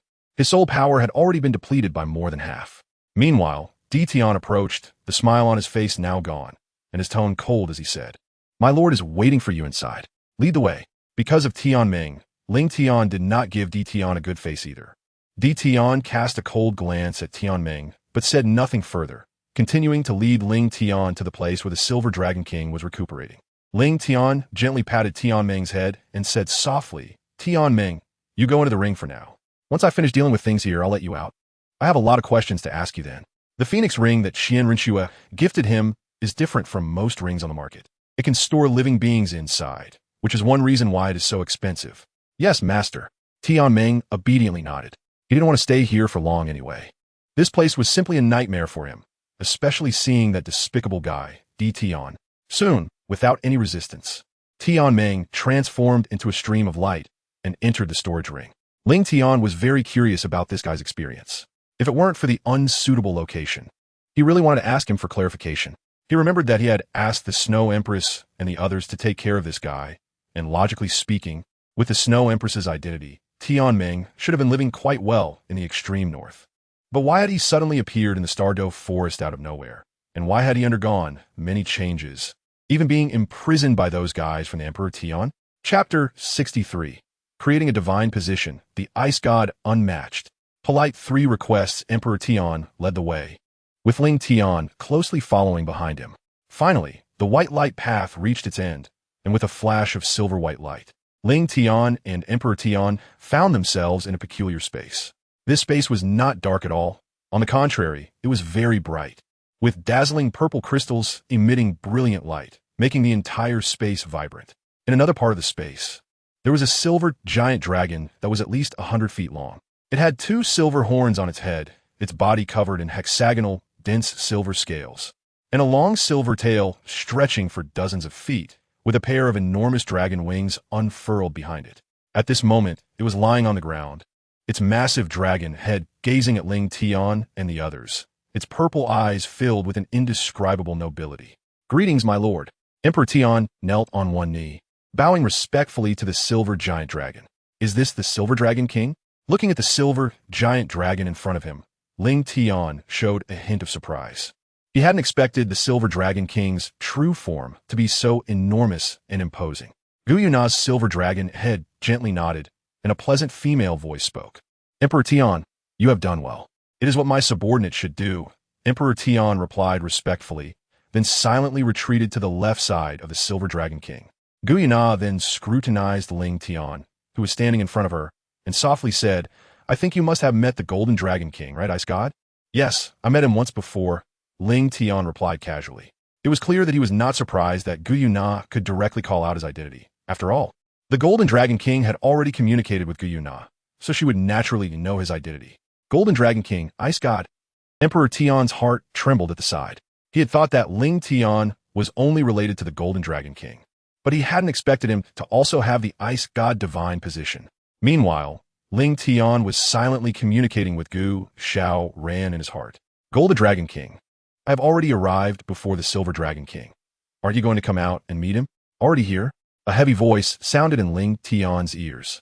Immediately, a golden light emerged from Ling Tian's body, and then a light golden figure appeared between the two.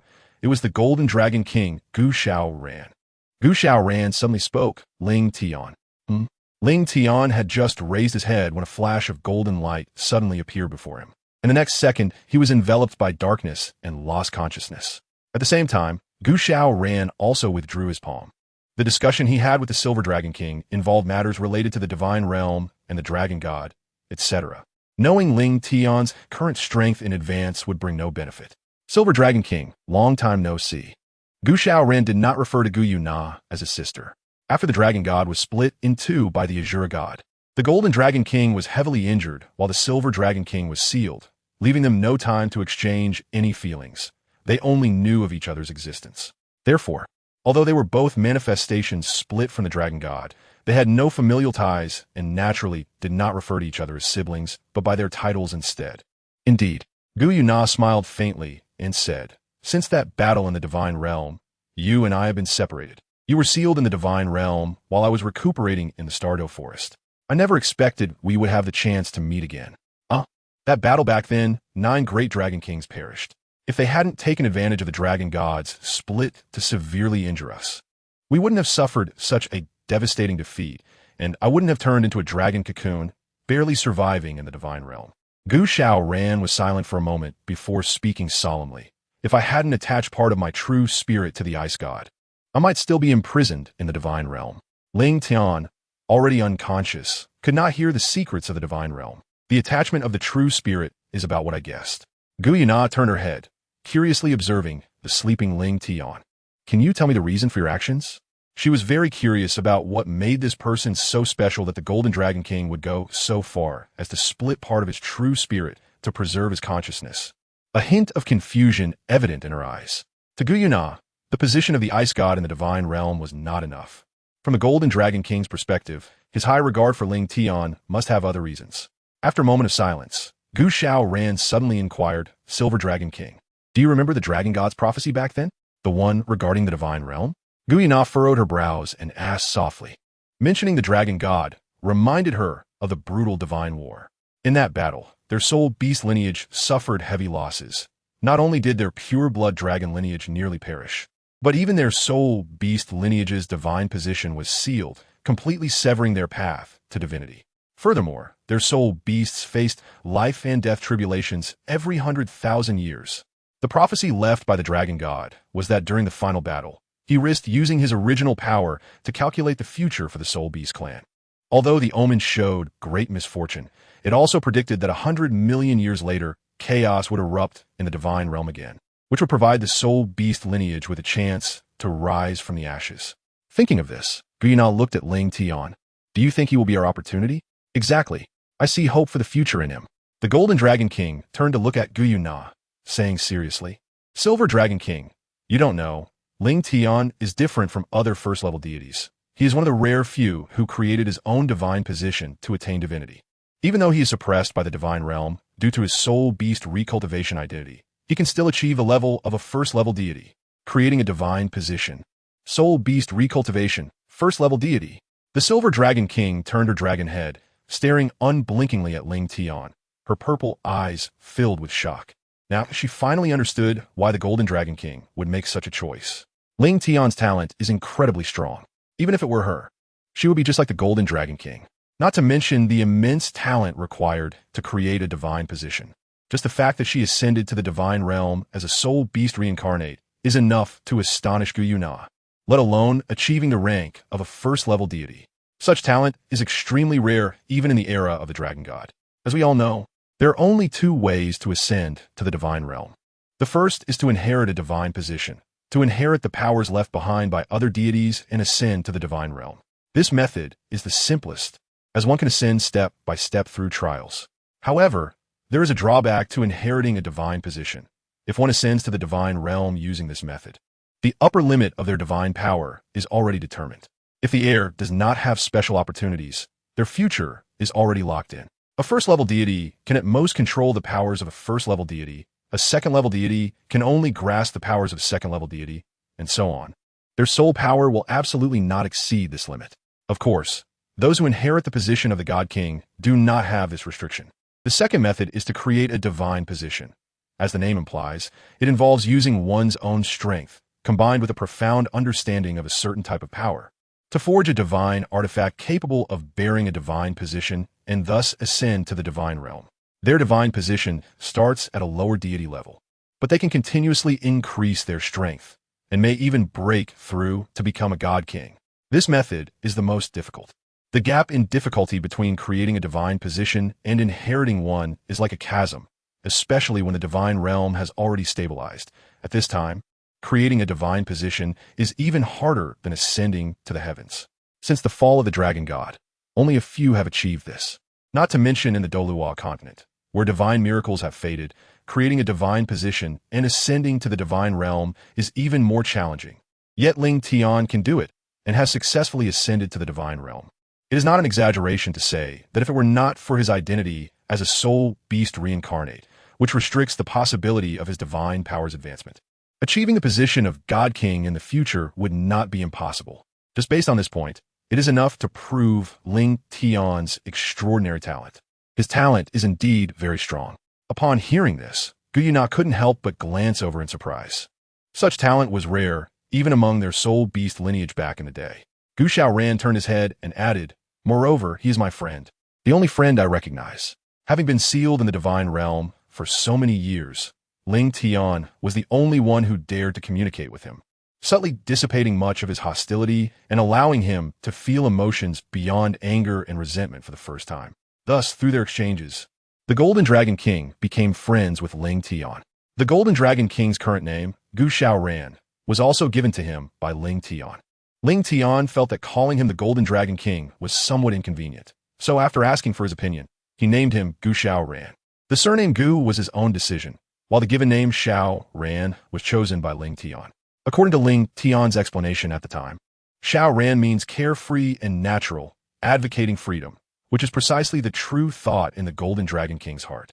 Having been sealed in the divine realm for so long, he yearned for freedom immensely.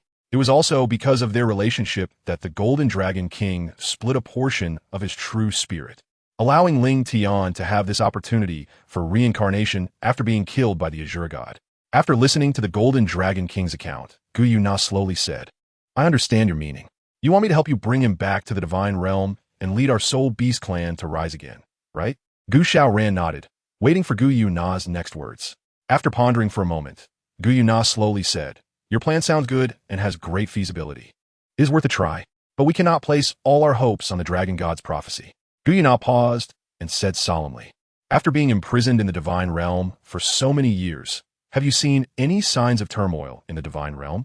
Upon hearing this question, Gu Xiaoran was immediately speechless. He had been imprisoned in the divine realm for so many years, yet the divine realm remained peaceful, with no signs of upheaval. Moreover, Gu Yuna hesitated for a moment, revealing a hint of difficulty in her eyes. Suddenly, a silvery light illuminated, gradually enveloping her entire body in a silvery glow. Moments later, the light dissipated. The massive silvery dragon form had disappeared, replaced by a graceful figure appearing before Ling Tian. Unlike Gu Xiaoran's golden hair and golden eyes, Gu Yuna was slightly shorter than him, with long silver hair, a figure seemingly sculpted by the heavens, flawless, with skin as white as jade and a face as beautiful as a celestial being. Her pair of purple eyes was filled with an indescribable mystery and nobility.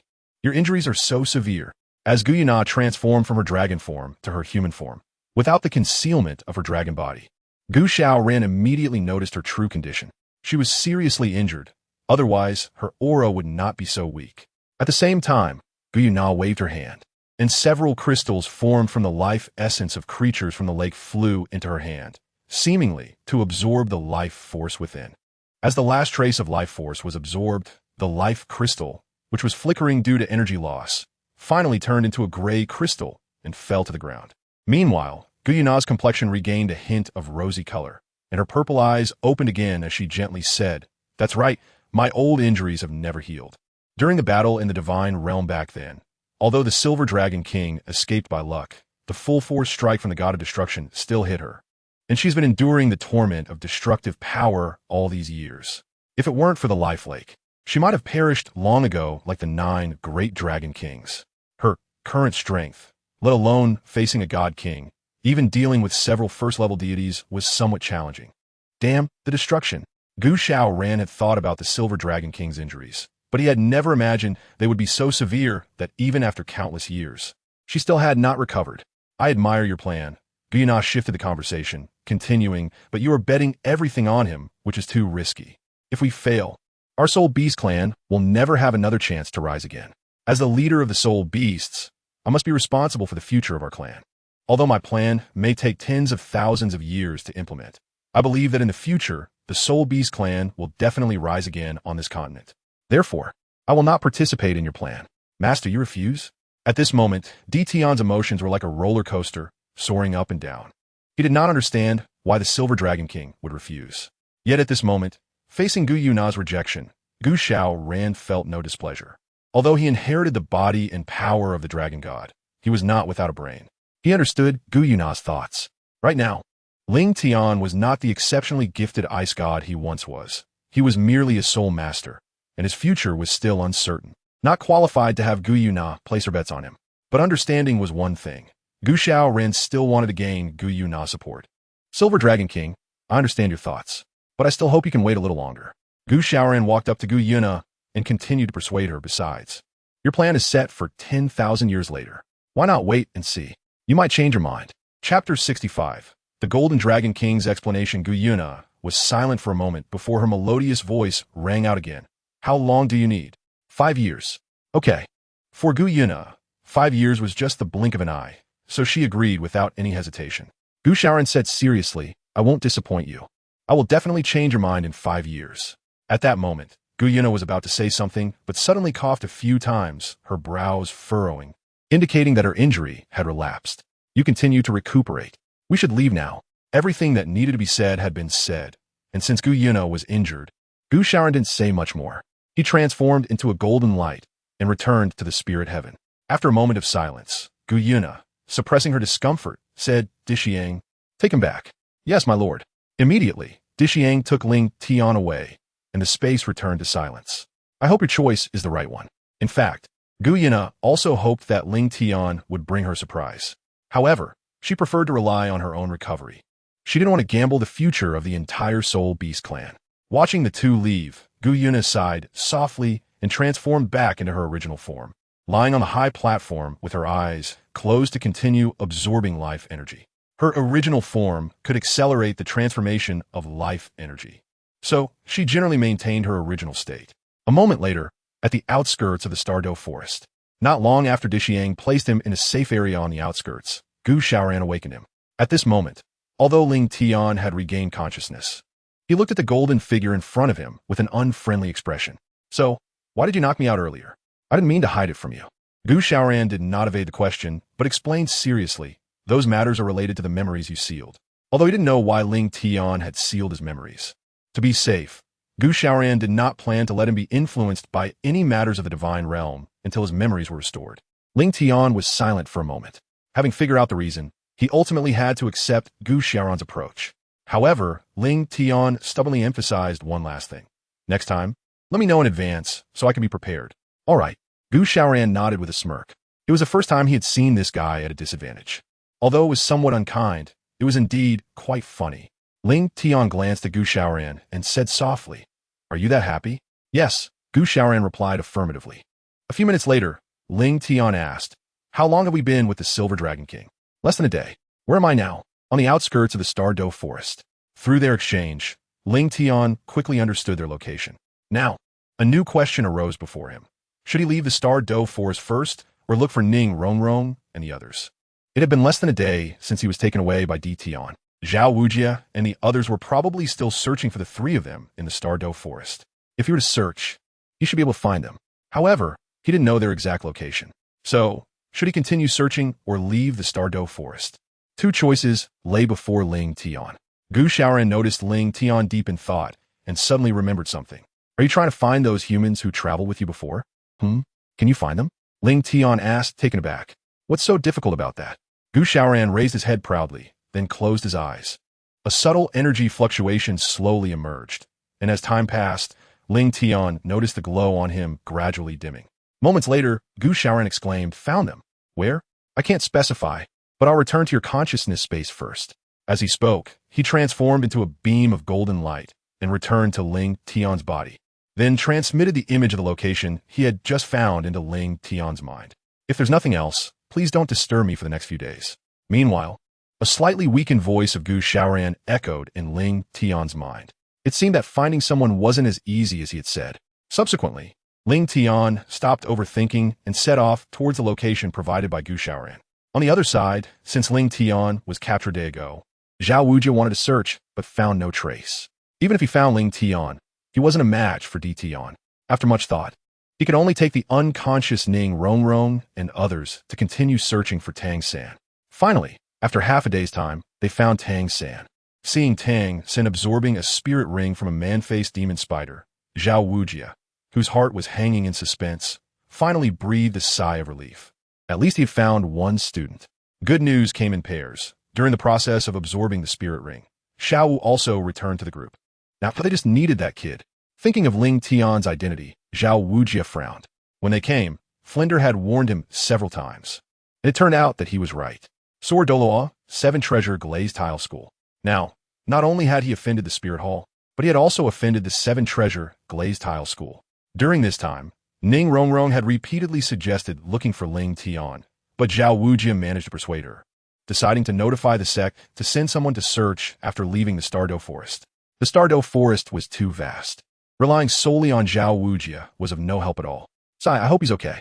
At this point, Zhao Wujia could only pray that Ling Tian was safe and sound. Since Ling Tian was captured, Ning Rongrong had been lost in thought, staring blankly at the forest. Her once bright eyes now lacked any sparkle. It's all my fault, she constantly blamed herself. In her view, Ling Tian's disappearance was entirely her fault. If she hadn't sneaked out of the sect, if she hadn't insisted on staying at Shrek Academy, if she hadn't insisted on coming to the Starry Forest, Ling Tian wouldn't have been captured by the soul beasts. Ning Rongrong truly hated herself. At the same time, she attributed all the mistakes to herself. Rongrong, don't blame yourself. No one wanted this to happen. Seeing Tang San wrapped in a cocoon, Xiao Wu, feeling empathetic, walked over to Ning Rongrong and gently comforted her. Xiao Wu, it's all my fault. I shouldn't have let my junior brother come with me. I shouldn't have.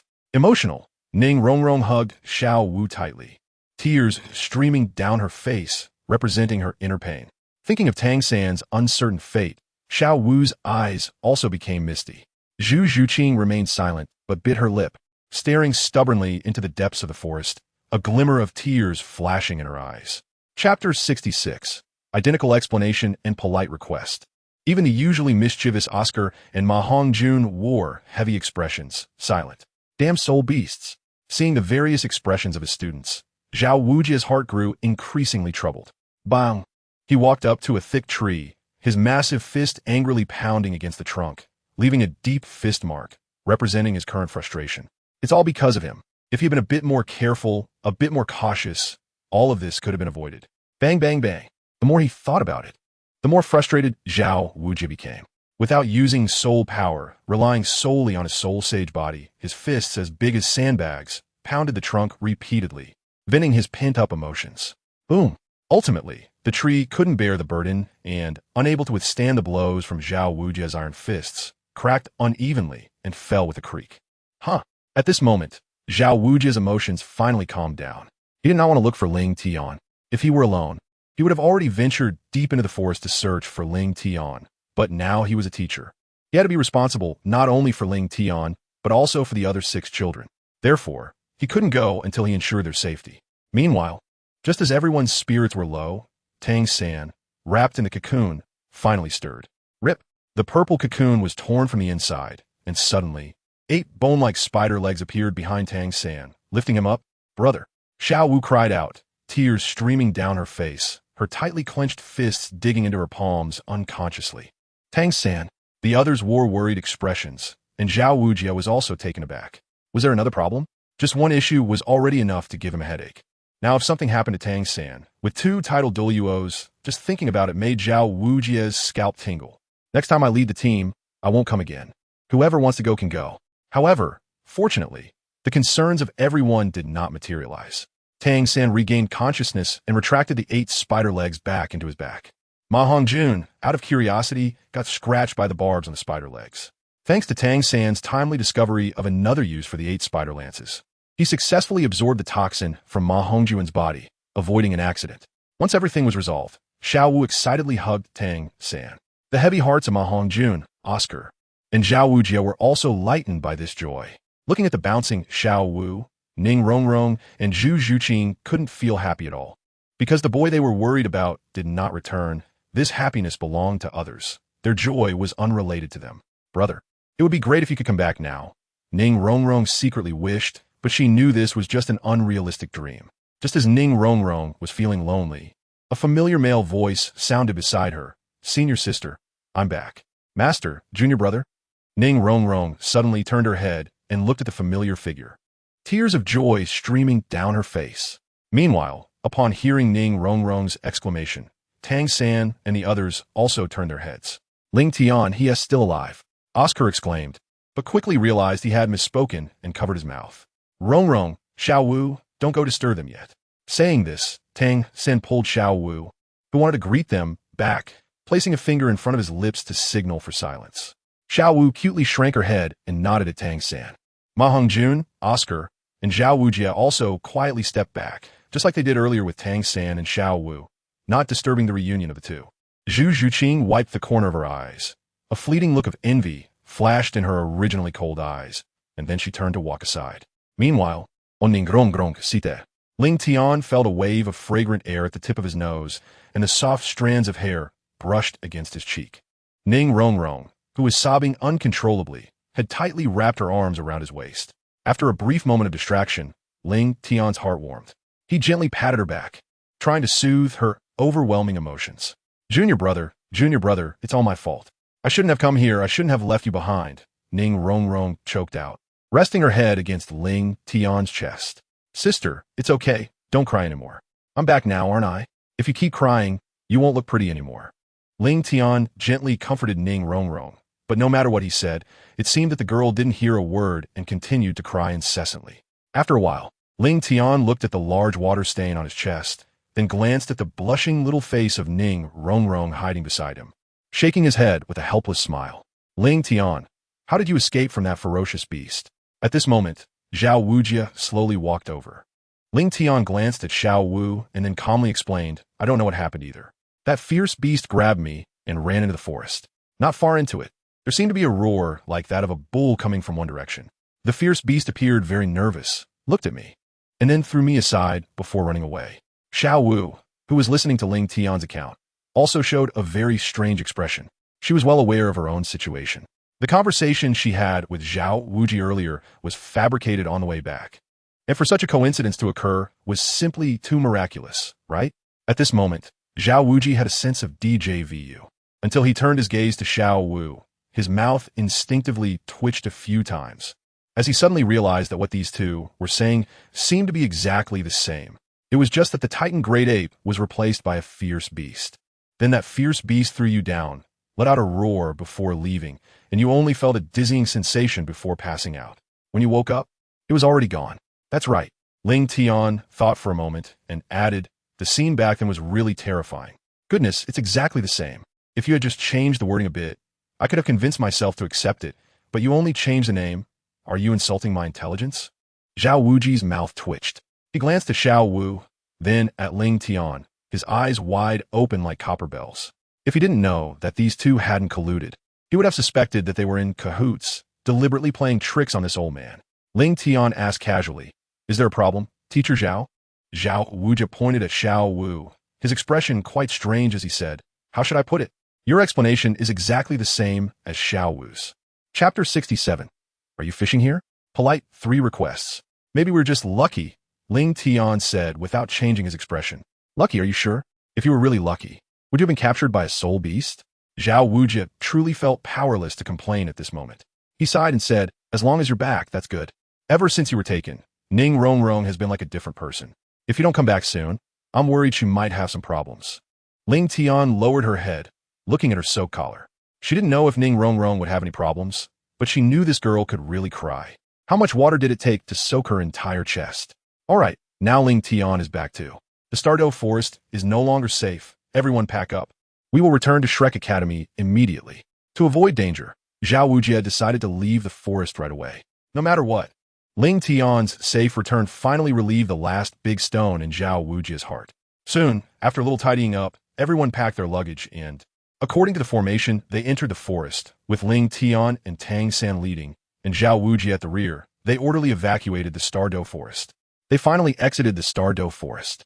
Once out of the forest, although the fresh air was gone, everyone felt as if a layer of pressure had been lifted, and they felt much more relaxed. Let's hurry a bit more. We can rest in the town, Zhao Wujia said with a smile. That's great. Finally able to rest. Yeah, after rushing for half a day, my legs are about to break. Everyone chimed in, and soon they reached the town, Zhao Wujia mentioned. All right, everyone disperse here. Let's meet in front of the town the day after tomorrow. Yes.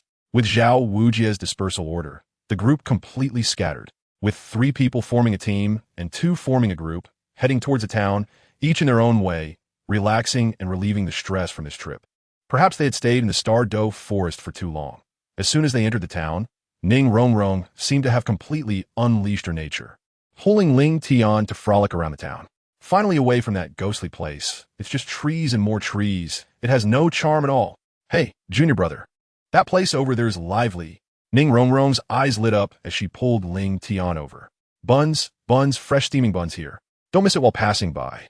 This is made from top-quality Star Moon fox leather, warm in winter and cool in summer. The best choice for visiting friends and relatives. 1,000-year sharp tooth tiger whip medicinal wine. A tearful clearance sale. Now only 30 copper soul coins. Tonghalu, sweet and sour Tonghalu here. On both sides of the street. There were soul masters and vendors, promoting their products without interfering with each other, creating a particularly harmonious scene. Ning Rongrong held Ling Tian's hand, sweeping through the commercial street like an unleashed husky, buying anything her eyes fell upon without a second thought. Just like that, the two strolled and stopped, browsing for almost half an hour. Little rich girl Ning Rongrong had already spent a 4-digit number of gold soul coins on shopping. Even Ling Tian couldn't help but click his tongue. No wonder she asked the young lady of the richest sect in the world. She only considers her liking when buying things and never asks for the price. It's said that women have an innate talent for shopping. They seem to have an inexhaustible energy and are completely unaware of fatigue. Even Ling Tian began to feel tired, while Ning Rongrong, an auxiliary soul master, still appeared energetic and full of vitality. Sister, should we take a break? Ling Tian weakly suggested. No way. How can you be tired after just a few minutes? Are you sure it's been just a few minutes? Right? Suddenly, Ning Rongrong pointed ahead, a sly glint in her eyes. Junior brother, I just saw a place selling Douluo. How about we go buy some? Let us go. Ling Tian immediately changed his tone, all fatigue disappearing. He thought to himself, if you had said that earlier, I wouldn't be tired at all. 10 minutes later. Sister, where's my Douluo? It'll be here soon. Oh, another 10 minutes passed. Sister, where's the Douluo? Almost there, just ahead. Oh, another 20 minutes later. Sister? Soon. Another 40 minutes passed. Ling Tian silently looked at Ning Rongrong, saying nothing. Soon, it'll be here. Ning Rongrong continued with the same line as before. Finally, after half an hour, Ning Rongrong finally stopped with a satisfied look, pulling out a bunch of Douluo from her storage ring, revealing a sly smile like a little fox that had succeeded in its scheme. Here, the Douluo is here. Goodness, so you were just fishing for time here? Ling Tian stared at Ning Rongrong for a while, and in the end, he silently accepted his reward, or to put it more appropriately, compensation. At the same time, he comforted himself in his heart. At least there are still a few skewers of candied hawthorn, which is better than having nothing at all. Hey, junior brother, don't be angry. Ling Tian stopped, extended 2 fingers, and said, 2 more candied hawthorns, please. Okay. A sly smile flashed in Ning Rongrong's eyes as she quickly caught up and took out 2 more candied hawthorns from her storage ring. Moments later, inside the inn, after making sure Ning Rongrong was settled, Ling Tian returned to his own room. Ling Tian was lying on the bed, getting ready to rest, when he suddenly realized he had forgotten something. Oh no, he had forgotten this guy. Slapping his forehead in frustration, Ling Tian finally remembered the Tianming that he had received in the storage ring earlier. With a thought, a blue light flashed across the phoenix ring. Immediately, a plump, chubby, white-eyed silkworm appeared in the center of the bed, still sound asleep and unaware of the change in its surroundings. Ling Tian poked Tianming's head, feeling a bit envious of it. It spent all day sleeping without a care in the world. Tianming, wake up. He concentrated a trace of ice blue soul power and gently tapped it on Tianming's forehead. Huh? Who's disturbing my sleep? Tianming shivered, rubbed its sleepy eyes, and mumbled, Master. After an awkward 2-second eye contact, Tianming's eyes darted, and its chubby body bounced up. Then, it leaped onto Ling Tian's shoulder, affectionately nuzzling against Ling Tian's face, just like a pet greeting its owner, eagerly fawning around him. Chapter 68. The Adventures of Tianming Master. I thought I was dreaming. I didn't expect you to really come back. Whoa, Master, I miss you so much. As it spoke, Tianming jumped onto Ling Tian's shoulder, rubbed against his cheek, and squeezed out a few tears. Though its acting was a bit clumsy, it was very earnest in its performance. All right, stop messing around. Ling Tian grabbed Tianming's tail with 2 fingers and pulled it down from his shoulder, placing it on the bed. Now, tell me what happened. Ling Tian's eyes flashed with curiosity as he asked, How did you come from the extreme north to the Starry Forest? My lord, I can tell you, but please. No matter what you hear, you must remain calm, Tianming said cautiously, glancing at Ling Tian while nervously squirming his plump body. Oh, hearing Tianming say this, Ling Tian instinctively felt that things were not simple. Go ahead, what trouble did you get into? Ling Tian said with half-closed eyes, a hint of helplessness in his tone. Tianming hesitated for a moment. Under Ling Tian's pressure, he began to stammer out his story. After the IceGod ascended to the divine realm, Tianming's life in the extreme north was indeed as Ling Tian imagined, eating and sleeping daily under the care of the ice and snow emperors, living a life like a salted fish. However, such a monotonous life day after day was too bland. This lazy salted fish suddenly wanted to pursue some excitement, and as soon as he went out, he was chased by several millennium soul beasts. If it were 10,000-year or even 1,000-year soul beasts, they would know Tianmeng's identity and wouldn't do something so mindless. But the problem was that millennium soul beasts didn't care about that. Because Tianmeng was a pet of the IceGod, the food and drink he had were precious items. In the eyes of those millennium soul beasts, eating him could greatly enhance their cultivation. And since Tianmeng's true form was just an ordinary ice silkworm, even though he usually had precious food, it couldn't make up for the gap in their species. So, it resulted in Tianmeng becoming a piece of Tang Sing meat for the soul beasts, exuding an enticing aura that made every soul beast want to take a bite. As a result, when these creatures saw Tianmeng, they crazily pursued him. While Tianmeng was frantically fleeing, the scent on him attracted many soul beasts, causing the chasing group to grow larger and larger, from a few at the beginning to dozens, hundreds, and eventually leading to a small-scale beast tide. Meanwhile, the Snow Emperor and other 10,000-year soul beasts in the extreme north were unable to help Tianmeng due to the provocation from the sea soul beasts. Thus, Tianmeng was crazily chased by a group of soul beasts until he inadvertently fell into an ice crevice. Due to the narrow entrance, those millennium soul beasts could not enter and could only wait outside for Tianmeng to come out. However, Tianmeng's crisis was far from over. Although the ice crevice allowed him to escape from the millennium soul beasts, he was also facing a food shortage. It was at this time that Tianmeng discovered a large amount of 10,000-year ice marrow beneath the ice crevice. Having been starving with his stomach pressed against his back, Tianmeng didn't think much about the origin of the ice marrow and started to gorge himself. Trapped in the ice crevice, he returned to his previous life of eating and sleeping. Only the location changed to the ice crevice, and the food changed to 10,000-year ice marrow. He lost track of how long he ate, and although his strength did not improve, his age steadily increased due to the nourishment from the 10,000-year ice marrow. Until he grew his 9th golden stripe, his perception and spiritual power broke through again, and he sensed the aura of the IceGod on the ice marrow. These 10,000-year ice marrows were all hoarded by the IceGod. Realizing this, Tianmeng immediately understood that he might have gotten into trouble again. To avoid punishment from the Snow Emperor and others, for some reason, he thought it clever to dig a tunnel and escape from the extreme north into the sea, intending to hide for a while. But once again, he underestimated his own allure. After absorbing a large amount of 10,000-year ice marrow, he had become the real Tang Sung meat, attracting not only ice attribute soul beasts, but also any soul beast. So as soon as he entered the sea, he was chased again by a group of sea soul beasts. And so, while being chased and fleeing, Tianmeng inexplicably escaped from the extreme north to the Starry Forest, where he was captured by Tian himself and became the charging treasure for all their fierce beasts. He was then trapped in that space until Ling Tian appeared and rescued him. "You really are lucky," Ling Tian remarked after hearing Tianmeng's adventures. Feeling amazed that this guy could survive and escape from the extreme north to the Starry Forest, Tianmeng lowered his head, not daring to meet Ling Tian's gaze. After glancing at the timid Tianmeng, Ling Tian sighed and asked how much of that 10,000-year ice marrow is left.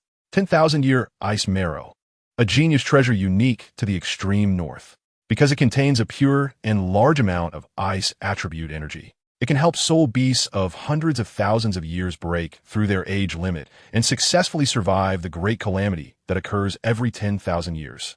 Ling Tian's original purpose for leaving the 10,000-year ice marrow was to help the Snow Emperor and others break through their age limit. About 70% left. Tianmeng shook his head, seriously recalling for a moment, and said uncertainly, 70%? You, an ice silkworm, ate 30%. Good heavens, how can you eat that much? Back then, he had stored about 10,000 pieces of ice marrow, all of exceptionally high quality. Tianmeng eating 30% would be at least over 3,000 pieces. Just one piece of 10,000-year ice marrow contains enough energy to blow up a soul saint. How could this guy eat so much without fearing indigestion? No wonder this guy's aura was close to 100,000 years. It would be strange if his cultivation didn't improve after eating so much high-quality 10,000-year ice marrow. I really didn't eat that much, Tianmeng weakly added, lowering his head, looking like a child who had done something wrong. Over 3,000 pieces, and you say you didn't eat that much? All right. Ling Tian sighed helplessly and shot a glare at Tianmeng, thinking that it was better to just accept the situation. After all, could he make her conjure more? The 10,000-year ice marrow was only a temporary solution. Although nearly 10,000 pieces of ice marrow were stored, there would always come a day when they would run out. When that time came, they would face the heavenly tribulation, and whether it be 10,000 years or a million years, they would not escape death. However, at that time, he had hurriedly ascended after condensing his divine position to exploit a loophole in the rules of the divine realm, leaving him no time to prepare a more comprehensive plan. Chapter 69, Ling Sha Hall. Polite 3 requests. Now that Ling Tian had returned to the Douluo continent, he naturally had better methods. Therefore, while the 10,000-year ice marrow was indeed precious, its value was far less significant now than it had been before. Besides, Tianming hadn't finished eating. There were still over 7,000 pieces of 10,000-year ice marrow left, enough to support the Snow Empress and the others until he regained his divine position. Ling Tian looked at Tianming and pondered for a moment, then said, "You can stay by my side for now, and I'll send you back when we return to the extreme north next time. However, if we're outside, you have to pretend to be an ordinary soul beast and can't speak." Tianming obediently nodded, quite satisfied with Ling Tian's arrangement. In his view, as long as he could escape from Di Tian's clutches, it wouldn't be a problem to be anywhere else. All right, go on and get over there. I need to rest, Ling Tian said with a look of disdain as he pushed Tianming away, then turned to lie down on the bed. Tianming was stunned for a moment, then lay down beside Ling Tian and fell asleep. 2 days later, according to the previous agreement with Zhao Wuji, everyone arrived at the town's entrance early in the morning. "Junior brother, is that a soul beast on your shoulder? It looks so cute." Ning Rongrong's eyes lit up, and she was immediately captivated by the adorable Tianming. Ling Tian turned his head to glance at Tianming, who seemed a bit anxious this morning and had forgotten to store him in the storage ring. However, he quickly thought of an explanation and casually said, "Ice silkworm. I encountered it by the roadside yesterday, and it looked quite interesting, so I bought it." "Ice silkworm? What makes it different from other ice silkworms?" Ning Rongrong asked curiously as she reached out to poke Tianming. The icy, soft sensation was oddly comforting. Before Tianming could say anything, Ling Tian lightly tapped his fingers. The cold soul power immediately snapped him back to reality, reminding him of the earlier promise, and he quickly shut his mouth, pretending to be an ordinary 10-year soul beast. "Junior brother, can I have a hug?" Ning Rongrong looked at Ling Tian with eager anticipation.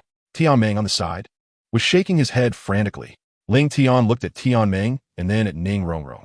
He was worried about how to maintain distance from Ning Rongrong, so he wouldn't let this hard-won opportunity slip away. In the end, under Tianming's extremely resistant gaze, Ling Tian pinched him off his shoulder with one hand and handed him over to the eagerly awaiting Ning Rongrong without a trace of hesitation. "Here, thank you, junior brother." Ning Rongrong happily hugged Tianming and started to interact with him affectionately, poking his soft white body and rubbing his head from time to time. Meanwhile, Tianming was filled with despair, having no chance to sleep at all. "Hey, Rongrong, what is that in your hand?" Xiao Wu, who was nearby, noticed the chubby Tianming and was also attracted by his appearance, curiously coming over.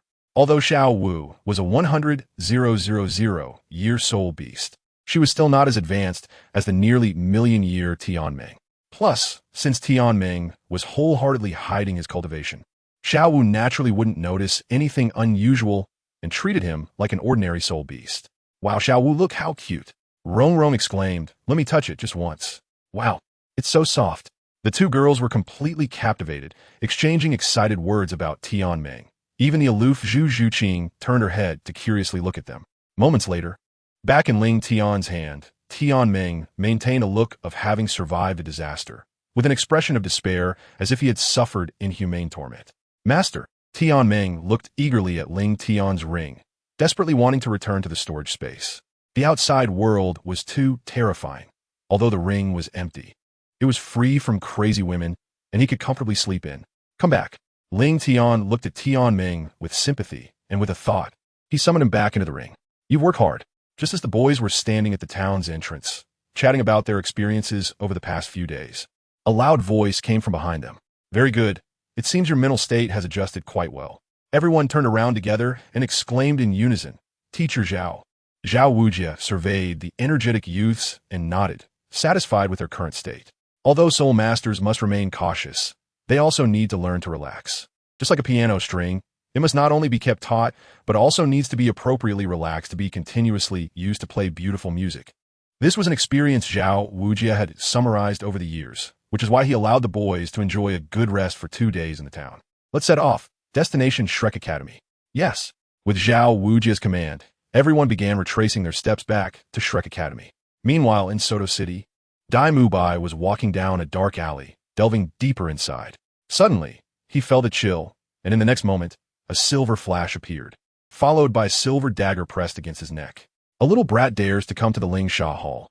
Are you tired of living? A scornful voice came from behind Dai Mubai as the dagger pressed closer. Dai Mubai seemed to have anticipated this scene, showing no signs of panic. I understand the rules here. This is a token of commission.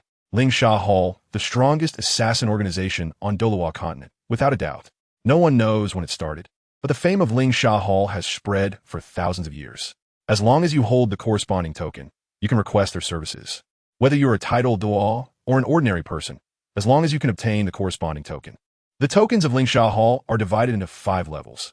Level 5 Mo Shaling, Level 4 Z Shaling, Level 3 Qi Shaling, Level 2 Chang Shaling, and Level 1 Yin Shaling.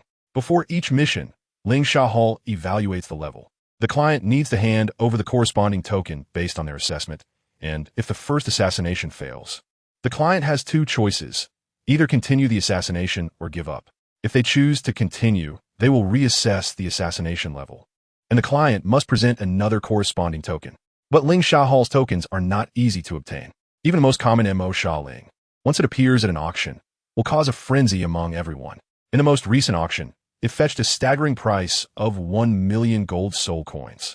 The Zisha Ling and Qisha Ling are even more valuable and rarely seen on the market, unless due to some accident. No one would take them out for auction. As for the Chengsha Ling and Yin Sha Ling, up until now, the Chengsha Ling has only appeared 15 times. Chapter 70. Dai Mubai's Revenge. These 3 successful missions are precisely why Lingsha Hall is famous on Douluo continent. They succeeded in 9 out of 10 attempts, killing 5 ordinary titled Douluos, 2 at level 95, 1 at level 96, and 1 at level 97, firmly establishing their status. However, the highest level Yin Sha Ling has never been seen by anyone. There are even rumors that the target of the Yin Sha Ling is the god Silver Killer, who is said to have caused the fall of a deity. However, most people dismiss it as mere talk since miracles are rare on Douluo continent. At this moment, Dai Mubai took out a token. The token was entirely white, emanating a cold aura, with the character Ling engraved on the back and the word kill in black on the front, without any other patterns. But just that one character conveyed a sharp killing intent. This is the token. Since you understand the rules, put on yourself. After confirming the authenticity of the token, the man in black put away his dagger and tossed a light-blocking mask over. Once Dai Mubai put on the mask, the man in black stepped out from the shadows and led him deeper into the alley. A few minutes later, after walking for an unknown amount of time through the alley, Dai Mubai was brought into a dimly lit room. Sitting across from him was another figure in a black robe. State your commission. I want you to kill someone, Ling Tian. Saying this, Dai Mubai placed the token on the table.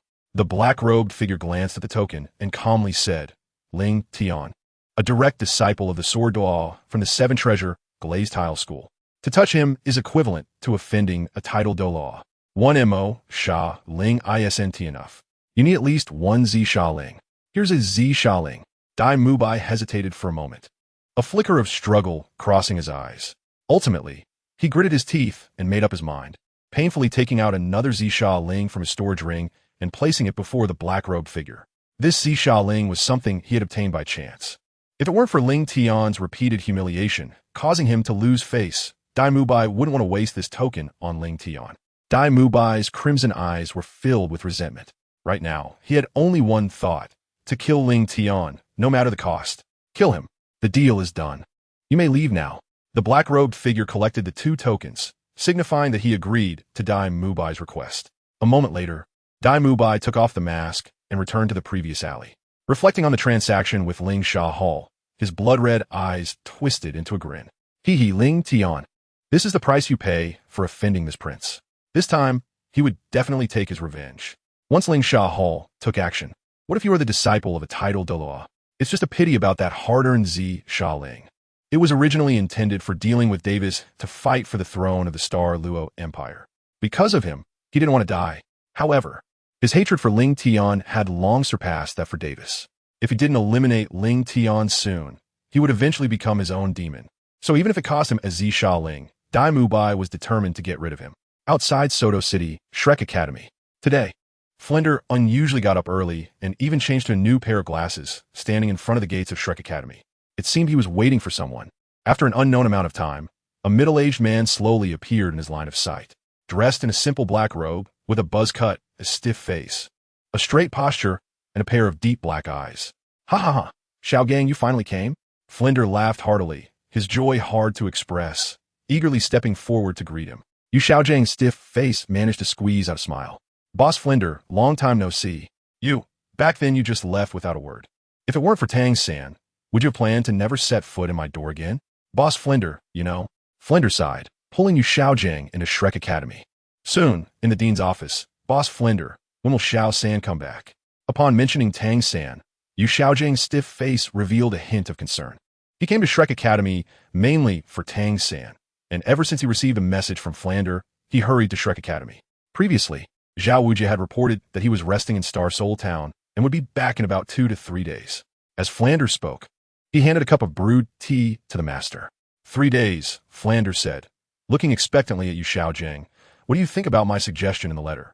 Xiao Gang hesitated for a moment, put down the teacup, and said, we'll have to wait for Xiao-san to come back before discussing the specifics. If it really aligns with my expectations, I can stay here to help you. Flander laughed heartily. Good. Then I look forward to you staying. Our brothers can finally be together again. It's a pity she isn't here. Hearing Flander mention she, Xiao Gang's expression changed slightly, and he frowned. Flander, don't bring her up. I don't want to argue with you. Sigh Xiao Gang. From Flander's eyes, Xiao Gang saw a hint of fatigue, and his stiff face softened a bit as he nodded. Everything will wait until I see Xiao-san. All right, I'll take you down to rest. They walked out of Flander's office as they spoke. A day later, in Soto City, Shrek Academy. Oscar stretched comfortably. Finally back. The academy is still the most comfortable. Ma Hongju nodded in agreement. That's right. The feeling of coming home is really wonderful. Zhao Wujie glared at the two. Keep it down. Can't you see it's already dark? All right, you all go back to your dorms to rest. I'm going to see the principal and report on this trip. Yes, Teacher Zhao. After a long day's journey, everyone was tired and headed towards their respective dorms. In the principal's office, Flander listened with surprise to Zhao Wujie's account of their trip to the Starry Forest. His expression changed several times, and he finally breathed a sigh of relief when he heard that everyone returned safely. It seems I was too careless. Flander sighed with fear. Next time we go to hunt soul beasts, I'll join you with a few other teachers. These kids are all outstanding talents. We can't let anything happen to them because of us. Fortunately, this time it was just a scare. Ling Tian and Tang San were both fine. Otherwise, with the protective nature of Hao Qianluo and Jinluo, Zhao Wujie, and I might have to take the blame here. Chapter 71. Ling Tian is the most talented. Indeed, Zhao Wujie, sitting in a chair beside him, complained with a bitter smile. Luckily, several kids returned safely. I have to prepare for the aftermath now. Next time something like this happens, don't let me handle it alone. It was a nightmare all the way, and I want to live a few more years. All right, next time I'll join you as a team leader, Flander said helplessly. That's more like it, Zhao Wujie replied. Ha ha, you. Flander shook his head and laughed. I don't know what is going on in the Starry Forest. Clearly, I was just hunting soul beasts on the outskirts, yet we encountered the legendary couple, the dragon and the snake, twice. What confuses me the most is that we ran into two 10,000-year level ferocious beasts on the outskirts. Logically speaking, soul beasts of that level shouldn't appear there. Zhao Wujie pondered for a moment and finally said bitterly, fortunately, this time Ling Tian and Xiao Wu were lucky. Otherwise, we would have suffered heavy losses. To be honest, even if you say the four of us went together, we would still be doomed. And you don't know. Zhao Wujie suddenly paused, his expression strange. After Ling Tian and Xiao Wu came back, they both told me they escaped from soul beasts after hearing a cow's roar. These two identical reasons still linger in his memory. Sigh. Luckily there were no accidents this time. Flander nodded and changed the subject, asking with curiosity, but what was that cow's roar they heard? Could there be other more terrifying, ferocious beasts in the Starry Forest? That cow's roar should be from the sky blue bull python. A somewhat stiff and strange voice came from outside the door. Zhao Wujie was startled. He had already heard footsteps approaching, but hadn't paid much attention, thinking it was one of the academy's teachers. Now, hearing the voice, he realized something was off. There shouldn't be such a voice in the academy. Haha, Xiao Jiang, come in. The door opened, and a middle-aged man walked in. With a stiff face and a straight back, he looked a bit dull at first glance, but his deep black eyes revealed a hint of urgency. The visitor was none other than Tang San's teacher, the master from the former Nodding Academy, Yu Xiaojiang. With Gang in his name, he must not be lacking, right? He had heard many rumors about the master before. Although the master looked somewhat frail and wasn't very strong, his temper was famously rigid. He had distanced himself from his family for some matters, which led him to meet Flander and another person, forming the later renowned Golden Iron Triangle. Upon seeing Flander and the master, Zhao Wujie was curious to know who the third member of the Golden Iron Triangle was. Come, Wujie, you haven't met him, right? Let me introduce you. This is my old partner from back in the day and also Tang San's teacher. Zhao Wujie's heart stirred as he looked at Yu Xiaojiang in surprise. So you are the master. Hello, I am Zhao Wujie. He then realized that the master's real name was actually Yu Xiaojiang, a somewhat strange name, but full of masculine energy. Yu Xiaojiang's tone was always so calm, and his stiff face barely managed a smile. No need to be polite, King of Darkness. You're back. Tang San must have returned with you, right? Is he safe? When he arrived at the door, he only heard Zhao Wujie's last few words about Xiao Wu being spared by the Titan Great Ape. But he hadn't heard the earlier part of Zhao Wujie's words. Zhao Wujie smiled and said, Fortunately, we were quite lucky. Everyone returned safely. You worry too much. Flander laughed. Tang San's talent is the top tier on this continent. He can be said to be a child of destiny. So, of course, I must care about this disciple. Yu Xiaojing replied calmly. Flander said, but you don't have to ask about Tang San as soon as you walk in, right? I think you're just jealous that I have such a good disciple. If he became your student, you would definitely cherish him even more than I do. Yu Xiaojiang said to Flander. Listening to Yu Xiaojiang's evaluation of Tang San, Zhao Wujie couldn't help but curl his lips. But it couldn't be denied that Tang San indeed had strong talent. However, at the very top, Zhao Wujie's mind stirred, and Ling Tian's figure appeared in his mind. And he instinctively argued, Master, although Tang San's talent is very strong, I still think Ling Tian is the true top talent on the entire continent. Ling Tian? Yu Xiaojiang frowned and looked at Flander. He usually corresponded with Flander about Tang San and was not aware of who this Ling Tian was. Xiaojiang, Wujie is not wrong this time. Flander looked at Yu Xiaojiang and said seriously, if we're talking about talent alone, Ling Tian is definitely the most top-notch genius I've ever seen. More talented than Xiao San? Yu Xiaojiang still found it hard to believe. Have you ever seen an 11-year-old, level 36 soul master? 11 years old, a soul master? Yu Xiaojiang's heart trembled, and his stiff face was filled with shock. Are you sure? An 11-year-old soul master? Is there any doubt? Seeing Yu Xiaojiang at a loss, Flander laughed proudly. However, joking aside, he patiently explained Ling Tian's identity. That child is a direct disciple of the Sword Douluo of the Seven Treasure Glazed Tile School and is currently staying at our Shrek Academy.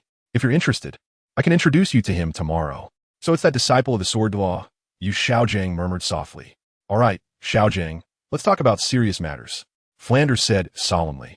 You've been here for several days now. How have you considered the previous proposal? I agree to it. Yu Xiaojiang nodded after a moment of silence, agreeing to Flander's request. Ha, great. Flander laughed excitedly, patting Yu Xiaojiang's shoulder and saying, Wujie, from now on, Xiaojiang will also be a teacher at our Shrek Academy. If it weren't for Xiao San, I wouldn't come back to your broken school. Yu Xiaojiang shrugged off Flander and said irritably. Chapter 72. Disputes and politeness at this moment. Flander smiled. Wasn't it you who encouraged them to apply to Shrek Academy back then? So what? Yu Xiaojiang replied. Now that I am here, future teaching arrangements will be based on my decisions. I don't want these good seedlings to be ruined in your hands. Flander chuckled lightly. Fine, fine. I'll listen to you. Who told you to be an authority on martial souls? Oh right, Wujie. Yesterday, the Seven Treasure Glazed Tile School sent a letter to Ling Tian. He happens to be back today. Can you help me pass it to that child? After finishing, Flander pulled out a white envelope from the drawer. Zhao Wujie nodded. Got it, Dean. All right. Flander blew on the tea in his hand, drank it all, and said, Wujie, you've had a long journey and must be tired. Go rest quickly. You've worked hard this time. Zhao Wujie shook his head and said seriously, the academy is not just yours. If we weren't filled with hope for this place and enjoyed this peaceful life, who would stay here for so many years? This is the hard work of all of us. No need for polite words. Master, Flander, I will take my leave now. After saying that, Zhao Wujie turned and left the office. Flander watched Zhao Wujie leave, a hint of appreciation in his eyes. If it weren't for these old brothers helping over the years, perhaps the academy wouldn't have held on. After this batch of students graduates, I also want to relax a bit, travel across the continent, and unwind. Xiaojiang, would you like to go together then? Yu Xiaojiang was taken aback and shook his head. I don't know. Flander sighed. Although I know you don't want to think about the past. I can't help but say that the life we had together back then is something I will never forget. That memory was the happiest time of my life. If we could live carefree like that forever, how wonderful it would be. Listening to Flanders' words, something seemed to change in Yu Xiaojiang's eyes. He lowered his head and said faintly, "People will age and mature. Since the past is already over, what meaning does it have to bring it up? Life would be great if it were just like the first meeting, but can it really be realized?" Flanders sighed and shook his head. "Xiaojiang, your personality is just too rigid. If you could soften a bit, perhaps things wouldn't have turned out this way. Can you really not accept her? After all, it wasn't her fault. Moreover, do you really care so much about the opinions of the world?" Flanders, stop talking. Yu Xiaojiang's emotions suddenly became agitated. He shouted sharply, glaring at Flanders. "We all know what happened back then. I never blamed her. I only hate my own identity. Besides, I have already stepped back and entrusted her to you. Xiaojiang, you are still so stubborn. You haven't changed in all these years. Yes, I admit I like her. However, the one she truly likes is you." Flanders' gaze gradually turned cold, and he said seriously, "I know the reason you left back then. But a gentleman does not take away what others cherish. The one she truly loves is you, and you're my best brother. How could I?" "Don't speak to me in that tone." Yu Xiaojiang suddenly stood up from his seat, saying, "Love? What good is love? What I want is for you to bring her happiness. I never expected that after all these years, seeing you again, you would tell me that all you want is memories. If I had the ability, I would kill you right now." Sigh. Flanders sighed. "Xiaojiang, I understand your meaning, but so many years have passed, can't you?" Yu Xiaojiang smiled, but the smile on his stiff face felt cold to others. "Me and her, is it possible? If it were possible, would I have waited until now? If it weren't for the special relationship between us, do you think I would have let her go to you? I won't. I can disregard the opinions of the world, but I cannot let her bear it with me. Flanders, if you still consider me a brother, don't tell her about my news. Otherwise, I will leave here immediately and never see you again." "You." Flanders stared at Yu Xiaojiang, unable to say a word for a long time. "Forget it. This is your own matter. I won't tell her about your appearance. But if one day she finds you, Xiaojiang, listen to me, don't avoid it anymore. If you still consider me a brother." Yu Xiaojiang did not agree, but Flanders saw that his eyes were already red. He understood the pain in Yu Xiaojiang's heart and did not continue to speak. "Forget it. Let us change to a lighter topic." Flanders sighed and said, "Have you been back home?" Yu Xiaojiang shook his head. "I no longer have a home." Flanders sighed. "That is still your home after all, even if they do not welcome you. But weren't we supposed to change to a lighter topic?" Yu Xiaojiang waved his hand, signaling Flanders not to continue. "Moreover, even if I were to go back, I wouldn't return like this. Until I prove myself, I won't let those people laugh at me." "Sigh, you're just too stubborn." Flanders shrugged helplessly. "All right, I don't want to argue. However, I really hope you stay. For so many years, I have put so much effort into Shrek Academy, and now I have finally decided to end the academy. I hope this last batch of students can give me a perfect conclusion. With you here, everything will become easier." A sudden smile appeared on Flanders' face. "It seems you really have put all your thoughts on Xiao San. Do you know?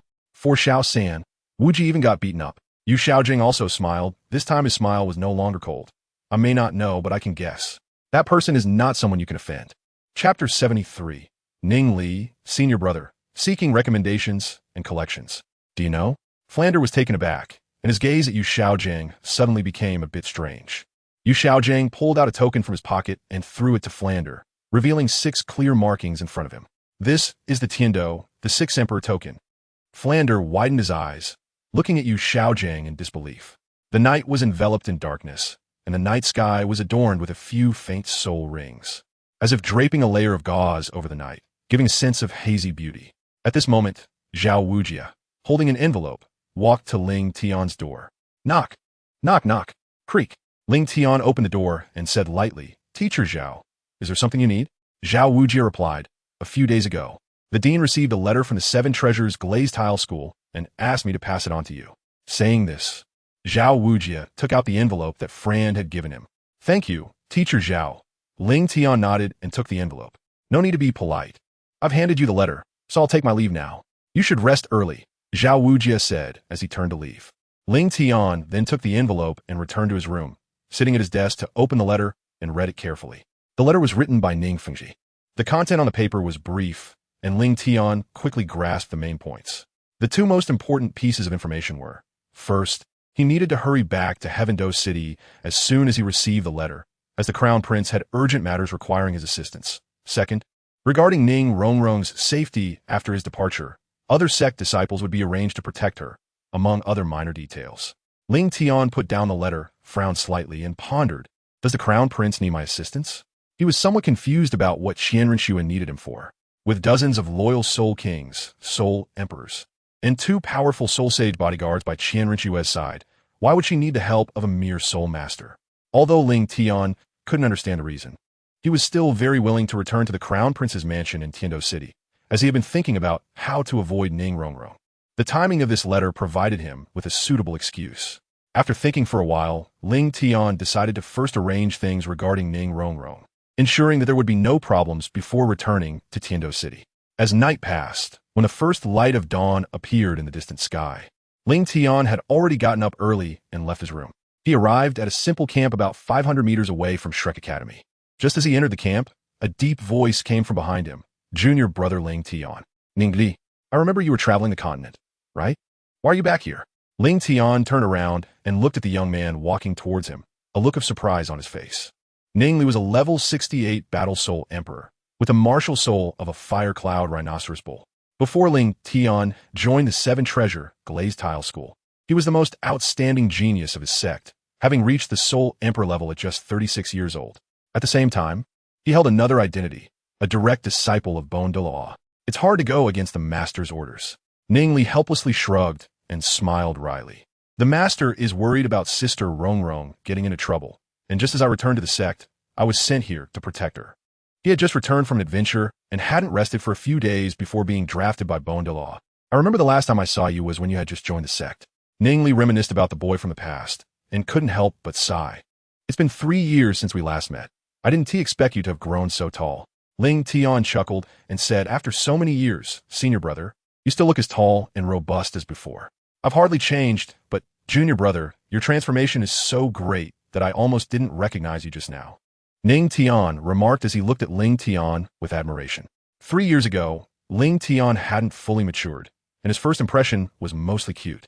But now, with a handsome face completely developed, along with a tall and upright posture and an aloof, unapproachable demeanor, he truly resembled a cold, handsome deity. This stark contrast made it difficult for Ning Li to associate the current Ling Tian with the adorable junior brother from before. After many years apart, the 2 brothers quickly became familiar again after a few exchanges. After a while, Ning Li curiously asked, when do you plan to return? I originally planned to go back to Heavendo tomorrow, but since I'm here today to arrange for the disciples who will take over, and now that senior brother Ning Li is here, I can set off early, Ling Tian replied. Ning Li patted his chest, grinned confidently, and said, junior brother, don't worry. With me around, no one dares to touch junior sister Rongrong. With senior brother Ning Li here, I feel much more at ease, Ling Tian nodded, feeling confident in Ning Li's combat strength. With Ning Li, the battle soul emperor, around, there was no need to worry about Ning Rongrong's safety. By the way, senior brother, in Shrek Academy, there's a guy named Daimmu Bai, who is the 2nd prince of the Douluo Empire.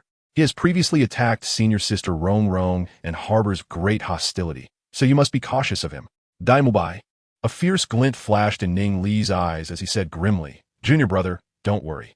As long as he dares to offend my junior sister, I don't care what kind of prince he is. I'll be the first to eliminate him, no matter how strong the Douluo Empire is. Can they control the 7 treasure glazed tile school? A strong dragon cannot suppress a local snake. Moreover, Daimmu Bai is just a stray dog now. Ning Li was well aware of the intricacies within the Douluo Empire. With the strength of the 7 treasure glazed tile school, they really wouldn't fear killing a fallen prince on the run. Ling Tian nodded and said softly, brother, let's go to Shrek Academy first to meet their dean. I will arrange a place for you to stay, so it will be more convenient for you to protect Sister Rongrong. All right, you all wait here for a moment. After Ning Li arranged for the disciples of his sect to accompany him, he followed Ling Tian towards Shrek Academy. Chapter 74, A Basin of Cold Water. Meanwhile, at Shrek Academy, after breakfast, the bell rang on time, summoning the students to the Academy Square. Ning Zonggong, Zhu Jing, Xiao Wu, Dangshan, Oscar, Zai Mubai, and Ma Hongjun stood in a row on square. Today was particularly lively, as not only the 2 deans, Flinder and Zhao Wujia, were present, but several other teachers from the academy also came to the playground. The master stood beside Flinder. Besides the 2 deans, there were originally 3 teachers at the academy, who were responsible for the first 3 rounds of the entrance exam. All right, everyone is here. I have a few announcements to make. Flinder walked to the front of the students, his serious gaze sweeping over them. First, let me introduce the Academy's teachers to the 4 new students. Saying this, Flinder pointed to the elder with the staff. This is Teacher Li Yusong, Martial Soul, Dragon Pattern Staff, level 63 Soul Emperor. He then pointed to the second elder, who seemed to be over 70. This is Teacher Lu Qibin, Martial Soul, Star Chess, level 66 Soul Emperor. This is Teacher Xiao Xian, Martial Soul, Jelly Bean, level 71 Soul Saint. He is a food system soul master, and among the food system soul masters I know, he is definitely one of the top 5 strongest. The strength of Xiao Xian was evident just from these 2 points. Finally, Flinder walked to the master, put his arm around the master's shoulder, and said, "Now, I want to introduce this last person in detail. He is the one who, through his research, concluded the competitiveness of the top 10 martial souls. Known as the strongest in martial soul theory and the wisest soul master, and he is also Tang San's teacher, Mr. Yu Xiaojiang. Of course, he is also my old brother. We have known each other for decades. You might not be very familiar with his name, but I believe you all have heard of his title. From now on, you could just call him Master." Hearing the title Master, everyone couldn't help but feel a surge of energy, their gazes turning towards the Master. They knew that it was because of the Master's wisdom that Tang San, such an outstanding student, was nurtured. Flinder continued, "From today on, your teaching will be fully under the Master's responsibility, and we will all cooperate with him. Also, due to yesterday's travel, I'm giving everyone a day off. Classes will officially start tomorrow. Now, I would like to invite the Master to speak." He then quietly added, "I'll leave it to you for now, Xiaojiang." The Master nodded, looked at the 7 students in front of him, and began the speech he had prepared earlier, while the other teachers left the playground, handing the space over to Yu Xiaojiang. A moment later, in the dean's office at Shrek Academy, Flinder asked with curiosity, "Ling Tian, who is this?" "I am Ning Li from the 7 Treasure Glazed Tile School," Ning Li replied in a deep voice, while a surge of aura emanated from him, revealing a bit of his strength to Flinder. Flinder felt that the name Ning Li sounded familiar, as if he had heard it somewhere before, but he couldn't recall where at the moment. Meanwhile, Ling Tian turned his head and said, "Brother, I will go say goodbye to Sister Rongrong first." Ning Li noted. Flinder's matters could be handled by him alone, and it was indeed unnecessary for Ling Tian to intervene. The scene shifted. At this moment, Yu Xiaojiang had already arranged the 7 students of Shrek Academy in order of age and then told everyone to disperse and prepare for tomorrow's training. Ling Tian walked to Ning Rongrong's dormitory. "Knock, knock, knock. Who is it?" A crisp voice came from inside the door. "It should be Xiao Wu." Ling Tian said lightly, "Is senior sister Rongrong there?" "Yes, I'm here. Just a moment, junior brother." Soon, a pleasant voice from Ning Rongrong came from inside the room. Meanwhile, inside the room, Xiao Wu looked at Ning Rongrong, who was seriously choosing clothes, her eyes turning as if she understood something, and teased, "Rongrong, the junior brother is looking for you outside. It seems like something's going on. Go away, stop talking nonsense." Ning Rongrong's face turned red, and she threw the clothes she had just taken off. Hee. Xiao Wu caught the clothes that were thrown over and looked at Ning Rongrong with a teasing smile. "Rongrong, good luck, I support you." After saying that, she made a funny face at Ning Rongrong. "Xiao Wu," Ning Rongrong scolded playfully. All right, no more teasing." "Hey, Rongrong, it seems like your dress is on backwards." Xiao Wu pointed at Ning Rongrong's dress, her dark eyes filled with mischief. "Ah," Ning Rongrong exclaimed, ignoring Xiao Wu's teasing, and hurriedly put on her clothes properly. After about a quarter of an hour, Ning Rongrong finally walked out of the dormitory with a flushed face, glanced back at the dormitory secretly, and before Ling Tian could speak, she pulled him and hurriedly ran off into the distance. At this moment, Oscar was not far away, secretly watching Ning Rongrong with a look of unwillingness in his eyes. Although Ling Tian had warned him before, and Ning Rongrong had also been indifferent to him, he still couldn't bear to give up like this. After a while, the two finally stopped. This was Ling Tian's chance to ask, "Senior sister, what's wrong?" "Nothing. Nothing at all." "Junior brother, what do you think of this dress I'm wearing?" Ning Rongrong fiddled with the hem of her dress, her little face flushed, looking at Ling Tian expectantly. "It's very beautiful." Ling Tian looked at Ning Rongrong inexplicably. "Really?" Ning Rongrong excitedly raised her head, the corners of her mouth curling up, and her mood instantly brightened. But this happiness came quickly and left just as fast. "Senior sister, I'm here to say goodbye today." "Junior brother, we." The two spoke almost simultaneously, with Ling Tian's tone calm, yet tinged with a hint of apology, while Ning Rongrong's voice was filled with happiness. Ling Tian's words were like a basin of cold water, splashed directly onto Ning Rongrong's head.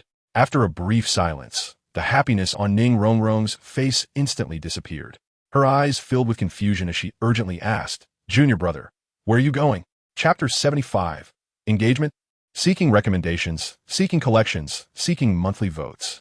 The sect sent a letter, asking me to return for a while, Ling Tian said softly. Ning Rongrong's eyes turned red, tears streaming down her face as she sobbed.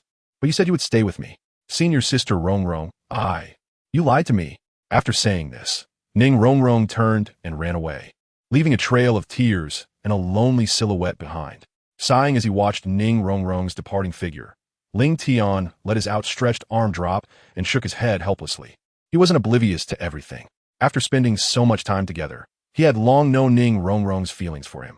But feelings cannot be forced. Ling Tian had already carved a figure in his heart, leaving no room to accommodate anyone else. There was no possibility for him and Ning Rongrong. Rather than allowing the situation to develop and let her sink deeper, it was better to make a decisive choice early on. That would be best for everyone. He hoped she could let go. Ling Tian sighed and was about to turn to leave when Ning Li approached from behind. He had come over to greet the two, but saw Ning Rongrong running away. So he curiously asked, "Did you have a fight with senior sister Rongrong?" "No." Ling Tian shook his head and said no more. He simply took out a letter from the Phoenix Ring and said, "Senior brother, after I leave, please find a suitable time to give this to senior sister Rongrong." "Junior brother, are you ready to set off now?" Ning Li asked in surprise as he took the envelope from Ling Tian.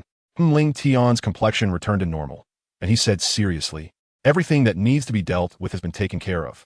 Tiando City is in a hurry, so I need to head back quickly. I'll leave things here to you, senior brother." "Don't worry, junior brother." Ning Li patted his chest, signaling Ling Tian to be at ease. Ling Tian nodded and did not say much more, turning back to his room to pack his luggage. On the other side, Ning Rongrong was hiding under a tree in the academy, recalling Ling Tian's words, and suddenly felt sad again, with tears uncontrollably streaming from her eyes. "Ling Tian, you bastard. You untrustworthy bastard, big bastard." Unable to suppress her emotions, Ning Rongrong cursed loudly, but for some reason, despite having 1,000 harsh words in her heart, only bastard and big bastard came out. Nevertheless, she just couldn't bring herself to curse him out fully. Realizing this, Ning Rongrong scolded herself for being useless. "Big bastard. I will never, ever forgive you, never." Her eyes were filled with tears, biting her lip, and her voice choked up. On the other side, in the city of Tiando, Qian Renxue brought Ning Fengji and Chun Xin to the front hall of the Crown Prince's mansion. "Teacher, what brings you to our Crown Prince's mansion today?"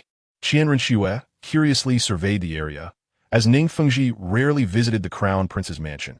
She usually went to the Seven Treasure Glazed Tile School to consult him. "Is Qinghe not welcoming my visit?" Ning Fengji joked. "Of course, if the teacher comes to the Crown Prince's mansion, Qinghe will certainly welcome you." Qian Renxue replied with a bow, speaking earnestly. After a brief pause, Ning Fengji slowly said, "I've already sent word to Xiao Tian. You should be back in a few days." "Thank you, teacher." Qian Renxue felt a surge of joy. Xiao Tian's return was indeed good news. "Qinghe, should Xiao Tian be nearly 11 years old this year?" Ning Fengji suddenly asked, a hint of something unusual flashing in his eyes. "Yes, he will be 11 in a month." Qian Renxue nodded, remembering Ling Tian's birthday clearly. 11. Rongrong is 12 this year, so the age difference isn't too much. "What do you think of Rongrong, this girl?" As he spoke, Ning Fengji took a sip of tea, as if the previous question was just a casual remark. "Junior sister Rongrong is very good, inheriting your master's talent. Given time, the Seven Treasure Glazed Tile School will surely flourish under her hand." "Haha, that girl isn't as good as you say." Ning Fengji smiled lightly, but a satisfied expression still appeared between his brows. Which parent wouldn't want to hear others praise their child? "I actually have something I want to discuss with you." As he spoke, Ning Fengji looked at Qian Renxue meaningfully, as if this matter was significantly related to her. "Teacher, please feel free to say," Qian Renxue replied. The more mysterious Ning Fengji became, the more curious Qian Renxue felt.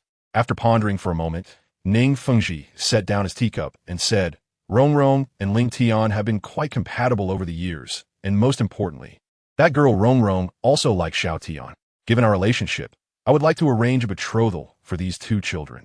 What do you think, Qinghe? Betrothal? Let Ning Rongrong and Ling Tian get engaged." With a swish, Qian Renxue suddenly stood up, a wave of inexplicable feelings crashing into her heart at that moment. She didn't know how to describe her emotions.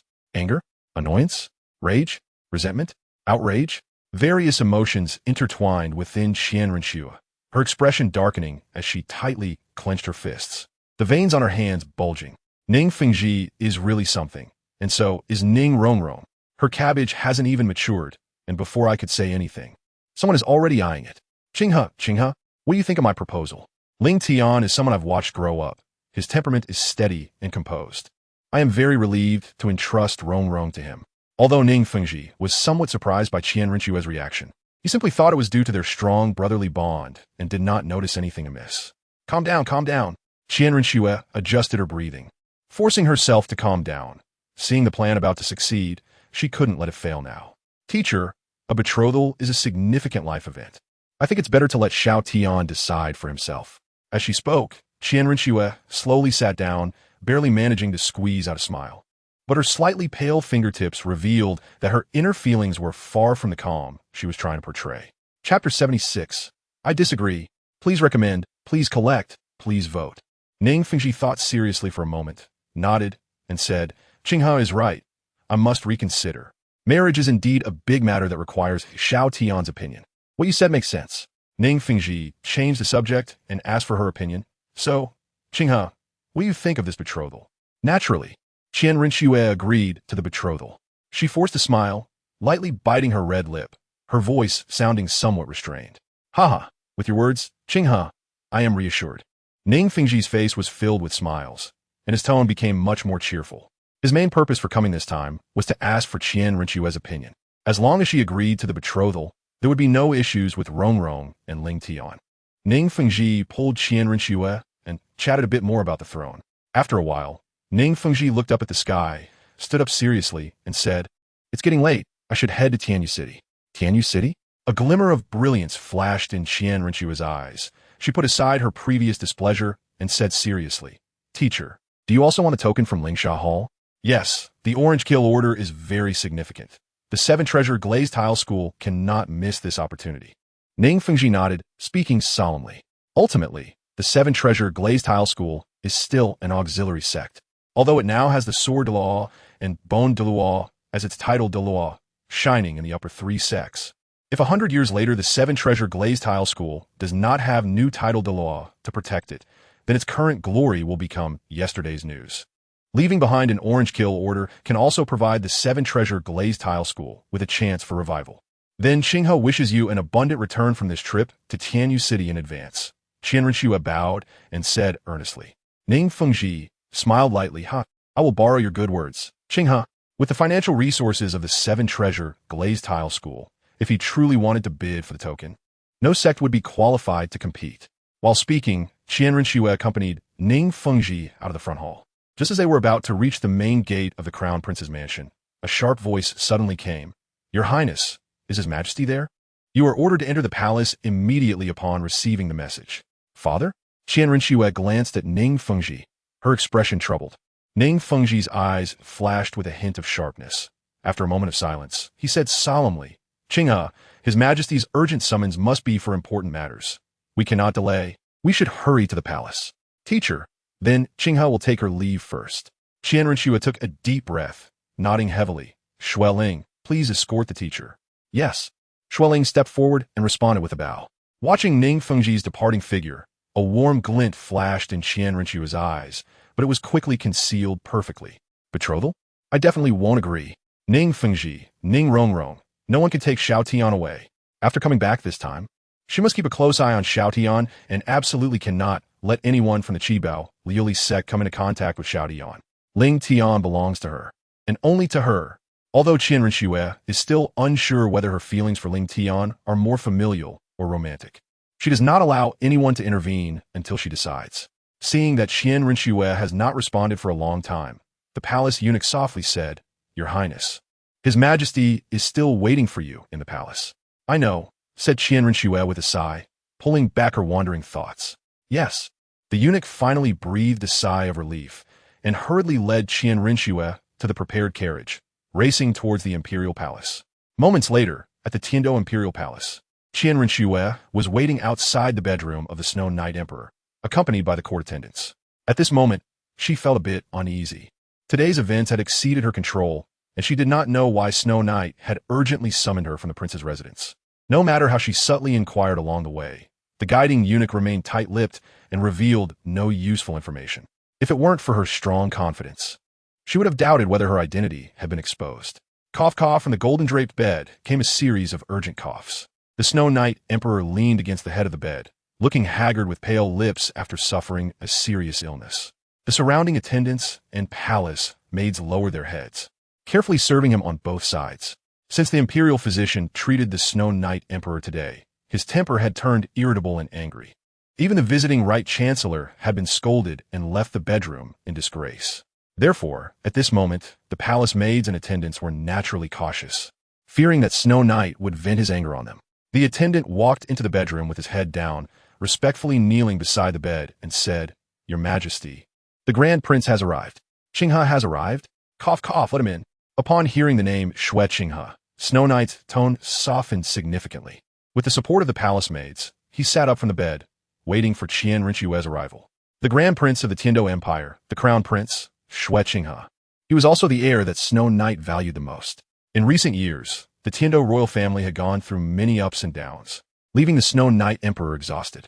The unexpected deaths of the second and third princes were particularly painful for him.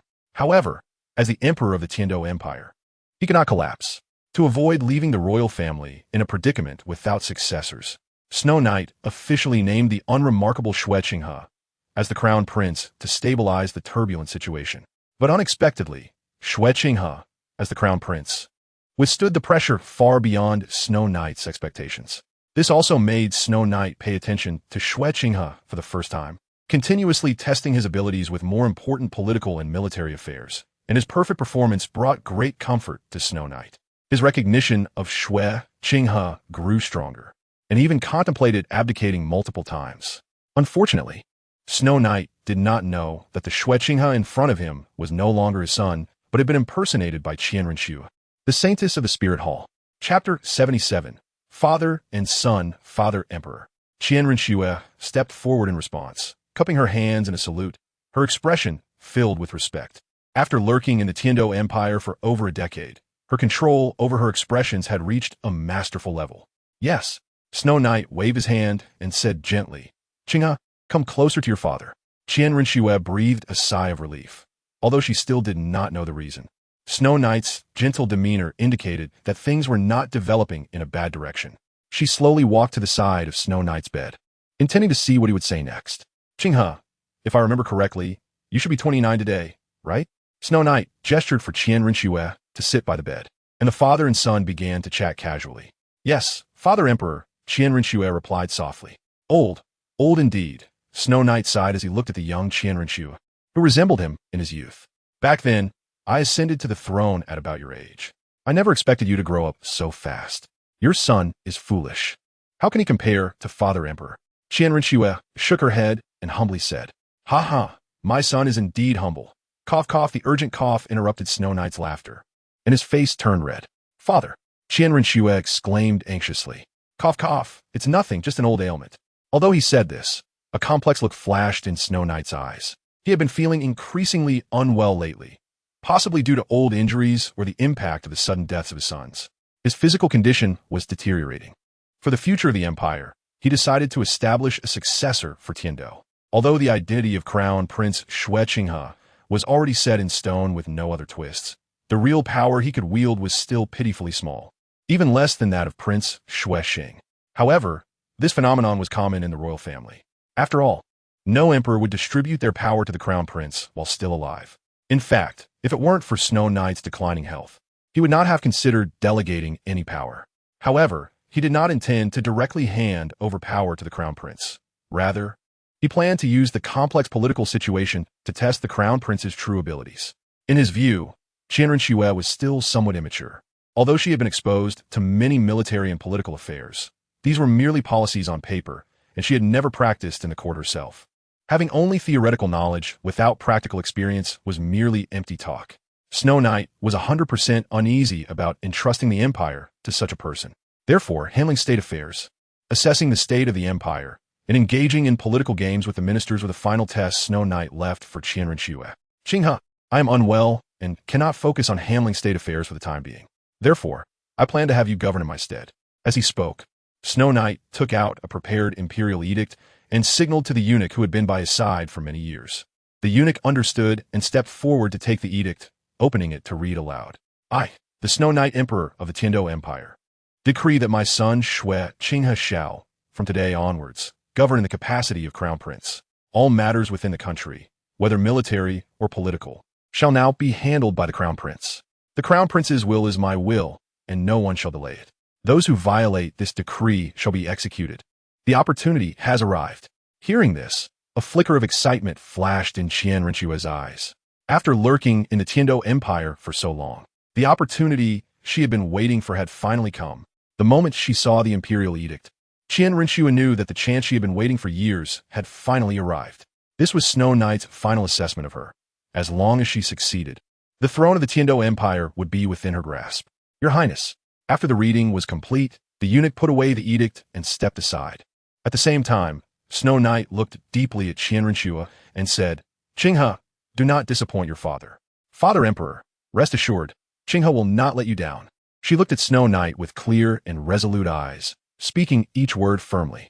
She understood that Snow Knight had made up his mind. If she did not demonstrate her confidence now, when would she? Good. Hearing Qianrenxue's words, Snow Knight indeed laughed heartily. So confident, you truly are my son. With repeated praises, Shui immediately turned his head and said, Bring out my scepter and hand it over to Qinghe along with the edict. Yes. The eunuch walked toward the rear hall and soon returned with a scepter. It was a short staff entirely in silver white, with a swan, symbolizing royalty, carved at the top. The swan's eyes were made of 2 small sapphires, and it had a pair of pure white wings spread out to the sides, with vivid feather patterns engraved on the wings. The entire scepter was intricately carved with beautiful designs. Qinghe, this scepter was given to me by the late emperor when I first assumed power. Shui paused for a moment, looking at the familiar short staff, reminiscing about the past, and then said with hope, Today, I hand it over to you. You should understand the significance of this. I hope you won't let me down. I will not disappoint Father Emperor, Qinghe replied. Good, I believe in you. Shui pointed at the eunuch beside him and said in a deep voice, Qi Lin, starting today, you will assist Qinghe as he begins his first governance. Yes. As soon as the words fell, Qi Lin stepped behind Qianrenxue. Qi Lin had been following Shui for many years, from the time he ascended the throne until now. He was undoubtedly Shui's trusted confidant. Putting Qi Lin beside Qianrenxue was to assess her capabilities. Qi Lin was now Shui's eyes and ears, responsible for conveying all news during Qianrenxue's governance and preventing her from going astray. After all, national affairs are no child's play, and he would naturally not neglect his duties. All right, Qinghe, you may leave for now, Shui said gently. Yes. Watching Qianrenxue's departing figure, Shui hoped that his son would not disappoint this old father's expectations. With that thought, Shui wearily lay down on the bed. His health was indeed too poor. After just a short conversation, fine beads of sweat covered his forehead. Outside the palace, Qianrenxue stopped and smiled lightly, saying, From now on, please guide me more, Eunuch Qi.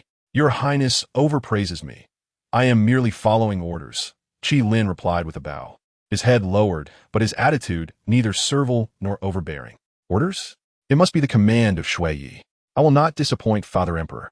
As he spoke, Qianrenxue glanced deeply at Qi Lin, then turned and left without further words, while Qi Lin silently followed behind, carrying out the tasks entrusted to him by Shui. P.S. I'm too tired. Today I have a full schedule and must do experiments, so I'll update just once today. I'll make it up when it goes on the shelf. Chapter 78.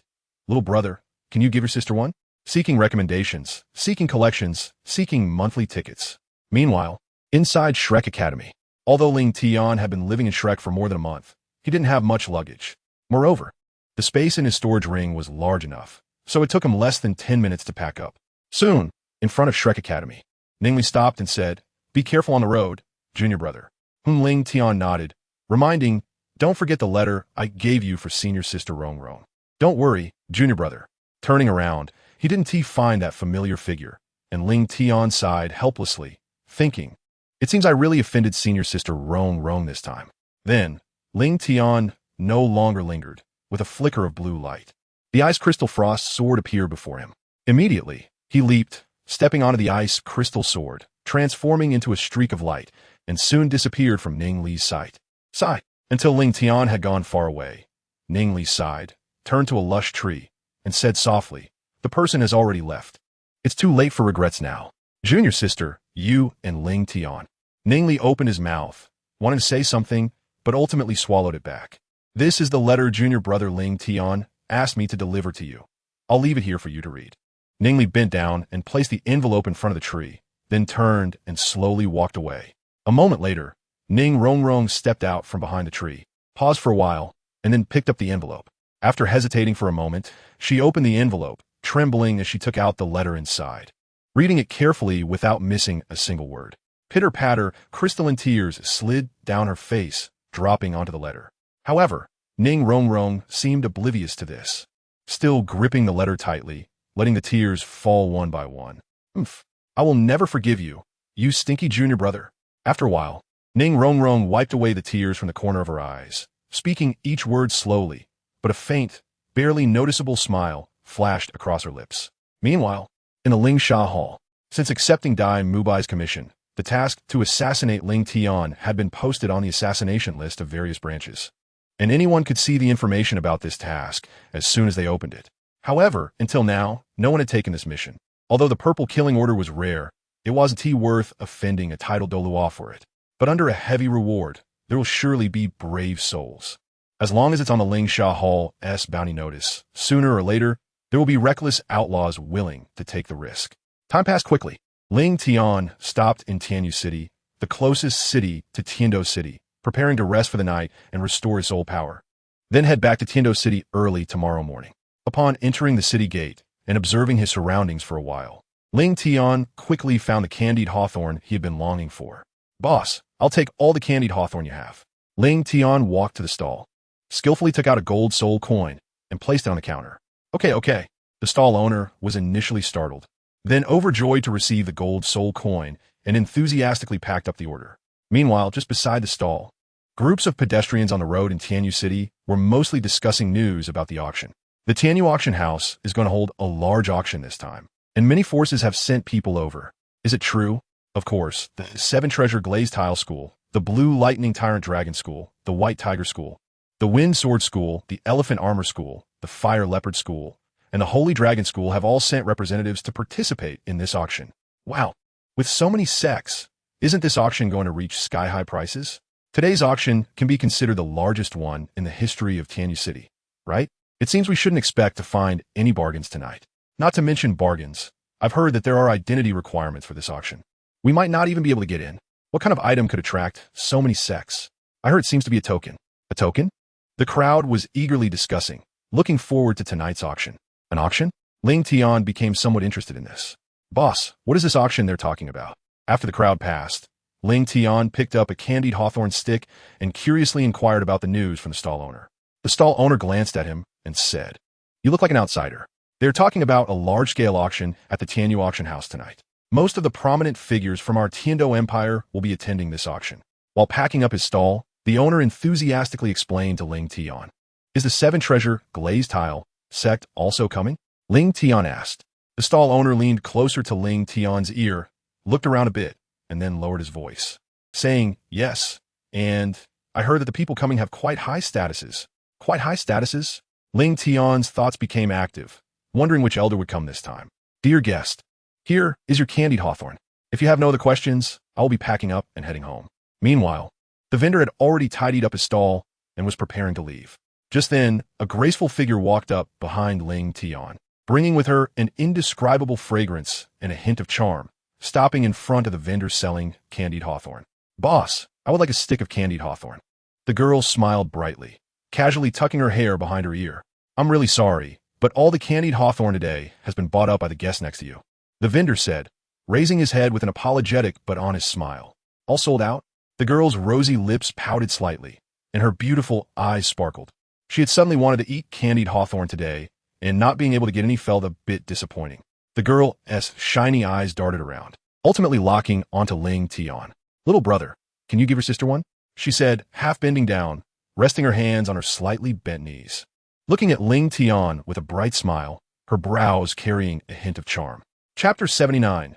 No request for recommendations, collections, or monthly votes. As Ling Tian was lost in thought, he raised his head and happened to meet the girl's gaze. Got it. A hint of joy flashed in the girl's eyes as she reached out to take the candied hawthorn, but the boy's reaction was beyond her expectations. Ling Tian looked at the girl with a blank expression and said, "No." Huh?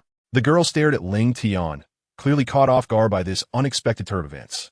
Being cute was of no use. Ling Tian cast a disdainful glance at the girl.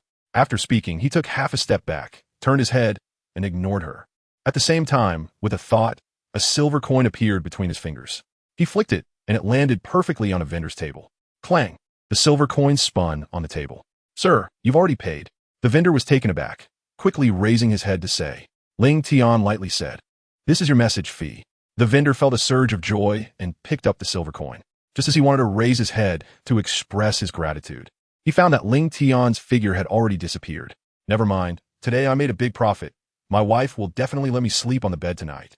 However, the vendor quickly tossed Ling Tian's matter out of his mind, happily fantasizing about the blissful life tonight. Meanwhile, the girl stared unblinkingly at the boy's departing figure, a hint of surprise flashing in her eyes as she murmured softly, "My charm actually has no effect on him.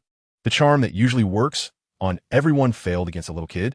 This left the usually proud girl feeling a sense of frustration, while her beautiful eyes sparkled with interest in Ling Tian. Who exactly is this boy, and why is he able to ignore her charm? Just as the girl was lost in thought, a gentle voice came from behind her. "Nana, didn't you say you wanted to buy something delicious? Why are you here, daydreaming alone?" At the same time, a pair of warm jade hands rested on her shoulders. "Teacher." Hulaina turned her head in response, a genuine smile appearing on her face. The person was her master, Bibi Dong. Although not tall, she had a voluptuous figure and a graceful posture. Her luxurious black robe, with golden patterns accentuating her perfect curves. Her fair skin and nearly flawless beauty made her stand out. "Teacher, I just met a very interesting person. He should be a bit younger than me. When I encountered him earlier, I found that my charm ability had no effect on him at all." Hulaina spoke to Bibi Dong about what had happened, hoping that her usually powerful master could enlighten her. Oh, after hearing this, Bibi Dong was momentarily taken aback, a hint of surprise flashing in her eyes. "There's someone who can ignore your charm?" "Yeah." Hulaina crossed her arms and pouted, nodding unhappily. Although she didn't want to admit it, Ling Tian had indeed resisted her charm. Bibi Dong smiled and asked, "Where is he now?" "He has already walked far away." "Master, can you help me find him?" Hulaina looked at Bibi Dong with eager eyes, thinking about how to regain her pride. "I've never seen him. How can I help you find him?" Bibi Dong chuckled, gently patting Hulaina's forehead. Hulaina pouted, Nana, let us go to the auction house first." Bibi Dong held Hulaina's small hand, softly comforting her. "Perhaps you might encounter that boy again. If what you said is true, given that child's talent, he should be a disciple of some sect. He is probably in Tianyu City with an elder, so there's a chance you might meet him." Hulaina absent-mindedly nodded. Although she was following behind Bibi Dong, her mind was still preoccupied with what had just happened. On the other side, following the directions of a few passers-by, Ling Tian saw a round dome-shaped building. The structure looked very peculiar, perfectly spherical, as if half a ball was resting on the ground, with no nameplate, only a hammer symbol. "This should be the auction house, right?" Ling Tian recognized it at first glance, having seen similar buildings in Tiando City before. Picking up his pace, he quickly approached the auction house. As he got closer, he could truly feel the scale of the round building. Compared to the nearly 500-meter diameter Tiando Grand Auction House, the Tianyu Auction House was slightly smaller, but still around 400 meters, with the highest point exceeding 80 meters. The main entrance of the auction house was also semicircular, and like the overall building, it was a milky white color. In front of the door stood two tall young women. These girls had clearly been carefully selected. Not only were they about 175 meters tall, but they also had very proportionate figures. Although they couldn't be called stunning, their good looks were quite attractive, and they appeared to be no more than 20 years old. Seeing Ling Tian walking straight towards them, one of the girls stepped forward, slightly bowing, and asked, "Hello, how can we assist you?" "Ling Tiandao, I want to go in and take a look." The young girl smiled and said, "Excuse me, guest. May I ask if you have the bidding qualification certification?" Ling Tian was taken aback and asked, "What is the auction qualification certification?" The young girl displayed a professional smile and replied, "Only guests with auction qualification certification can enter the auction venue to bid." The qualification certification is divided into several different levels, with the entry threshold being 10,000 gold soul coins. This means that one needs to have an asset proof of 10,000 gold soul coins to participate in the auction. This is set up to prevent malicious bidding. And tonight, due to a large auction event, in addition to the auction qualification certificate, one must either hold our issued invitation or be a sole emperor or above to enter. Ling Tian frowned and said, "Is it that troublesome?" Back in Tiando City, he always went in with Qian Renshue, so no one stopped them or asked for any bidding qualification certificate. Chapter 80, Orange Kill Order. Seeking recommendations, seeking collections, seeking monthly tickets. The girl half bowed and softly said, "Please forgive me. Just a moment." Ling Tian thought of something and called out to the girl, asking, "Excuse me, have the people from the Seven Treasure Glazed Tile School enter the auction house?" The girl smiled slightly and replied, "The guests from the various sects have already entered the venue." Ling Tian breathed a sigh of relief, flipped his hand to take out a token, and handed it to the welcoming girl, saying, "This is the identity token of a disciple from the Seven Treasures Glazed Tile School. Please help me pass it to the people of the Seven Treasures Glazed Tile School." The Seven Treasures Glazed Tile School? Please wait a moment. I will convey this right away, the girl said, momentarily taken aback, then respectfully accepted the token. As a disciple of a major sect, she did not dare to be negligent and hurriedly walked into the auction house after receiving the token. After a while, the girl rushed back, respectfully returned the token to Ling Tian, and made a gesture inviting him to follow her, saying, "Dear guest, please come with me." As she spoke, the girl took small steps into the auction hall. Upon entering the auction hall, it did not have a dazzling appearance. The floor was made of milky white marble, and the walls were decorated with various relief sculptures. The colors on the reliefs were not abundant, giving off a simple, bright, and elegant feel. Besides the reliefs, there were also some wall-mounted display cases showcasing porcelain, armor, and other exhibits. If one did not know the purpose of the place, they might think it was a museum. The guiding girl was very professional. She would stop every 10 steps or so, making a gesture to indicate the direction accurately. The auction center was located on the second floor of the auction hall, and there were 8 staircases leading up from the main hall. The girl only turned to leave after escorting him to the entrance of the auction center, where there were other attendants. The auction center felt more like a grand auditorium, decorated similarly to the main spirit arena of the Great Spirit Arena. In the center was a circular podium, surrounded by concentric circles of seats radiating outward. It was divided into 5 main sections. The 3 rows of seats closest to the podium were red, radiating outward, followed by black, purple, yellow, and white. This was clearly arranged according to the different levels of bidders. The girl who had previously received him had informed them that the innermost red seats were accessed through a special passage and were protected by dedicated security personnel. That area was the so-called VIP area for million-level guests, and only individuals of status could qualify for the red VIP seats. The outer circle of black seats was for ordinary million-level VIPs. As long as one had money, they could enter. This belonged to the second tier, the black VIPs. Moving outward, the purple seats were for 50,000 level purple VIPs, yellow for 100,000 level ordinary VIPs, and the outermost white seats were the largest in area. Under the guidance of the attendant, Ling Tian entered the special red passage. The attendant was very enthusiastic, with a genuine smile on her face, and her attitude was very respectful throughout, providing just the right level of service that did not annoy Ling Tian. After walking along the red passage for a while, beautifully decorated private boxes appeared before him, and the attendant brought Ling Tian to a box marked with the pattern of the Seven Treasures Glazed Tile Pagoda. The attendant smiled slightly and bowed, saying, "Sir, this is the location of the Seven Treasures Glazed Tile School." Ling Tian nodded and thanked him. Pushing open the door to the private room, he looked at the elegant man in white sitting in the middle, along with the sharp-eyed Chen Xian beside him. A hint of surprise flashed in Ling Tian's eyes. "Uncle Ning, teacher?" He originally thought that a certain elder from the Seven Treasure Glazed Tile School would be coming, but he didn't expect that Ning Fengji and Douluo would come in person. However, this made Ling Tian even more curious about what was being auctioned today. For a moment, he forgot to close the door and stood there in a daze. "Xiao Tian, don't just stand at the door, close the door and come over." Ning Fengji beckoned Ling Tian to sit down, gently chuckling, "What's the matter? Surprised to see me and your teacher?"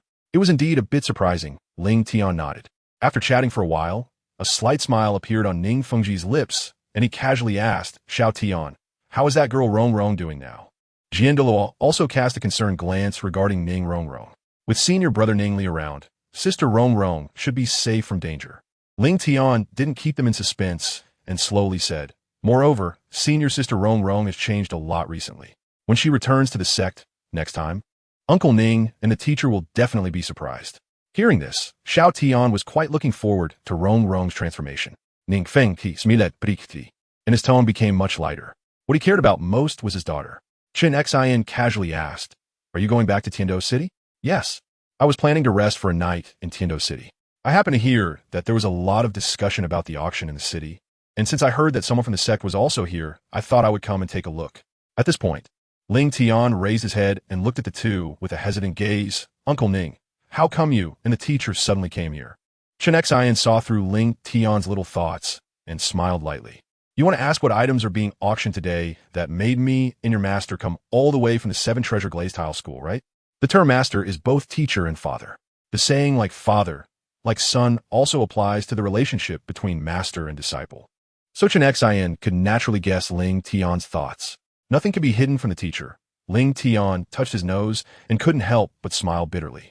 Chen Xin pondered for a moment and asked Xiao Tian, do you know about the Lingsha Hall? Lingsha Hall? Ling Tian was taken aback by what he heard and shook his head truthfully.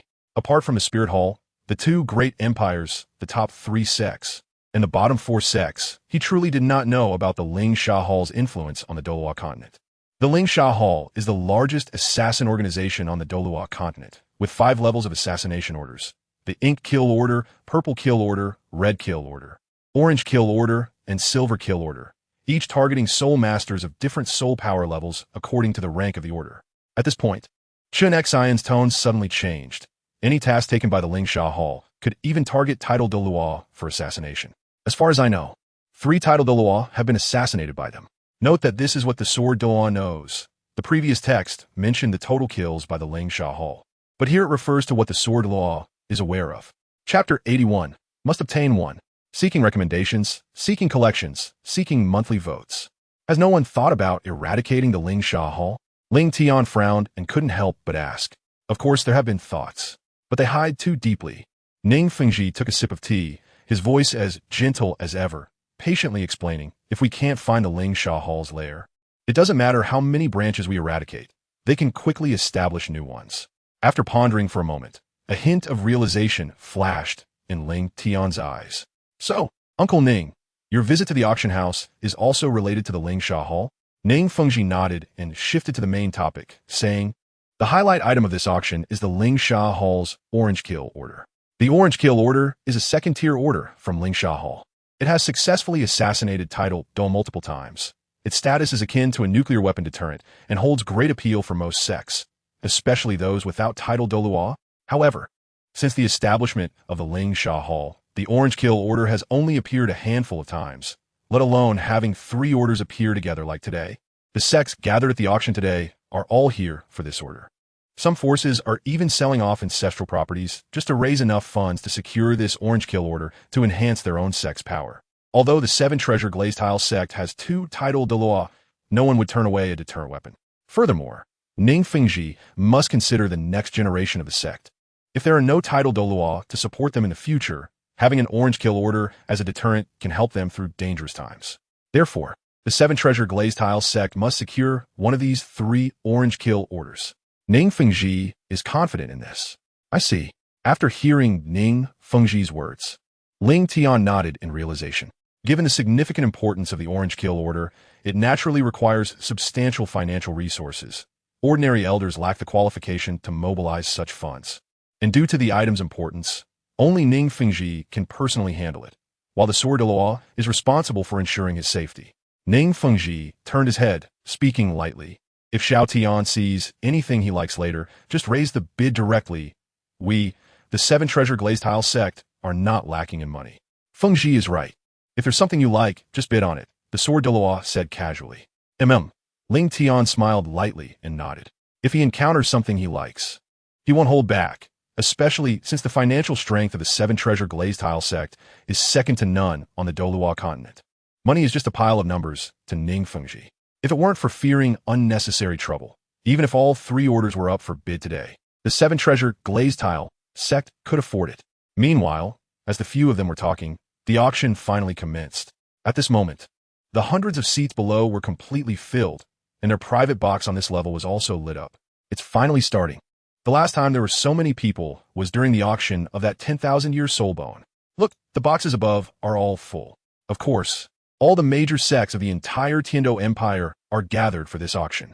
While the crowd was discussing, the host of the auction, dressed in a suit, walked up to the stage. He held a microphone and smiled at the bidders, saying, "Good evening, everyone.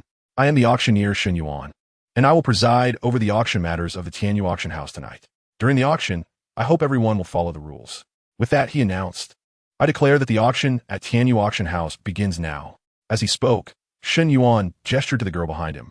"Let us welcome our first auction item." At the same time, a tall girl, holding a red cloth-covered tray, placed it in the center of the viewing platform. She lifted the red cloth covering, revealing a ring-shaped soul guide.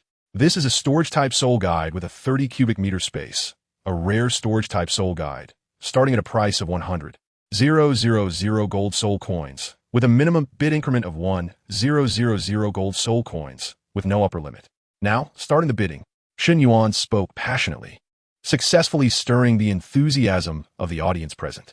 As soon as he finished speaking, someone immediately bid 120,000 gold soul coins, 150,000 gold soul coins, 190,000 gold soul coins, 190,000 gold soul coins, 200,000 gold soul coins, 250,000 gold soul coins, 300,000 gold soul coins, 400,000 gold soul coins.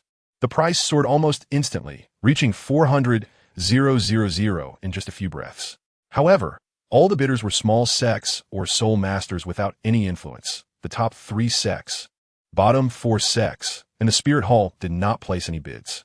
For ordinary soul masters, a ring as a storage-type soul guide is immensely tempting. Even a soul emperor may not possess a storage soul guide, let alone one with 30 cubic meters of storage space. Although many participants in this auction are here for the soul bones and other treasures, they are also very aware that this Tianyu auction house has gathered almost all the sects on the continent. The real treasures are not something they ordinary soul masters can bid on. Even if they manage to win, without absolute strength, they can't protect it. Thus, many people's true purpose is simply to come and see the world or to buy some ordinary auction items. A storage space soul guide is still quite appealing. 410,000 gold soul coins. With this bid, the venue suddenly fell silent. 410,000 gold soul coins for the first time. 410,000 gold soul coins for the second time. 410,000 gold soul coins for the third time. Shen Yuan looked around and counted down. The high price of 410,000 gold soul coins was unlikely to be surpassed, and he was also quite satisfied with this transaction price. It marks a good omen for starting the auction. Chapter 82. 3 Millennium External Attached Soul Bone. Seeking recommendations, seeking collections, seeking monthly votes. In the end, this storage wristband was auctioned off for 410,000 by a renowned soul saint. However, it didn't suit his large physique, so it was likely intended as a gift for a junior or partner. But none of this concerned Shen Yuan. His only responsibility was to auction the items for the highest possible price. Thus, the first auction came to a close. The maid who had been waiting stepped forward again to take away the wooden box containing the storage wristband, and another tall maid brought up a new wooden box. Upon opening the box, a peculiar light purple soul bone was revealed, not belonging to any part of the body. The second item in this auction was this 30,000-year exterior soul bone from the Star Moon Fox. What did he just say? Soul bone, 30,000 years. And it's an exterior soul bone. What a big spender. They must be pulling out all the stops at the Tianyu auction house. The audience reacted enthusiastically, fully stirred by this 30,000-year soul bone. Shen Yuan's lips curled into a satisfied smile. Everyone understood the value of an exterior soul bone, and this one was worth an impressive 30,000. I want to say more.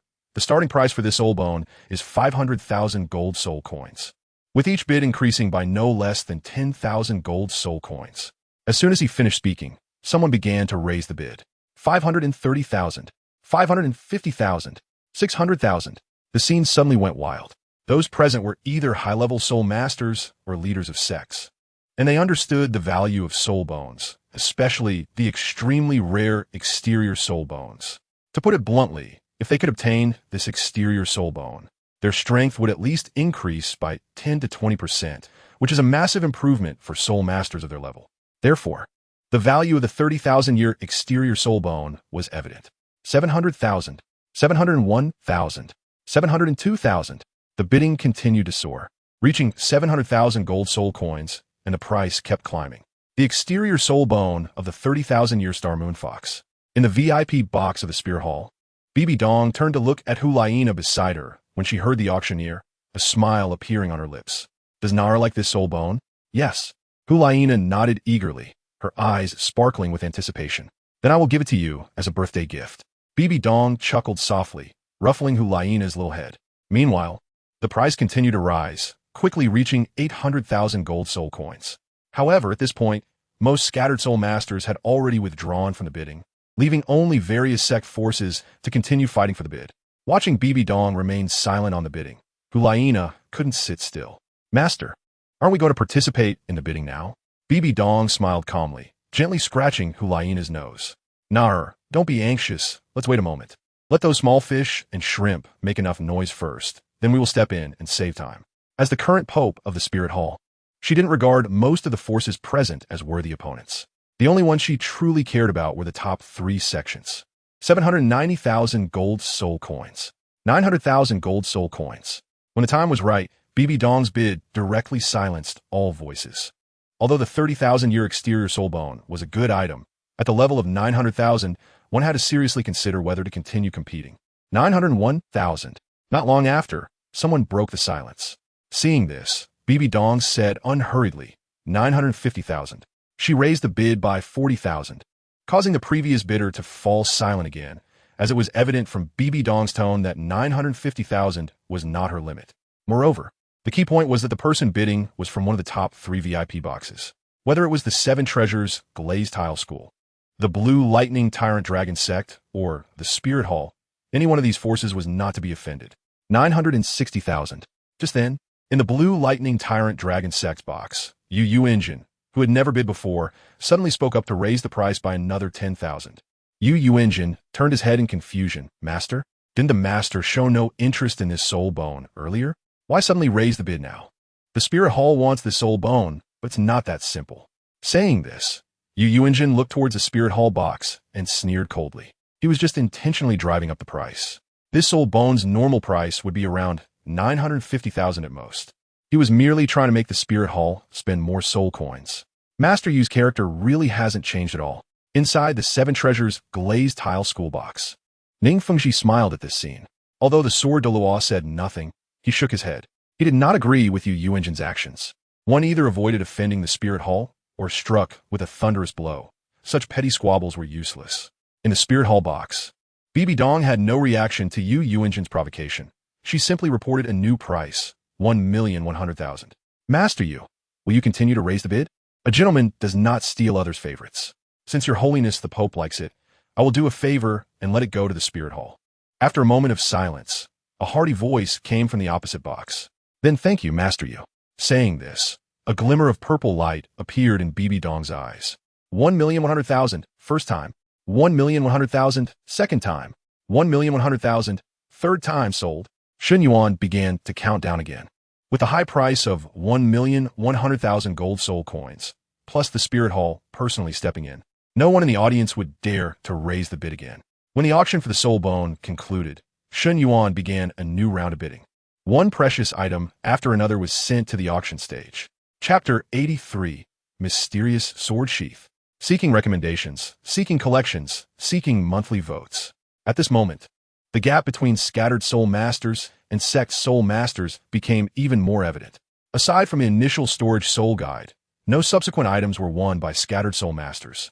They were all taken by various sect forces present. Next, I will introduce the 21st item of today's auction, the mysterious sword sheath. As he spoke, Shun Yuan unveiled the red cloth covering the tray, revealing the lineup of the 21st item, a sword sheath that presented a dreamlike ice blue color, made of an unknown material that constantly emitted a chilling aura.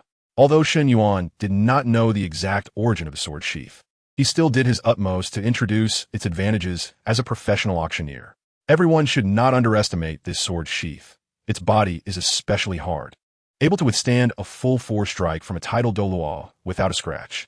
If it can be reforged, it could surely become an extraordinary divine weapon.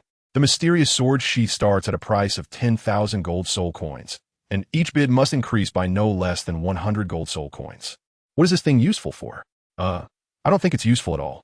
Although the introduction of the sword sheath sounded good, the soul masters present could all hear the underlying message. This sword sheath had no other advantages besides being hard. Although the soul masters who could enter the auction house were not short of money, they would not spend 10,000 gold soul coins on a piece of hard scrap metal. 1 breath, 2 breaths, 10 breaths passed, and no one made a bid. The auction house fell into silence for the first time, with no one planning to call out a price. Would it end up being unsold? At this thought, Shen Yuan's expression became somewhat unnatural, and he began to regret why he had included the sword sheath in the auction list and set such a high price of 10,000 gold soul coins. An unsold item in the auction house is a major taboo for the auctioneer. It is a significant blow to the auctioneer's reputation. Any excellent auctioneer would not want the auction they preside over to have items go unsold due to a lack of bids. Please don't let it go unsold. Just as Shen Yuan silently prayed in his heart, within the box of the 7-treasure glazed tile school, Ling Tian felt an inexplicable sensation towards that sword sheath. In the martial soul space, Bingji Yin Shuang was shaking violently. It was as if it and the sword sheath were originally a whole. The Bingji Yin Shuang sword kept conveying to itself a desperate desire to merge with the sword sheath. If Ling Tian obtained that sword sheath, it would greatly enhance your martial soul. Gu Xiaoran's voice quietly echoed in Ling Tian's heart, his tone unusually serious. What does it have to do with me? Ling Tian frowned slightly and replied with a ripple of thought. I'll explain it to you later. Just get it quickly, or you will definitely regret it. Gu Xiaoran said solemnly. Ling Tian hesitated for a moment, but ultimately followed Gu Xiaoran's suggestion. At that moment, Ning Fengji, who was beside him, noticed Ling Tian's hesitation and subtly adjusted the bid to 10,000 gold soul coins. 10,000. 10,000 once. 10,000 twice. 10,000 3 times. Hearing that someone finally placed a bid, a glimmer of surprise flashed in Shen Yuan's eyes. Without thinking, as if fearing the bidder would back out, he concluded the auction at the fastest speed he had ever experienced. The item was sold. What happened next was no longer his concern. The money and other matters were up to the Tianyu auction house. No matter how much it sold for in the end, as long as it wasn't left unsold. That was fine. Finally, it was sold. Watching the sword sheath being carried away, Shen Yuan wiped the sweat from his forehead and let out a sigh of relief. He secretly vowed, next time something like this comes up, it absolutely can't be put on stage. Meanwhile, in the private box of the 7 treasures glazed tile school, Ling Tian thank you, Uncle Ning. According to the Golden Dragon King's words, this sword sheath was indeed very important to him. Ning Fengji merely smiled calmly. It's just 10,000 gold soul coins. Since you like it, just buy it. To Ning Fengji, 10,000 gold soul coins was a small amount, and he had previously agreed to help Ling Tian bid for the items he liked. As time passed, the auction was nearing its end. After the second-to-last item was sold, Shen Yuan descended the stage with a maid and was replaced by an older man. Old man Li Yuan, I will host the final item of today's auction. The old man's calm voice was like a thunderclap on flat ground, instantly silencing the crowd. The host of the auction was actually Li Yuan, a 92nd level title Douluo with the top-tier weapon spirit Thunderblade, known as Thunderblade Douluo. Both the auction house and the Soul Arena were businesses that made money hand over fist. To protect such a large piece of fat meat, they naturally needed powerful figures to oversee it, and this old man was one of the powerful figures currently overseeing the auction house. It was actually His Excellency Thunderblade, this lord personally hosting the auction, with His Excellency presiding. The last item must be extraordinary. After a brief shock, everyone began to speculate about what the last item could be that warranted a title Douluo to preside. At the same time, in the private box of the 7 treasures glazed tile school, Ling Tian also became curious about Li Yuan's strength. Master, how strong is His Excellency Thunderblade? His strength is quite decent. General title Douluos are not his match, but he should be able to compete with the old bones. Chun Xian commented lightly on Li Yuan's strength, conveniently introducing a measurement unit, although it was unclear whether he intentionally included Gu Rong in the comparison. How does he compare to you, Master? Ling Tian asked with more curiosity. Naturally not my opponent. Chun Xian's tone carried a hint of pride, seemingly due to the comparison with Gu Rong. Ning Fengji turned his head and smiled lightly. Xiao Tian, your master is known as the strongest attacking title Douluo. There are very few people on the continent who can surpass your master's combat power. While everyone was discussing, Li Yuan had already opened the last wooden box, revealing 3 glowing white tokens inscribed with the orange character for kill. The orange kill order from the Lingsha Hall. Its value need not be elaborated. Li Yuan turned the wooden box around, revealing the 3 tokens, and after a pause, calmly said, "This auction is divided into 3 parts. 1 token will be auctioned off at a time. The first orange kill order starts now, with a starting bid of 1 million gold soul coins, and each increase must be no less than 10,000 gold soul coins."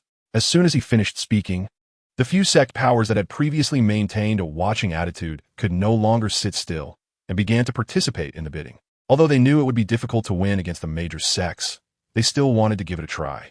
1 million gold soul coins. 9 million gold soul coins. 2 million gold soul coins. 5 million gold soul coins. 5 million gold soul coins. The price soared rapidly, quickly reaching 8 million. At this point, over 90 of the sects had already exited, and only the 7 treasures Glazed Tile School, the Blue Electric Tyrant Dragon sect, and the Spirit Hall, the 3 largest forces in the Douluo continent, still had the ability to bid. 9 million. Ning Fengji made another move, directly increasing the bid by 1 million, raising the price to a new height. Sect Master Your Holiness the Pope, there are a total of 3 tokens in this auction. As long as you do not compete with Ning for this token, I will not participate in the bidding for the remaining 2 tokens. Ning Fengji immediately expressed his intention, avoiding being targeted by both parties. The 7 treasures Glazed Tile School only wanted 1 token. As long as Bai Dong and Yu Yuanjun did not raise the price, Ning Fengji would automatically give up the competition for the remaining 2 tokens. But also conveyed another meaning. If the Blue Electric Tyrant Dragon sect and the Spirit Hall persisted, then what Ning Fengji wanted would not just be 1 token. With the financial resources of the 7 treasures Glazed Tile School, it was possible to win all 3 tokens. Moreover, even if they didn't win, they would still have to pay more to obtain the tokens.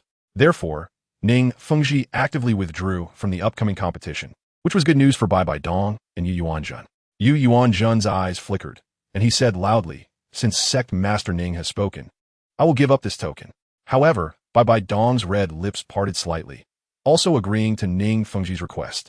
Normally, auctions do not allow guests to negotiate privately, but due to the exceptional status of Ning Fengji and others, even titled Douluos would not dare to offend him easily. Therefore, even with Li Yuan presiding, he could only ignore the exchange between the 3. 9 million gold soul coins once. 9 million gold soul coins twice. 9 million gold soul coins 3 times sold. With the fall of the auction hammer, the first orange kill order was successfully acquired by the 7 treasures Glazed Tile School for 9 million gold soul coins. Got it. A smile appeared in Ning Fengji's eyes. Although 9 million gold soul coins was not a small amount, it achieved the goal of obtaining the token. Li Yuan looked around at the crowd, took out the second token, and calmly said, "The second orange kill order auction begins." With a starting price of 1 million gold soul coins. He was not worried that this time it would only sell for a mere 9 million gold soul coins like the first, because the second and third tokens were the highlights of this auction. Indeed, as soon as Li Yuan's words fell, Bai Dong directly raised the price to 9 million, increasing it by 9 times, blocking out all the sects that wanted to shout a bid. 9 million once. 9 million twice. 10 million. Just as Li Yuan was about to swing the auction hammer, Yu Yuanjun spoke again, raising the bid by another 10 million, and said cheerfully, "I happen to want this token as well. I wonder if Your Holiness the Pope could yield?" Yu Yuanjun hesitated for a long time, but still didn't want to let it go to BB Dong. Although 9 million was their tacit agreement, he was worried that if BB Dong obtained the token and then broke the contract to continue the competition, he would have no way to counter it. Therefore, Yu Yuanjun wanted to secure the second token first to take the initiative. 11 million. BB Dong lightly parted her red lips, her soft voice echoed, "The highest bidder wins. Since the sect master wants it, let us see the true value in the price." At the same time, a hint of deep purple flashed in her eyes. The Pope was right. In the private room, Yu Yuanjun lifted his teacup and took a small sip. A mysterious smile appeared on his face. 12 million. 13 million. 14 million. 15 million. BB Dong and Yu Yuanjun were really at odds, as their continuous bidding caused the price to soar, almost reaching 20 million. 18 million. Listening to the price keep rising, Ling Tian couldn't help but click his tongue and sighed. In just a short while, it has gone up by 9 million. This price shouldn't rise anymore, right? I think it needs at least another million. Ning Fengji shook his head and said with certainty. Just wait and see. After a brief silence, another bidding voice emerged. 20 million. Just as Ning Fengji predicted, Bibi Dong called out the high price of 20 million. This was also her final bottom line. Although the Spirit Hall was spread across the entire continent, its annual financial expenditure was not small. And her imperial plan also required funding, so 20 million was already her limit. As the 20 million was shouted out, the crowd was in an uproar. No one expected that the second orange killing token would be auctioned at such a high price. At this moment, Yu Yuanjin found himself in a difficult position, losing his previous calmness, his expression dark and conflicted about whether to continue bidding, to give up or to continue. If he gave up on this token now, during the auction of the last token, Bibi Dong would definitely retaliate, and the price he would have to pay then might be even higher than the current 20 million. But if he continued, the high price of 20 million was also a considerable burden for the blue electric Tyrannosaurus sect. At this moment, Yu Yuanjin was in a dilemma. 20 million once, 20 million twice. Li Yuan paused for a moment, looking hopefully in the direction of the blue electric Tyrannosaurus sect. 20 million 3 times. Sold. Bang. The auction hammer was struck again. The second token was ultimately successfully auctioned off to the Spirit Hall for the high price of 20 million. In the second round of recommendations, I ask everyone to continue supporting. I'm begging for recommendations here, monthly tickets and rewards. As long as this round of recommendations can advance, I will definitely give everyone explosive updates once it's on the shelves. This is a promise. Chapter 85. The Change of a Sword Sheath. Congratulations, Your Holiness, for successfully bidding on the second token, Li Yuan said while bowing, a smile appearing in his eyes. Clearly satisfied with the earlier price. He then took a deep look at the Thunderclap Tyrannosaurus sect and meaningfully said, next is the last orange killing token. Everyone should seize the opportunity. The starting price is still 1 million gold soul coins, and the auction starts now. Yu Yuanjin was the first to quote 10 million, 15 million. But just after spending an additional 11 million, Bibi Dong naturally would not let Yu Yuanjin off easily, directly raising the price by 5 million. Yu Yuanjin gritted his teeth, 16 million. As soon as his voice fell, a calm voice rang out again, 20 million, 21 million, 23 million. Finally, with Bibi Dong's help, Yu Yuanjin gritted his teeth and secured the last orange killing token at the high price of 26 million. Throughout the auction, Li Yuan maintained a smiling demeanor, clearly satisfied with the outcome of the auction. After a while, a servant from the Tianyu auction house arrived at the 7-treasure glazed tile sect's private room. Sect Master Ning, here is what you just bid on. The servant placed a spatial ring in front of Ning Fengji. After checking that everything was correct, the servant slowly exited the room. Xiao Tian, this is yours. Ning Fengji thought for a moment, took out the sword sheath from inside, and handed it to Ling Tian. Thank you, Uncle Ning. As he spoke, Ling Tian reached out to take the sword sheath. Clang! Just as he touched the sheath, a strong response from the martial soul surged, and the sheath began to shake violently, as if responding to the ice crystal singing Frost Sword. Buzz, buzz, buzz. The shaking of the sheath grew more intense, suddenly breaking free from Ling Tian's grasp. The originally hard sheath that could withstand a tidal Douluo completely disintegrated, transforming into countless blue dots, which finally converged into a blue light that surged into Ling Tian's brow. Once the sword sheath entered his body, the martial soul returned to calm. Everything that just happened occurred in the blink of an eye. In the eyes of Ning Fengji and Chun Xian, they only saw the sword sheath suddenly disappear. So they only thought that Ling Tian had put away the sheath. Before Ling Tian could examine in detail, Ning Fengji's gentle voice reached his ears. Xiao Tian, the direction of the 7-treasure glazed tile sect and Tiando City is more or less on the way. Why not go back with us? Okay. Ling Tian, who had just regained his senses, nodded. Choosing to stay in Tianyu City was originally for safety, and now returning to Tiando City with Ning Fengji, with Chen Xian and the sect's experts protecting him, was naturally much safer than being alone. All right, without further ado, let us set off now. Ning Fengji smiled and nodded. Moments later, outside the forest suburbs of Tianyu City, the convoy of the 7-treasure glazed tile sect had been waiting for a long time. Xiao Tian, you will ride in the same carriage with me. Saying this, Ning Fengji led Ling Tian to a beautifully decorated carriage. Ling Tian looked at Chun Xian, who was standing beside him, and asked in confusion, Uncle Ning, isn't the teacher coming with us? Ning Fengji smiled faintly and explained the reason to Ling Tian. Sir Uncle needs to stay up there to keep watch and ensure our safety. Ling Tian nodded and got onto the carriage with Ning Fengji. Let's go. With a command from Chun Xin, the convoy of the Seven Treasure Gainsthe School set off. The space inside the carriage was quite large. In addition to the regular seats, there was also a table. Although there were two people sharing one carriage, the interior was still spacious. And even with 4 or 5 more people, it wouldn't feel crowded. At this moment, Ling Tian and Ning Fengji were sitting on either side of the table. After chatting for a while, Ning Fengji put down his teacup and looked at Ling Tian with a smile. Little Tian, Uncle Ning has something he would like to ask your opinion on. Please speak, Uncle Ning, Ling Tian replied, sitting up straight and serious. Ning Fengji nodded in satisfaction and said, Little Tian, what do you think of Rongrong? Senior sister Rongrong is quite good. Ling Tian pondered for a moment and said softly. Although her personality is somewhat spoiled, she has made quite a transformation during this time. With her talent and Uncle Ning's guidance, she will surely become a qualified heir to the sect in the future. That's good. I can rest assured to hand Rongrong over to you, Ning Fengji said happily, patting Ling Tian on the shoulder, as if a father-in-law was becoming more and more pleased with his son-in-law. Ling Tian was momentarily stunned, just about to say something when Ning Fengji's elegant voice rang out again. Xiao Tian, find a time in a few days to discuss the engagement between you and Rongrong. Wait a minute. Before he could finish, Ling Tian's eyes widened in disbelief as he looked at Ning Fengji. Uncle Ning, are you suggesting that I get engaged to senior sister Rongrong? Ning Fengji nodded lightly with a smile. You and Rongrong are of similar age. Having grown up together, there's a foundation of affection.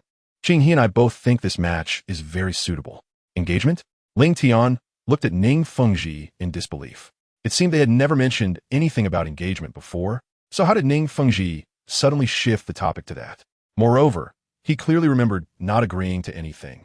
So how could Ning Fengji unilaterally decide on his engagement with Ning Rongrong?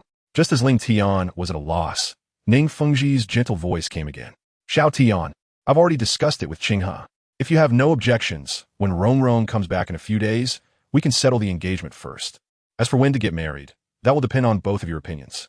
After saying this, Ning Fengji looked forward to Ling Tian's response. The exceptional sword martial spirit and the 7 treasure glazed tile pagoda were essentially a replica of sword Douluo and himself. If these two kids could really be together, then after 100 years, he wouldn't have to worry about how to preserve the 7 treasure glazed tile school. In the second round of recommendations, I ask everyone to continue supporting. I'm here to seek recommendations, monthly votes, and tips. As long as this round of recommendations can advance, I promise to deliver explosive updates once it goes online as a testament. Chapter 86. Seeking recommendations, seeking collections, seeking monthly votes in the court. Moreover, no one knows a daughter better than her father. Ning Fengji understood his daughter very well. Rongrong had always been proud and spoiled in the sect. Yet, this proud little princess, who feared nothing, was willing to patiently listen to Ling Tian's suggestions and even willing to make changes for him. Ning Fengji had already seen through her little thoughts long ago. Otherwise, he wouldn't have brought up the engagement matter with Xue Qinghe without asking for Ning Rongrong's opinion first. Although Ning Fengji wanted the sect to last, he was ultimately still a father. While ensuring the sect's stability, he wanted to let Ning Rongrong find true happiness as much as possible. Otherwise, he wouldn't have given Oscar a chance in the original story. Ling Tian raised his head and said seriously, Uncle Ning, I don't think this marriage proposal is appropriate. Ning Fengji's expression changed, and his gaze became sharp. What's wrong? Don't you like Rongrong? Senior sister Rongrong is very nice. Ling Tian paused for a moment, looked directly into Ning Fengji's eyes, and said earnestly, word by word, but I have always regarded sister Rongrong as family, just like you and the teacher. Therefore, Uncle Ning, I cannot agree to this matter. Although saying this would upset Ning Fengji, he felt that liking someone means liking them, and not liking someone means not liking them. Not accepting and not rejecting is just deceiving others' feelings. He didn't want to find a backup for himself, nor did he want to toy with others' emotions. If he gave Ning Fengji an ambiguous answer, the one who would ultimately be hurt would only be Ning Rongrong, and Ling Tian didn't want to do that. Ning Fengji remained silent for a long time and said, Xiao Tian, Uncle Ning, please forgive me. But before he could finish, Ling Tian deeply bowed, then raised his head and said solemnly, Ling Tian knows that this may offend Uncle Ning, but I do not wish to deceive you. Matters of the heart are simple. Liking someone means liking them. Not liking someone means not liking them. Forcing two people who do not love each other together will only result in countless injuries in the end. So you do not like Rongrong? Yes. Ling Tian nodded firmly and said seriously, from beginning to end, I have never liked Sister Rongrong. It was my abruptness. Ning Fengji fell silent for a moment and sighed, saying no more. In Tiando City, the sun rose and the sky gradually brightened. The morning light broke through the clouds, casting the first ray of golden sunlight. The light wheel drifted with the clouds, illuminating every corner of the imperial city. The morning light shone on the coiling dragon pillars on both sides of the Huangji Hall, making the golden dragons appear even more dazzling, adding a touch of majestic grandeur. On the large square steps, armored soldiers stood in formation, wielding swords and halberds, guarding the entire Huangji Hall. At this moment, the civil and military officials of the Tiando Empire were gathered in groups on the square, quietly waiting for the court meeting to begin. The court. Finally, a familiar sharp voice broke the silence, and the civil and military officials ascended the steps in order. Entering through the main door of the Huangji Hall, standing silently in their respective positions according to the court's hierarchy. They held their memorials, waiting for Emperor Shuiyi to emerge from behind the curtain. Clop, clop, clop. The footsteps grew closer. The officials craned their necks, anticipating the arrival of His Majesty. His Royal Highness the Crown Prince has arrived. The sharp voice rang out at the right moment, changing from the familiar His Majesty to His Royal Highness the Crown Prince. At the same time, Qian Renshua, dressed in a bright yellow robe, slowly walked out from behind the curtain, her expression solemn, with her hands clasped behind her back. Although young, she already exhibited a hint of imperial majesty in her every gesture. Qi Lin, remembering Shui Ye's instructions, stood beside Qian Renshua, just as he had when Shui Yi attended court, standing on her right side. Your Royal Highness? The civil and military officials looked up, simultaneously, puzzled, at Qian Renshua standing in the hall. The incident last night had been sudden, and the officials had not received any notice from Emperor Shuiyi about appointing the Crown Prince to oversee the state. However, despite this, the officials remained silent. They did not need to speak, as someone in the court would soon fearlessly question why the one attending court today had changed from His Majesty to His Royal Highness the Crown Prince. Sure enough, someone quickly stepped forward. Shuishing, standing in the front row, took a step forward, disregarding the Crown Prince's dignity, and said passionately, Qinghe, that is Your Majesty's position. Even if you're the Crown Prince, you cannot stand there. Hurry and get down. It sounded as if he was doing it for Qian Renshua's sake. But upon closer reflection, it was a direct attack, almost accusing her of plotting a coup. The court officials also felt a tremor in their hearts and narrowed their eyes to ponder it. Your Highness, please remain calm. Hearing Shuishing's questioning, Qian Renshua smiled lightly, glanced at him, and then said leisurely, Qi Lin, in front of everyone, read out my father's decree again. Yes. Qi Lin bowed in response, then unfolded the imperial edict from Shuiyi. I, Shuiyi, Emperor of the Tiando Empire, hereby decree that my son Shui Qinghe shall assume the title of Crown Prince and oversee the state from today onwards. All matters within the country, including military and political affairs, shall now be handled by the Crown Prince. The Crown Prince's will is my will, no one shall delay it, and those who disobey shall be executed.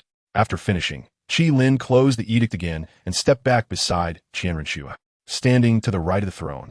Qian Renshua surveyed the officials below and calmly asked, Does anyone have any objections? Long live His Royal Highness the Crown Prince. Long life, long life. Since it was Emperor Shui Ye's decree, the ministers no longer thought much and, along with the officials from the Crown Prince's faction, knelt on the ground to pay their respects to the Crown Prince. Everyone, please rise. Qian Renshua smiled lightly. Meanwhile, among the officials, Shuishing stood there in a daze. Qian Renshua half closed her eyes. Your uncle? Ah! Shuishing was startled and instinctively shouted, How could His Majesty let you oversee the state? It seemed that the uncle did not believe in the authenticity of this edict. Qian Renshua's lips curled into a playful smile as she raised her hand and said, Qi Lin, since my uncle does not believe it, let him see. Yes. Qi Lin cupped his hands and walked to Shuishing, presenting the edict. The handwriting of Shuiyi was very familiar to Shuishing. At a glance, he could confirm that it was indeed the emperor's own handwriting. But this was unreasonable. Why did his elder brother suddenly appoint Shui Qinghe to oversee the state without any prior warning or consultation, not even informing his only brother? What on earth was His Majesty trying to do? Your uncle, do you still have any questions? Qian Renshua turned around with her hands behind her back, looking at Shuishing with an indifferent expression. Qinghe, you are overthinking it. As the Crown Prince of Tiando, it is only right for you to oversee the state. Shuishing forced a smile, chuckling as he retreated back into the group of officials. Qian Rinxue smiled lightly, surveying the crowd. Then, does anyone still have doubts? We have no objections. The officials responded in unison, bowing. Qian Rinxue waved her hand, giving Xue Xing a deep look, and said indifferently, "Then let us begin the court meeting. I remember that Minister Li submitted a memorial a few days ago, which was delayed due to my father's illness. Today, I will handle the state affairs in place of my father, starting with your memorial, Minister Li." Yes. Minister Li squinted his eyes and glanced sympathetically at Xue Xing. He was a confidant of the Crown Prince's faction, and as soon as the Crown Prince mentioned the memorial, he immediately understood Xue Qinghe's intention. This was to take action against Xue Xing, because that memorial was solely focused on one theme, impeaching Xue Xing. It detailed all the crimes Xue Xing had committed over the years, meticulously recorded. It was precisely because of this that it had been detained by His Majesty, and today, as the Crown Prince had just taken power, he was bringing up old grievances to take action against Xue Xing again. It must be said, the Crown Prince was indeed the favored son of His Majesty. With this kind of decisiveness and skill, he truly had a hint of His Majesty's vigor in his youth. Minister Li felt a surge of emotions, thinking that if the empire were truly entrusted to the Crown Prince, the Tiando Empire would likely usher in another 100 years of prosperity. This was also the reason he firmly stood by Qian Rinxue's side. After a brief pause, Minister Li stepped out of the line, holding the memorial with both hands, and said loudly, "Your Royal Highness the Crown Prince, I wish to impeach Prince Xue Xing." Minister Li, you must think carefully. Prince Xue Xing is my uncle. If your impeachment lacks basis, then falsely accusing a royal family member is no light matter. Although it sounded like a warning to Minister Li, the smile in Qian Rinxue's eyes was unmasked. If I have spoken too harshly, I am willing to accept your Highness's punishment. Minister Li bowed and said solemnly. Hearing that it concerned himself, Xue Xing quickly stepped out of the line, glaring at Li Lin, and loudly rebutted, "Li Lin, do not spout nonsense before the court. I have always been upright, and I know my own affairs best."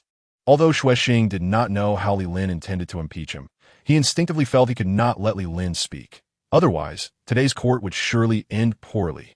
Li Lin was equally unyielding, returning the glare at Xue Xing. "Your Highness is so eager. Could it be that you fear me?" "Fear? I fear you. Since you're not afraid, why not let this official finish speaking? Or does His Highness, the Prince, have some secrets that cannot be revealed? This king has done nothing wrong, so why should I listen to your slander? Whether it's slander or not will depend on His Highness to determine the truth." Li Lin, enough. After Qian Rinxue finished speaking, her tone suddenly changed, and she looked at the two with an imposing demeanor.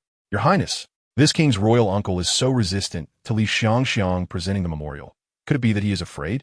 Seeing Xue Xing hesitate to speak, Qian Rinxue's lips curled into a cold smile. "I am certainly not afraid." Xue Xing straightened his neck and insisted. "Then let Li Xiangxiang read it out loud." Saying this, Qian Rinxue turned her head, her deep eyes fixed on Xue Xing, stating that this is an opportunity to prove the royal uncle's innocence, so that no one can later slander him about this matter. "Royal uncle, what do you think? It's all up to your Highness."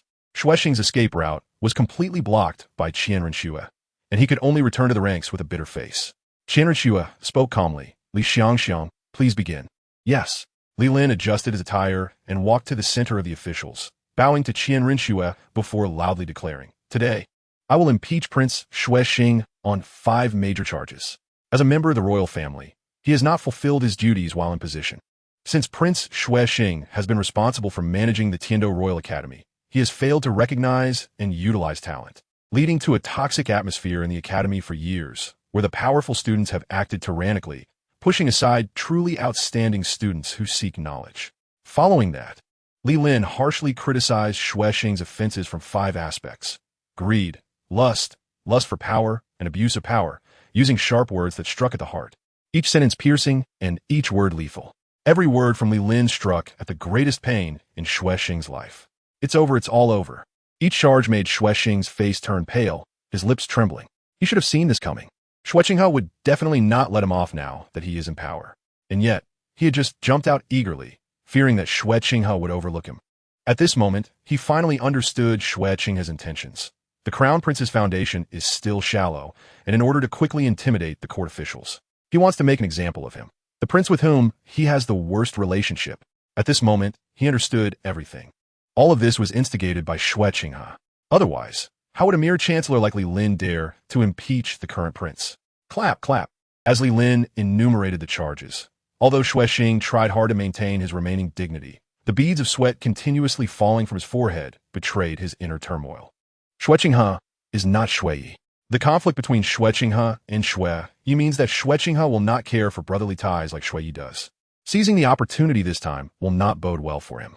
I can guarantee with my life that the charges listed above are all true. Finally, Li Lin handed the thick memorial to the palace attendant responsible for delivering it, bowed deeply to Qian Renxue, and then returned to the ranks of officials. Clap. Qian Renxue flipped through the memorial for a moment and then closed it. She slowly raised her head, half closing her eyes, her cold voice devoid of any warmth.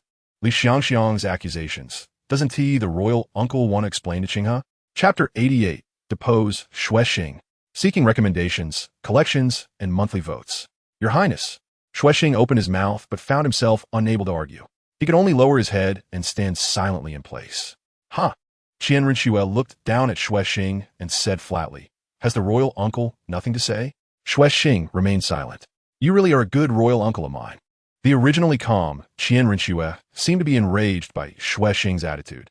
She suddenly stood up, angrily slammed the memorial down, and glared at Xuexing, saying, Father trusts you so much, entrusting the Tiando Royal Academy and the military and political power of the empire to your management. But this is how you repay Father's trust. Why haven't you managed the tyranny of the powerful students at the Tiando Royal Academy? Why has the disaster relief funding for the Balak Duchy been delayed? Why haven't you reported the equipment shortages of the Imperial border troops to His Majesty? Do you really have to wait for the disaster victims or the Xinghua army to reach the Imperial city? Qian Renxue threw out one sharp question after another. Although some were exaggerated, they were all within reason, causing the officials present to feel a tremor in their hearts. After a moment's pause, Qian Renxue coldly stared at Xuexing. Xuexing, I need your explanation. I am guilty. Xuexing immediately admitted to the charges as soon as he spoke, because he understood that this was all orchestrated by Qian Renxue and that any defense he made would be useless, so he directly admitted to all the accusations. After all, he still had his royal status. Qian Renxue couldn't possibly kill him. Uncle, what should happen to a prince who breaks the law? Qian Renxue shifted her gaze to the old man who had been sitting in a corner of the court, the only one among the officials who was special enough to have a seat in the court. The reason he could have a seat was because of his unique status. The old man was named Xuechun, the Chun Wang of the Tiando Empire. He was the uncle of Shui Yi and had steadfastly supported Shui Yi when he had not yet risen to power, making significant contributions to his ascension.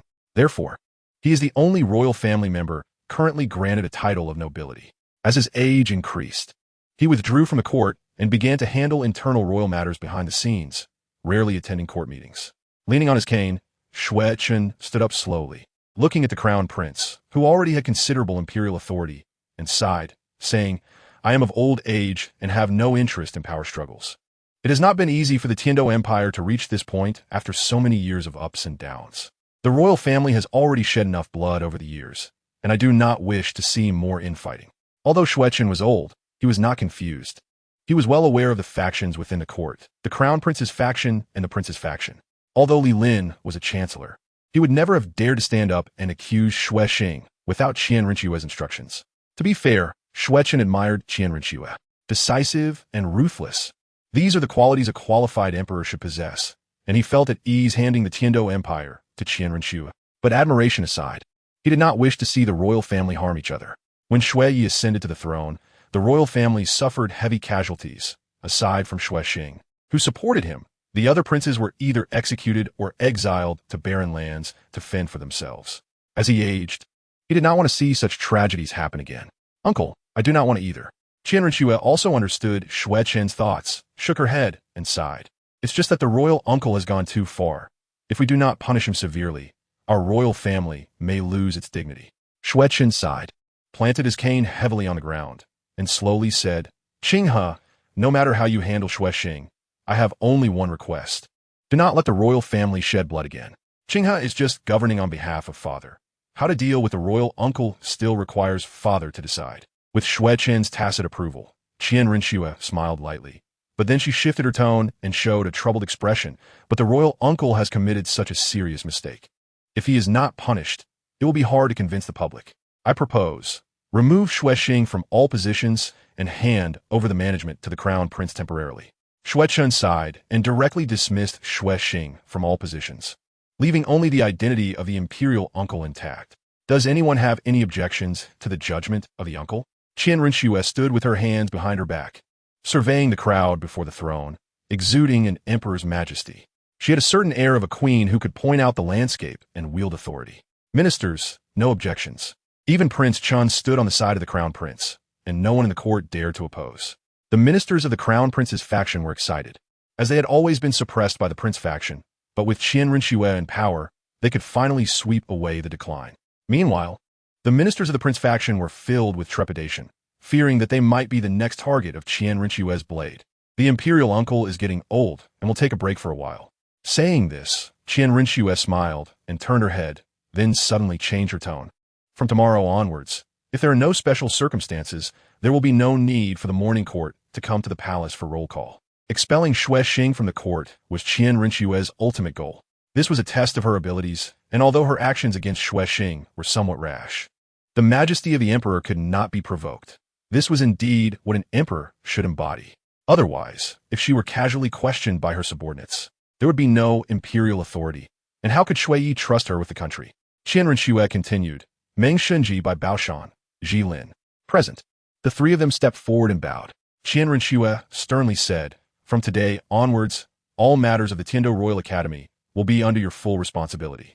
No matter what methods you use, within 3 months, I want you to rectify the atmosphere within the academy. Understood. The three exchanged glances and nodded solemnly. Previously, they had been powerless to change the situation in the academy due to interference from Prince Xue Xing, but now that he had been dismissed, and with Qian Rinxue granting them sufficient power, they were confident they could change the various bad habits in the academy within the 3-month time frame. Does anyone else have something to report?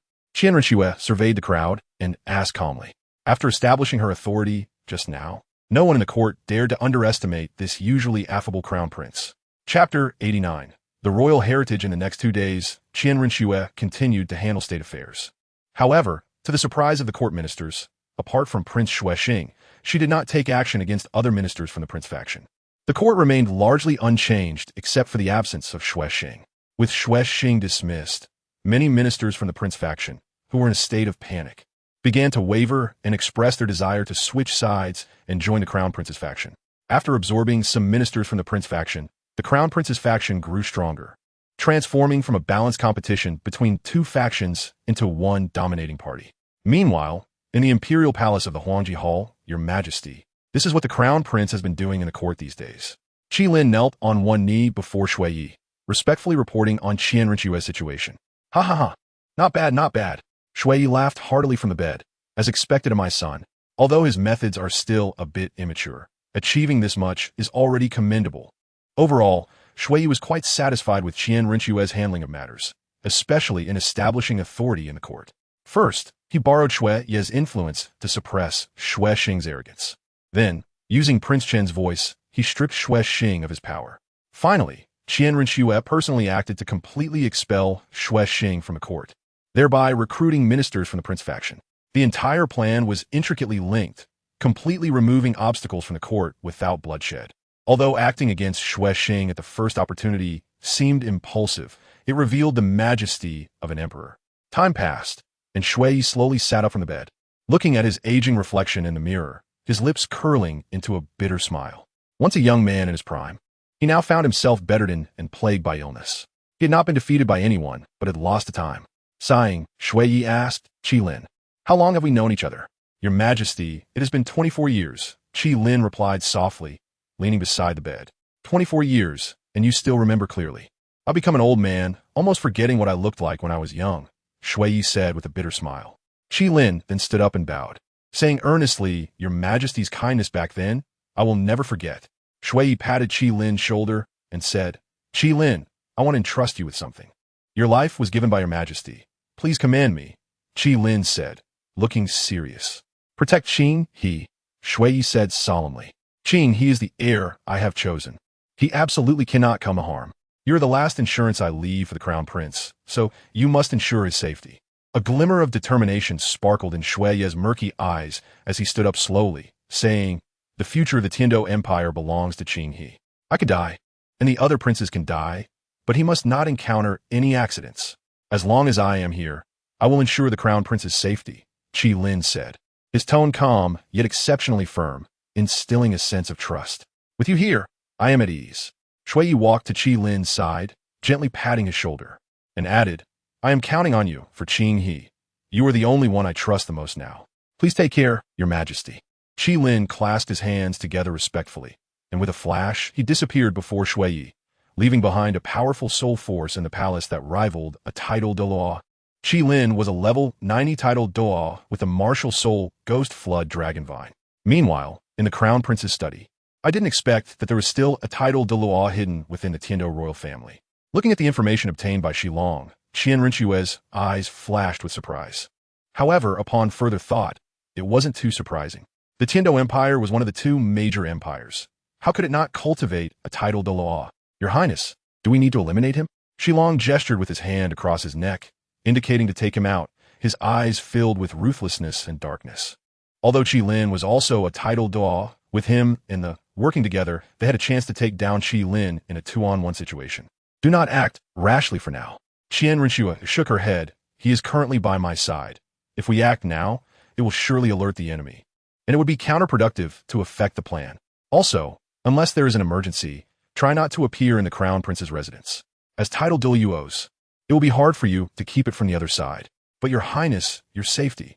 Shilong's eyes showed a hint of difficulty. Qian Rinxue crossed her hands behind her back and smiled calmly. No need to worry. Qi Lin would not dare to neglect my safety. With him protecting me, it will be easier for you to act against Shui Yi. She had already guessed Shui Yi's intentions. Qi Lin had a special identity in the Tiando royal family, and since Shui Yi had sent him to protect her, he had likely made up his mind to pass the throne to her. Now that she had proactively put Qi Lin out, the task of monitoring Shui Yi would be easier. Let's leave it at that for now.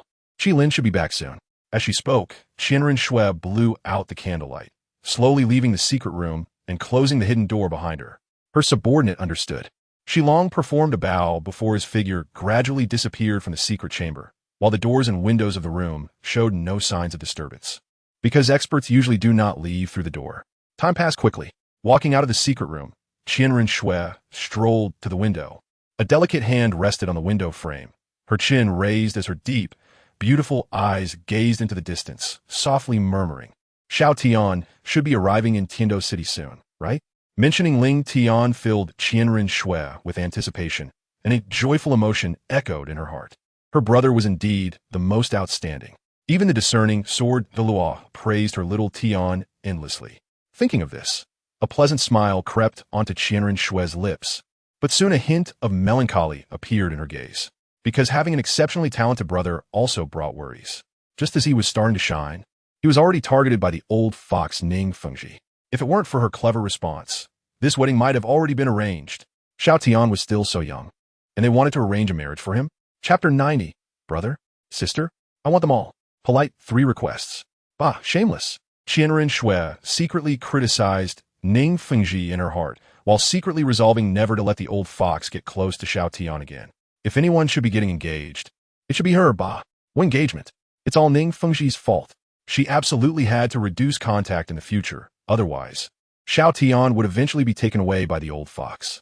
Even with the 7-treasure glazed tile school, she hoped to avoid contact as much as possible. Jian Xin, Ning Fengji, Ning Rongrong. No matter who it was, no one could take her little guy away from her. The little guy was hers, and would always be hers.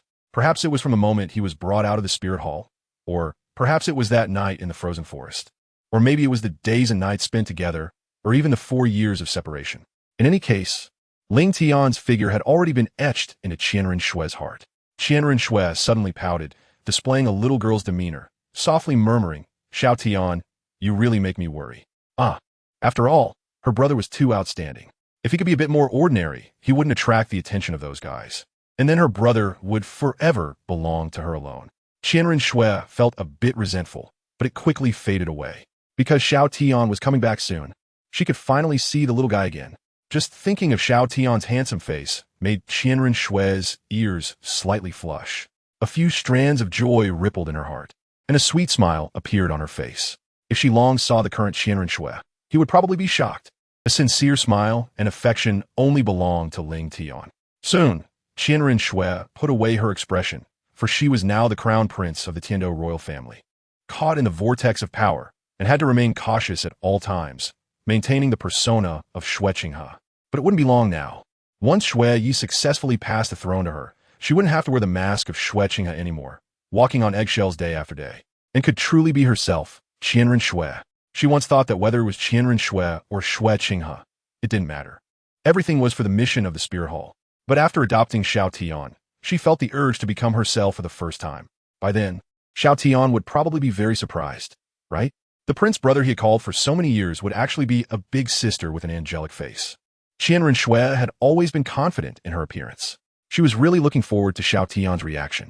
Then, Qianren Shui's voice suddenly stopped, as if she had thought of something, and the smile on her face abruptly faded, replaced by a worried and panicked expression. Because her little brother Xiao Tian still didn't know her true identity. If he found out she was the holy maiden of the Spirit Hall, would he still call her prince brother like before, sticking by her side? When that time comes, would Xiao Tian be able to accept the holy maiden of the Spirit Hall? Qianren Shui was filled with both longing and hesitation about the future.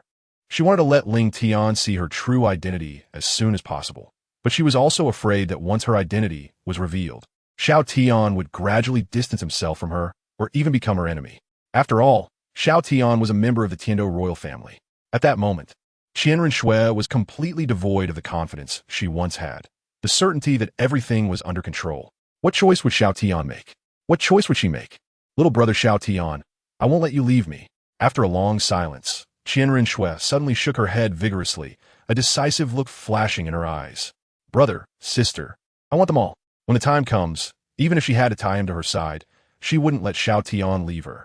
However, this was just the worst-case scenario.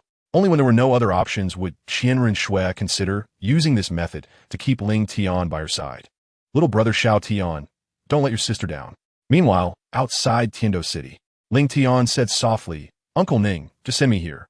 Xiao Tian, in the future, come back to the sect whenever you have time. No matter when, the doors of the Seven Treasures Glazed sect will always be open for you. Ning Fengji gently patted Ling Tian's shoulder and said with a warm smile. Although Ling Tian rejected the marriage proposal yesterday, Ning Fengji actually admired him even more. Clear-minded and unafraid of power, such a Ling Tian made Ning Fengji feel that he could not miss out on him. Ling Tian felt a warmth in his heart and said, Thank you, Uncle Ning. Little Tian, the Heaven Do City is not like a sect. Chun Xian advised softly as he settled beside Ling Tian. Sometimes Qinghe may not be able to act, but I still have some faith in the royal family. Teacher, there are many people who can bully me. Although Ling Tian's tone was calm, it revealed a hint of pride. Good boy, as expected of my disciple. Chun Xian suddenly laughed heartily. This confidence and pride are exactly what I want. This is the spirited genius youth. A genius must have ambition. He originally thought Ling Tian was too reserved, which would not be conducive to developing the sharp characteristics of swordsmen. But today, he was pleasantly surprised. This kid usually keeps a low profile. Who would have thought he harbors such pride within? In Heaven Do City, the tall city gate is 10 meters wide and 10 meters high, enough for 6 riders to pass side by side. There are also 2 side gates, each 5 meters high and wide, where pedestrians can enter, while the main gate is generally for carriages. The streets on both sides are as bustling as before, filled with the continuous calls of street vendors. Candied hawthorn, sweet and sour. Steamed cakes, Wu Dalong steamed cakes, fragrant and crispy. Don't miss out. 100-year-old Formula Soul Master Pills. Eat one and immediately level up your soul power. Tiger Whip Wine, 1,000-year-old fierce wind tiger. Everyone who's tried it says it's good. The noisy shouting alternates continuously. Wearing a light blue outer robe, with ice blue hair and handsome features, along with a chubby and adorable ice silkworm on his shoulder. Ling Tian attracted many gazes as soon as he entered the city due to the strong contrast. However, the ice silkworm on his shoulder was not the previous Tian Meng. Rather, the consciousness within the ice silkworm was not Tian Meng, but was instead controlled by Gu Xiaoran. It was unclear how he negotiated with Tian Meng, but this fellow actually agreed to Gu Xiaoran's request.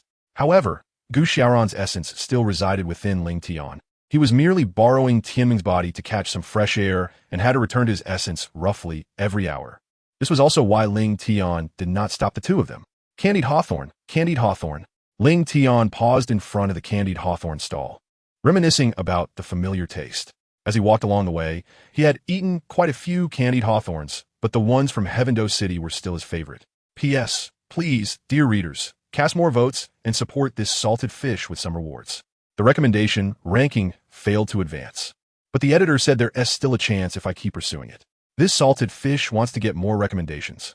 So I asked for everyone's help. Chapter 91. To me, little Tion will always be a child. Entering the stall, it was just like before. The same owner and the same taste as back then. Boss, I'll have 2 skewers of candied hawthorn. Please wait a moment, sir. The vendor's face radiated a warm smile as he quickly prepared the candied hawthorn while chatting. You look unfamiliar. Are you a newcomer to Heavendoe City? Let me tell you, my candied hawthorns are truly exceptional. Ling Tion said faintly, I grew up in Heavendoe City. Guest, here's your candied hawthorn. The shopkeeper remained silent for a while, but as if nothing had happened, he still smiled and handed over the candied hawthorn. Thank you. Leaving 2 copper soul coins behind, Ling Tion left the stall. Crunch. The sweet and sour taste was still the same. On his shoulder, Gu Xiaoran curiously asked Ling Tion, is this red fruit really that delicious? Since he woke up, he often watched Ling Tion eat candied hawthorn, and over time, he became a bit curious about what it tastes like. Of course, too bad you can't eat it. Ling Tion nodded, but didn't forget to tease Gu Xiaoran a bit.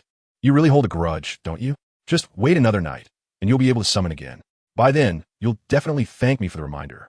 After giving Ling Tion a disdainful look, Gu Xiaoran's consciousness left Tianming's body and angrily returned to the original space. Ever since the sword sheath entered the martial soul space that day, the entire martial soul space had been completely sealed. Even the Bingji Ying Shuang sword had lost its connection, and no matter what he did, he couldn't summon it back. If it weren't for Gu Xiaoran's explanation, Ling Tion would have thought his martial soul had disappeared. However, the sudden inability to summon his martial soul made him feel uncomfortable, which is why he deliberately teased Gu Xiaoran earlier. One night, but upon hearing the time given by Gu Xiaoran, Ling Tion revealed an expression of anticipation in his eyes. After 2 days of waiting, he hoped that the Bingji Ying Shuang sword would bring him a different surprise. The Bingji sword was originally a top-grade sword martial soul. He wondered how this transformation would enhance it. With a bit of expectation, Ling Tion quickened his pace and soon arrived at the prince's residence. Young Master Ling Tion. The guard at the door was an old man who naturally knew Ling Tion's identity. After respectfully bowing, he opened the door to let him in. Quickly go tell the crown prince that young Master Ling Tion has returned. Moments later, in the study, although Qian Rinxue was intelligent and clever, it was her first time handling state affairs, and she was still somewhat flustered, overwhelmed by countless memorials. A guard walked into the room, kneeling on one knee, and respectfully said, Your Highness, young Master Ling Tion has returned. Xiao Tian is back. Qian Rinxue put down the memorial in her hand and quickly walked outside. A smile unconsciously appearing on her lips, her eyes filled with indescribable joy. Brother Crown Prince. Just a few steps out of the study, she heard a familiar voice. Xiao Tian? Qian Rinxue turned her head in response and saw Ling Tion, bathed in golden sunlight, like a warm ray of light, making her momentarily lost in thought. His skin was fair, his features delicate with a hint of handsomeness, a blend of charm and gentleness, with a touch of youthfulness. The aura emanating from him was quite complex, like a mixture of various qualities, but amidst the gentleness and charm, there was also his unique etherealness and elegance. It had only been a little over a month, and Ling Tion had become even more handsome. Brother Crown Prince, how could you not recognize me? Seeing Qian Rinxue still not moving, Ling Tion smiled lightly and teased. Of course I recognize you. No matter how Xiao Tian changes, I can always recognize you. Qian Rinxue smiled gently, a touch of tenderness appearing between her brows as she walked over and naturally took Ling Tian's hand. Really? Of course it's true. The two sat in the familiar pavilion. Qian Rinxue dismissed all the servants and quietly listened to Ling Tian recount his experiences, a serene smile always on her lips. The outside world is so wonderful. Have you almost forgotten about me? After Ling Tian finished speaking, Qian Rinxue casually handed over a cup of warm tea while teasing with a smile. Of course not. Ling Tian drank all the tea in the cup and said seriously, No matter where I go, only here with my brother the Crown Prince is my home. I will never forget my brother the Crown Prince. Home. Qian Rinxue was momentarily stunned. A warm feeling surged in her heart. Family. However, although what Xiao Tian said was correct, it wasn't entirely complete. One person alone does not make a complete home. What's wrong with my brother the Crown Prince? Nothing. looking at the water stains at the corner of Ling Tian's mouth. Qian Rinxue's thoughts stirred, and she took out a handkerchief. After hesitating for a moment, she stretched out her hand and gently wiped the corner of Ling Tian's mouth. Then, as if nothing had happened, she handed the handkerchief to Ling Tian, while speaking in a slightly reproachful tone. You, always so clumsy when doing things. What's the rush in drinking tea? Look at the mess you've made everywhere. Here, take it and wipe the water stains off your clothes yourself. Are you thirsty? Ling Tian smiled naturally as she took the handkerchief, looking as if she didn't find anything wrong with Qian Rinxue's actions. Wiping her mouth was just a common thing. Qian Rinxue joked, "You're still the same as when you were a child." Which version of Ling Tian does the prince brother like more? The child version or the current one? Ling Tian rested her chin on one hand, narrowing her eyes with interest while looking at Qian Rinxue. I like them both. Qian Rinxue smiled lightly, pinching Ling Tian's soft, fair cheek. The touch felt even more comfortable than before. Prince brother, I've grown up. Ling Tian brushed away Qian Rinxue's gentle hand, revealing a hint of helplessness in her cool eyes. In my eyes, Xiao Tian will always be a child. Qian Rinxue teased Ling Tian with a light laugh and continued to pinch her cheeks for a while before finally letting go, satisfied. So cute. Keeping Xiao Tian by my side is the best. Qian Rinxue made up her mind not to let Xiao Tian leave her side again. Prince brother. Suddenly, Ling Tian thought of something and said softly, on my way back, I ran into Uncle Ning and the teacher. You met the teacher? Qian Rinxue paused for a moment, and her expression suddenly became serious. Did the teacher say anything else to you? Uncle Ning wants me to be engaged to senior sister Rong Rong, Ling Tian said, tapping her forehead and speaking slowly. P.S. Please, dear readers, vote more and support Xinyu with rewards. Although the recommendation rank failed to advance. The editor said there's still a chance if I keep up the reading, so I ask everyone for help. Chapter 92. Personally for me. Removing the disguise with courtesy. Did you agree? Qian Rinxue fiddled with the tea set on the table, appearing to ask casually, but her left fist clenched tightly under the table, hiding a cold anger like winter in her eyes. Ning Fengji, really good job. Just a little while without supervision. And you let him take advantage. Of course not. Seeing Qian Rinxue's calm reaction, Ling Tian pouted and casually asked, What? Does Prince Brother really hope I agree? Of course not. Qian Rinxue instinctively replied. She wished for Ling Tian to cut ties with the Seven Treasures Glazed Tile School. How could she hope for her to agree? If you don't hope, then why are you so excited, Prince Brother? Ling Tian propped her chin with both hands, curiously observing Qian Rinxue. I have some matters to handle. Xiao Tian, you go back to your room to rest first. We'll talk later. Qian Rinxue realized her emotions were a bit off just now, hurriedly instructed a few words, and quickly left the courtyard. Bang! The heavy door closed tightly. So embarrassing. Almost exposed in front of Xiao Tian. Walking to the copper mirror inside, gently touching her slightly heated ear tips, a hint of embarrassment flashed in Qian Rinxue's eyes, and her cheeks gradually turned shade of red. Meanwhile, in the pavilion, Prince Brother, you're shy. Ling Tian propped her chin on her hands, gazing at Qian Rinxue's departing figure, softly murmuring to herself while a barely noticeable smile flashed across her face. It was quite interesting to see the crown prince like this. It seemed that this probe was somewhat successful. She seemed to like him too, but for now, she could only probe this far. Otherwise, the crown prince might discover it. Just then, Gu Xiaoran's voice rang in her ears as he struggled to control the chubby body of Tianming, climbing from his chest to Ling Tian's shoulder. Ling Tian retracted a smile and asked, What's wrong? Gu Xiaoran pondered for a moment and said with certainty, Your prince brother might have some issues. What issues? Ling Tian replied nonchalantly, as if it were nothing. Just now, I was a bit curious about that person's identity, so I subconsciously looked at him a couple more times, and I happened to discover that he is enveloped in a layer of illusory soul power. His current appearance might not be his true self. Ling Tian calmly nodded and said, And then? What else did you find? The soul power on her was quite peculiar. Gu Xiaoran recalled for a moment and uncertainly said, It seems to have the aura of a deity, but I am too weak right now to see through that layer of soul power. And then? Ling Tian said nonchalantly. After a moment of silence, Gu Xiaoran finally noticed Ling Tian's indifference. He suspiciously blinked and observed Ling Tian's reaction. You don't seem surprised. Did you already know? Pretty much. Ling Tian smiled, picked up the teacup beside him, and took a small sip. At this point, if he still couldn't guess Qian Rinxue's true identity, it would be better for Ling Tian to find a tofu to crash into and end it all. Ling Tian, I have a method that might be able to penetrate that layer. No need. Ling Tian shook his head, completely indifferent to Gu Xiaoran's suggestion. Aren't you curious? Curious. Ling Tian fell silent for a moment, a trace of determination flashing in his eyes. He said seriously, but I would prefer if she could personally take off her disguise for me. Disguise? I don't understand what you're talking about. Humans are really complicated. Whatever. Do as you wish. I'm going back to rest. Gu Xiaoran looked at Ling Tian in confusion, preparing to return to the original space.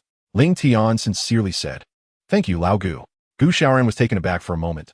"What did you call me? Do you not like Lao Gu?" After pondering for a moment, Ling Tian tentatively asked, "Then how about Lao Jin, Lao Long, or Lao Wang? You can choose one. This king. Forget it, call me whatever you like." Gu Xiaoran felt that he couldn't argue with Ling Tian and voluntarily gave up the debate, retreating back to the source space in defeat. I should have come back earlier. Ling Tian half closed his eyes and murmured to himself in a low voice. He should have returned to the Crown Prince's residence earlier, because this way, he could understand this matter sooner. The vague figure in his heart was indeed Qian Rinxue. The vagueness was due to the fact that he had never seen Qian Rinxue's true appearance. That figure was merely an image he had imagined, not the appearance of the snow-clad river that she had always disguised herself as. It was precisely for this reason that Ling Tian had been unable to confirm his feelings. Until today, returning to the Crown Prince's residence and seeing Qian Rinxue again. The naive emotions in his heart made Ling Tian certain that the person he liked was indeed her. That was why he had previously tested her. Whether it was the Holy Maiden of the Spirit Hall or the Crown Prince of the Tiando Empire, Ling Tian did not care about Qian Rinxue's identity. What he cared about most was her feelings for him. Fortunately, they both had each other in their hearts, and mutual pursuit was the most important thing. The Crown Prince was not correct. He should now call her sister Schwer. While murmuring to himself, Ling Tian put away the handkerchief he had left behind, glanced at the tightly shut door, and a trace of a smile flashed in his eyes. He then drank the water in his cup in one go. "I will help you, Sister Schwer," Ling Tian murmured softly, his expression gradually becoming resolute. He understood Qian Rinxue's current predicament. Therefore, he wanted to help her, but his strength was still far from enough. Neither the Tiando royal family nor the Spirit Hall could be shaken by a mere soul sovereign like him. However, Ling Tian was not in a hurry. The IceGod inheritance, the Golden Dragon King, the extreme north, and so on, these resources were sufficient to allow him to grow rapidly. He was confident that by that time, he would possess enough strength. As the sun set and dusk fell, a bright moon gradually rose, bringing with it a starry night sky. The twinkling starlight scattered around the bright moon, and the mist-like clouds floated restlessly in the night sky, resembling an ethereal fairyland hidden within palaces and pavilions. The distant night sky and the earth were seamlessly connected, appearing as one without division.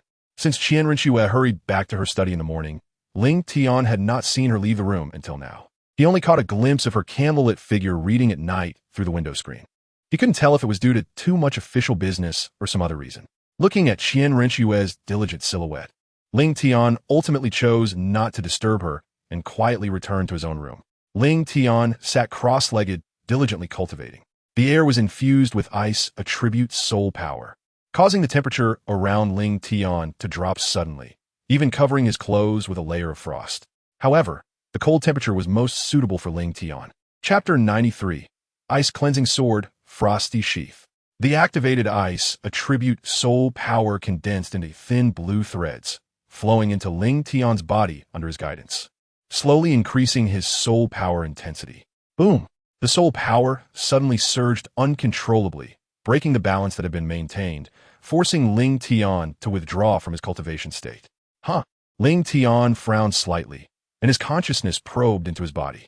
The martial soul space could sense it. The source of the turbulent soul power was the originally sealed martial soul space, from which new soul power continuously surged forth, replacing the original soul power within him. Although the entire process seemed quite violent, the replacement was actually very smooth. The original soul power offered no resistance and allowed the new soul power to transform and replace it. It was like a stream eagerly returning to the sea, endlessly flowing into and transforming into the ocean. Ultimately, the small stream transformed back into the vast sea. As the process continued to transform, the soul rings automatically floated in front of him, and as the level of soul power increased, the ice blue soul rings became purer and purer. The crystalline call surrounded Ling Tian, resembling the ruler among ice and snow. To prevent the fluctuating soul power from causing unnecessary trouble, Ling Tian used soul power to condense a layer of light blue membrane on the surface of his body, isolating the constantly changing soul power. Ling Tian's aura became increasingly stable, and the soul power energy emanating from his body caused the temperature in the room to drop continuously, covering him with a thick layer of frost. Time passed second by second. Ling Tian, sitting cross-legged, suddenly opened his eyes, and a deep blue light burst forth from the depths of his gaze. Crack! He stood up. The ice layer on Ling Tian shattered, scattering around the bed, while his mind stirred slightly, and he clenched his fists, feeling the surge of a brand new soul power within him. Majestic and pure. This was Ling Tian's first impression of the new soul power. Although the previous soul power was also blue, it was not as pure as it was now. Beyond purity. Ling Tian didn't know how else to describe it. In addition, the strength of the soul power had increased several times compared to before. If previously a trace of soul power could freeze the surface of a bucket of water, now the same amount of soul power could freeze an entire bucket. The efficiency of using soul power had improved, although the total amount of soul power consumed when releasing a soul skill remained unchanged. The power of a single strike had increased several times. At the same time, the most fundamental change in soul power, Ling Tian directly leveled up 3 levels, rising to level 39 Soul Master, just 1 level away from Soul Sect. Ice Crystal. Just the accompanying changes in soul power had brought such an increase, making Ling Tian even more eager to see the source of all these changes. The transformation of his martial soul. With a thought, the Ice Crystal Frost Sword appeared in front of Ling Tian. But at this moment, the Ice Crystal Frost was different from before. It had an ice blue sheath. And this sheath was the one that had been at the auction house. Is it really the sheath of ice crystal? Although Ling Tian had speculated about this aspect before, it was still somewhat unbelievable when it actually became reality. It is important to note that the sword's sheath truly exists. While the Ice Crystal Frost Sword is merely Ling Tian's martial soul, how could a martial soul possibly merge with a real object? Yet, this situation is genuinely happening. The Ice Crystal Frost Sword has indeed merged with that sword sheath, becoming a complete divine sword. It sounds magical, but it is indeed occurring. Clang! Ling Tian opened his palm to grip the Ice Crystal Sword. It appeared to be quite a fitting match. The patterns on the scabbard and the carvings on the hilt seemed to form a perfect unity, creating an illusion at first glance that they were originally one entity. Having an additional scabbard wasn't a bad idea either. Ling Tian thought to himself, after all, a sword without a sheath is incomplete. Gently tracing the patterns on the sheath, strands of blue soul power intertwined around his fingers, as if conveying its joy to Ling Tian. The hilt was similarly transmitting this feeling. Before long, 2 icy blue strands began to spiral up Ling Tian's arms, ultimately merging into the center of his forehead. The previously hidden IceGod mark activated at this moment. Flickering with blue light, a matching sheath appeared on the originally small IceGod Frost Sword. At the same time, several images surged from the depths of memory, pulling Ling Tian's consciousness into them, changing like a picture book. In a world of ice and snow, with snowflakes swirling in the air, an ice blue divine sword was forged by a soul beast using rare materials in this desolate icy expanse. This soul beast was Ling Tian from his first life. Before he transformed and recultivated, he was already contemplating the future. He did not want to transform and become an ordinary title Douluo. He wanted immortality and to become an eternal god. After spending tens of thousands of years collecting materials, Ling Tian finally forged the sword body of this divine sword. Immediately after completing the sword body, he used ground fire to roast it, supplemented by heavenly thunder strikes hidden beneath the ice marrow, nurtured by the extreme power of the far north for tens of thousands of years. Finally, after recultivating, he forged this divine sword. This sword is IceGod Frost, and the sheath it wears is the mysterious sheath from the auction.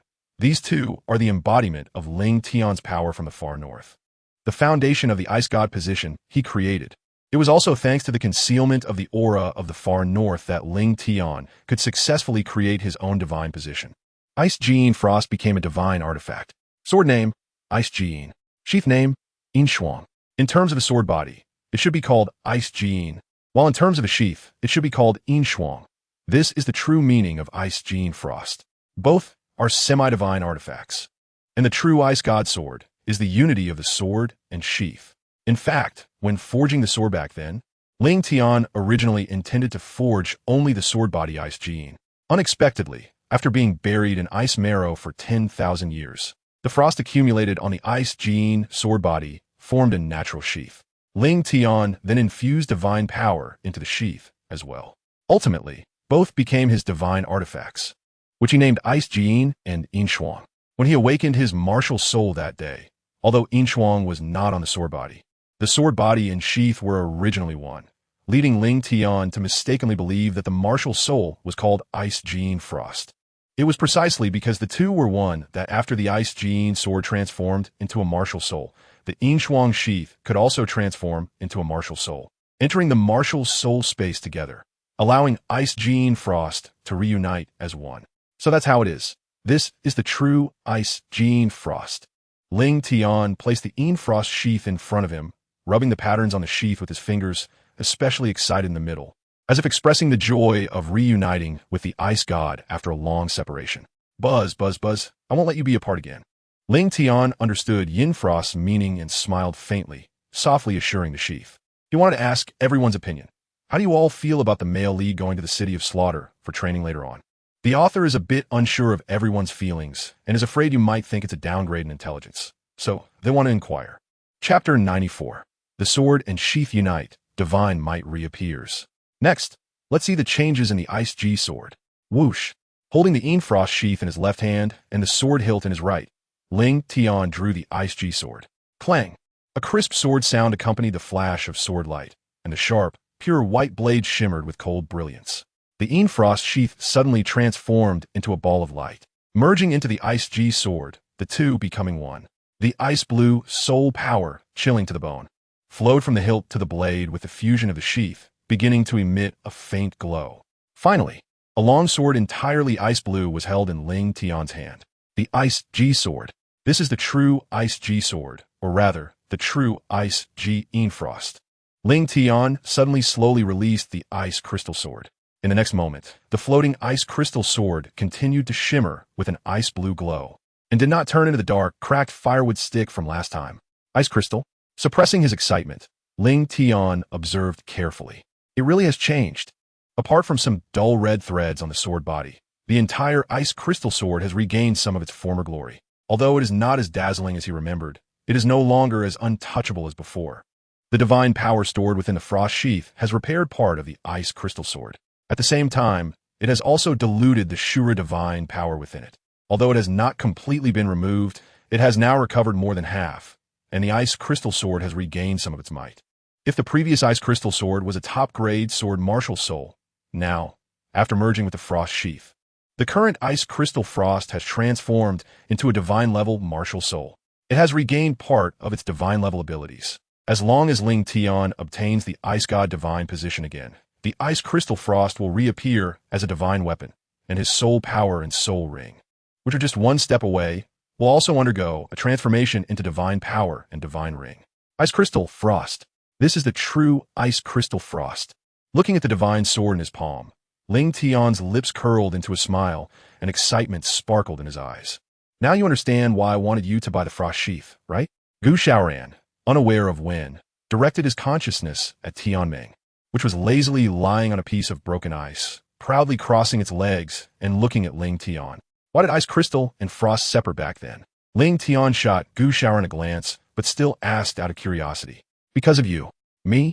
When you fell, that person shattered the ice crystal sword, which carried the divine position, to eliminate the threat completely. Gu Shaoran pondered for a while, then spoke to Ling Tian in a low voice. But he did not know that you have two divine weapons, and the frost sheath still retains half of its divine power. It is precisely because of the remaining half of the ice god's power on the frost sheath that your true spirit was barely maintained, allowing me time to take you away from the divine realm to reincarnate and rebuild. However, on the way down to the lower realm, the frost sheath consumed most of its divine power to repair the broken ice crystal sword, and ultimately, after arriving at the Douluo continent, it could no longer support the sheath's restoration and fell apart. At that time, I was maintaining your true spirit, and I could only watch helplessly as it fell. I originally wanted to tell you about the frost sheath when you were around Soul Emperor. At that time, relying on the resonance between the ice crystal sword and the frost sheath it would have been easy to find the location of the frost sheath. I didn't expect you to have such good luck to encounter the frost sheath at a random auction, saving you the trouble of searching for it later. He decided to reveal part of the truth to Ling Tian, giving him some pressure and a sense of urgency. Only with a balance of relaxation can one quickly improve their strength. The fall of the divine realm, the elimination of threats, the shattering of divine positions. From the information provided by Gu Xiaoran, Ling Tian also gained a preliminary understanding of the reasons for the fall. First, it happened in the divine realm. Second, this person's identity is definitely not simple. Finally, this person is powerful enough to not only kill himself, but also shatter the divine position. Only the 5 great divine kings meet these 3 conditions: daring to act in the divine realm, having a strong background, and possessing the capability to defeat a level 1 deity. This means that his fall was caused by the divine kings. Ling Tian, you need to hurry up and improve your strength. The situation in the divine realm is very complicated. After leaving his final reminder, Gu Xiaoran completely consumed an hour's time and transformed into a golden light, returning to the source space. Now, this is troublesome. Ling Tian sighed, and his expression became a bit more serious. However, there is still a chance. At the very least, he is now reincarnated, while they are in the dark and he is in the light. Plus, with Gu Xiaoran, if they plan carefully, there might still be a chance of winning. I will definitely return to the divine realm. Ling Tian clenches fists, fierce battle intent igniting in his eyes. Defeating the God King may not be impossible. At 11 years old, he is already a level 39 Soul Master. His rate of strength improvement is fast enough.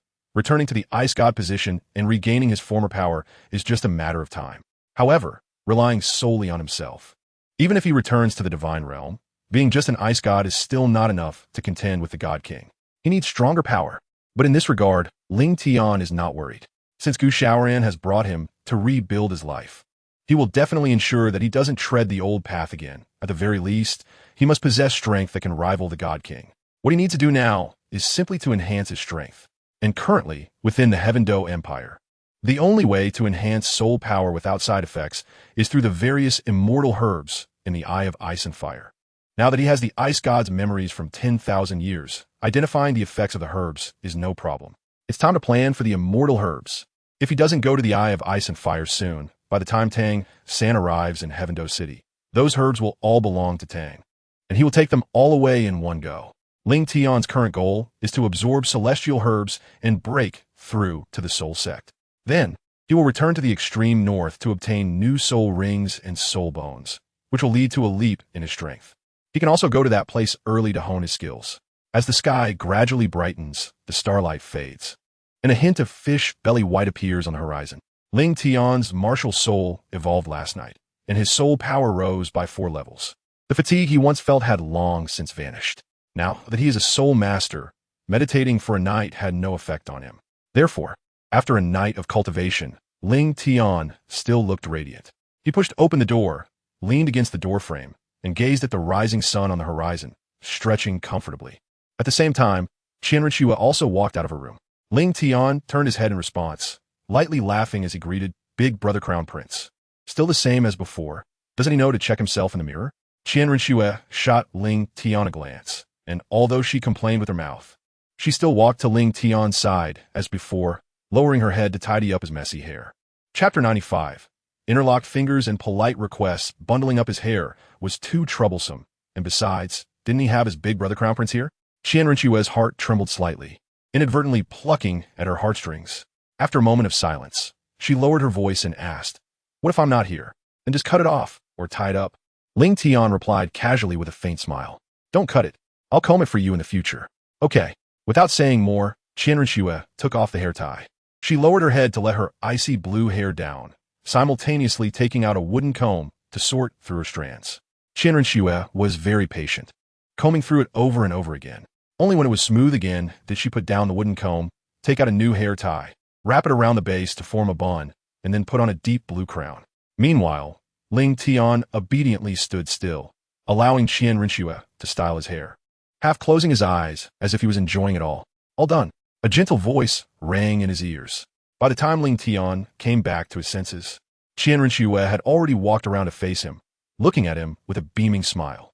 "I wonder which little girl will get to benefit from such a handsome little brother in the future." Qianrenxue chuckled lightly. a hint of jealousy flickering in her light golden eyes. Unable to help herself, she gently pinched Ling Tian's soft cheek. The wisps of hair on his forehead were pushed back by Qianrenxue, revealing his icy blue, exquisite eyes, a well-proportioned nose, petal-like lips, and perfectly white features, all tied up in a high ponytail with a blue crown. What a graceful and handsome young man.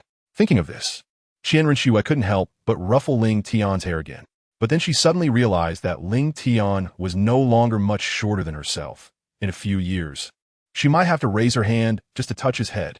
After a brief moment of distraction, Qianrenxue still reached out to touch Ling Tian's head and then vigorously rub his cheeks, as if wanting to engrave this feeling in her heart. At this moment, Qianrenxue thought, in a few years, I won't be able to reach it anymore.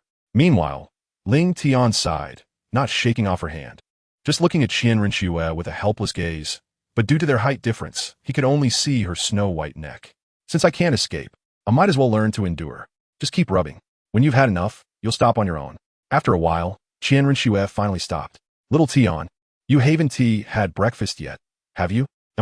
Ling Tian rubbed his cheek and nodded. Then let us go eat. Saying this, Qianrenxue lifted her chin, ignoring Ling Tian's resentful little eyes, and firmly held his hand, walking slowly toward the dining hall. Feeling the warmth of her palm, a smile flashed across Ling Tian's face. Suddenly, he thought of something. Following that, his fingers intertwined with Qianrenxue's, and before she could say anything, their palms pressed together, their fingers interlocking tightly. Little Tian, what are you doing? Qianrenxue's heart trembled slightly. Although she had never been in a relationship, she had read many stories in the royal palace, and she had a little understanding of matters between men and women. Naturally, she recognized that this interlocking fingers pose was something only couples in love would do. It's hand-holding. Ling Tian shook Qianrenxue's soft hand a few times, and then a pure smile appeared on his little face. I saw in a book a few days ago that it said if you meet someone you have a special relationship with, you can hold their hand like this. Qianrenxue's expression darkened, and she said, is that what the book said? Well, is what the book says wrong?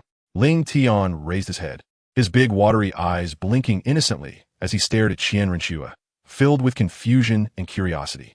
The piercing gaze made Qianrenxue momentarily unsure of how to respond. Taking a deep breath to calm her emotions, Qianrenxue suddenly thought of something and fixed her gaze on Ling Tian's eyes, casually asking, so, little Tian, how many people have you held hands with? Huh? How many times?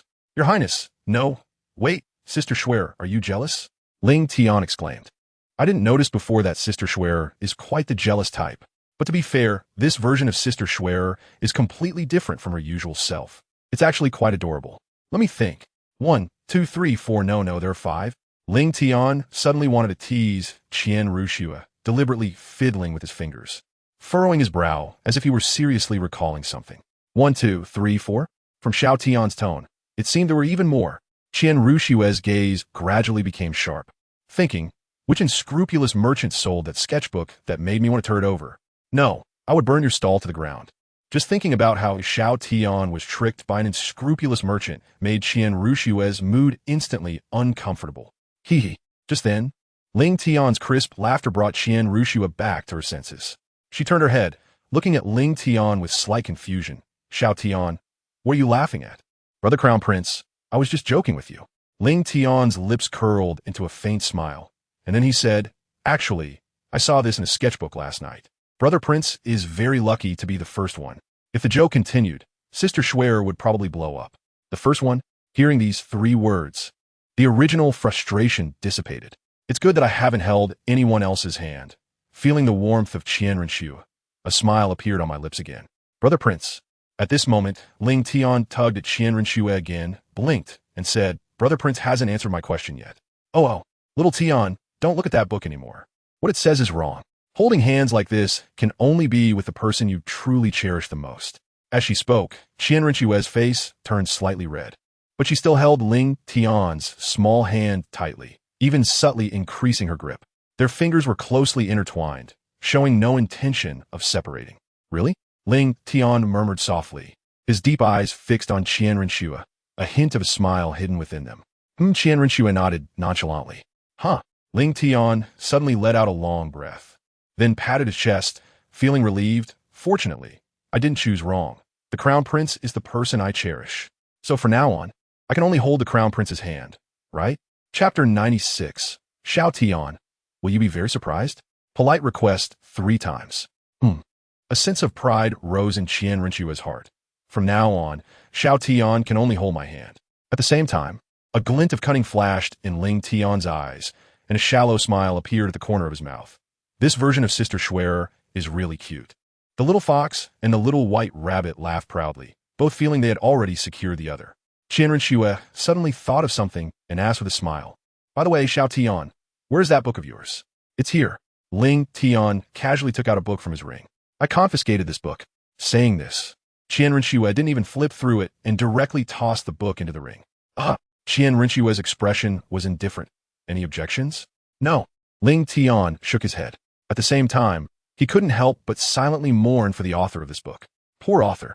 After putting in so much hard work to write the book, not only did few people support it, but now it was also directly taken down by someone. "All right, Xiao Tian, let's go have breakfast." Qian Rinchua smiled again, taking Ling Tian's hand and slowly walking toward the dining hall. All the way, their fingers remained tightly intertwined, never separating. In the dining hall, although it was just breakfast, a full table was laid out. There were 6 dishes in total, 5 types of pastries, 2 soups, and 1 broth.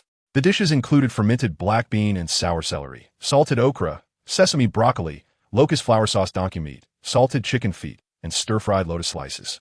The pastries included stuffed steamed buns, sesame flatbreads, egg cake, osmanthus cake, and steamed meat buns. The soups were mutton soup and beef soup, while the broth was winter melon and old duck soup. "Your Highness, please enjoy your meal." The maid picked up their porcelain bowls, serving them both meat soup and duck soup, before bowing and stepping aside to not disturb the two while they dined. Looking at the abundant dishes, Ling Tian's appetite was whetted. His ice-blue eyes blinked as he gazed at the delicacies before him, and after a slight nod, he picked up his bowl and chopsticks, diving into the meal without any intention of being polite. He savored each bite of the bun and meat, thoroughly enjoying himself. Meanwhile, Qian Rinchua rested her chin on her hands, watching Ling Tian without blinking, a gentle smile gracing her lips. After a while, she finally lifted a bowl of duck soup, took a small sip, set it down to her right, and then picked up her chopsticks to select various dishes, each movement adhering to court etiquette, exuding elegance and grace. However, her gaze never shifted away from Ling Tian. After finishing breakfast, Ling Tian suddenly remembered something, wiped the corner of his mouth, and asked Prince Brother, "Why did you call me back this time? What else could it be?" "Of course, it's because I'm afraid someone might abduct you." Of course, Qian Rinchua couldn't say that. There have been some changes in Tiando recently, and I'm worried you might encounter danger outside. Qian Rinchua pondered for a moment and quickly thought of a reason that was still somewhat appropriate. Ling Tian asked curiously, "What happened?"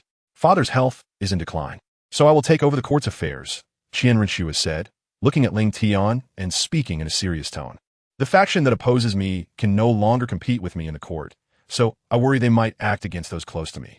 Qian Rinchua trusts Ling Tian very much. Besides her identity as the Holy Maiden of the Spirit Hall, she would not hide anything else.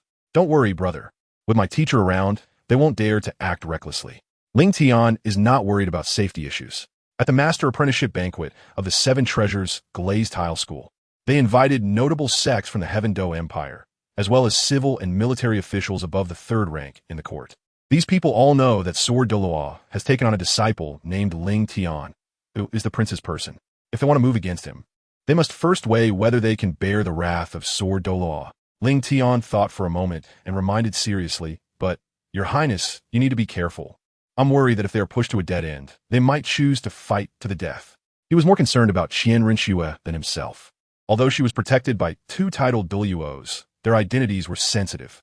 If the origin of the Spirit Hall was exposed, the crisis facing Qian Rinchua would be 100 times more dangerous than assassination. Qian Rinchua smiled calmly. "They wouldn't dare to lay a hand on me. I'm the heir chosen by Shuiyi. Shuiyi already has plans to hand over the throne to me. The obstacles in the court can be seen as a test by Shuiyi, but if someone tries to stir trouble outside the court, the Emperor Shuiyi of Tiando is not to be trifled with." "All right, Xiao Tian." Qian Rinchua changed the topic, speaking in a cheerful tone. "To celebrate your return to the mansion, I have cleared all my official duties today. After we finish our meal, let's go out for a stroll. Just as you say, Your Highness." Ling Tian nodded in anticipation. Ever since going to the 7 Treasure Glazed Tile School, it had been a long time since he had been alone with Qian Rinchua. A hint of nostalgia flashed in Qian Rinxue's eyes as she also reminisced about the past. Just then, lost in thought, Qian Rinxue accidentally dropped her spoon into the bowl. Soup splashed everywhere, staining her clothes. Looking at the stubborn oil stains that couldn't be cleaned, a sense of helplessness crossed Qian Rinxue's eyes. She couldn't possibly go shopping with Ling Tian in this outfit. Could she? Qian Rinxue could only look apologetically at Ling Tian and gently said, "Xiao Tian, please wait a moment. I'll go back to my room and change." "All right, Brother Taizi. Hurry up." Ling Tian nodded and watched Qian Rinxue return to her room. Due to her disguise as Shui Qinghe, Qian Rinxue's chamber appeared quite simple, with no unnecessary items aside from the essentials. She walked over to the wardrobe where her everyday clothes were kept. After a brief selection, she found a set of attire she liked. Qian Rinxue changed clothes quickly, and soon she was dressed in a light blue inner garment and a dark blue outer robe, which matched the long robe Ling Tian was wearing today. Unfortunately, as she looked at herself in the fitting mirror, Qian Rinxue remained silent for a long time. Gently caressing her face, and a bitter smile slowly appeared. After disguising for so many years, she had almost forgotten her true appearance. If she returned to her stunningly beautiful angelic face, along with the ethereal Xiao Tian standing together, that would truly be the perfect match. By that time, Xiao Tian would surely be very surprised, wouldn't he? At this thought, a glimmer of anticipation flashed in Qian Rinxue's eyes. Soon, just a little longer, she would soon be able to control the entire Tiando Empire, and then she could be her true self again. Xiao Tian. At this thought, Qian Rinxue suddenly smiled brightly, and in her watery eyes, the figure of Ling Tian flashed by, as if starlight danced in her gaze. Please, esteemed readers, vote and support this humble author. Although the recommendation didn't succeed, the editor said there is still a chance if the reading continues. So I kindly ask everyone, Chapter 97, the polite 3 requests for an epitaph. Creak! Just as she stepped out of the door, Qian Rinxue suddenly stopped, her mind moving as she took out a sketchbook. Shui Ling. It was the one she had previously confiscated from Ling Tian. Qian Rinxue glanced at it and casually tossed it aside. Your Highness. The sketchbook drew a graceful arc in the air, and just as it was about to fall, Shui Ling appeared and caught it while bowing. Throw this book away. Qian Rinxue paused, thought for a moment, and continued. Then have someone inform all the bookstores in the city not to sell this book anymore. She was considering the next generation of Tiando. The children must not be misled by incorrect knowledge. It was absolutely not because of Xiao Tian's personal vengeance. Understood. Shui Ling nodded and immediately took action. Although he did not understand why such an order was to be conveyed, he was Qian Rinxue's subordinate, and obeying orders was his duty. Xiao Tian must have been waiting for a long time, right? A refined voice came, and Qian Rinxue walked over with her hands behind her back, a gentle smile on her face, looking at Ling Tian with a hint of tenderness hidden in his brow. Not long, brother. Ling Tian smiled slightly, taking her delicate hand in his, their palms once again fitting together. Qian Rinxue smiled broadly, also holding Ling Tian's palm. Their warm hands wrapped around each other, and besides softness and warmth, a hint of sweetness echoed between them. Although their hearts were sweet, they did not show it outwardly. Hand in hand, they walked straight out of the residence, chatting and laughing along the way. Ling Tian seemed to have suddenly become enlightened, always able to make Qian Rinxue laugh continuously. Her joyful smile radiant and full of happiness. Back in the Spear Hall, she had the affection of Qian Douluo, but ever since coming to the Heavendo Empire, she had been suppressing her true feelings, only slightly revealing her true self in front of Ling Tian. This smile was very beautiful. Ling Tian didn't want Qian Rinxue to lose her smile. Amidst the laughter and joy, the two arrived at the mansion, where a carriage was waiting. In front of the carriage stood the royal coachman, Shui Ling. Your Highness, young Master Ling Tian. Shui Ling bowed and opened the carriage curtain for them. Qian Rinxue nodded and took Ling Tian's hand as they boarded the carriage. Inside the carriage, the decorations were antique and exuded a faint fragrance. There were also soft and comfortable cushions, making it very pleasant to sit on. After they entered the carriage, Shui Ling drove towards the commercial street of the Tiando Empire. The street was bustling with people, so the carriage was moving at a slow pace. Inside the carriage, although there were cushions on both sides, the two unconsciously sat together. Xiao Tian, where do you want to go first today? Qian Rinxue asked gently, extending her frost-like fingers to tidy Ling Tian's disheveled hair. Brother, I want to go see Grandpa.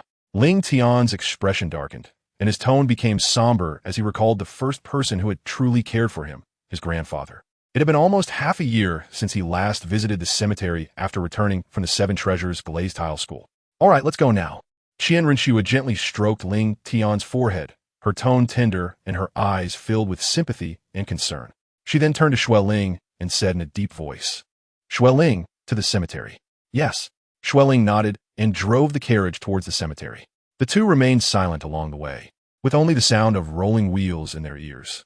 The prince's residence was not too far from the cemetery, and soon the carriage stopped in front of it.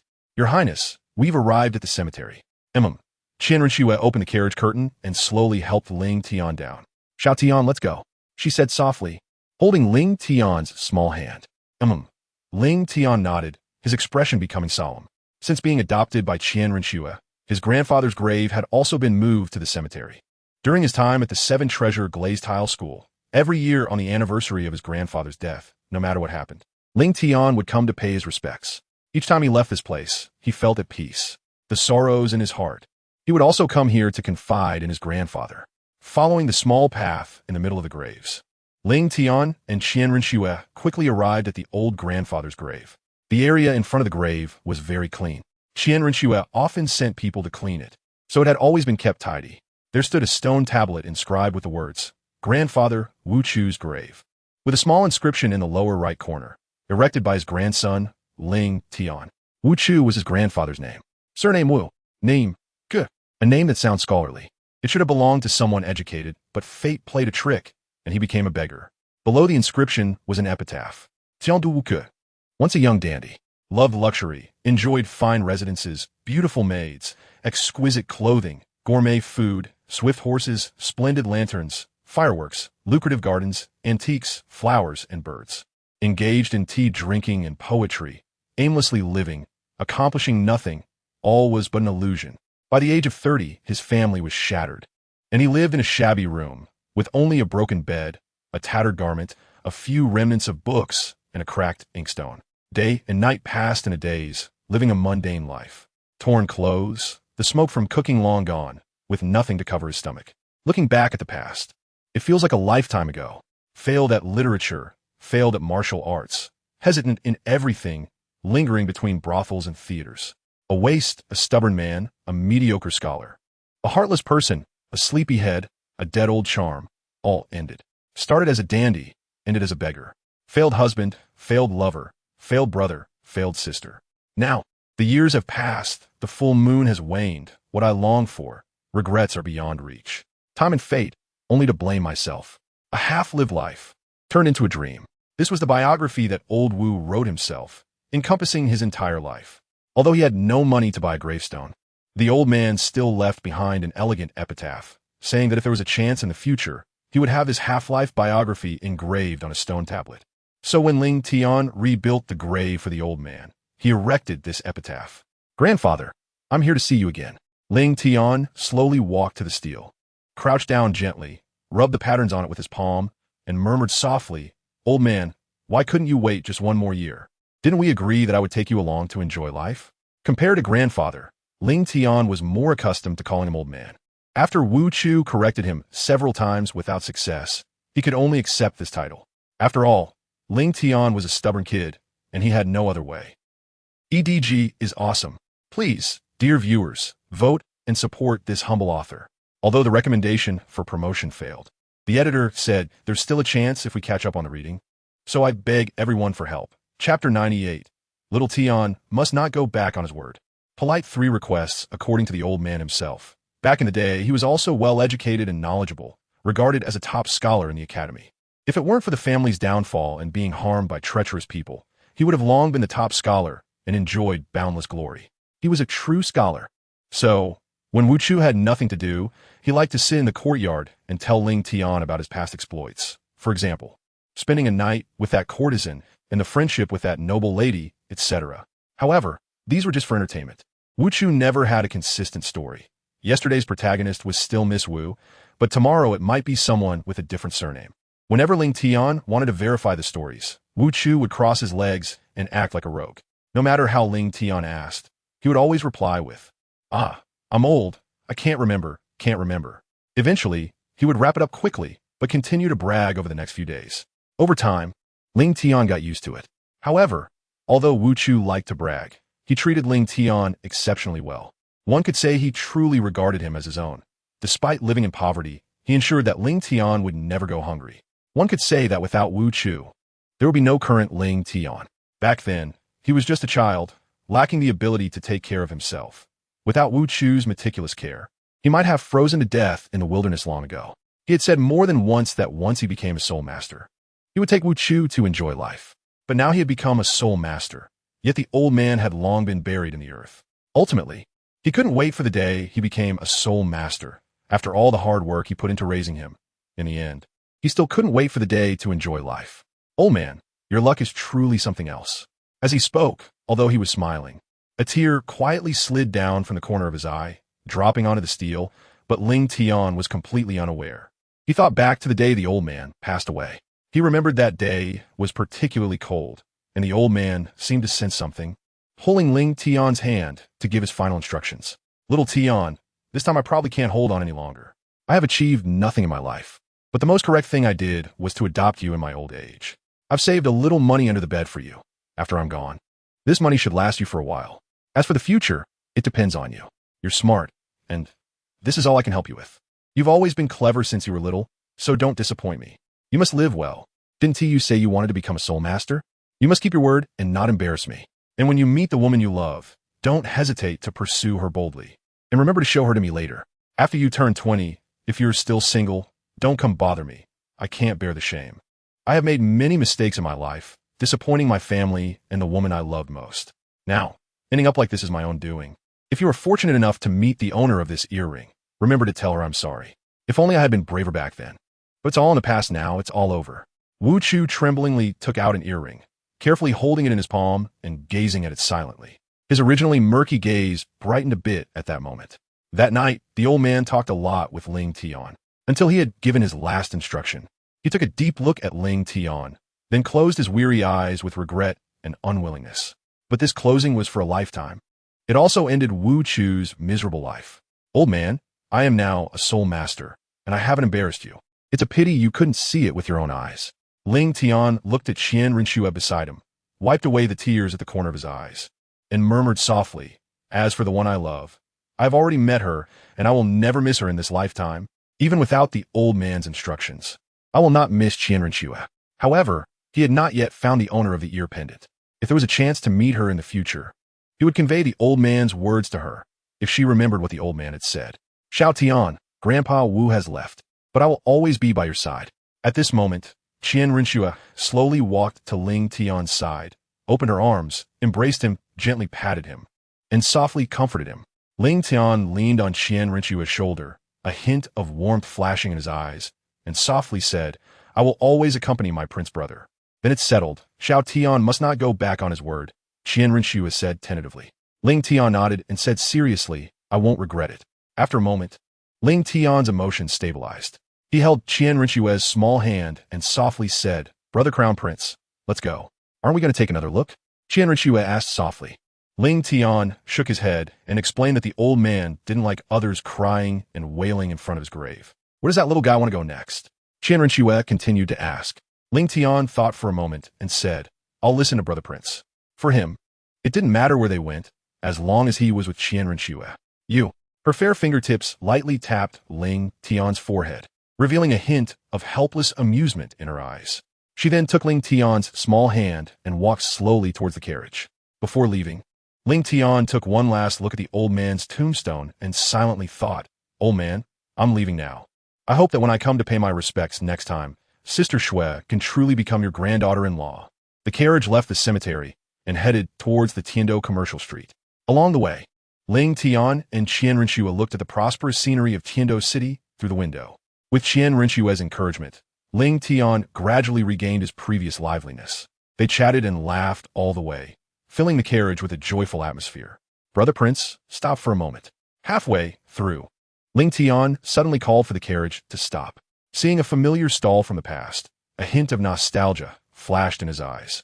What's wrong, Xiao Tian? Qian Rinxue curiously turned her head and followed Ling Tian's gaze, her eyes showing confusion and curiosity. Why was Xiao Tian looking over there? There was nothing special except for a steamed bun stall. P.S. There was a hint in yesterday's epitaph related to today's plot. I wonder if any of the big shots can discover it. Lastly, as per usual, I'm asking for recommendations, monthly votes, and support. Feel free to give whatever you like. But the main thing is to keep reading. As long as everyone continues to read daily, it's the biggest help for a lazy person like me. Chapter 99, what about mine? Polite 3 requests, Brother Prince. Ling Tian pointed to a stall not far away. A complex expression briefly showing on his face as he softly said, "Ever since the old man passed away, before I met my elder brother, the Crown Prince, I've always lived alone. That year, I was grateful for Uncle Wu's care. He always gave me the cheapest steam buns, and every time he would find various reasons to give me something to eat. Uncle Wu always made excuses, saying the buns were leftovers or that they had fallen on the ground and no one wanted them, using all sorts of flimsy reasons to sell them to me at an extremely low price. I remember all of this very clearly." As he spoke, a smile involuntarily appeared on his lips. For others, 1 copper soul coin would buy 1 bun, but for him, 1 soul coin could buy 2 or 3 buns. Although they said the buns had issues and were sold to him at a low price, who in business would drop buns every day, who would always have exactly a few leftover buns. He kept all of this in his heart. Uncle Wu is still the same as before, Ling Tian said with a sigh as he withdrew his gaze. There, the steam was rising, and the uncle still looked familiar, always smiling. His hearty laughter, even audible in the carriage. "This vendor is truly kind-hearted." Qian Rinxue squinted her eyes and softly said, Ling Tian nodded, smiled, and said, "Don't be fooled by Uncle Wu's fierce appearance. Apart from his loud voice, he's actually a nice person. Brother Prince, please help me deliver these to Uncle Wu." Suddenly, an idea struck Ling Tian, and he pulled out a bag from his storage ring. The bag was filled with soul coins that jingled, clearly indicating that the quantity was substantial. For Uncle Wu, soul coins are the most direct form of assistance. The money inside was enough for him to open a restaurant in Tiando City and live comfortably for the rest of his life. This was Ling Tian's best way of repaying him. "Aren't you going to deliver it yourself?" Qian Rushu asked curiously as she took the money bag. Ling Tian shook his head and explained, "No need. Knowing my identity is not a good thing for Uncle Wu. This money is enough for him to live a prosperous life." Qian Rinxue smiled lightly, quickly understanding Ling Tian's meaning. "Shuling, give him this bag of coins, but be careful not to let anyone see." "Yes." Shuling took the money bag, concentrated her soul power in her palm, gently pushed, and the bag disappeared, reappearing suddenly on the steamed bun stall. After seeing the money bag safely land on the stall, Ling Tian also pulled down the curtain on the car window. "Let's go," Qian Rinxue said at the right moment. Shuling responded and slowly guided the horse-drawn carriage away. After a while, they finally arrived at their destination. After getting off the carriage, Qian Rinxue and Ling Tian arrived at a candied hawthorn stall.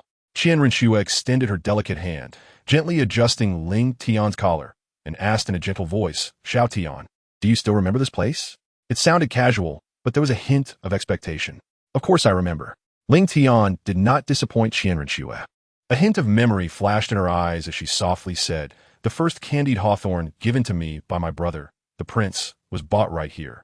Saying this, Ling Tian walked to the candied hawthorn stall and said, "Boss, I'll have 1 string of candied hawthorn. Please wait a moment, customer." Soon, the vendor, with a beaming smile, handed over a candied hawthorn wrapped in sugar paper. Crunch. It tasted just the same as before. Biting into a plump hawthorn, Ling Tian nodded in satisfaction. On the other side, watching someone happily eating candied hawthorn while completely ignoring her, Qian Rinxue couldn't help but twitch her mouth. "Goodness, am I not more important than the candied hawthorn in your hand? Xiao Tian, have you forgotten something?" Despite this, Qian Rinxue still asked with a smile. However, Ling Tian remained oblivious and asked in confusion, "What's wrong, Brother Prince?" "Xiao Tian, what about mine?" Seeing Ling Tian suddenly become so dull, Qian Rinxue felt a bit deflated, a hint of grievance flashing in her eyes. She couldn't help but sigh, asking helplessly, "Oh dear." Ling Tian suddenly realized, slapping his forehead in frustration, and said, "I forgot to buy it for my brother the prince. What should I do now?"